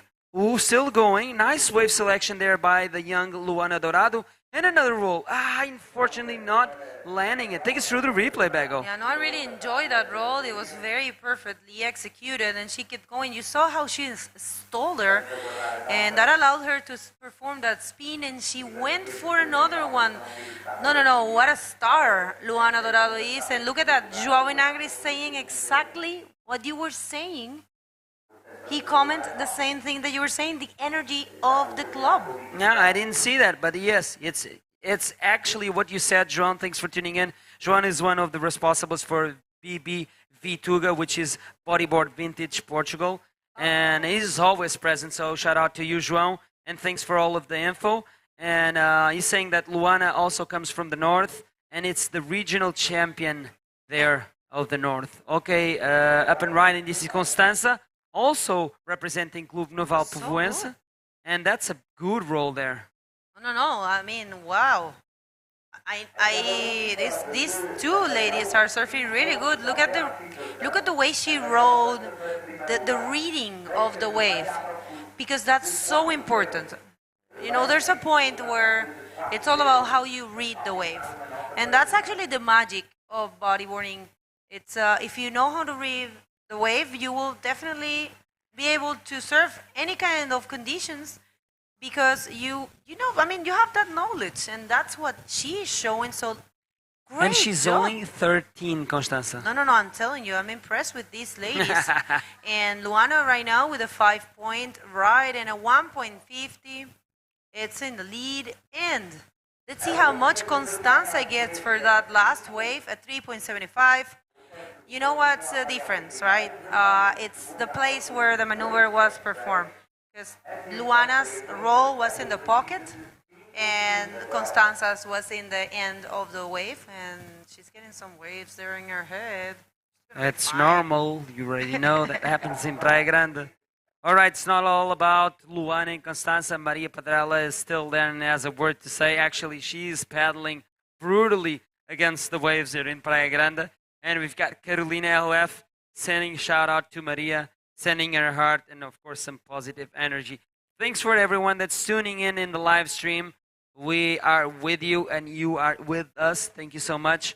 And if you have any other interesting info about the athletes ongoing or just wanting to give a shout out, this is the time to do it, and we'll give the shout out back to you guys. Right now, only Portuguese in the water, so it's time for you guys to put on the Portuguese flags. I want to see some Portuguese flags.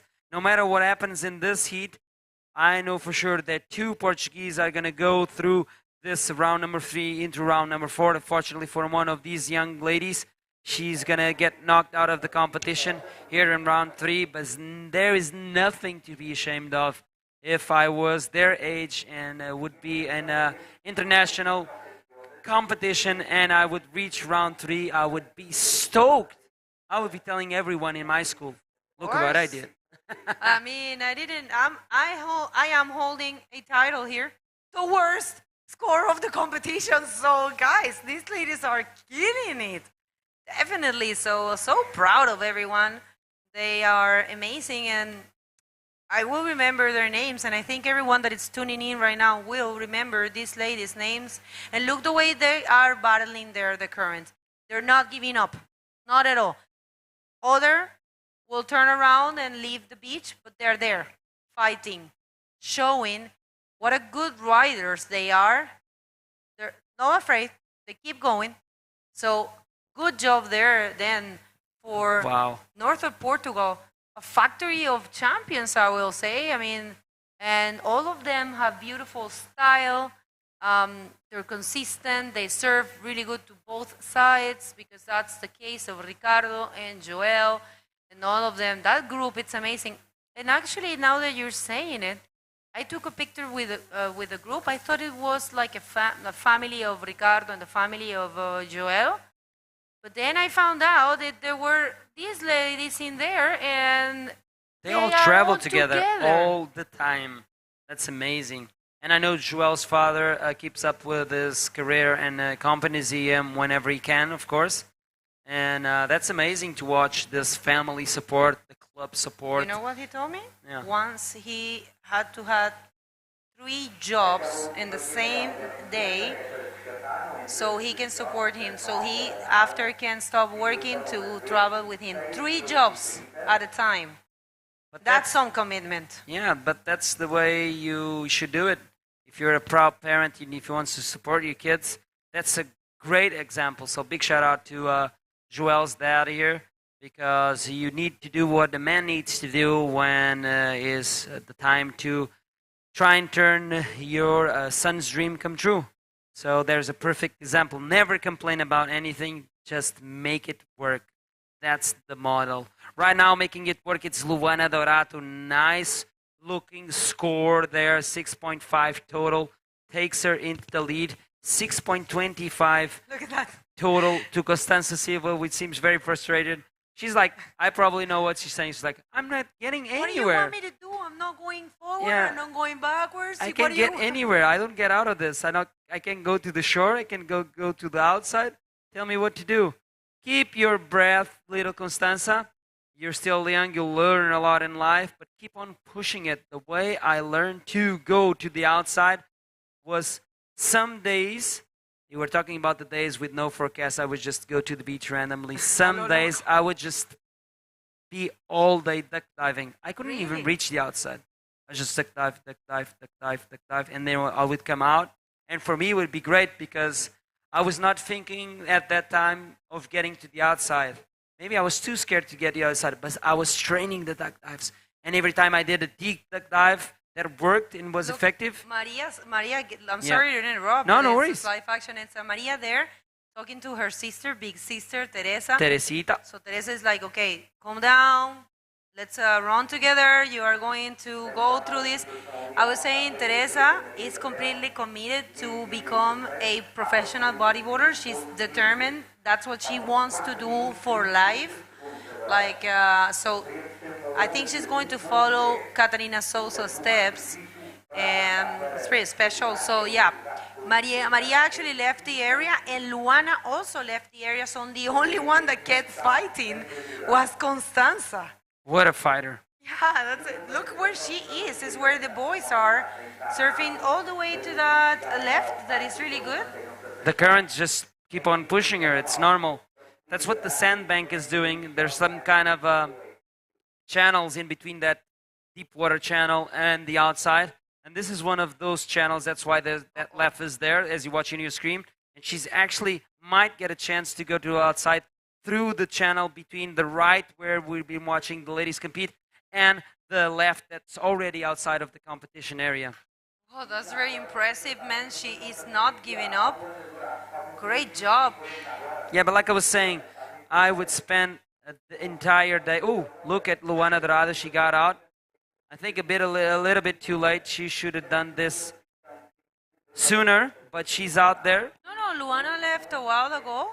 Yeah. I saw her turning around. Okay. But yeah, it took her a long time to get there. I think she actually was really close at further our stage, you know. I think further the stairways where the beach marshal is. Okay, further down south. Okay. I think because, you know, we saw the other guys. Yeah, true that.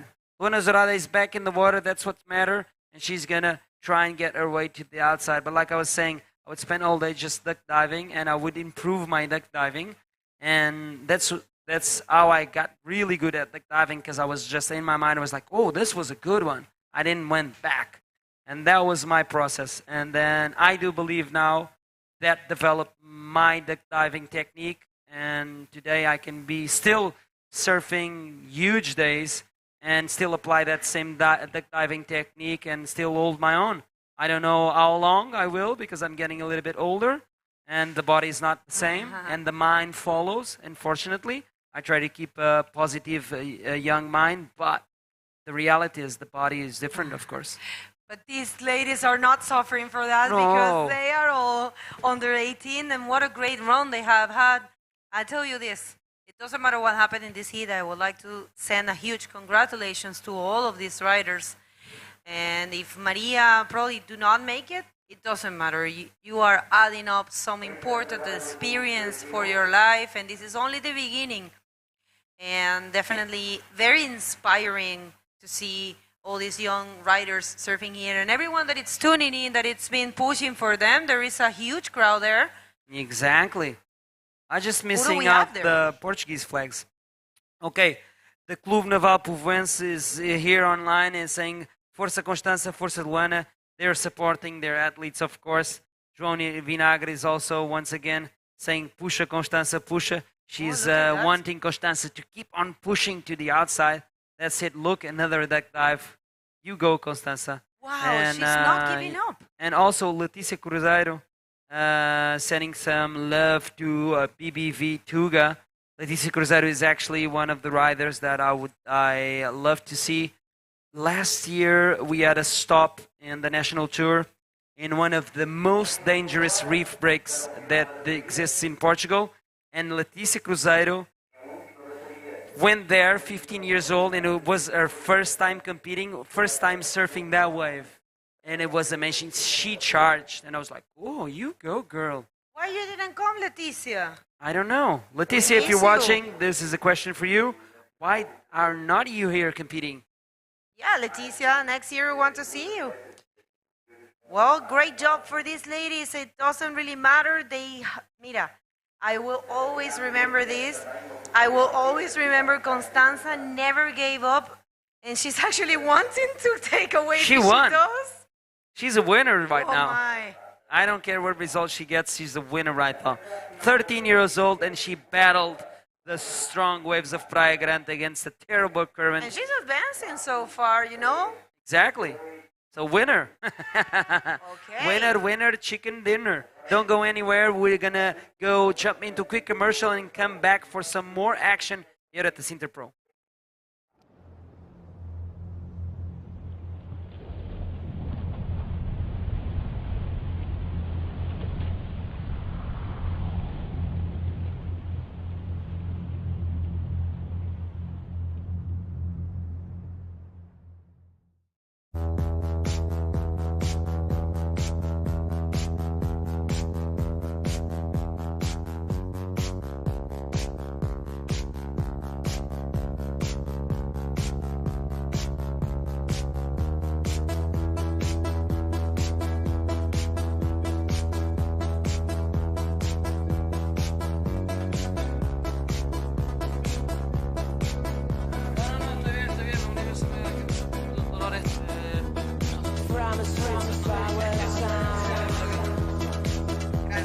Caga, você.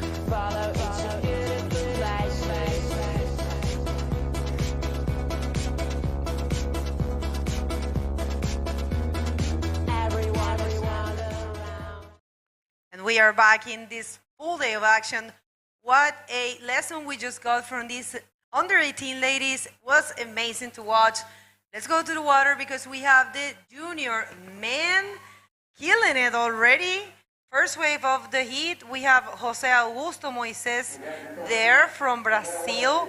And in black, we have Diogo Cunha. We have Sergio Cortés from Spain. I think it's Canary Islands, or is it Hugo Medina from Spain as well in white. And Jose Augusto, the first wave in yellow. Yes, a really good international heat again. It's going to be 2 Spanish, 1 Portuguese, and 1 Brazilian fighting it out there. And let's see what they got. I think there's already a good score coming in for yellow. Let's see what the judges thought, and we'll give you a situation and update. But only 2 minutes into this heat, so a lot of things will still happen. And these boys are hungry to show us their best skills and making it into the next round. Let's see, it's 2 of them will make it into the next round, and 2 will be the end of the road here. Exciting things happening. 4-point right there for yellow, and puts himself in first position. There's only a really short score for black. A 1-point right, as we have black up and riding now. Diego Cunha taking this one. Let's see. I think he is going to find a section. Nice roll. Good reading there for Diego Cunha. And let's see how this one unfolds. Yes, Sergio Cortés is actually Pelos. I love this guy from Tenerife. He has the best haircut ever. I love him. Pelos serves really good, actually. It's no, Sumatra? Yeah, they went to Indonesia, him and David, and did a lot of footage there. Really good. So check out their Instagram sites. David is the brother of Teresa Miranda, and Pelos is one of the friends. He's also a good camera guy. They always film each other. That's so cool when they go bodyboarding. They film each other, so they make footage, and they can see, train better things that do mistakes in. So that's the best way of coaching. As they don't have a coach, they coach each other, and that's, I think, pretty nice. Well, that's right. So Pelos still haven't taken a wave. And if you don't know what Pelos is hairs. It's because he's got a very, like what Alexandra was saying, he looks like a broccoli. He's got, I'll start calling him broccoli instead of Pelos. I love him. It's a curly hair. All blonde. All of these young Canadians are very blonde and cute. And there are a huge team. I ran into them. They're 11, I think. 11 or 13 this year. Last year they came, but it was a little bit less people. And now they have a huge team. So congratulations to the young Canary Islanders for traveling all together. How fun that will be. I mean, yeah, all of your Canarian friends. Team. Proud to be part of the Canarian community. So many young guns coming also. Gonna try and motivate more girls to come next year. This year it's only Teresa and me, but yeah, I think in the future we're gonna see more girls and definitely more boys traveling around the world, as their level is being incredible. We've been seeing the men division also, the Canary Island guys ripping, as we have Red up and riding. Pelos. Oh no, he was not able to do much in there. Oh well, we just saw one of the ladies, Constanza, fighting that current, and she actually was paddling for more than 5 minutes. She never gave up, and I think you don't really want that to happen. And let's see, we have huge Canadians coming up, you know. And here comes Hugo Medina. Nice roll there, extended arms. That's very important to do. He did another one. If you extend your arms, the judges like it. Yeah, makes it looks way bigger and cleaner. Unfortunately, he didn't land the second one, but he will be stoked with that first roll. Let's see what the judges think, as we have yellow, the Brazilian up and riding, looking strong. Big roll there for Jose. He means real business, guys. Be careful, because he is on fire, as we have Pelos here on this left. Going up and down. Let's see if he can find something. Goes for the roll and lands it also. And jumps out of there. Let's see how this... But look at this roll. No. This one was a bomb. A bomb of a maneuver. And that's going to be an important score for the young Brazilian. And here comes the replay of the first make of Pelos, and building his way. We're waiting for all these scores. 3 scores are being analyzed there. So Jose Augusto, oh well, he's coming from Ceará, Ceará, it's where Isabela Souza is from. So he's a champion. Well, I don't know how to say this in English. Campeón cearense iniciante. That would be kind of like amateur, I think. And Like beginner. and under 16 cearense champion. So Yeah, they have like different steps in Brazil. We'll get back after the interview with the winner of the last heat.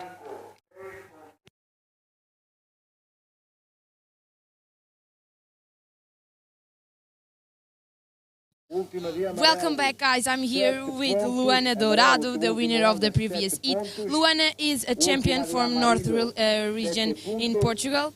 Luana, how was your heat?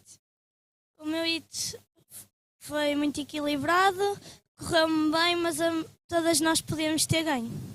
She said that her heat was very balanced, was good for her, but anyone could win the heat.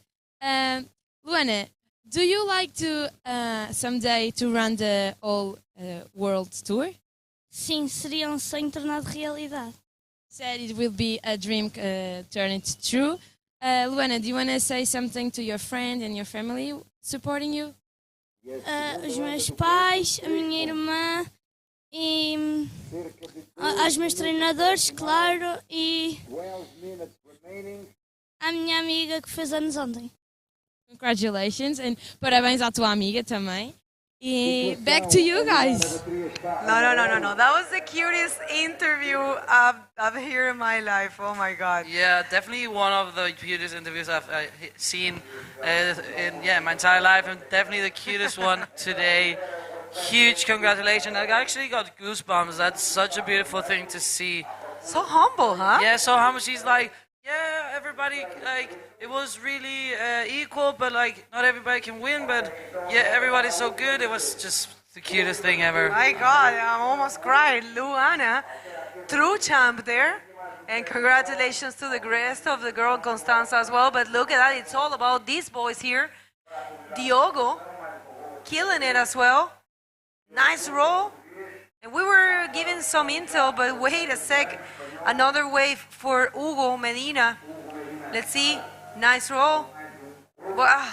Yeah, unfortunately, there just lands on the foam as we have the replay of Black here. Goes for a big roll. Also, like really sideways, so the landing was a little bit weird, but he did manage to get through as we have the replay also of White.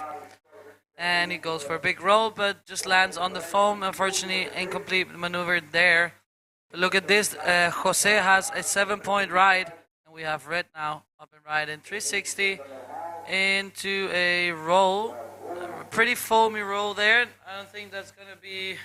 It's going to be better than his 1-point ride, but he'll definitely will have to get back and put some better scores in, because Jose just got a 7-point ride. So he's sitting in first with a 7 and a 4. That's an 11-point total score. And now he's coming. The man of the hour is coming again. 360, beautiful. Another 360, really stylish there. Looking to connect it with something down the line. Goes for the roll. Wait a second. And a reverse, but doesn't land it. You know, this kid, it's not any kid.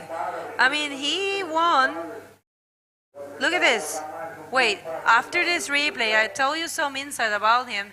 So amazing, two beautiful spins there. Keeps going and connects with the roll. He is in control and goes for the reverse spin. Unfortunately, he gets stuck there, but I tell you what. He is vice champ in the open division in Brazil. I mean, you know, Brazil have a lot of good competitors, so he is very good. So we have in our hands a very high level here with Diogo, Hugo, Sergio, and Jose Augusto. These 4 riders are very, very good. So I keep saying they are small in age, but not short in level. He actually, I can see here, picture that he won in the open division and 4th in the under 18 division. I think in the championship that was held in Regencia, Espíritu Santo. That are some results. Yeah. Definitely a really good rider there. 4.1 and a 7-point. Put himself in that first position with a solid score. In second, we have Sergio Pelos is in second with a 4.75 and a 3.35. You'll definitely go and try to better that 3.35. And Diogo and Hugo are the ones that have to step up the game if they want to make it into the next round. Yeah, that's right. And I'm looking at the messages, guys. Brasil, cadê a galera do Brasil? José Augusto, bodyboarding incrível. Dá para perceber aqui. E agora que eu vi seu Instagram, eu fiquei impressionada mesmo. Me desculpa que não conhecia ele, mas incrível. That's I mean, we were seeing him surfing really good. Look at that. He has a 7 and a 4.10. So I decided to check a little bit of his Instagram, and I was impressed. He's got a lot of achievements, and he's under 18. So definitely a huge future for José Augusto, and of course for Pelos, for Diogo and Hugo. Great heat we have in our hands. Yes, definitely. The boys are on fire. And one of the comments says, asking for Guy, the little boy from Brazil, asking if we know if he's going to be a Fronton King. We hope so. He has a really good result, so he still has the chance to win the title. I think they're probably going to do their best to get there, but we don't have that information. But I was really impressed by Guy in Antofagasta. He surfed incredible. No. Guy is amazing. Guy, it's more or less the same case as Lucas Saninoto. He's only 1 year older, but he surfs really good. We were very impressed, yeah.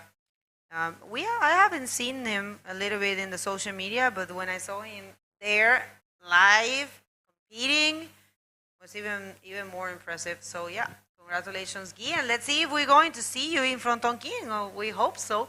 Remember, the last event of this year is the Gran Canaria Fronton King. Oh, well, we do have the NL Challenge, which is a special event, and it's got a waiting period until December 19th. So, but that's not definitory for any world title. It's a specialty event, and might happen anytime. And this is a way for José Augusto. He goes down the line with a 360, connects with a roll, but the wave kind of shuts down for him and doesn't allow him to pull a big maneuver. Kind of goes for the foamy roll there, and that's not going to be in his top. I think that's going to be a throwaway for him as we go through the replay. Yeah, I love the way he spins real fast.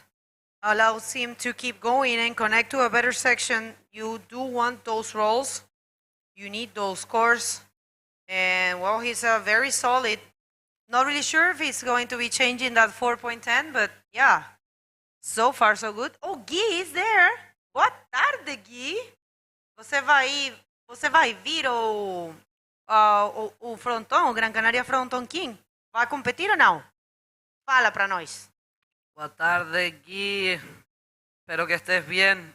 He visto que estás surfeando y entrenando. Espero que sea para que vengas al frontón.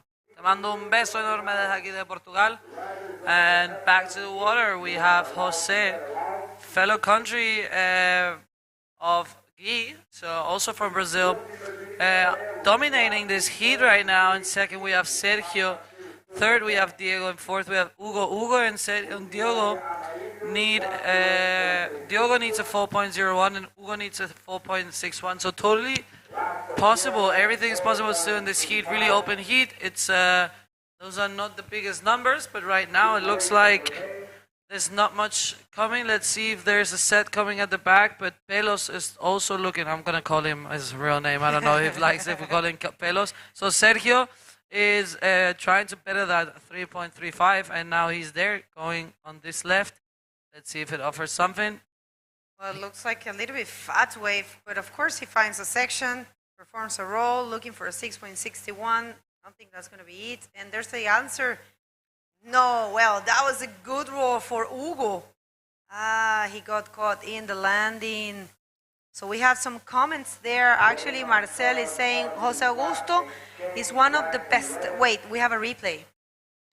Yes, good roll there for Sergio. And let's see if that's going to be better than the 3.35. I don't know if it's going to be better. But yeah, time's running out, 3 minutes and 30 seconds. So let's see what happens in the ending stage of this heat. Let's see if Hugo or Diogo manage to get the scores and maybe kicking Sergio out. Jose is quite safe there in the first position, but everything can happen. Big scores have been coming through, so now To the rocks to see the closer. that's gonna be amazing. That will be, I think, one of the heats that I will most be looking forward to for sure.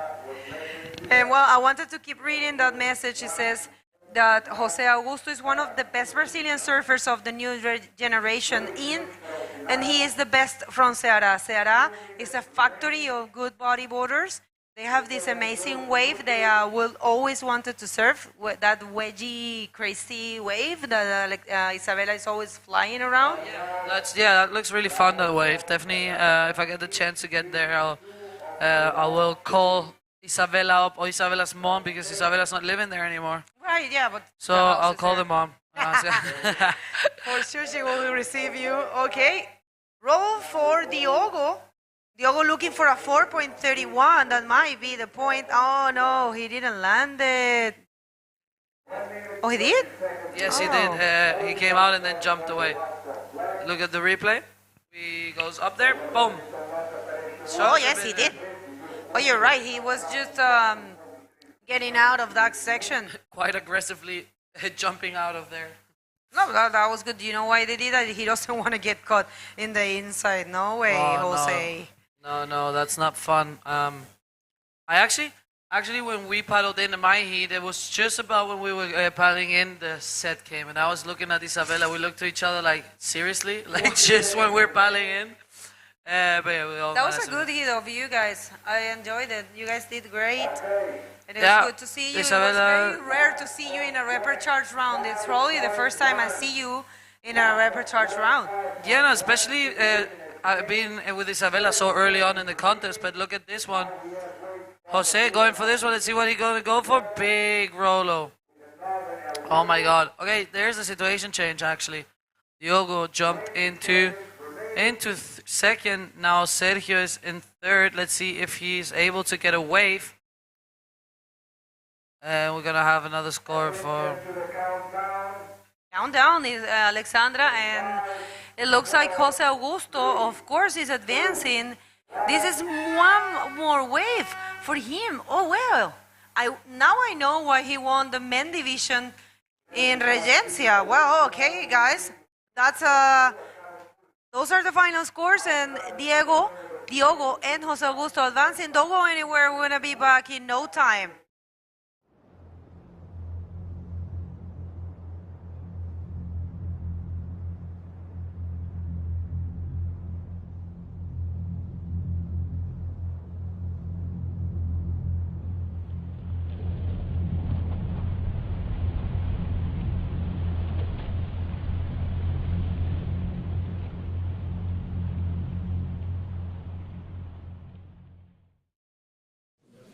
Mal, para tudo!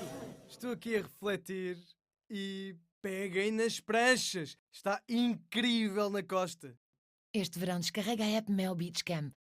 Agora com mais de 150 live cams. Estás aqui, estás na praia. Mel, humaniza-te. Welcome back, and we're back with Nuno. Juniors are in the water, so let's get out there because, whoa, the guys are killing it. Brazilian just got first in the last heat, killing it with a 7 and ended up with another 5.1 there and making himself pass into the next round in second position. It was Diogo at the end, and the two Spanish guys will be knocked out of the contest. So, good performance from all the riders, and now we have, who do we have in the water? We have Mage Estupiñán Parmar representing Spain in the red singlet, as you watch it in your screen. Also in your screen, in yellow, Zaninoto, Timeo Zaninoto, representing France, of course, the Zaninoto brothers, already well-known faces right now this year in the Sintra Pro. In white, we're going to have Patrick Popa representing Spain, and also representing Spain in black, Unax Pascual. So let's get started. There we see Timeo already with a good roll. Actually, Patrick Popa is from the same wave as mine. We're two locals from La Caleta. La Caleta. Yes, as we have now Unax Pascual on this one, trying to go for a little barrel time, but unfortunately doesn't really get it, and he will try to connect it with something, but unlucky there, not much to do. But yeah, this is gonna be exciting heat. As red, and the cameraman, okay. Now we have Patrick Popa here in this left. See what he can do. Goes for the roll. Let's see if he can connect. He's been surfing really good. Like, he improved so much in 1 year. And how old do you think this boy is? Like, look at this. If you see his body language, I will ask you because it's incredible. As we have red up and riding. And looking down the line, trying to connect with the roll. Beautiful roll there. Let's see if he can manage to pull it out, but he gets a little bit stuck there. Exactly. Wave exchange between all of the riders in this heat number 2 of round 3 of the Pro Junior Men's. Let's see who's going to take out the best of this wave exchange. And I do believe that it was only Patrick Popa that completed his ride with that roll. And that left-hand style comes all the way from La Caleta. Yes, well, him and Timeo actually got a 4-point ride, so good start there for the French and from the Canarian rider. He's 13 years old, but if you see him, I will tell you when we're gonna be outside, I will show you and I will present him to you. He looks like he's like 16 or 17, like he's proper build and stuff. And like I remember because I pick him up sometimes to go surfing, and actually this winter I'm probably gonna have my little group of gummies going surfing with me. Cool. And I didn't know he was so young, so I was like, well, if you're 16, 17, I guess that the parents have no problem with driving with someone else. Yeah. But yeah, I'm like, how old are you? He's like 13. I'm like, yeah, definitely gonna ask your parents if they're okay that you drive with me to the beach, because he was always taking the bus, and I was like, I also go to the beach. You can come with me. As we have Timeo there, that was a good roll. There was a little bit stuck, but he managed to land that roll. So nevertheless, it's complete, and he's backing up that 4-point ride, or probably even improve it. Depends on the judges.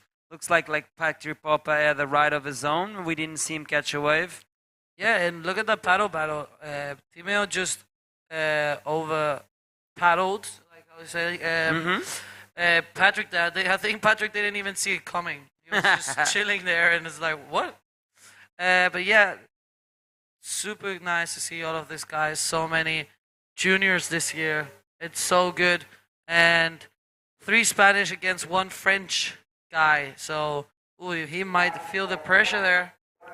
Yeah, he might feel the pressure, and they can be talking between each other, the Spaniards, and Timeo will not be understanding any single word they say, or probably Timeo knows Spanish and is keeping his mouth quiet and listening to the conversations. You never know. But these kids are still pretty innocent. You know, it's a junior division. They want to go out there and prove themselves. It's a battle more against themselves than the rest of the field in the competition. But of course, they need to perform because their coaches are whistling from outside. I was watching the first heat, and every time a set approached, I could hear whistles, screams, signals.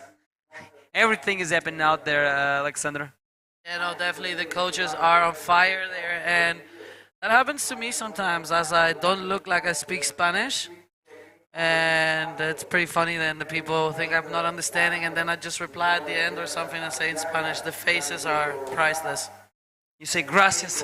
Yeah, I go like gracias or something like, you know, like proper Spanish, like with a Canarian accent, and they just look at me like, what? Priceless moments in my life, in my day-to-day life. It's just funny because I do not look like I speak Spanish. Oh, of course. Okay, interview ready with Katie with the winner of the last seat. So take it away, Katie.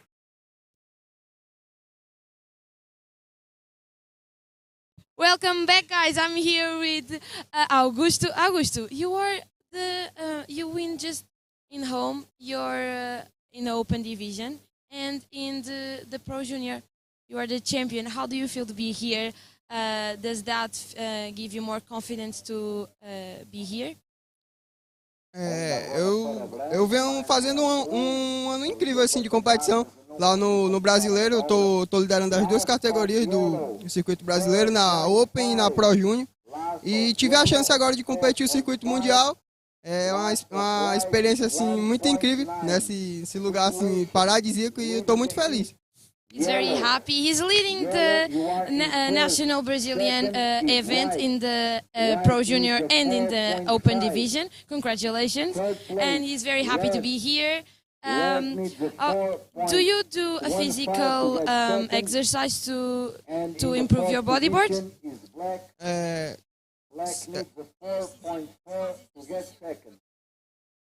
Sim, eu faço um funcional e me ajuda muito na parte física, né? O mar tá muito difícil para entrar, exige muito a parte física do atleta e eu tô fazendo funcional e tá fazendo efeito, tá dando certo. He said that he trains functional training, and that's very important because the conditions here are very hard, and that help him have a little more breath to paddle in these hard conditions. Do you want to say something to your friends and family supporting you? Para a família, né? Eu quero mandar um abraço para minha família, para o meu pai, para minha mãe, para meus irmãos, agradecer aos meus patrocinadores que me ajudaram a estar aqui competindo. Queria mandar um abraço para o Mertis, para Ana Paula e para o Marcos, que me acolheram na casa deles para vir competir. Agradecer também ao meu amigo aqui, qual é o teu nome? Ricardo e a Paula, que também estão me acolhendo na casa deles e é muito massa. Eu tô amarradão e vamos para a próxima. Você quebrou! Guys, back to you. Yes, beautiful interview there with a really stoked Jose. Leading both of the divisions back home, Open and Junior. This one's going to be a dangerous one for sure this year. Maybe especially winning the in a title. country like Brazil, you know, there's like tons because of there's tons no of lack there. of talent and competitors there. You know what I mean? Yeah, not in Brazil, hey? Yeah, But exactly. So back in the water in this heat, we have Timeo in first, Patrick Popa in second. We have Mages Stupinyan in third, and Unax Pascual in fourth. Unax needs a 4.4 if he wants to get into second. Mage needs a 4.15 if he wants to get in second. Patrick and Timeo are the ones right now leading this heat, and it's Timeo with a 4 and a 4.5. Quite solid right there. It's an average score, but right now this makes the heats. Exactly. That last wave of Timeo is a 4.5. So improves his best scoring right at the moment. And he improves, of course, his overall score, taking the lead there, leaving Patrick Popa in the second place. They were a lot busy in the beginning of the heat. Right now, I don't know if it's due to the lull in the ocean or if they are playing it a little bit more quiet. Mage Stupinyan needs to get on moving. He only has a 175 as well. Unax Pascual only has a 1.5. Meanwhile, the leader of the heat was paddling for this one. Just lost that priority number 2 at the moment, for sure, for paddling for that wave. But first priority is with red. Now second priority will be with black. Unax Pascual, and they actually need it so they can keep on campaigning to advance into the next round. 10 minutes in the clock. Still plenty of time for these boys. And how cool, Alexandra, is to see the juniors battling it out. Definitely, yeah. The juniors are on fire, and I'm really looking forward to see, of course, Patrick perform in these conditions, because we're from, like, the wave we surf back home is totally different. Like, we're pretty spoiled. You have to come and visit. You'll love it. You love lefts, right, or rights? I love both of them.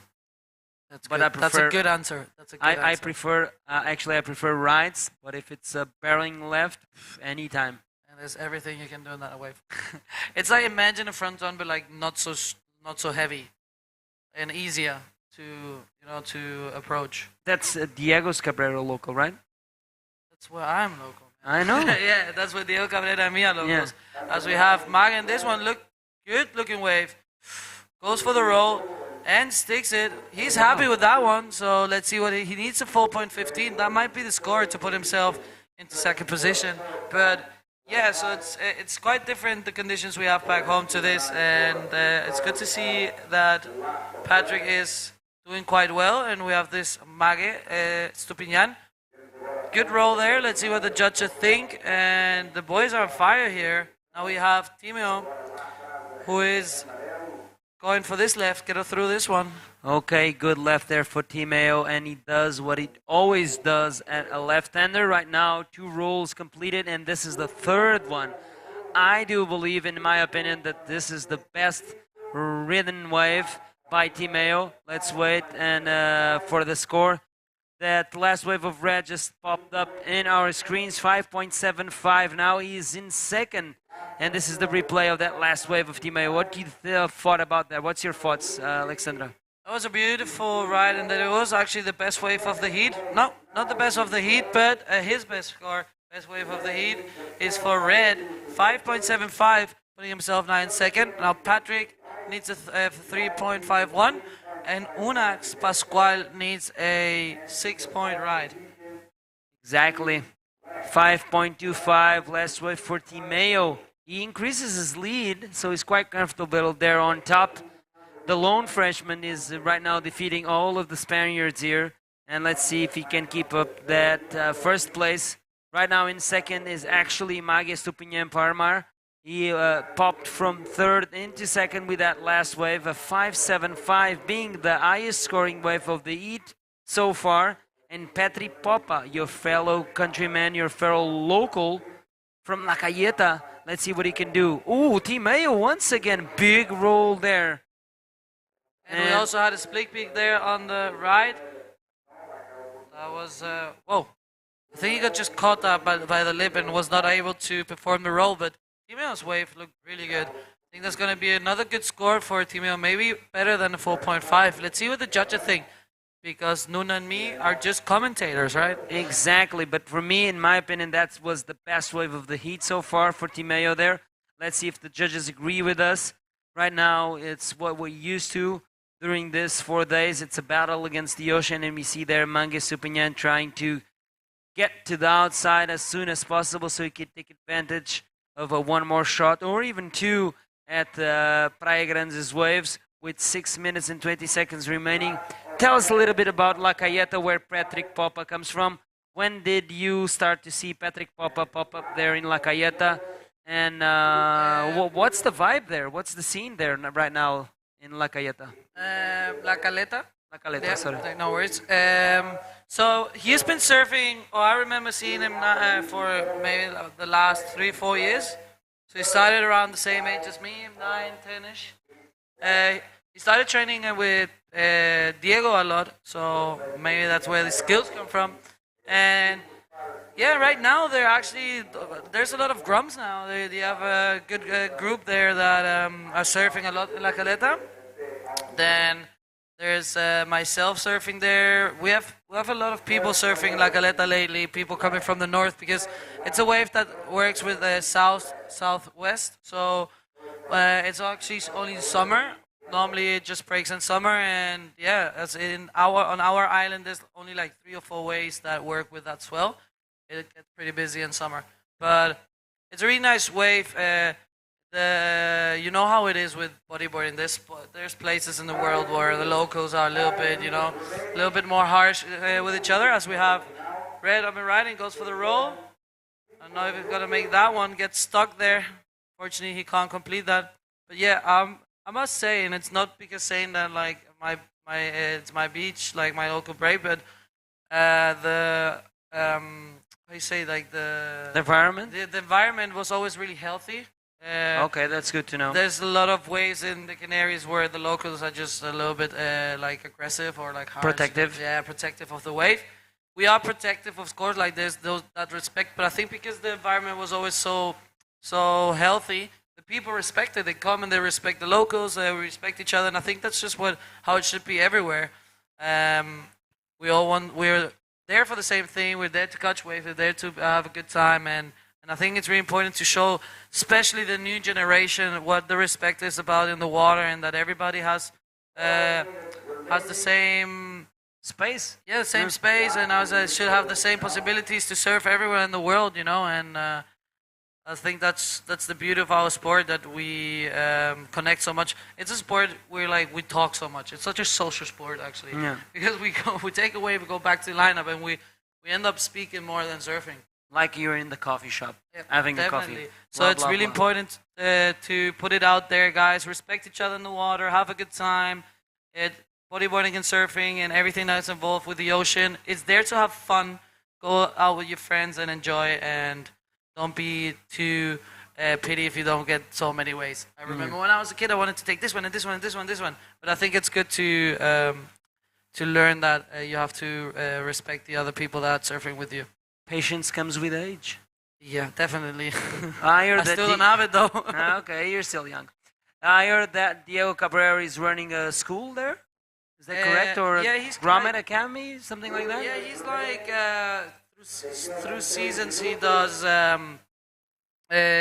go with the boys. When he's training also, he takes them with him and coaches them. So yeah, probably gonna do that also this year with some of the grumps that maybe the parents are not able to bring them to the beach, and because the public transport is not the best in the Canaries. So if I'm already going to the beach, why not? I can bring the grommets with me, and we can maybe help each other, film each other, coach each other, and yeah, step by step they're building something up. And what's the scene in La Caleta in general? Is it a touristy place of Tenerife, or we'll get back into that? Timeo here on this ride, really good.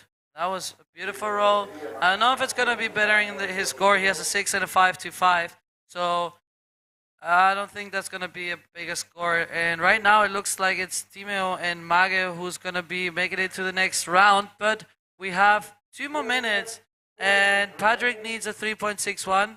Unax is the one that maybe has to step up the game a bit more. He needs a 6.10, but it's totally possible for all of these riders. And Mage is definitely looking to improve a 1.85. So it's going to be really exciting to watch this last minute and 45 seconds as we have Black on this one. It looks like a beautiful left-hander there. Let's see what it can offer. Oh my God, he goes for the arrow spin there. And he likes it. He's stoked. How good is to see that. That was a really good. And we just heard in the back. Yeah, I love a good claim. Yeah, that was a good claim there. Maybe his dad or his coach. But yeah, that was a good wave. Let's see what he needs. A 6.10. I don't know if it's gonna be a 6.10 though, because the landing was a little bit tricky. It wasn't the cleanest, and the judges are really looking for a clean maneuver. But look at this one. Yeah, this is the air roll spin from Unax Pascual. And there's the claim there. I love it. Let's see if this wave will make any difference in his campaign. He needs a 6.10. I don't think that's a 6.10, but we're still waiting for the last score of Patrick Popa, the man in white, and also for the last ride of the man in red, Mage Farmar. Out the back is still Timeo Zaninoto.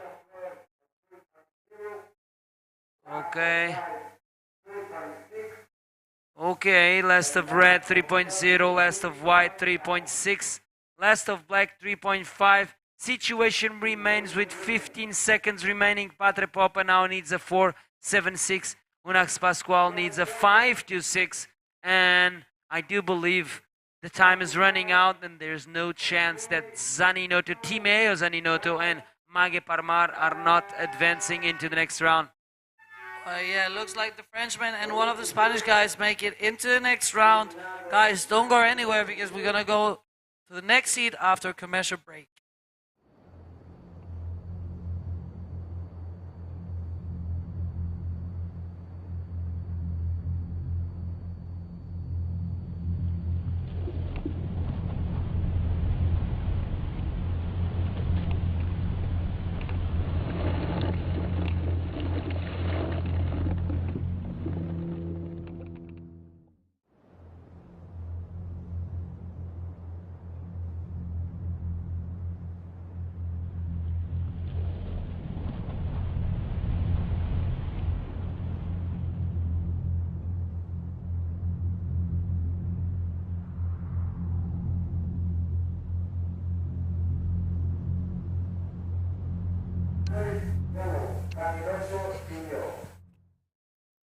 And welcome back.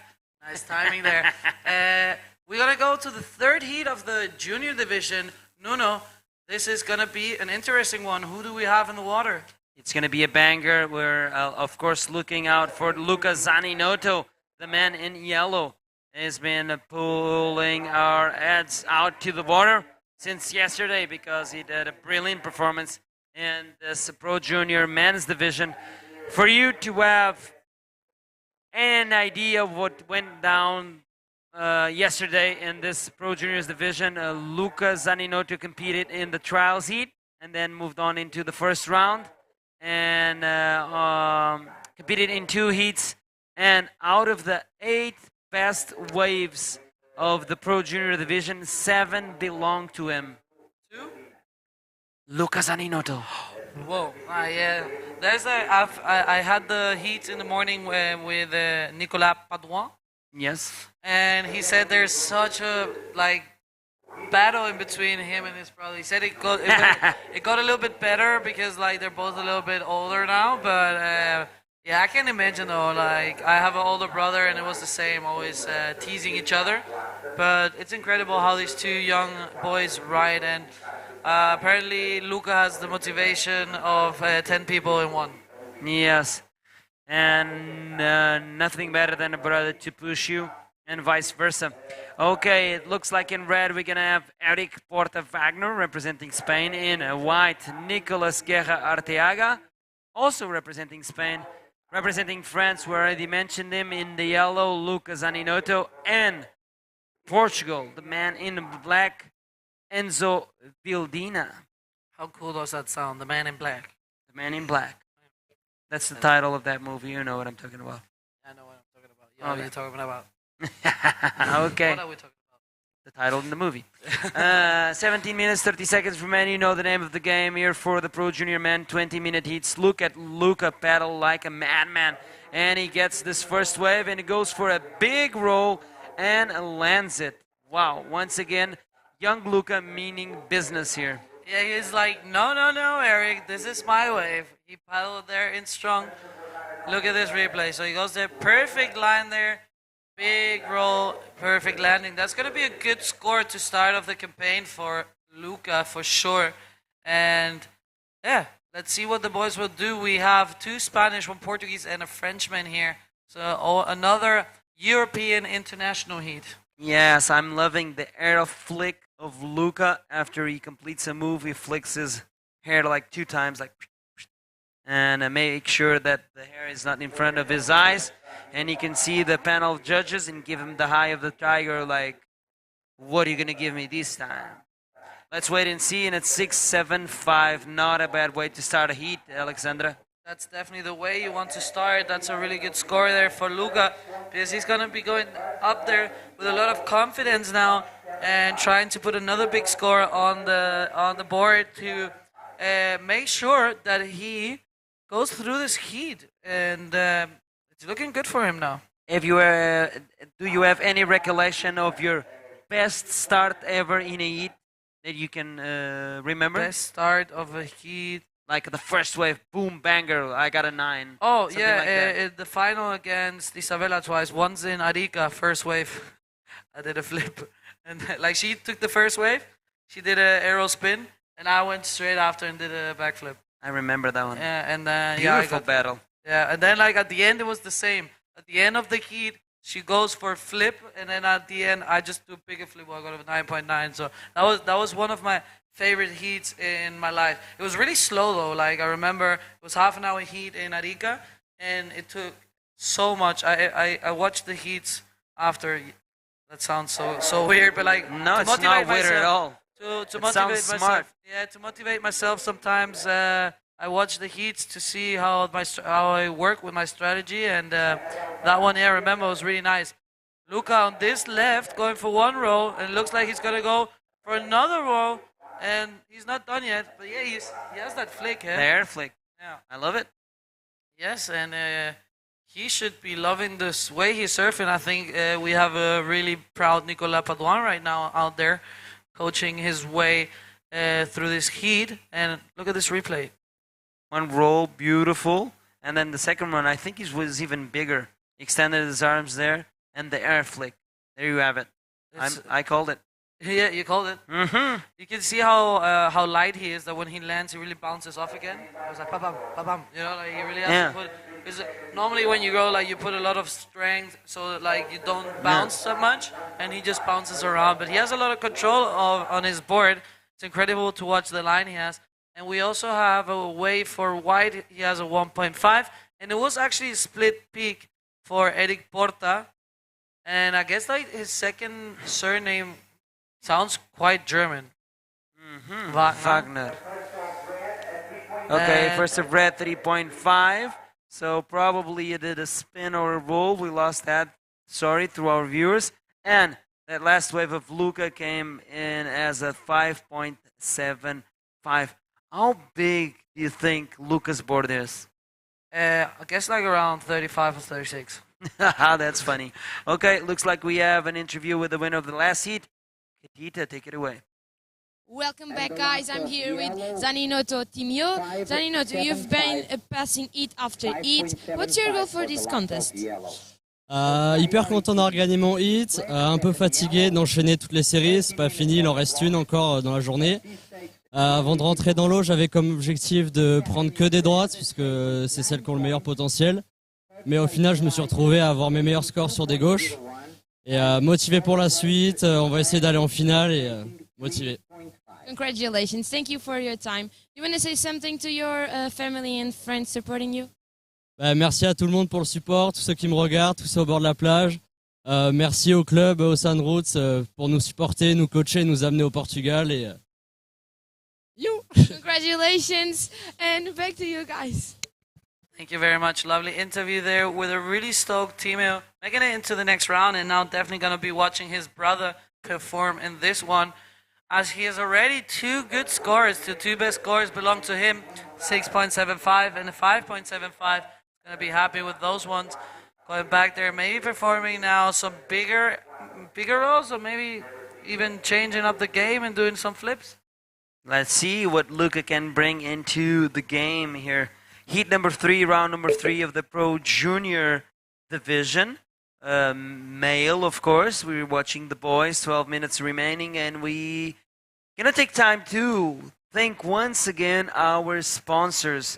There are Câmara Municipal de Sintra, Instituto Português de Desporto e Juventude, Federação Portuguesa de Surf e a Junta de Freguesia de Colares. And we do have the support of Alexandra. We have the support of Mayo, Mega Hits, Vert, Mayo Beach Camp, ADP Publicidade, Spoticar, Arriba Sintra Hotel, CC Board Center, Escola Boogie Chicks, Refresh Bodyboards, and Cruz Vermelha Portuguesa Amadora, which I think were the one that would helping yesterday Valesca, as we have Black up and riding, good roll there, going through another one and goes for second roll. Doesn't manage to put off, but that first one was really good. Really great ride there from the man in black representing Portugal, Enzo Vildina. Nice first roll there in the pocket. He goes around that section, reaches the end section a little bit late, and it's not able to pull that last roll. Nevertheless, the damage was done on that first section. Let's wait and see what the judges think about that one. Definitely, let's see if it's going to be better than a 3.5, then he would be in second position. But Valesca, for the people that don't know, Valesca got injured yesterday in my heat. So I think she's doing better now, but I just want to thank all the, I guess it is the Cruz Vermelha, right? That should be the ones that will help them, everyone that was supporting and helping her out, also the jet ski guy. Thank you very much for making sure that we're safe out there, and if something happens, knowing that we're in the best hands. So big shout out there for everyone that is part of the team and just helping us to stay safe. Exactly. Look at Luca going. Another left. Ooh, eye-line there, stalling, waiting for that He only section. flicked once, though. Ooh, not a double flick. But that was a really good roll. It was a big roll there. Let's see if he can improve his last wave. Take us through the replay, Alexandra. Yes, he doesn't do much of a bottom turn because the wave was closing out really fast, but goes for a big rolo. I think it was a 4-point, maybe because, yeah, he didn't do a big bottom turn, and the judges are really looking for that. Going down the line, proper, like really good bottom turn, up to the lip, clean maneuver, clean landing. That's what the judges want to see, and that's where you get the big points. Exactly. 4-point was the last score of that wave of Luca. Not a long bottom turn. It was a short ride, high line, and he goes for a big roll there, completes it, and only gets a 4 points. So not factoring into his top 2 rides. He's still in the lead quite comfortably, leaving Enzo Vildina to second, needing 8 if he wants to go to first. But right now, so far, so good for the young Portuguese rider in black. He's holding on to second position. In third is Eric Porta Wagner, and he needs 1.01 to second. So Enzo needs to do something to defend this second position. Nicolas Guerra Arteaga is in fourth position, and he is on the hunt for a 3.01 to second. 8 minutes 20 seconds remaining. Let's see if it's the Frenchman and the Portuguese advancing into the next round, making it a nightmare for the Spaniards in this heat, Alexandra. Yeah, looking like the Spanish boys have to step up the game and just try to put the bigger numbers up there, but because it is right now Luca and Enzo winning the heat. But look at this, Eric Porta on this good-looking left. Let's see what it can offer him. He's looking down the line. Maybe he should have stopped a little bit more there. He kind of missed that section, but as we say, it's totally different when you're inside the water than from here. It's easy to talk when you're in the dry. Yes, exactly. Replay there for the last wave of Eric. Big bottom turn there. He sees this section. Nice carving cutback there. I really love those ones, but unfortunately for Eric, there was not much there. But still, stylish ride there for the Spanish man. And with this last wave, he jumps into second. 1.9, he did a 1.01. Yes, that was really stylish. He got with a 1.9, so now he's going to be going back, of course, trying to better that score to put him a little bit more far away from the other riders so he can make it through the next heat. Even trying to attack that first position of Luca, who is struggling to get up there right now, fighting against the waves. But it really looks like it dropped quite a lot from what it was today in the morning, because the first junior heats I saw in the morning, that was hectic. Yes, exactly. I do believe that the forecast, from my experience, will see a decrease in the height of the waves until tomorrow. I think tomorrow, probably in the morning, will be the smallest day. I'll get back into that as I'm watching Nicolas Guerra Arteaga trying to complete a roll, but getting stuck in the reception there and not able to complete that ride. But like I was saying, I do believe that tomorrow morning is going to be the smallest of the entire 7 days competition, and then throughout the day is going to start to build up and fill in some proper swell, because there's a new swell that's going to rock up the west coast of Portugal, and it's coming exactly in a westerly direction, so it's going to be a different direction of swell, so probably going to see the sandbank working in a different way. Usually when the direction is like that, its tendencies to be more of a lefts than rights, because this is then like a west swell, and then when it's totally west, it's more left. It's more like facing straight the west coast of Portugal. Well, I would love some left. Let's see what Mother Nature brings us. I think whatever is there, at least if there's good waves, I don't mind if it's left or right. As we have Enzo on this one, looking good, goes for the big roll. Let's see if he can land it. Yes, he does. He's putting his strength and his weight in the front to really make it out of the whitewash there. Get it through this. Big paddle there. He sees that the wave is closing. He breaks a little bit with his legs. You can see it perfectly, so he can attack the lip, pull the rail, his inside rail into the wave, start coming up to the lip, and go for a big roll, and he lands it. So this is going to be a very important score for Enzo Vildina. He was looking for a 0.9 to go to second. He got a 5, and right now is in second. leaving Eric Porta Wagner in the red, needing a 6.2 second now. Nicolas Guerra Arteaga is in 4th position, needing a 7.8 to go into 2nd. So far so good once again for the Frenchman and the Portuguese rider. 4 minutes and 20 seconds, the classical 4:20 here on the clock. Let's see if time will be friend or enemy for these two riders that are leading the heat. We do remind you that this heat is an elimination round. Whoever gets 1st and 2nd will advance into the next round. Whoever gets 3rd and 4th will get knocked out of the competition. That was a perfect update there from Nuno. Thank you very much. And now you can take a breath. I can talk a bit. And we have Luca here in 1st position and Enzo in 2nd. He got a 5-point ride. That was a really good roll there. So now the Spanish boys are back into 3rd and 4th. They're going to be having put some big scores there. It's a 6-point and Nicolas in 4th. It's a 7.8. So this is going to be interesting to watch the last 3 minutes and 25 seconds of this heat. And yeah, this is Lucas looking so strong. Both of the brothers are looking really strong. This is from the last heat when I was explaining the respect in the water. And it says here, hola que venga, hola que voy. Punta Blanca. Which means wave that comes, wave that takes. That's not how it works. There is priority. Only if you're a local.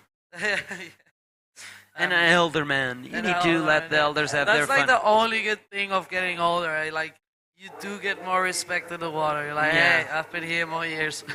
But I think it's okay. We'll get back into that as we're watching Nicolas Guerra Arteaga trying to find the section there. Roll in the pocket. Nice ride there for Nicolas. Stylish reverse there. I like that one. And ending it with the roll. Is he able to complete the ride? Ah, no. Ooh, if he would have completed that, he would have been getting close to the score, or maybe at least having a really good wave as we go through the replay. Look at this. So he goes down the line, big roll at the beginning, and then goes for the reverse. And now he tries to do something at the end of the section, but just unluckily, he's not able to complete that maneuver. It's not going to be the score he needs, but maybe he's a little bit closer. Yes, looks like Nicolas, when he dropped that wave, lost a little bit of control, and I can explain you why. His legs got out of the water, and we do remind you that our legs as bodyboarders are the fins. If you take your legs out of the water, you'll probably lose your trimming control, and that happened to him, but then he composed himself, went for a rollo. After the rollo, he spun very beautiful, that reverse. Unfortunately, was not able to complete that ride with the last rollo, but 5.5 is a great wave to be had right there. He only needs now a 4-point. The problem is it's only 1 minute and 20 seconds on the clock, Alexandra. Yeah, time is ticking away from the boys, and it looks right now that it's going to be Luca and Enzo making it into the next round. But in a minute, a lot of things can happen, so let's see if there's some more waves approaching, and if the boys get another chance to maybe pass into the next round. Nicolas needs a 4-point ride, so if he makes it to the lineup and gets a wave, maybe he's able to pull out that 4-point ride and make it into 2nd position, but only 54 seconds remaining. Let's see who's going to come out on top. Right now it's the Frenchman Luca Zaninotto. I'm not surprised by that. They started an early campaign, posting the highest scoring wave of the heat, a 6.75. Took an early lead and did not let it go until the end, or until now. But the end is really close, so probably it's going to be until the end. Enzo Vildina played it smart, got only 2 waves, and was pretty effective on his approach and his wave selection, and posted a 4.5 and a 5-point. And he's keeping the 2nd place. But watch out, last second effort from Eric Porta Wagner. He's looking for a 6-point ride, but having to that wave go, not a lot of potential. And I do believe this heat is done, Alexandra. Yes, it looks like it is Luca and Enzo making it into the next round. And guys, don't go anywhere, because we'll be back with the last heat of the day, heat number 4, round number 3, after the commercial break.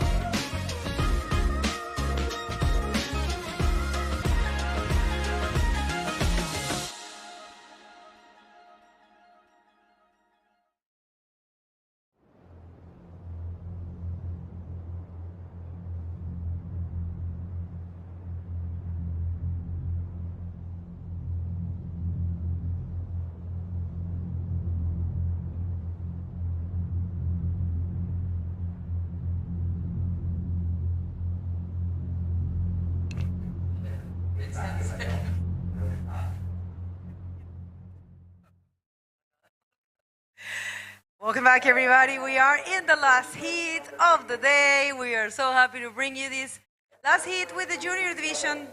Let's go to the water, please. This is going to be a really interesting one with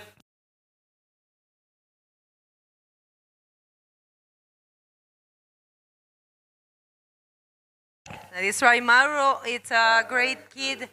I met him in Fronton last year, and he's I think I met him actually in previous year. But yeah, Unai. Unai is from the Basque Country, right? Unai, it's from John Lopez School, I think. Yeah, from the name, I would say it is from the Basque Country. It's not a Canarian name, for sure. Mauro Bolaños Queseda, Gustavo Sobrino, and Jorge Cordobes Romero. And we have already one score. Unai putting a 6.75. They're starting oh my God, strong. no, Unai is from Galicia. I'm sorry, guys. Please, I'm sorry. But yes, Unai is from the Gallegos team. Gallegos, los Ay, Galegos. Dios mío, I know this kid, of course. It's just that he is he was in Fronton last year in a group with Bryce and Nushi and Bruno and Luis Taucia is from Cantabria, but they were all staying together. I'm very sorry, Unai. Don't kill me. You know I love you. Nah, I don't think they'll kill you. They're good people. Saludo para la gente de Galicia y me disculpan ahí porque está Unai. Claro, Unai es gallego, Mauro es canario, de Gran Canaria. Y bueno. And yeah, Unai starting off his campaign really good with a 6.75. That's a score you want to have at the beginning. And now it's looking like a little, the ocean is taking a little break there, but look how beautiful the colors are. Like I saw Pierre running like crazy. He said, it's so good, I'm going to surf with his wetsuit on. He was like, I was like, oh, wow. Well, maybe, yeah, a little bit. No, yeah, he's going all the way further, but he said, I'm surfing, it's so good. And I'm like, oh, that's great. I wish I had strength. I'm gonna rest for tomorrow because yeah, you'll probably compete in tomorrow. Yeah. Thank you. I already don't know that, but yeah, I'm looking forward to compete. But I think I need to rest a bit to be able to paddle a lot because you get a lot of waves here on your head as we have white. Unai on his second wave is gonna be a good one there. Looks down the line, big roll there, and he's not done yet. He keeps going. He keeps going there. Let's see, another roll. And then he kicks out. But that's a good start of a heat. He already has 2 waves and has 1 good score, and this one's going to be another decent score for sure. Take us through the replay. Sí, me voy a hacerlo en español. Unai viene aquí con muy buena proyección, tiene muy buena forma él, buena línea. Hace ese rolo en donde los jueces más le gusta, que es el pocket o el bolsillo de la ola, la parte más crítica de la ola. Y el segundo me gustó mucho más, porque fue mucho más proyectado. Así que muy buena ola para Unai, que ya tiene un 6.75 y ahora con esa 4.50, empezando el hit, dejando a todo el mundo en combo. Muy buen performance. And thank you for that in Spanish. And we have a comment from No Friends Papas and saying, go Mauro, eres la nueva promesa canaria. So people rooting for Mauro in the Canaries as we have Black up and riding. Goes for a big roll there. Let's see if he can connect with another one. He kicks out there, but that was a good clean roll. As we have Mauro with a big roll on that left. A lot of things happening here. Let's see who's gonna get the better score out of this 2 ways. And then it's Jorge in the back with no wave written yet. And yeah, look at the colors. It's just like can't really separate the colors from the ocean and the water. In the ocean and the water, the ocean and the sky. Glass it's mirror glass. And here comes the replay. Another pocket roll for Jorge. And keeps going. Yo creo que vamos a poder hacer un poquito de cambios del español al inglés, porque 3 españoles. Y yo sé que hay bastante gente sintonizando. Y tenemos diciendo que sí, que Mauro es la promesa de Canarias. Mauro está surfeando increíble. Yo lo sigo también en las redes y está muy bien. Jorge Cordobés, estoy buscando aquí en el Instagram. Si estás escuchando y tienes alguna información de Jorge, disculpan, no lo identifico. Si es uno de los chicos canarios, lo va a matar porque les dije que me mandaran información y no lo hicieron. Y mira qué bonito rolo. Very good one for Gustavo Sobriño. Gustavo surfed really good in his previous heat. So let's see how this one falls. You know, as we get closer to the finals, get that monster. The bomb coming in there, breaking. Alexandra, tell everyone how bigger it is out there than what it looks in here. I can tell them, but if they don't believe me, it's not. It is bigger out there than what it looks on the screen, but that happens normally with the waves. Especially, it's not also like how big it is. It's just so powerful, this wave, and it really there's a lot of current in there. It looks like it's easy to paddle in, but there's so many different currents that it makes it hard sometimes to go back to the lineup. But it did get a little bit smaller than what it was in the morning. I was talking with Nuno, the heats in the morning for the juniors. That was really big there and really landing on that sandbank. But I will have to say that the conditions now are the most beautiful that I have seen today. And these 4 boys are very lucky. And we have the interview ready with Kata. Thank you, Kata. Take it away. Welcome back, guys. I'm here with Zaninoto Luca, the winner of the previous heat. Tell us a little bit about your heat and the conditions. Encore très compliqué, hein, beaucoup de courant, pas énormément de vagues. J'ai réussi quand même à prendre une bonne vague directement dès le début de la série, donc quand même très compliqué. Pas mal de courant au niveau du début de la baïne, donc ouais, vraiment très compliqué. You want to say something to your friends and your family? Bah, merci toujours à Ocean Roots de me donner toutes les consignes et de m'amener sur toutes les compètes. Encore merci à Sen qui me tiennent bien au chaud dans ma combi. Et merci à Milk Bodyboard. Congratulations, good luck to the next round, and back to you guys. Well, interesting there. Luca has memorized his interviews. He said more or less the same thing than the previous interview. Qu'est-ce que ça passé là-bas, Luca? Tu as dit presque la même chose que l'autre interview.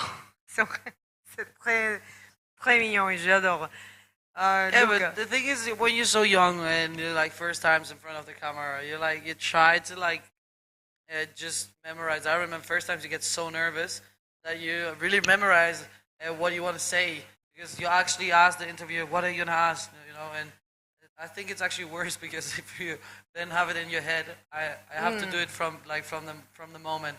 But when I was small, I had the same thing, so I was like, yes, and thank you, and bye. No. I mean, I think he's good. He's very in control. He's very mature, I think that's why he surfs that good. All this experience surfing gave him that, I mean, he's so mature, I will say, Lucas Zaninoto. But yeah, no, it was fun to listen, because he said the same. He said the currents are really strong, and he found the waves, and he said, thanks to Ocean Roots for give me all the, the support in the beach, and la consigne.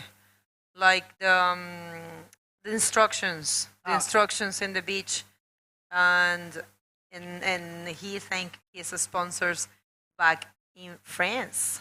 That's it. Without our sponsors, we will not be here, and that's maybe the time to talk about the sponsors that are supporting this event, which is Câmara Municipal de Sintra, Instituto Português de Deporte e Juventude, Federação Portuguesa de Surf, Junta de Freguesia de Colares. I'm not Portuguese, sorry. And we also have Meo, Mega Hits, Vert, Meo, Beach Camp, ADP, Publicidade Don't Laugh. And we have Red Up and Riding, Spoticar, Arribas, Sintra Hotel, CC Board Center, Escola, Boogie Cheeks, Refresh, Bodyboard, and Cruz Vermelha Portuguesa Amadora. Can you stop laughing? And we have the replay here. What? Yeah, he landed too much on the rail. No, he did. Well, okay. Ese es el Mauro que todos queríamos ver. Y miren la respuesta de Jorge de una vez. No. Aquí esto se está poniendo de color de hormiga, rojo. Bueno, en algunos países las hormigas no son rojas. En otros países las hormigas son... Negra. No, hay hormigas rojas que pican duro. Mira, este es el replay de ese rolazo de Jorge Cordobés. Qué buen performance para Mauro. Wow. Está fuertísimo Mauro, ¿ah? Y Unai. No, es que este hit está gordísimo. Entre Gustavo, entre Unai, entre Mauro y entre Jorge. Está fuerte. Vamos a ver. Ahí van cayendo los scores y mira, la última ola de Mauro fue un 6. Y la última ola de Jorge fue un 6,35. Pero es Mauro el que aún sigue en tercero. Es Mauro who's still in second. So we have Unai in first, Mauro in second. Third is Jorge and fourth is Gustavo. What exchange of waves there with the 6 and a 6.35 for the last of red and black. That was beautiful to watch. Beautiful roll there. And how heavy was that landing of Jorge? That was a really heavy landing. You could see his head bounce to the front, and yeah, that was nice. Yep. No, I was very impressed. I have to say, from all of them, really, that wave exchange was something else. Definitely, I keep saying the same thing because it's important for you people. Maybe there are some people tuning in that do not know this. Jorge is actually from Tenerife. From where you are. But I have to say, all these kids are under 18, but they are not under leveled. And it's amazing. They're definitely doing their best out there. I'm impressed by so many of the juniors, also the junior women. I've been watching them, and our future looks really bright in bodyboarding. The girls are strong, the boys are strong. I'm looking forward to the next years on tour, having new names, going and traveling around the world with us, because they're looking strong and they will be giving their best when they're here. So let's see, 6 points for the last of red, 6.35 for the last of black. Time is running out. We have 6 minutes and 50 seconds. We have Unai in first, that's white. We have Mauro in second. We have Jorge in third and Gustavo in fourth.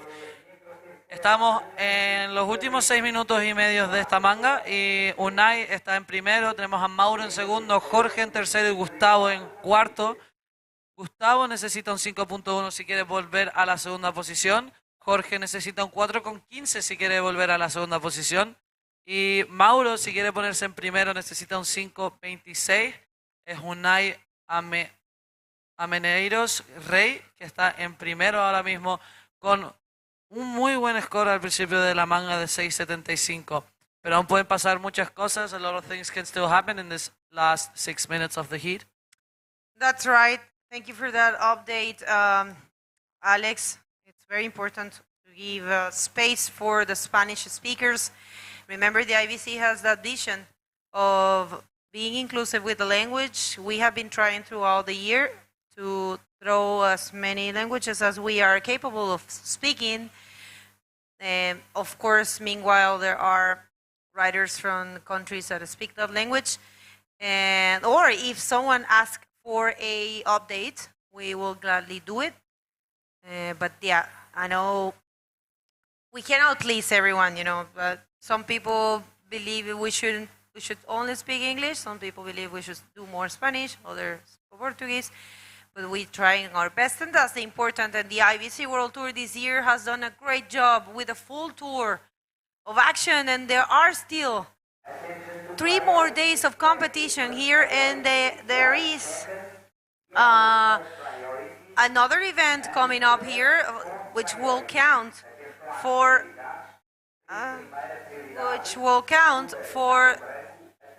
the men and the junior, which is the Gran Canaria Fronton Kim, but we have the also the special event of Anael Challenge or Anael Challenge, where there will be It's a specialty event. It's not part of the rankings, and it's in a very, very powerful wave, in a very on conditions are very extreme, I will say. It's in the middle. It's in Brittany. I'm checking here for you guys. You also can go and check the Anna L Challenge official social media. It's right there. You're gonna find it right away, or you can go to the IBC World Tour website and check all the information there. But yes, this place is really something else. It's full-on bodyboarding. I don't even think a stand-up could make it there because it's a serious drop. You guys have to check it out. It's all in YouTube as well, on the YouTube channel here. And here comes Gustavo Sobrinho, the Portuguese. Nice roll there. Could he hold on to that? Not really. And good attempt there for Gustavo Sobrinho. Great job. Yes, really good there for Black. And let's see what the scores are going to be. We have 3 minutes left. And we have the replay here for Gustavo. Goes up. This right-hander looks beautiful there. Big roll. And just unfortunately, he did not complete this maneuver. But, yeah. This was a incomplete maneuver for yellow. And I think we saw what red got a 6 point. That was the one before. But we saw him now again in a wave. Let's see. Yeah, there's a score coming in for red. Let's see what it's going to be and how the situation's going to, if the situation's going to change. Maybe not change, but maybe putting himself a little bit more far away from the other riders. But I tell you what, Black, who is Jorge, is only looking for 4.15. As we're talking about him, he has does a roll, he lands it, perfect, and he got his board on his head. Last 2 minutes here, and the last of Mauro was a throwaway. We're just now waiting on the last of, still waiting on the last of white. So let's see what's gonna happen here.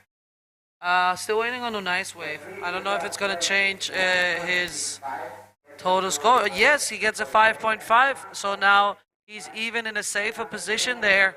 Unai putting himself with 12 points, 25, and that's gonna be a really good feeling for him. He's actually securing his way into the next round, which will be running after this. Sorry, they're gonna be continuing with the juniors as the waves are still pumping, and we don't have the glare today. The technical team decided to put one more round of juniors, so it's gonna be 4 more heats. Exciting news for the juniors to get out there again, because the waves do look fun, and yeah, it's gonna be interesting to watch. We have 1 minute left, and it looks like Mauro and Unai are making it because the last of Black was not enough, and he's struggling to get out there again. I don't know if he's gonna have a chance to better that score. Jorge is really struggling to go back there, and time is running out, but you know, nothing's impossible if he... Don't look back, little boy. Come on, paddle. And yeah, but it looks like it's going to be Unai and Mauro. Yellow is also fighting against the current, so he needs a 5. I don't know if he's going to make it in time, but Unai is out there, and I think Mauro is also somewhere because he has priority number 1 belongs to Mauro, and priority number 2 belongs to White. Yes, there's White piling into this wave. One more shot for White as he goes to this left, going up, goes for the big roll, and connects with another one. Wait, he tried the hero spin there, and here comes Mauro. Big flip there. No way. He just landed such a good flip. That's going to maybe put him in first position. Yes, he needs a 6.26. Look at this replay.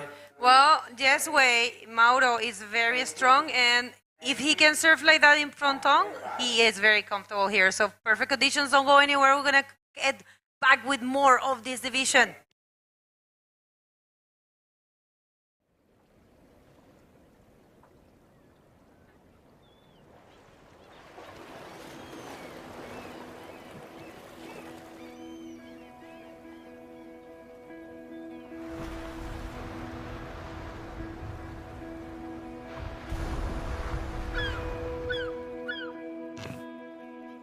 Há uma Sintra que combina o mar selvagem, o vento e o cheiro a terra,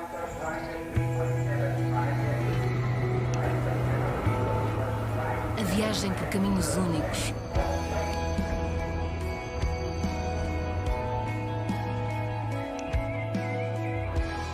Há uma Sintra que alia sabores e tradição.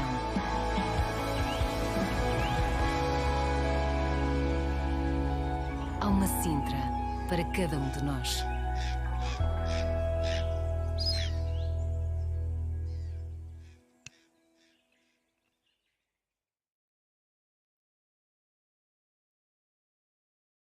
Welcome everybody. We are back and we are continuing.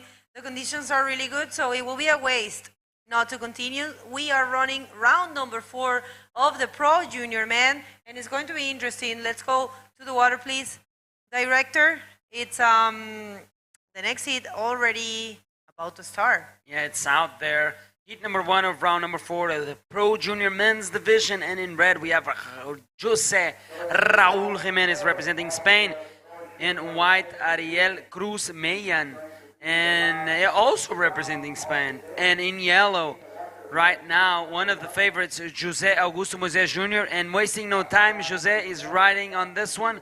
Nice roll there on the pocket, second roll on the pocket, and to finish it off, another roll. Like you mentioned, Bego, conditions are amazing. Should be a waste not to advance with the competition right now at this moment.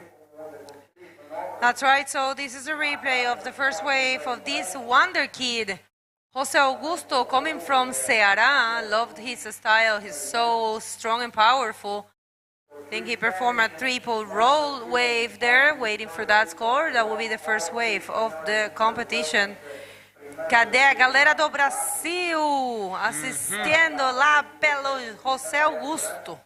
Okay, this is the replay of the last wave of Ariel Cruz Melian, and he just busted that roll there on that right-hander. It's going to be a good score as well for Ariel to start this campaign in this first heat of round 4. I am not 100% sure, but I do believe this is an elimination round, right, Bego? Yeah, we don't. It's only one non-elimination round for event, and we already saw it in this division. So yes, from now on, only the first and second advances. And remember, these are 20-minute heats, and only your 2 best waves counts out of 12.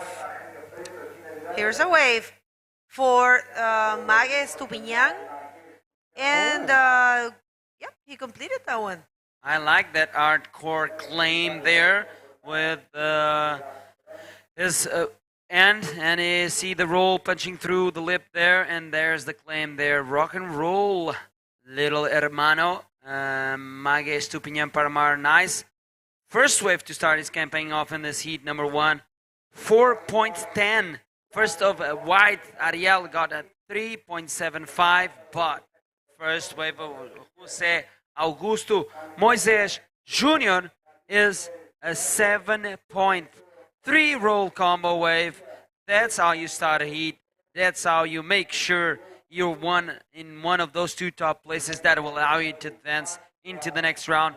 Jose Augusto Jr. has been proving to be one of the favorites so far in this junior division. He's been posting up the highest scores alongside Lucas Aninoto. So right now, if I have to highlight riders from this division, it will be Lucas Aninoto and also Jose Jr.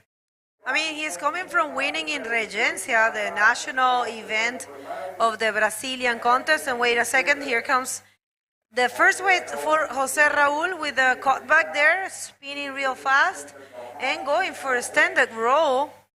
And another wave here for Ariel Cruz with the roll. They are very connected, all of them. Enjoying this very much. I like this wave a lot. Cut back into forward spin. Nice way to make sure he could utilize all the space in the wave and then finishes up with a roll. Nice read there of that wave by the behalf of Jose Raúl Jiménez. Let's wait and see what that score is. Also, last wave of white, big roll there as we're watching the replay. Opts to go this time for the right-hander, and he goes for a big roll there and completes it quite smoothly. I think the judge is going to love that. We'll have to wait and see what they think about of these last two waves exchanged between both Spaniards, Jose and Ariel. Jose getting a 4.5 out of that combo cutback spin to roll, and Ariel got a 3.8.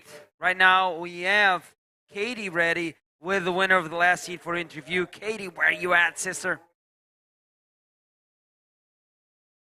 Welcome back, guys. I'm here with Unai Amaneros, the winner of the previous heat. Unai, do you have any expectation for this context? Las condiciones, ¿no? Mi objetivo, la verdad, es clasificar bien este campeonato, intentar ganarlo. Dar también muchísimas gracias a toda la gente que me apoya desde casa, aquí a la Federación Gallega y a todos mis patrocinadores y a mis amigos. He said that he's very happy to be here. He wants to thank all his family and friends. And his goal is to pass it by it, doing his best. And about the conditions.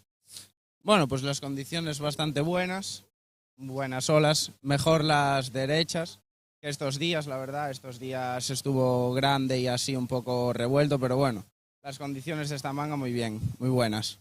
Said that the conditions are very good today, better than the other days.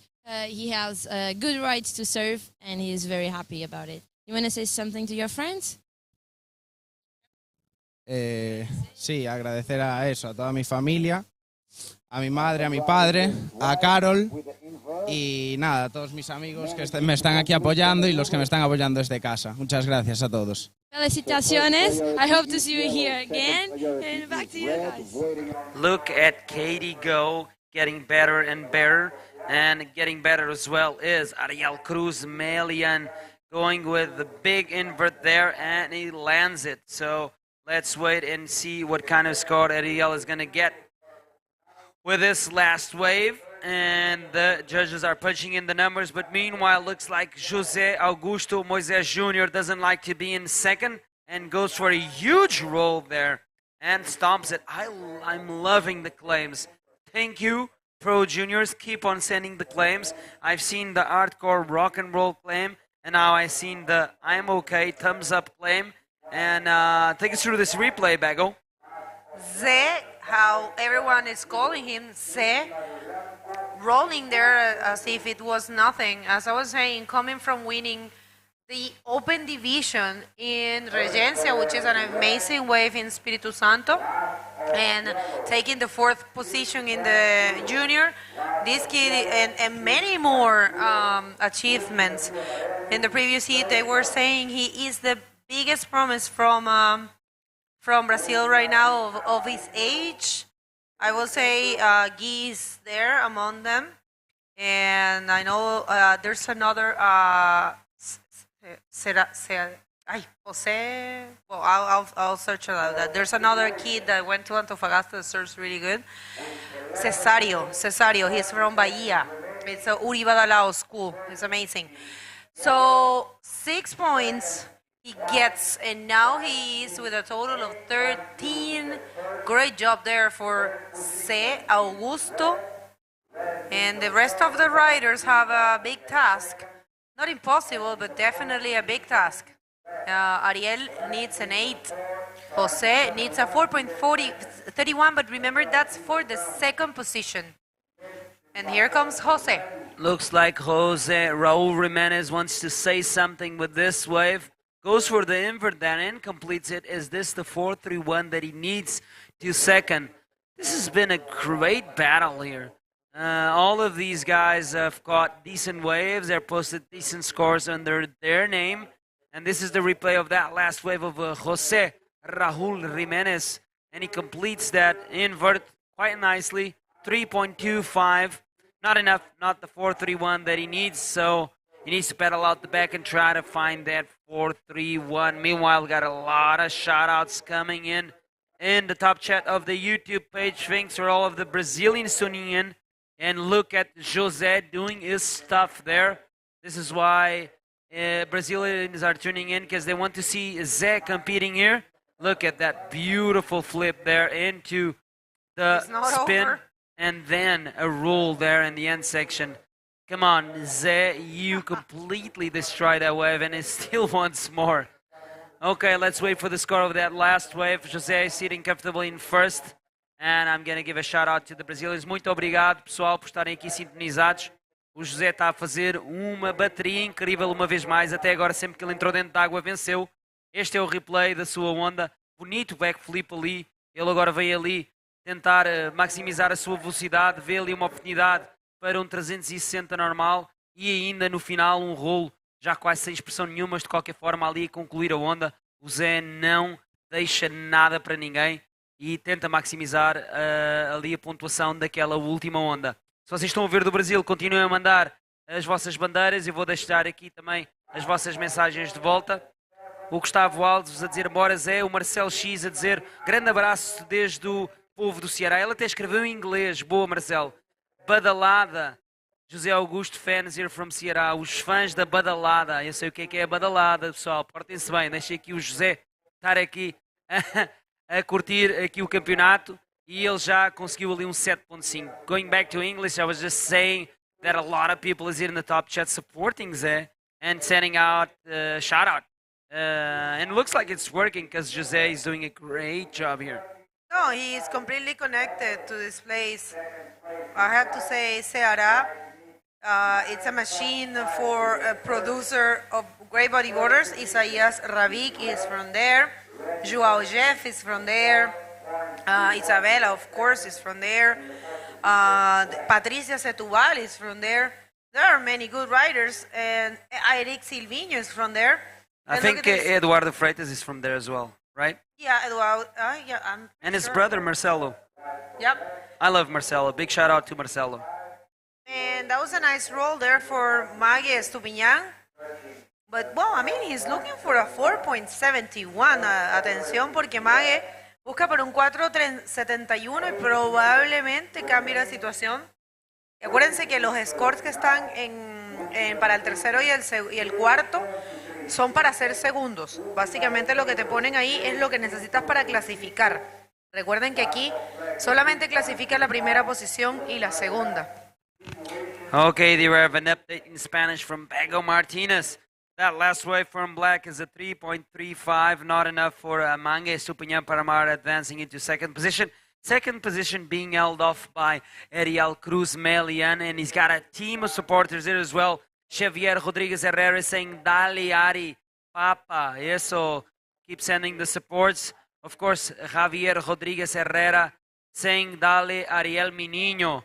Ok, un gran saludo a todos los canarios asistiendo aquí a ese live streaming desde Sintra. Un gran saludo, continúen aquí a dar vuestro soporte a los competidores que les gusta y que son vuestros amigos y compañeros de olas. Okay, right now 7 minutes remaining. The Brazilian amongst the rest of the field, which is all Spanish, is taking the best waves and the best scores, of course. He distanced himself in such a way that the rider that's in second place, Ariel Cruz Melian, needs a 9.5 if he wants to take the lead. But the lead is not necessary to advance into round number 5. First and second will advance. That's what Bego was saying in Spanish. Unfortunately, the third and the fourth will get knocked out of the competition. That's the name of the game, especially when we're starting to get to the final rounds. Right, Bego? That is right. And there is a wave there for Maya. I was actually checking his profile, and he's fourth in the under-18 Spanish championship. Wow. I think it's from Gran Canaria, I think, because I'm seeing a lot of pictures in El Frontón. And he might be from the Samu Brito team. There is a huge amount of guys, and what? That was a great invert there for Mage. So Samu Brito, great bodyboarder from Gran Canaria, great competitor as well. soon to be a father. Samu, si estás sintonizando, un abrazo gigante. Nos vemos pronto allá en Gran Canaria. Tiene un team espectacular, Samu Brito Team. Hay varios chicos de aquí que son de ese team. No, me parece que Mague es, por favor si me lo confirman. Qué bueno que estén todos esos chicos canarios aquí, la verdad. Okie dokie, karaoke. 5 minutes and 10 seconds remaining. Look at the sets approaching. The waves look so fun out there. The texture of the ocean, super groomed, glassy, and the energy is still here. We are having 4 days of competition with a lot of waves. There's no lack of waves. Meanwhile, this is Jose Raul Jimenez finding a nice wave there, going for the roll on the pocket, comboing it with a nice reverse spin, still going, trying to find another section, going for the ERS. Oh, he almost made it. Almost lost it, but made it after all. Good on you, Jose. No, I mean, he hold on to his word and made it. Buen trabajo ahí para José Raúl Jiménez. Este es el replay y la verdad que fue difícil. Lo logró hacer muy bien. Hace un rolo. Hace un súper buen reverse que está soltando, hacía hasta botaba agua y además, mira, eso fue como un ARF, lo que nosotros decimos Air Roll Flip, porque fue una combinación entre un ARS y un backflip en mi visión, que ha estado pasando bastante, como Alexandra misma lo explicó, algunas veces para voltear la maniobra quieren hacer un backflip, pero doblan un poco la tabla para entrarla mejor. 460 recibe José Raúl. No, ustedes en casa se preguntarán por qué ese score si hizo varias maniobras. ¿Se acuerdan que las maniobras se evalúan dependiendo del lugar en el que son ejecutadas? Eso es algo que hay que siempre mantener en la mente. Muchas veces decimos, wow, pero son muchas maniobras y fueron maniobras difíciles, pero los jueces evalúan no solamente cuántas maniobras hiciste, sino dónde las hiciste, el tamaño de la ola, comparado con lo que se ha visto durante el hit. Entonces es importante tener esas cosas en mente, porque de repente en casa podemos pensar que tal vez no fue la nota. Okay, this is Mage Estupiñán Parmar going for another invert there. Let's see what the judges thinks of that. He is very keen on pulling the inverts, see if he can impress the judge. This is the replay of that wave, stalling at the beginning, bottom turn, and then going for the flick invert there. And let's see what the judges think about that one. He needs a 5-point wave to go to second. I do not believe that's a 5. And the judges agree with me, 3.35. Meanwhile, we have Ariel Cruz Melian waving to the structure. And he wants to know his situation for sure. Your situation right now, if you could hear me, it's third position and you need a 4.1 to go into second.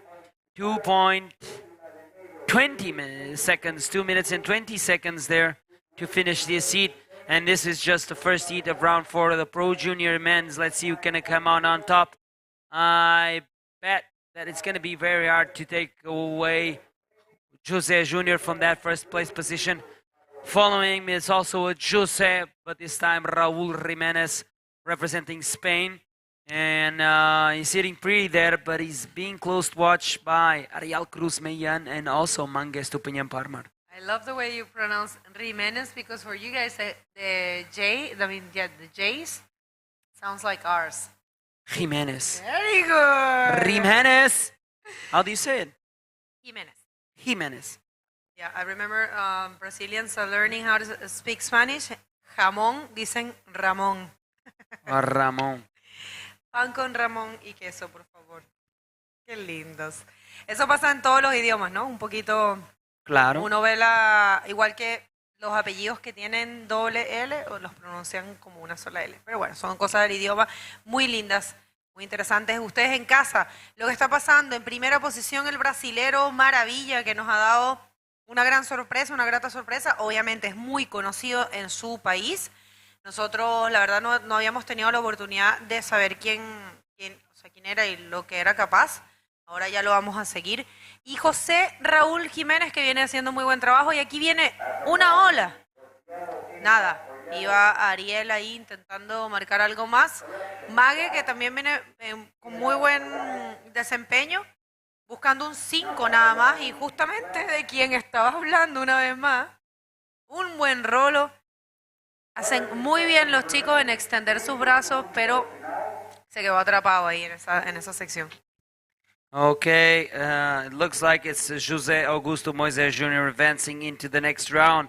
And if Ariel doesn't do anything about it, because we just saw Mange not completing that ride, it's going to be Jose Raul Jimenez joining Jose Jr. in the next round. And yeah, we're going to hear the buzzard sound, and that means that it's over. Don't go anywhere. We're going to jump into a quick commercial and come back for some more action here at Sintra.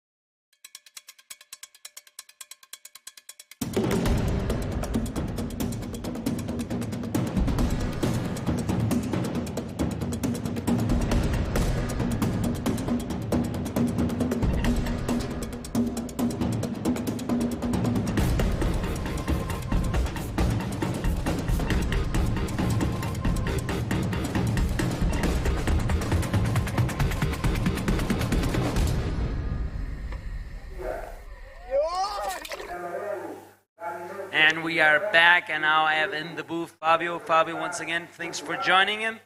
And let's jump straight into the water. Heat number 2 is underway. Of course, round number 4 of the Pro Junior Men's Division. Fabio, welcome back to the booth. Thank you, Nuno, for receiving me again. We have a great heat in our hands. We have here in red David Perez Miranda. He that is the defending champion of this same event. He won here last year against the Portuguese hope, Joel Rodrigues. Yes, unfortunately, Joel was not able to defeat David Perez Miranda in that final. And David is here to set out a point, try to defend his title. He'll be in red, and white is going to be Nestor Jose Reyes Garcia, also representing Spain. And in yellow, it's going to be Timeo Zaninoto, representing France, of course. And in black, our very own Portuguese Diogo Cunha. All of the best of luck for the boys. But drawing first blood is Timeo Zaninoto. And all in sync and in tune with the Oceanarda Zaninoto brothers, Fabio. Yeah, first minute of this heat, got a good left already, got a good roller to start. The first score is good for him to get the confidence for the rest of the heat. Here's the replay. He throws a good roller, good projection. Although it's a small wave, it's really, really good to start the heat. Oh. Looks like Diogo already got a wave too. We are waiting for the scores, but isn't a keeper for sure. Yeah, it was a short ride, 0.5. And the most interesting score that we're waiting for this wave exchange, of course, is last wave of yellow. Last and first wave of Timeo. And this heat, 20-minute heats, you know, the name of the game. Top 2 riders will advance into the next round. Top 2 waves will be factored into your overall score. Whoever gets third and fourth position will be knocked out of the competition. First wave of Timeo Zaninoto, 3.5. Wow. We're starting the heat on the low scores because on the previous heats, this wave would be a little bit better scored. But maybe, Fabio, your opinion is on point because it was not one of the biggest waves of the set. Exactly, and with the tide still coming out, the tide is getting lower and lower.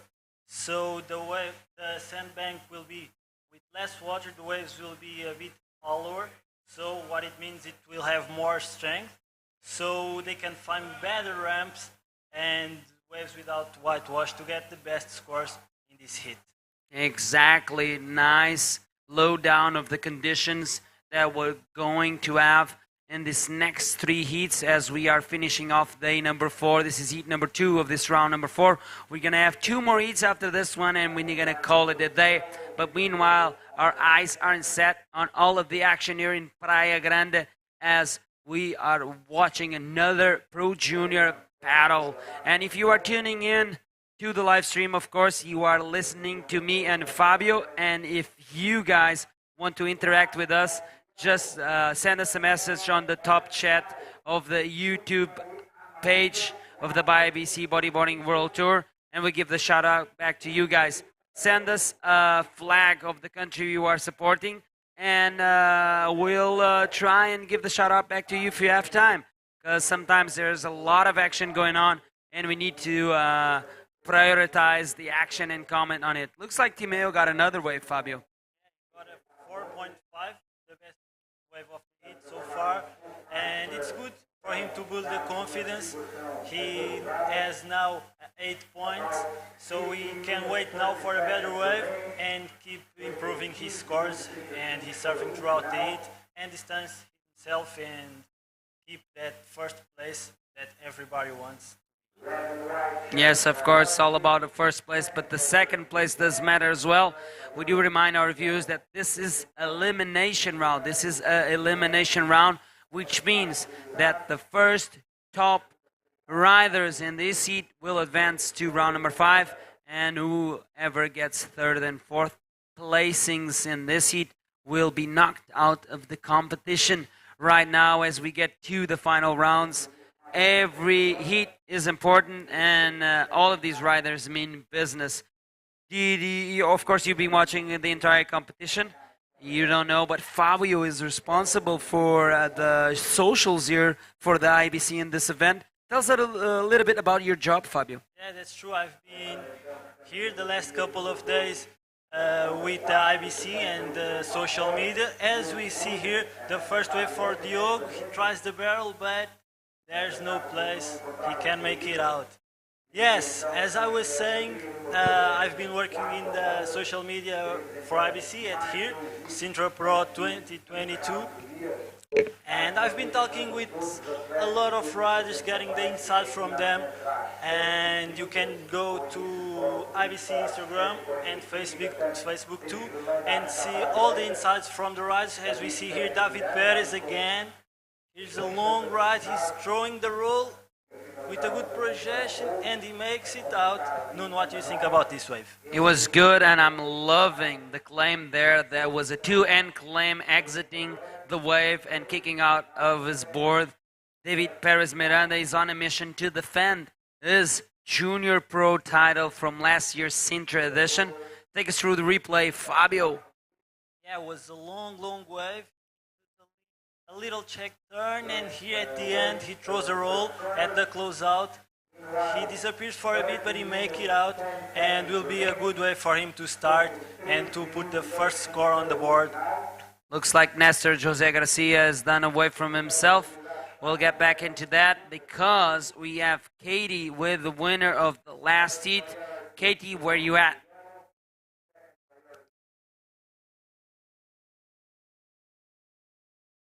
Welcome back, guys. I'm here with José Augusto, the winner of the previous heat. José, you came from a very warm place in Brazil, Ceará, and here the water is a little bit cold. How is you adapting to this difference of temperature? Para mim é muito diferente, né? Lá onde eu moro no Ceará, a água é muito quente e eu chegar aqui ter que surfar com a roupa de borracha com o John é estranho para mim. Chegar até a aprender na hora das manobras, mas eu consegui me adaptar. Cheguei uns dias antes do campeonato para treinar e consegui me adaptar e tá dando certo. So he said that the first reaction was weird because he lost a little bit of flexibility to do the maneuvers, but he arrived a couple days early to practice, and now he's getting into the feeling of use the wetsuit. Do you want to say something to your friend and your family supporting you? They do support a lot, right? Queria mandar mais um abraço aí pro meu pai e pra minha mãe. Meu pai e minha mãe são a minha inspiração, assim. Em todas as baterias eu entro pensando neles e tá dando certo. Queria agradecer aos meus amigos e que também estão me apoiando e aos meus patrocinadores. E vamos para a próxima, vamos descansar para a próxima. Obrigada pela entrevista e espero-te aqui mais vezes. And back to you guys. Amazing interview there by Katie and a very stoked Jose Jr. And it was beautiful to listening to him say that his parents are his inspiration, and every time he goes into the water, he thinks about them. That was beautiful, Fabio. Yes. Nice homage to his parents. It's super important to have the family in our background, so it's super good for him. And we have here in this heat already the first wave for David Perez of 5.5. He gets the second position, and now he just needs a 2.50 to get that first position. This was the replays of the waves that we missed during the interview, and we are waiting for the scores of Nestor Jose Reis Garcia. Last wave of red, that big roller was a 5.5, the best scoring wave of the heat so far. So David Perez Miranda finds himself in second with only one wave. A lot of waves ridden by Diogo Cunha. He posted already 2.75 as his best scoring wave. And his backup right now is a 1.5. He's in third and needs a 2.76 to second. But David Miranda Perez is yet to catch his backup wave. And Nestor Jose Reis Garcia is waiting for the score of his last wave. And as soon as it drops, the heat situation is going to change. And we're going to have a new heat situation, Fabio. Yeah, now we have Danioto Timo at first with those two waves he got in the beginning of the heat, the 3.5 and the 4.5. And now we have Nestor Jose at the second place with a 5.75 as a total score. David Perez in third with his 5.50, one single wave, so he's just needing a 0.25 basically to drop a wave, to ride a wave, to get that second position. And in fourth we have Diogo Cunha, he that has 4 waves already ridden, and I think he's using a different strategy from the last heat where he just got 2 waves, 2 good waves that get him into the second position and into this round. He's now catching a lot more waves, but he's not getting that really good one to give where he can get the score he's needing to advance into the second position. That is now the requirement at 3.01. That's not a tall order, but we need to think about that. Nestor Reis Garcia is yet to post a decent backup score. His backup is a 1.5, and David Perez Miranda just needs a quarter of a point, 0.25 to second, and he's yet to post a backup score there for himself. Talking about the devil, Fabio, here he comes. Nice spin there, a lot of control, getting back into the power source, forcing a little bit of the roll there, but still going on the wave. And another one. Ooh, smart surfing there from David Perez Miranda, trying to maximize his score there. And for sure, this wave will put him in first place. I have no doubt. Take us through the replay. Yeah, it's a smaller wave, but he can get the good combo. Start with a good 360, then, as you said, a forced roll, but here at the end, he gets another roll, so it's a good combination, and he gets a 3.9, which gets him into the first place now with a 9.40, and the heat situation changes again, Nuno.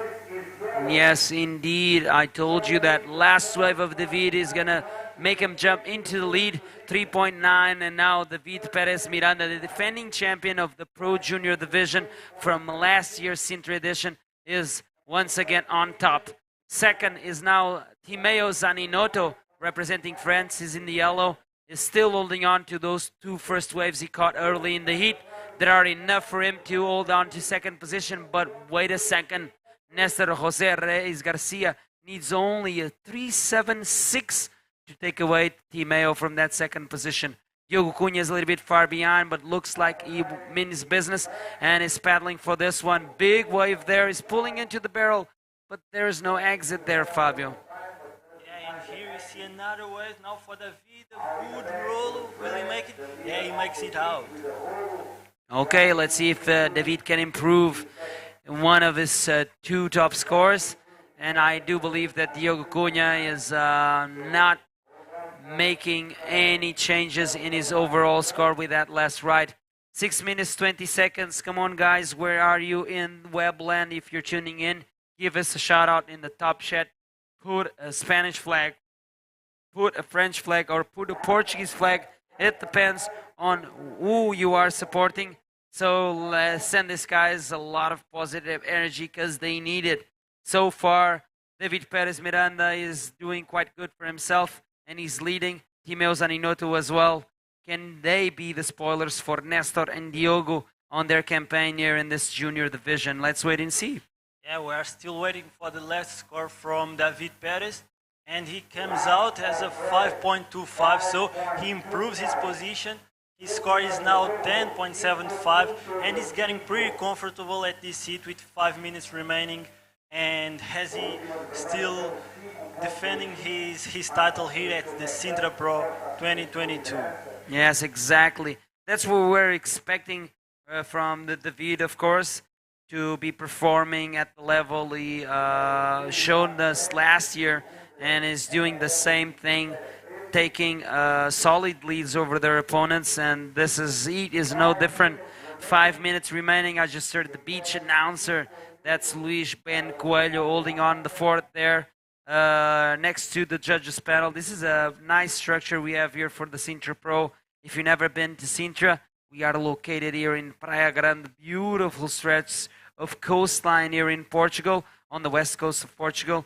And it's not only about the beach. Sintra is about much more things, Fabio. What do you highlight in Sintra that you love and you would advise visitors to go and check out? For sure, as we see here, Zanioto Timeo is getting that left, looking for the roll, for the rep. He gets the roll, and he might improve the score. And we see here another wave, Nuno. Nestor José Reis Garcia completing a roll. He needs a 3.76, but right now this is the replay of Timeo Zaninoto's wave. Nice line there, drawing a lot of speed and going for a big roll. I think he's going to improve that 3.5 in my opinion. Right now we see the replay of Nestor José Reis Garcia wave. Out of these two waves exchange, which one did you like best, Fabio? I would say Zanioto Timeo was better. The roll was more projected, but let's see what the judges think about it. The Nestor wave already came out as a 3.70. He doesn't change his situation, so let's see if Zanioto can get the 6.25 he's needing for the first place, Nuno. Yes, I agree with you, Fabio. I enjoyed that roll from Zaninoto. Also, the line that he drew on that wave and the read as well was super on point, and he projected himself quite nicely and landed super smoothly and cleanly in that reception of that roll.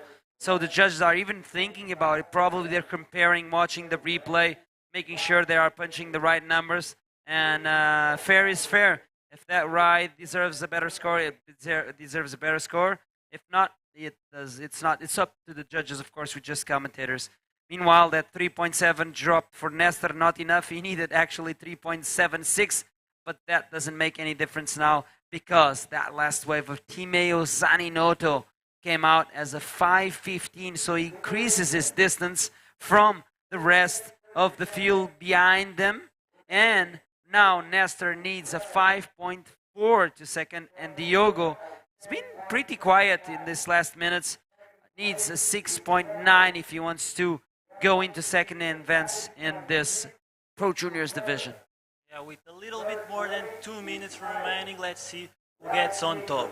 And to answer you, Nuno, for sure, if you are visiting here Sintra, you should go, as we call it, Serra de Sintra. The Palace of Sintra is really, really beautiful. I'm sure everyone should visit it. And Nuno, what do you think about this beautiful town where we are now? That's amazing. I would definitely highlight the palace, and also the castle is located in the same hill, which we call Sintra Hill. And also there's a beautiful centenary botanical garden, because this would be place of kings and important people in the Kingdom of Portugal. So whoever was important to the King of the Portugal, even foreigners, would have land there, and they will build palaces and castles. If you visit Sintra, they're spread throughout the entire hill. And there's this botanical garden that was built by a king for his wife, and he started and brought plants from different countries from the times of the discovery, because Portugal is have a rich culture in exploring the oceans and exploring new continents and countries, and they were bringing tropical plants, and we have a beautiful botanical garden there that's been there for dozens of years, hundreds of years, I would say. And just 5 minutes from here, for north, we have Azanhas do Mar. That is a beautiful, beautiful place. One of the most beautiful beaches here in Portugal with a great view. And if you get lucky and don't get a cloudy day, you'll watch probably the best sunset you will ever see here in Portugal. There you have it, Fabio spilling the goods about how great is this place. And if you don't believe us, once you get there and check it out for yourself, you will say, damn, those guys were right on point. All right, on point right now is David Perez Miranda. Look at Diogo da Cunha with a last second effort. Let's see what he can do. Nice looking wave. Trimming that one. Going for a roll. Good completion there, but I do not believe that's the 6.9. What do you think, Fabio? Not going to be the wave he's needing. It's a good wave though, but not the 6.9 he's needing to advance. So this is already David Perez is in first, and in second, Zanioto, Timeo, Nuno. Advancing into the next round. Okay, don't go anywhere. We're going to jump into a quick commercial and come back to Praia Grande for more action.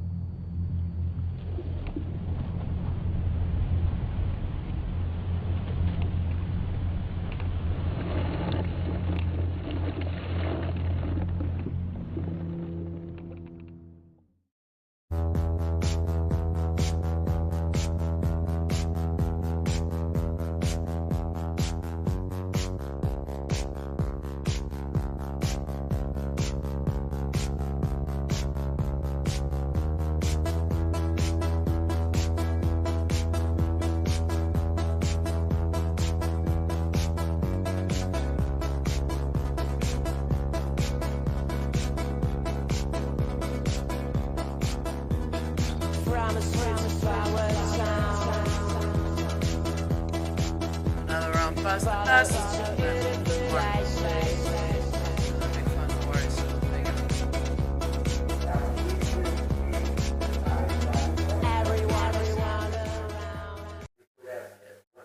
Welcome back, guys, and we're here in the third heat of the round number 4, and it looks like it's gonna be another one with so good riders. We have Luca in this one again. We have been seeing him smashing some waves in the heats before. We have Mauro, Jorge, and Gabriel from Spain. So 3 Spanish guys fighting it up against 1 French. Yeah, but I have to tell you, the French guy, he's probably the younger, but he's surfing super, super good during the whole event. So I'm sure we'll have another great hit in our hands.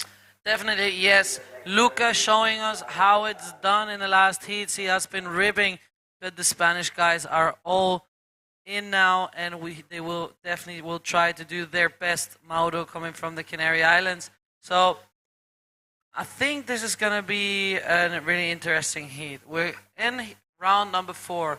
We're getting into the better rankings of last year and this year. So the boys that have more points, and you can tell the boys are ripping. And have you seen Jose, the Brazilian, in the first heat was killing it, and now David taking the second one. Yeah, David is actually the winner of the last event here in Sintra, so I'm sure he's pretty comfortable here at Sintra with these waves, and we will have a great performance from him during the whole event as we. That was a big paddle there. We see Red for a little barrel time there, and now we'll try to connect with another maneuver. Puts on the gas there, gets on and a roll. That was a beautiful wave there, as we have White. Combo, and now White gets a really good roll, well projected, and Jorge is making here probably the best score of the heat at this point. Yes, definitely. And look at this one, like little barrel time there. He can be stoked with that. Then he gets a little bit stuck in the back, but then projected that little roll there. But this replay, this roll is really good. Rolls, he hits the lip in the exact moment, and he gets well projected. I'm curious to see how the barrel will be scored. We haven't seen a lot of barrels here, although that wasn't super deep. But it was a cool barrel to watch. Let's see how the judges think about it. Yeah, so it's a 4. Yeah, it was a little cover-up. Wasn't a lot of tube time, so not a lot of points there. But it's good to start with a 4. It's definitely a good score to start off a heat. But yeah, the barrel master is definitely Dave Howard. I don't know how he managed to do a barrel. He always finds one. He did one today again. It's something I can't understand. But there he is, the barrel master. For now, we're waiting on the scores because there's gonna be some good scores coming in. That yes, White got a 6-point ride for that big roll there. It's a great score for him. Now his confidence is probably high, and he can wait now for a better wave, for a good wave, to get that backup score and replace that 1-point ride. Yes, definitely. He is feeling confident because I tell you what, all of those riders have been so Luca and Mauro have been coming from the rounds before, and they've been smashing it. So now Jorge and Gadiel are the only ones that haven't really served here. They probably went on some pre-serves, but it's their first heat on the event. So they're fresh, but Luca and Mauro have a good knowledge now from the wave. So maybe they're going to have that advantage to use it now against them and put in the points. And as we see, Luca is paddling. You can tell it's really, the tide is really dry again. And the wave is really closing on the sandbank. So it's difficult to get into the wave. You really have to paddle strong. Yes, exactly. And the tide is still getting lower for a couple more hours. So it gets a little more shallower throughout the time. And as I was saying in the last heat, we will see the waves even more hollow and with more strength for the riders to maybe to find a tube as Gadiel did at his first wave. Yes, and then we have the little Luca from France going for a big roll there. Beautiful wave, good execution. It's going to be a good score for him. Perfect landing. That's what the judges want to see. The criteria here is really important that you do a bottom turn and really hit that lip, perfect timing, clean maneuver and clean landing, and get us through the replay. Yeah, here we have the replay. Does a good bottom, hits the wave, the lip, and he gets the completion, and he gets his first score with a 4.75, and now hitting that second position, and he's just needing now a 2.26 to get that first position. Exactly. That's not a lot, but there's still a lot of time on the heat, 14 minutes, and these boys are looking to put on a show as we have Jorge, the leader of the heat, on this left. Good looking left, going for the big roll, really extend his arms to show that he has control over the body and really clean maneuver there. Completes it with a second roll. That's going to be a good score there for Jorge. So let's see what the judges think. But we see that some people are turning in from the Canaries, of course. David did make the heat before, and there's some Canary Islands flag. Get through the replay. Here's the replay. The main points are for sure on that first roll, but it's always good to get a couple more, and he does the 360 and then another roll to get that wave, the most of he can. Yeah. And let's see how the score gets for Jorge. He's now in the first place. He needs to replace a 1 point with what he will do for sure. So let's see how this hand up. Yes, and we will be back after the interview with the winner of the last heat. Kate, take it away.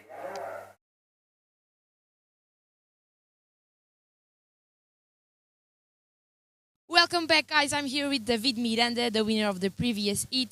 David, you came from Canary Islands, and this year your team is very strong. Can you tell us a little bit about your team? Sí, cada vez venimos más gente de Canarias a competir aquí a Portugal y a cualquier prueba mundial y demostrando cada vez el nivel que tenemos ahí en Canarias, el potencial que tenemos. He said that there are more guys here this year and here in Praia Grande and the whole event and the whole tour, and they are ready to show their potential and they are very happy to be here. You want to say something to your friends, family, and sponsors? Sí, la verdad que sí. Agradecer a toda la gente que me apoya en casa, mi familia, mis amigos, mis patrocinadores. Thank you very much. Felicitaciones. And back to you guys. Thank you very much. I really stoked that beat. Looking strong, but he has the pressure of defending the first, like winning this event last year. So he's definitely comfortable in these conditions, but also the pressure there of being the winner of the last edition here last year. And yeah, we're talking about good performances. You told me that you know Luca, you have seen him surfing with the French team. Exactly. During the last winter, I saw him in a big day at Peniche, Super Tubes. It's a hard wave, it's a super strong wave. And he was there and he was shooting out from the older guys for sure. He's a great talent and maybe a future world champion from France. He definitely has the potential for that. But it is Jorge right now having the lead here with 2 6s on his scoreboard. Luca has a 4.95 and a 4.75. Also really good, pretty solid there in first position. We have 11 minutes remaining, and Gabriel and Mauro have to start to change up the game and start to put some scores on, because time is taken away. It's nearly half through this heat, and Mauro hasn't taken a wave yet. Exactly, there's 10 minutes left, and now we have Jorge again on the wave in a good left. Let's see what he can do on this one, Alexandra. Boom, big roll there, clean roll, and really strong execution there of the wave, just jumping out of there with a lot of strength. As we see some movement at the back, we see Gadiel on this right. Take us through this one. Yeah, he's waiting for this section. He throws the roll, and he can make another one and a good combo, 2 rolls, 2 strong rolls. He probably will get a really good score and improve his situation. Yeah, we might see the biggest score in this heat. That was a really good wave. He's really good at reading it. There he breaks a little bit so he can do that first roll and really connects it with another one. And that one was not easy to perform and easy to complete, but he did. And let's see how the judges are going to score him for this one. But I think this is going to be a situation changer. So we're waiting on that score from the judges, and we'll give you a situation. But I was impressed with that wave. 2-wave maneuver, as we have. And here's a split peak. We will stay with Zanotto Luca with a big backflip. Let's see, he gets another section. No, it's the greatest maneuver of this heat so far. So let's see if he can change that 4.75. Yes, he was knowing he has to step up the game. He was like, I don't think rolls are gonna be enough, and he goes for that big flip. Beautiful. He nearly loses the sport there, but he managed to get it back. And yeah, Gadiel got a 7, so that's the best score from the heat now. But let's wait what Luca gets for that last wave. We're also waiting on a score for Black. So a lot of things happening now as we see the replay of Black. The roll there, but unfortunately just nosedives there. Mauro has been surfing really good in his previous heat, but right now not really lucky. Let's see what... And Alexandra, now we are in the last 8 minutes of the heat. Maru only have 1 wave, he's in the combination situation. And as an athlete, Alexandra, what do you think is going through his mind with only these 8 minutes and he needing 2 good waves to advance to the next round? Well, I tell you, it's not a good place to be, especially when there's not enough time. But now, look at him. Going on this left here, let's see what he can do. Cameraman. Big roller there. That was nice. Let's see, complete it. Yes, maybe this will take him out of Cumberland, but it's definitely not a place you want to be, especially when you don't have that much time anymore. And we see Luca just piling into this one. He wants to do something more. Goes for another arrow spin there. That was beautiful. Let's see if he can connect with another thing. Reverse. Really stylish there. And really good... maneuver there to complete that wave. He already got a 7.25 for the last wave we saw, and there we have the replay of that was Black. Exactly. But yeah, so we wait on 2 scores. Luca is already in first, and Jorge in second, but this might maybe will give him even more points. What do you think? Yeah, for sure. Zanotto threw a good IRS and then combo that with a good reverse at the end. And you'll probably change that 4.95. Let's see what the judges say. But he's improving his situation. As we see a wave for white for Jorge. Let's see if we can get the replay to see what he does. He's really happy with that, and they're cheering at the beach, so it must have been a really good wave. Let's see. Gets this right.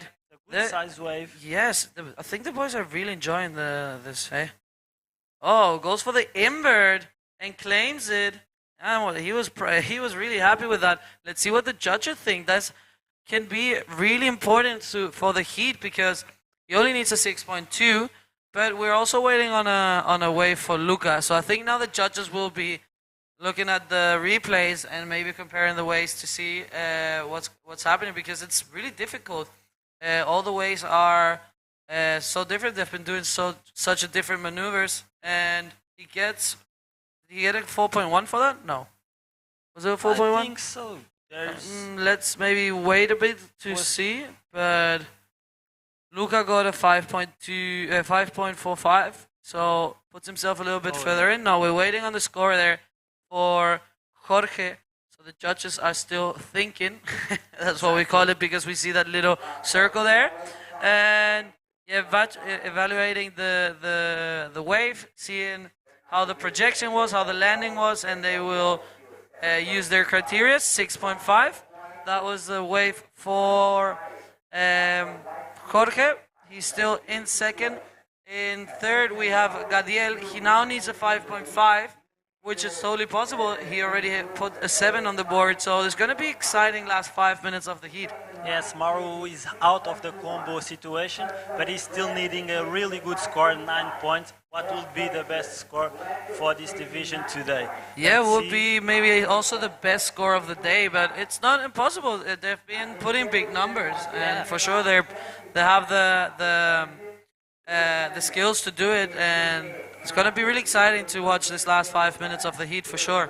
Yeah, and we have seen at these last minutes a couple good maneuvers, innovative maneuvers. We saw the flip from Zanotto, then the ARS, and two-hand, the last wave of Jorge, that invert. As I was saying, the tide is getting lower, the waves have more power, and they can perform even in a higher level, and that's what we're seeing in this end of this heat. Definitely, yeah, this has been really good. That was a really beautiful invert there. Maybe the projection wasn't too much, looks like he wasn't maybe having enough speed to really push himself to the front, but it was really clean, so he got a 6.5. Really good, I think he can be happy with that, but it's just being wave after wave. We have so many good scores in this heat. The guys are on fire. Now we have White again on this left, goes for the invert on the left, saying, hey, I can also do this to the other side. Yeah, he's loving those inverts. His second one here at this hit. Here's the replay. And let's see. Gets the good line. Hits the lip in the exact moment. Wasn't too much projected as the other one, but still a good score. I don't think he will change, but it's always a good maneuver for us to see. Yes, definitely. Let's see what Gadiel has on this ride. Looking like a good wave. Goes for the big roll. He needs a 5.5. I don't know if that's going to be enough to get into second position. 3 minutes remaining, and yes, let's see through his replay. So down the line, and he hits there pretty clean. What do you think? Yeah, I love his line at the wave. Well projected, and he makes it out. He's needing a 5.5 hole. Let's see what the judges think about this one, Alexandra. Yes, let's see if that's going to be enough. I'm going to do a quick update in Spanish. Estamos aquí en el tercer hit de la ronda número 4 de Pro Junior. Tenemos a Luca en primero, amarillo, que lo vemos ahora en ola. Remando, va con todo. Este niño está on fire cuando lo vemos yendo al tubo. Y parece que lo va a sacar. No, desafortunadamente al final no consigue salir. Pero está muy sólido en la primera posición con un 7.25 y un 5.45. Tenemos a Jorge ahora mismo en segundo. También con dos olas muy buenas, un 6 y un 6.5. En tercero tenemos a Gadiel, que ha tenido un 7 y está buscando un 5.5 para poder pasar a la siguiente ronda. y tenemos a Mauro en cuarta posición, disculpa. No encontrando muchas olas en este hit.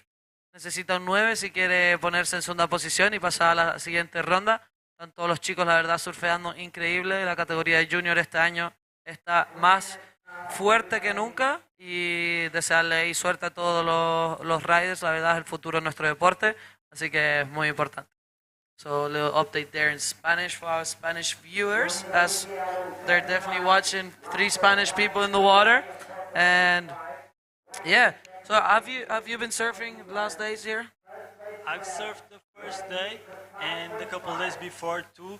The waves, the sandbanks are super good. Some of the best waves we've seen in the last years here at Sintra. So we have waves for the whole waiting period. So I'm sure we'll have really good performance from all divisions during the next days until Sunday, the last day of the window period. So Alexandra, what do you think? I do agree with you. It looks like we're going to be having waves every single day. And talking about waves, yellow looking, but yes, I'm looking forward. Today was my heat was a little bit high tide, but still some really good surfable waves. And it looks like right now the boys are having fun as we have Red. He's in third. He's looking for a big score. Let's see what he can do with this wave. Goes for the big roll. I don't know if that's going to be a 5.5. Let's see if the judges give him the points or if it's not going to be enough. Time's running out, but let's go through his replay. Yeah, Gadel enjoyed that roll. He claimed it, but good projected roll, but he needs the 5.9 and not sure if he will make it. Yeah, it's going to be a difficult one here for the judges because it was a clean roll, clean landing. It was also not a small wave. But yeah, I don't know if it's going to be enough for him to get into second position. But really good performance. No, 5.4. Oof, that's hurt. That's going to stink. But yeah, the judges definitely looked at the wave a few times. And we have Luca here going for the barrel on the right. No way. What a way to finish this heat. This kid is on fire. Look at him. Big roll. That's definitely gonna be the best score of this. Look at this replay. For sure, he will improve his situation. He had a 5.45, and at the last second he got this barrel. Then he get the roll, and yeah, he's improving his situation. Oh my God, this was incredible. Let's see what the score is. We'll let you know the score when we're back. So don't go anywhere. We're just going to quick commercials.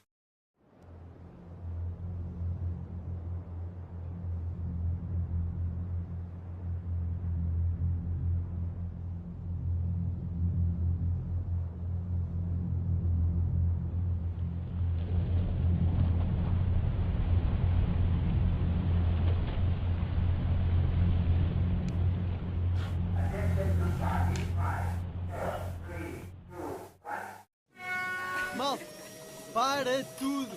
Estou aqui a refletir e peguem nas pranchas. Está incrível na costa. Este verão descarrega a app Mel Beach Cam. Agora com mais de 150 live cams. Estás aqui, estás na praia. Mel, humaniza-te. Welcome back, everybody. We are in the last heat of the day, and it's been so great. We are waiting for the last scores of Luca in that wave. But meanwhile, let's hit the water to see who do we have there.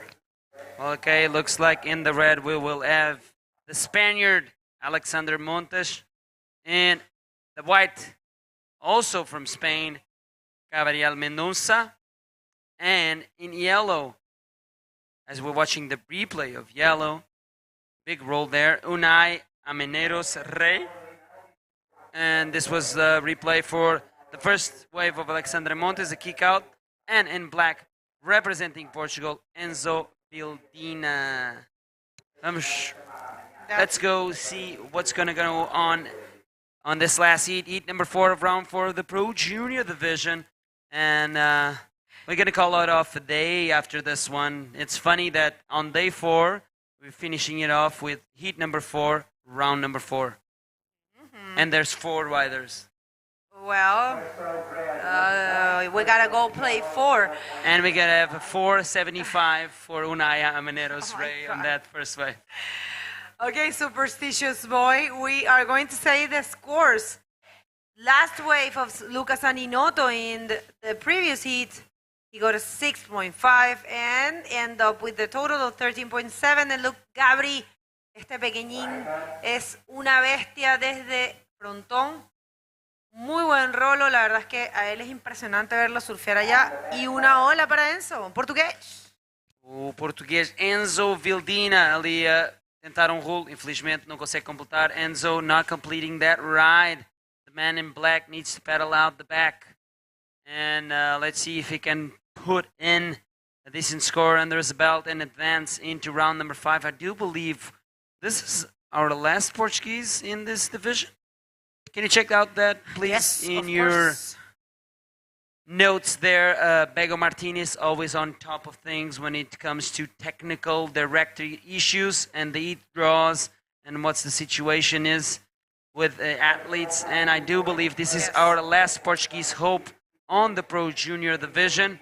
And it's sad to see that we still have so many rounds and not a lot of Portuguese. So I'm sending out a message to the Portuguese junior riders. Please come and compete in Sintra in this division and defend your own country. That's right. While we see this great wave for Unai Ameneiros desde Galicia, que está surfeando muy sólido. Yo lo había visto el año pasado, pero este año realmente está dando mucho de qué hablar. Y fue para el frontón también. Así que vamos a ver este replay. There you have it, the replay of the last wave of Unai getting around that section. Nice roll there on the pocket and goes for another one in the end section. Kind of struggles to complete that ride, but then at the end, he pops up in front of the whitewash, and that is a complete ride there for Unai Amaneros Reyes, and he just dropped the 4-point wave there. So right now, so far, so goody good for the man in yellow representing Spain. He's leading this one from early time in this heat. Only 4 minutes went through on this one, 16 minutes remaining. Let's see who's going to be the last winners of day 4 here at the Sintra Pro 2022. Looks like there's a lull in action, so we're going to thank our sponsors once again. Câmara Municipal de Sintra, always getting behind the Sintra Pro, and Instituto Português de Desporto e Juventude, always getting behind this great event that is the Sintra Pro. Of course, Federação Portuguesa de Surf is always present as well. We can do this without them. And Junta de Freguesia de Colares, the local council, thank you so much for believing in bodyboarding and supporting this event. Looks like Alexander Montes is having a look at this one. Nice, good-looking wave there for Alexander. And he goes for a roll. Unfortunately, he's not able to complete it right now. That wave won't factor into his top 2 scores. It will factor because he only has 2 waves. There is a mistake there, and Enzo, I don't know why he's with the Portuguese name there. We have people saying here he's French. Thank you, guys. I find it very funny that Enzo Vildina would be a Portuguese name, but well, you never know, right? Who am I to say? Okay. Sorry, guys, we don't know. I mean, that's what the registration said, and we just say what it's there in the system. Thank you for that. Okay, looks like we are ready for an interview with the winner of the last heat. Katie, are you ready? Hello guys, I'm here with Zaninoto Luca, the winner of the previous heat. Amazing performance. He did amazing job and a good backflip. Tell us a little bit about your performance. Déjà, très compliqué de trouver les bonnes vagues, avec aussi des très bons riders dans ma série, donc pas évident. J'ai réussi à avoir 2 premiers rollos, pas non plus incroyables. Et après, j'ai su qu'il me fallait vraiment un gros score, du coup je me suis dit c'est le moment. Je tente un backflip, il est passé, donc j'ai pris le score. Trop content, après j'ai repris une autre vague et j'ai repris un autre bon score, donc vraiment cool.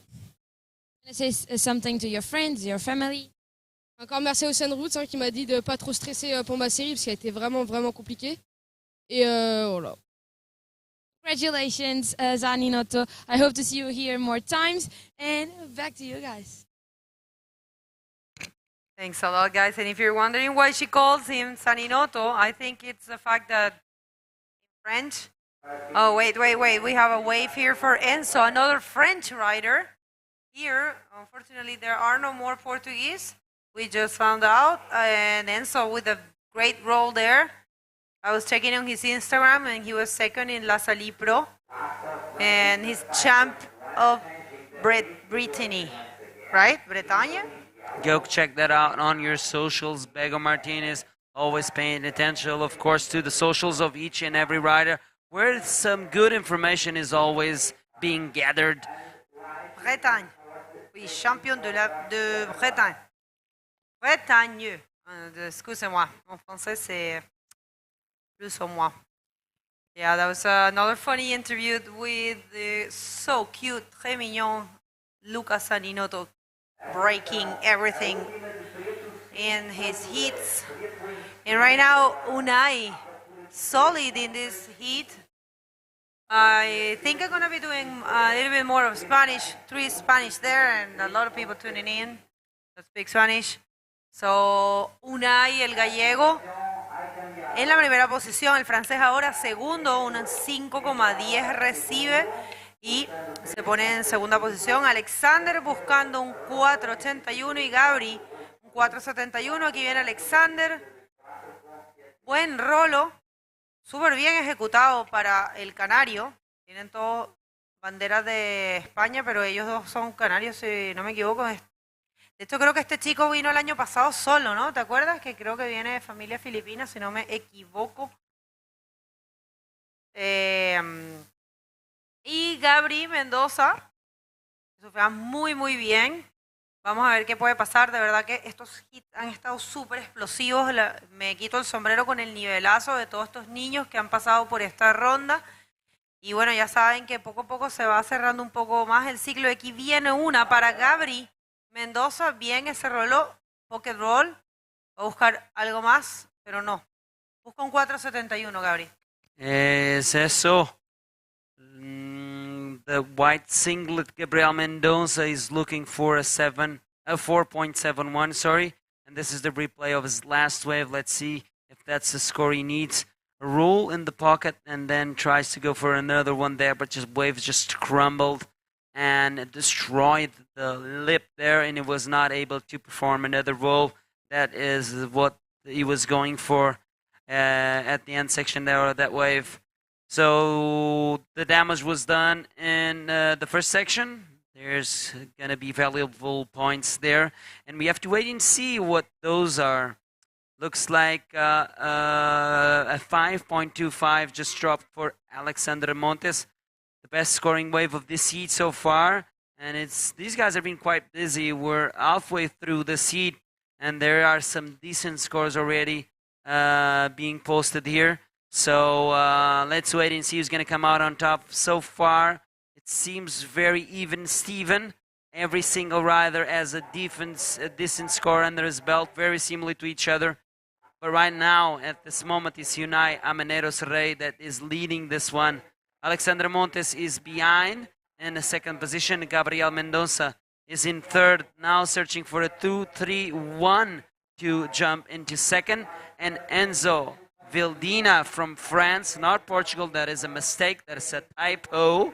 The man in the black is on the look for a 2.06 to second. So everything is still pretty much open. Everyone has already a backup score. So the scene is set.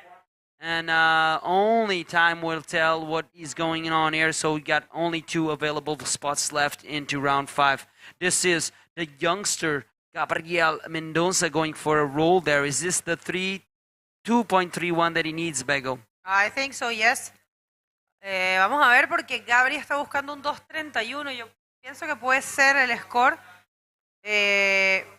Gabri viene de verdad. Mira, a mí me impresiona mucho porque estos riders corren el frontón desde muy chicos.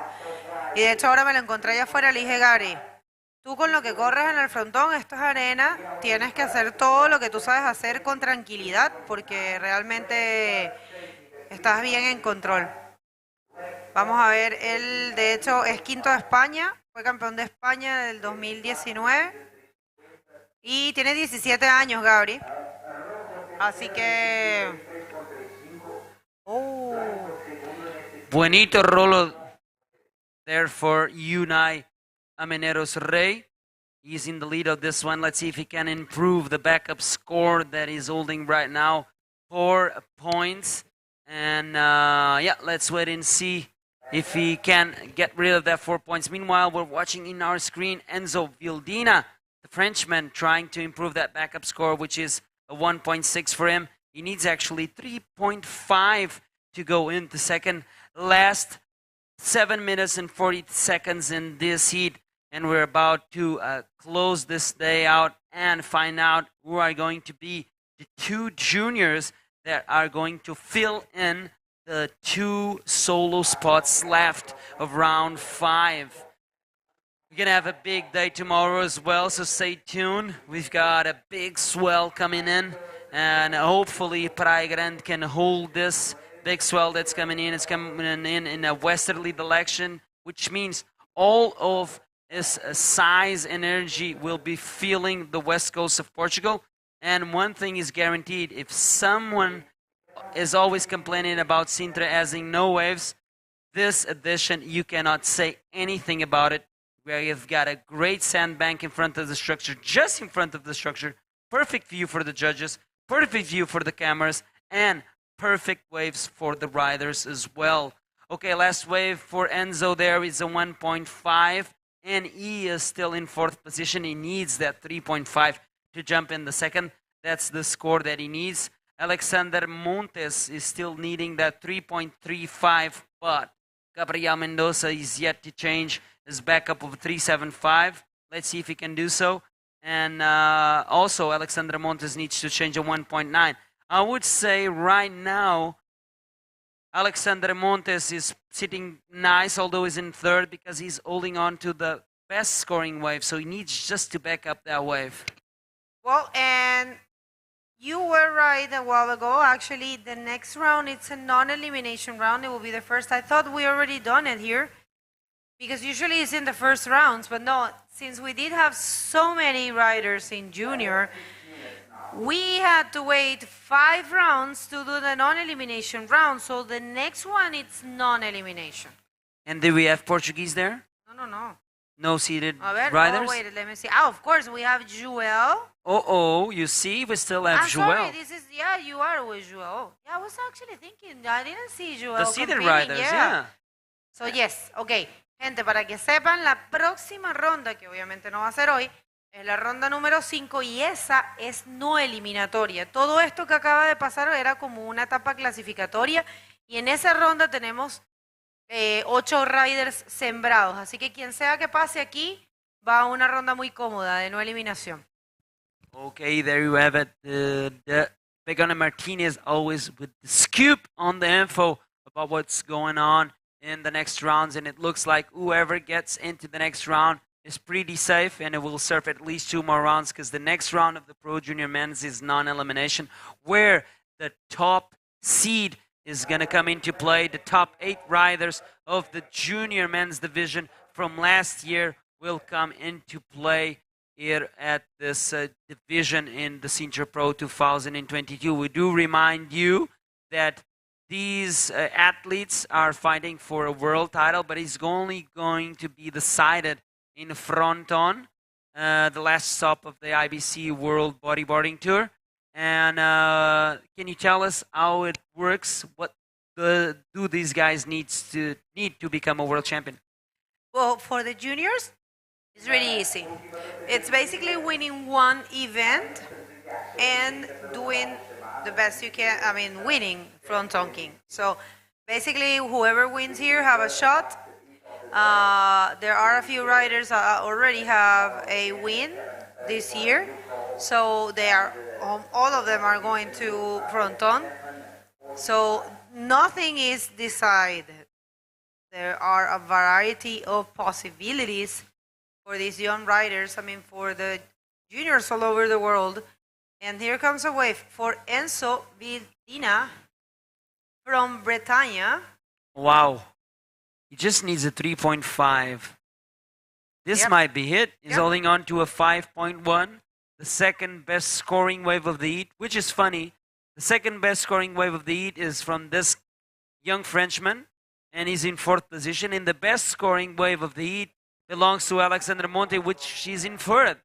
So let's see what this dying minutes of this last heat of the day is gonna turn up to be. And there you have it, 6.25 from last to first. Enzo Vildina from France, the man in black, is in the lead right now with less than 3 minutes remaining. Now it's Unai Meneros Rey in second. Gabriel Mendoza up and riding on this one. Ooh, pulling into the barrel, coming out with a roll. Wow, what a great wave for Gabriel there, and another roll. And he completes it. And he needs a 3.9. Whoa, what a turn of events here in the dying minutes of the last heat of the day. I love this. No, and there was a big wave for Enzo, 6.25, and this is another wave for Alexander Montes, and doing great there. Wait, what a wave exchange. Well-ridden wave also for Gabriel. I have no clue what's going to happen. We're waiting for scores there. But Enzo did change the situation, increase his lead. And look at that barrel, man. What?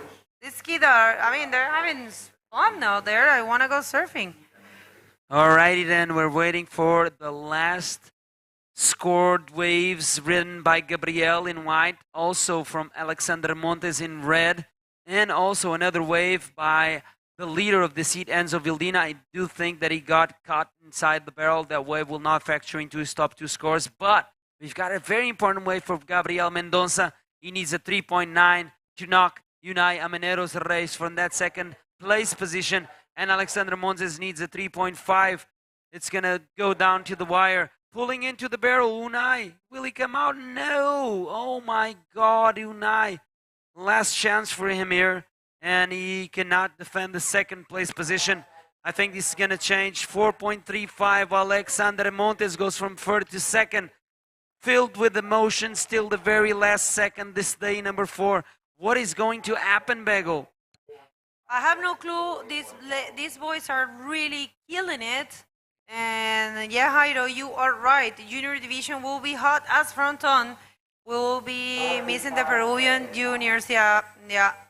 Will be very hot at fronton. Maybe the Peruvian juniors will go. We don't know. I think so. I think, pretty sure a few of them are going to be showing there. And, well, yes, guys, I always say that they are under 18 and there's a change of situation. Of course, Gabri ahora está en la primera posición, un 7 recibe. Muy buen performance para Gabriel Mendoza, quien cambió la situación ahora en estos últimos segundos y logra ponerse en la primera posición. Solo 2 de estos riders avanzan. Parece que Alexander Montes y Unai Ameneiros, que lo hizo muy bien, se van a quedar. Y es así, Nuno, porque esta última ola ya no va a contar, lamentablemente. Felicitaciones para Unai. Mira, y era bien buena para Alexander Montes. Wow. That last wave does not count. Of course, the buzzer already has sounded, and it was an impressive heat. Gabriel Mendoza turning it into his favor. That last ride was amazing. 7-point ride.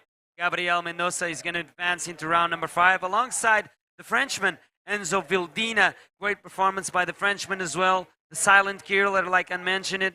And Alexander Montes, unfortunately, showing a lot of frustration there. Alongside Unai Ameneros Rey, will be knocked out of the competition. Guys, don't go anywhere. We've got an highlight to do. Me and also Bego Martinez joining me here in the booth. And one last interview of the day. So stay tuned, and we'll see you back in a second.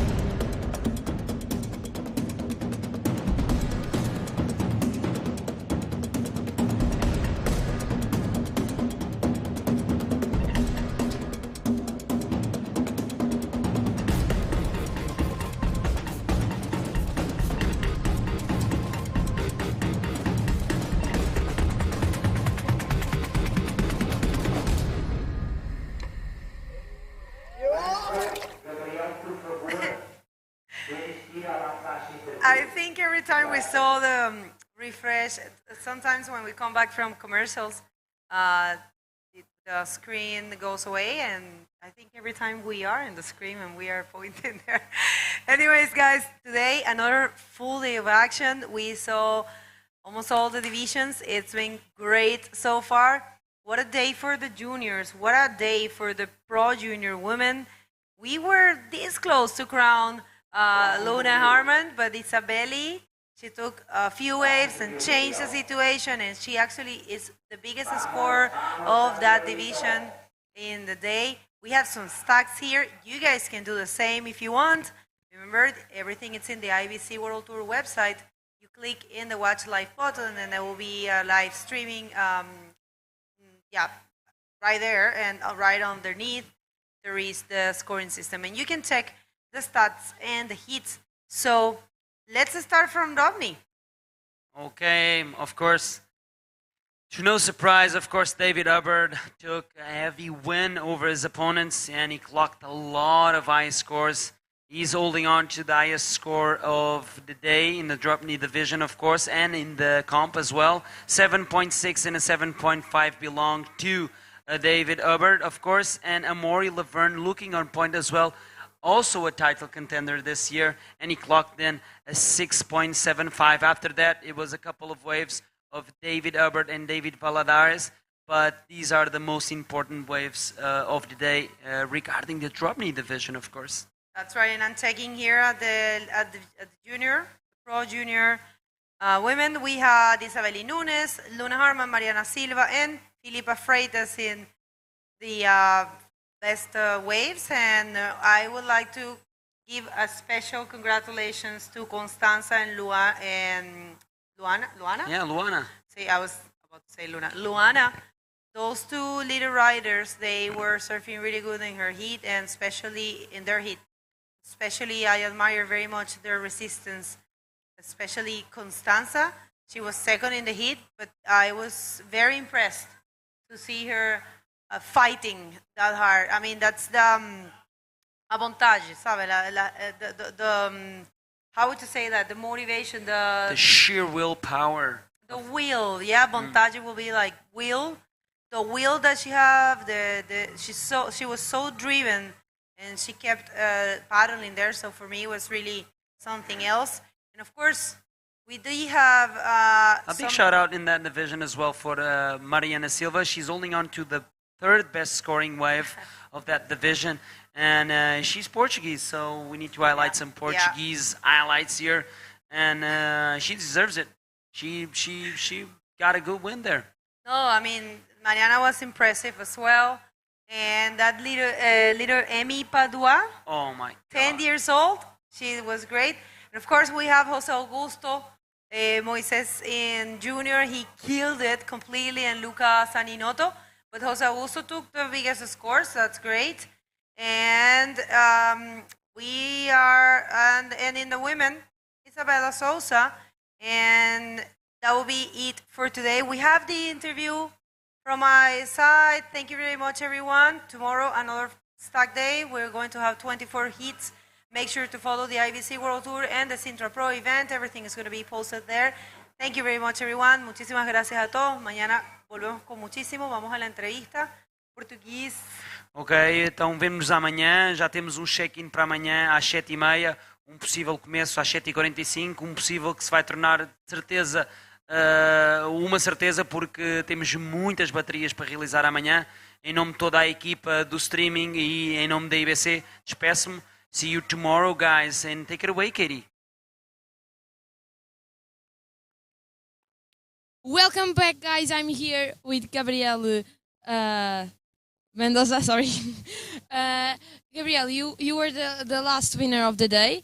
You are very tired. Can you tell a little bit about the conditions? La verdad que las condiciones estaban difíciles, pero se pudo hacer. And your goal for this competition? Espero intentar llegar a la final para así conseguir el objetivo de quedar campeón del mundo después en el frontón y tal. He wants to get to the final and try to get the world champion title. thank you for your interview. Do you want to say something to your friends and family back supporting you? Pues sí, me gustaría mandar un saludo a mi familia que está apoyándome, mis amigos y mis sponsors, ya sea Revo, el SBT y demás. Thank you. And guys, see you tomorrow.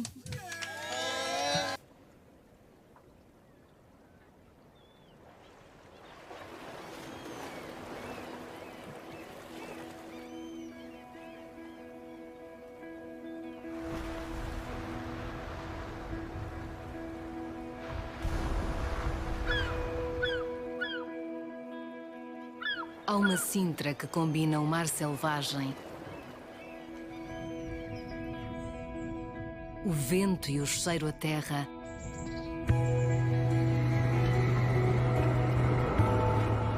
a viagem por caminhos únicos,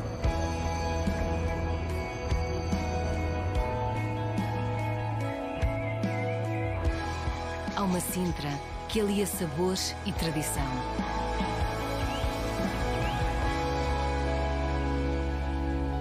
Há uma Sintra para cada um de nós.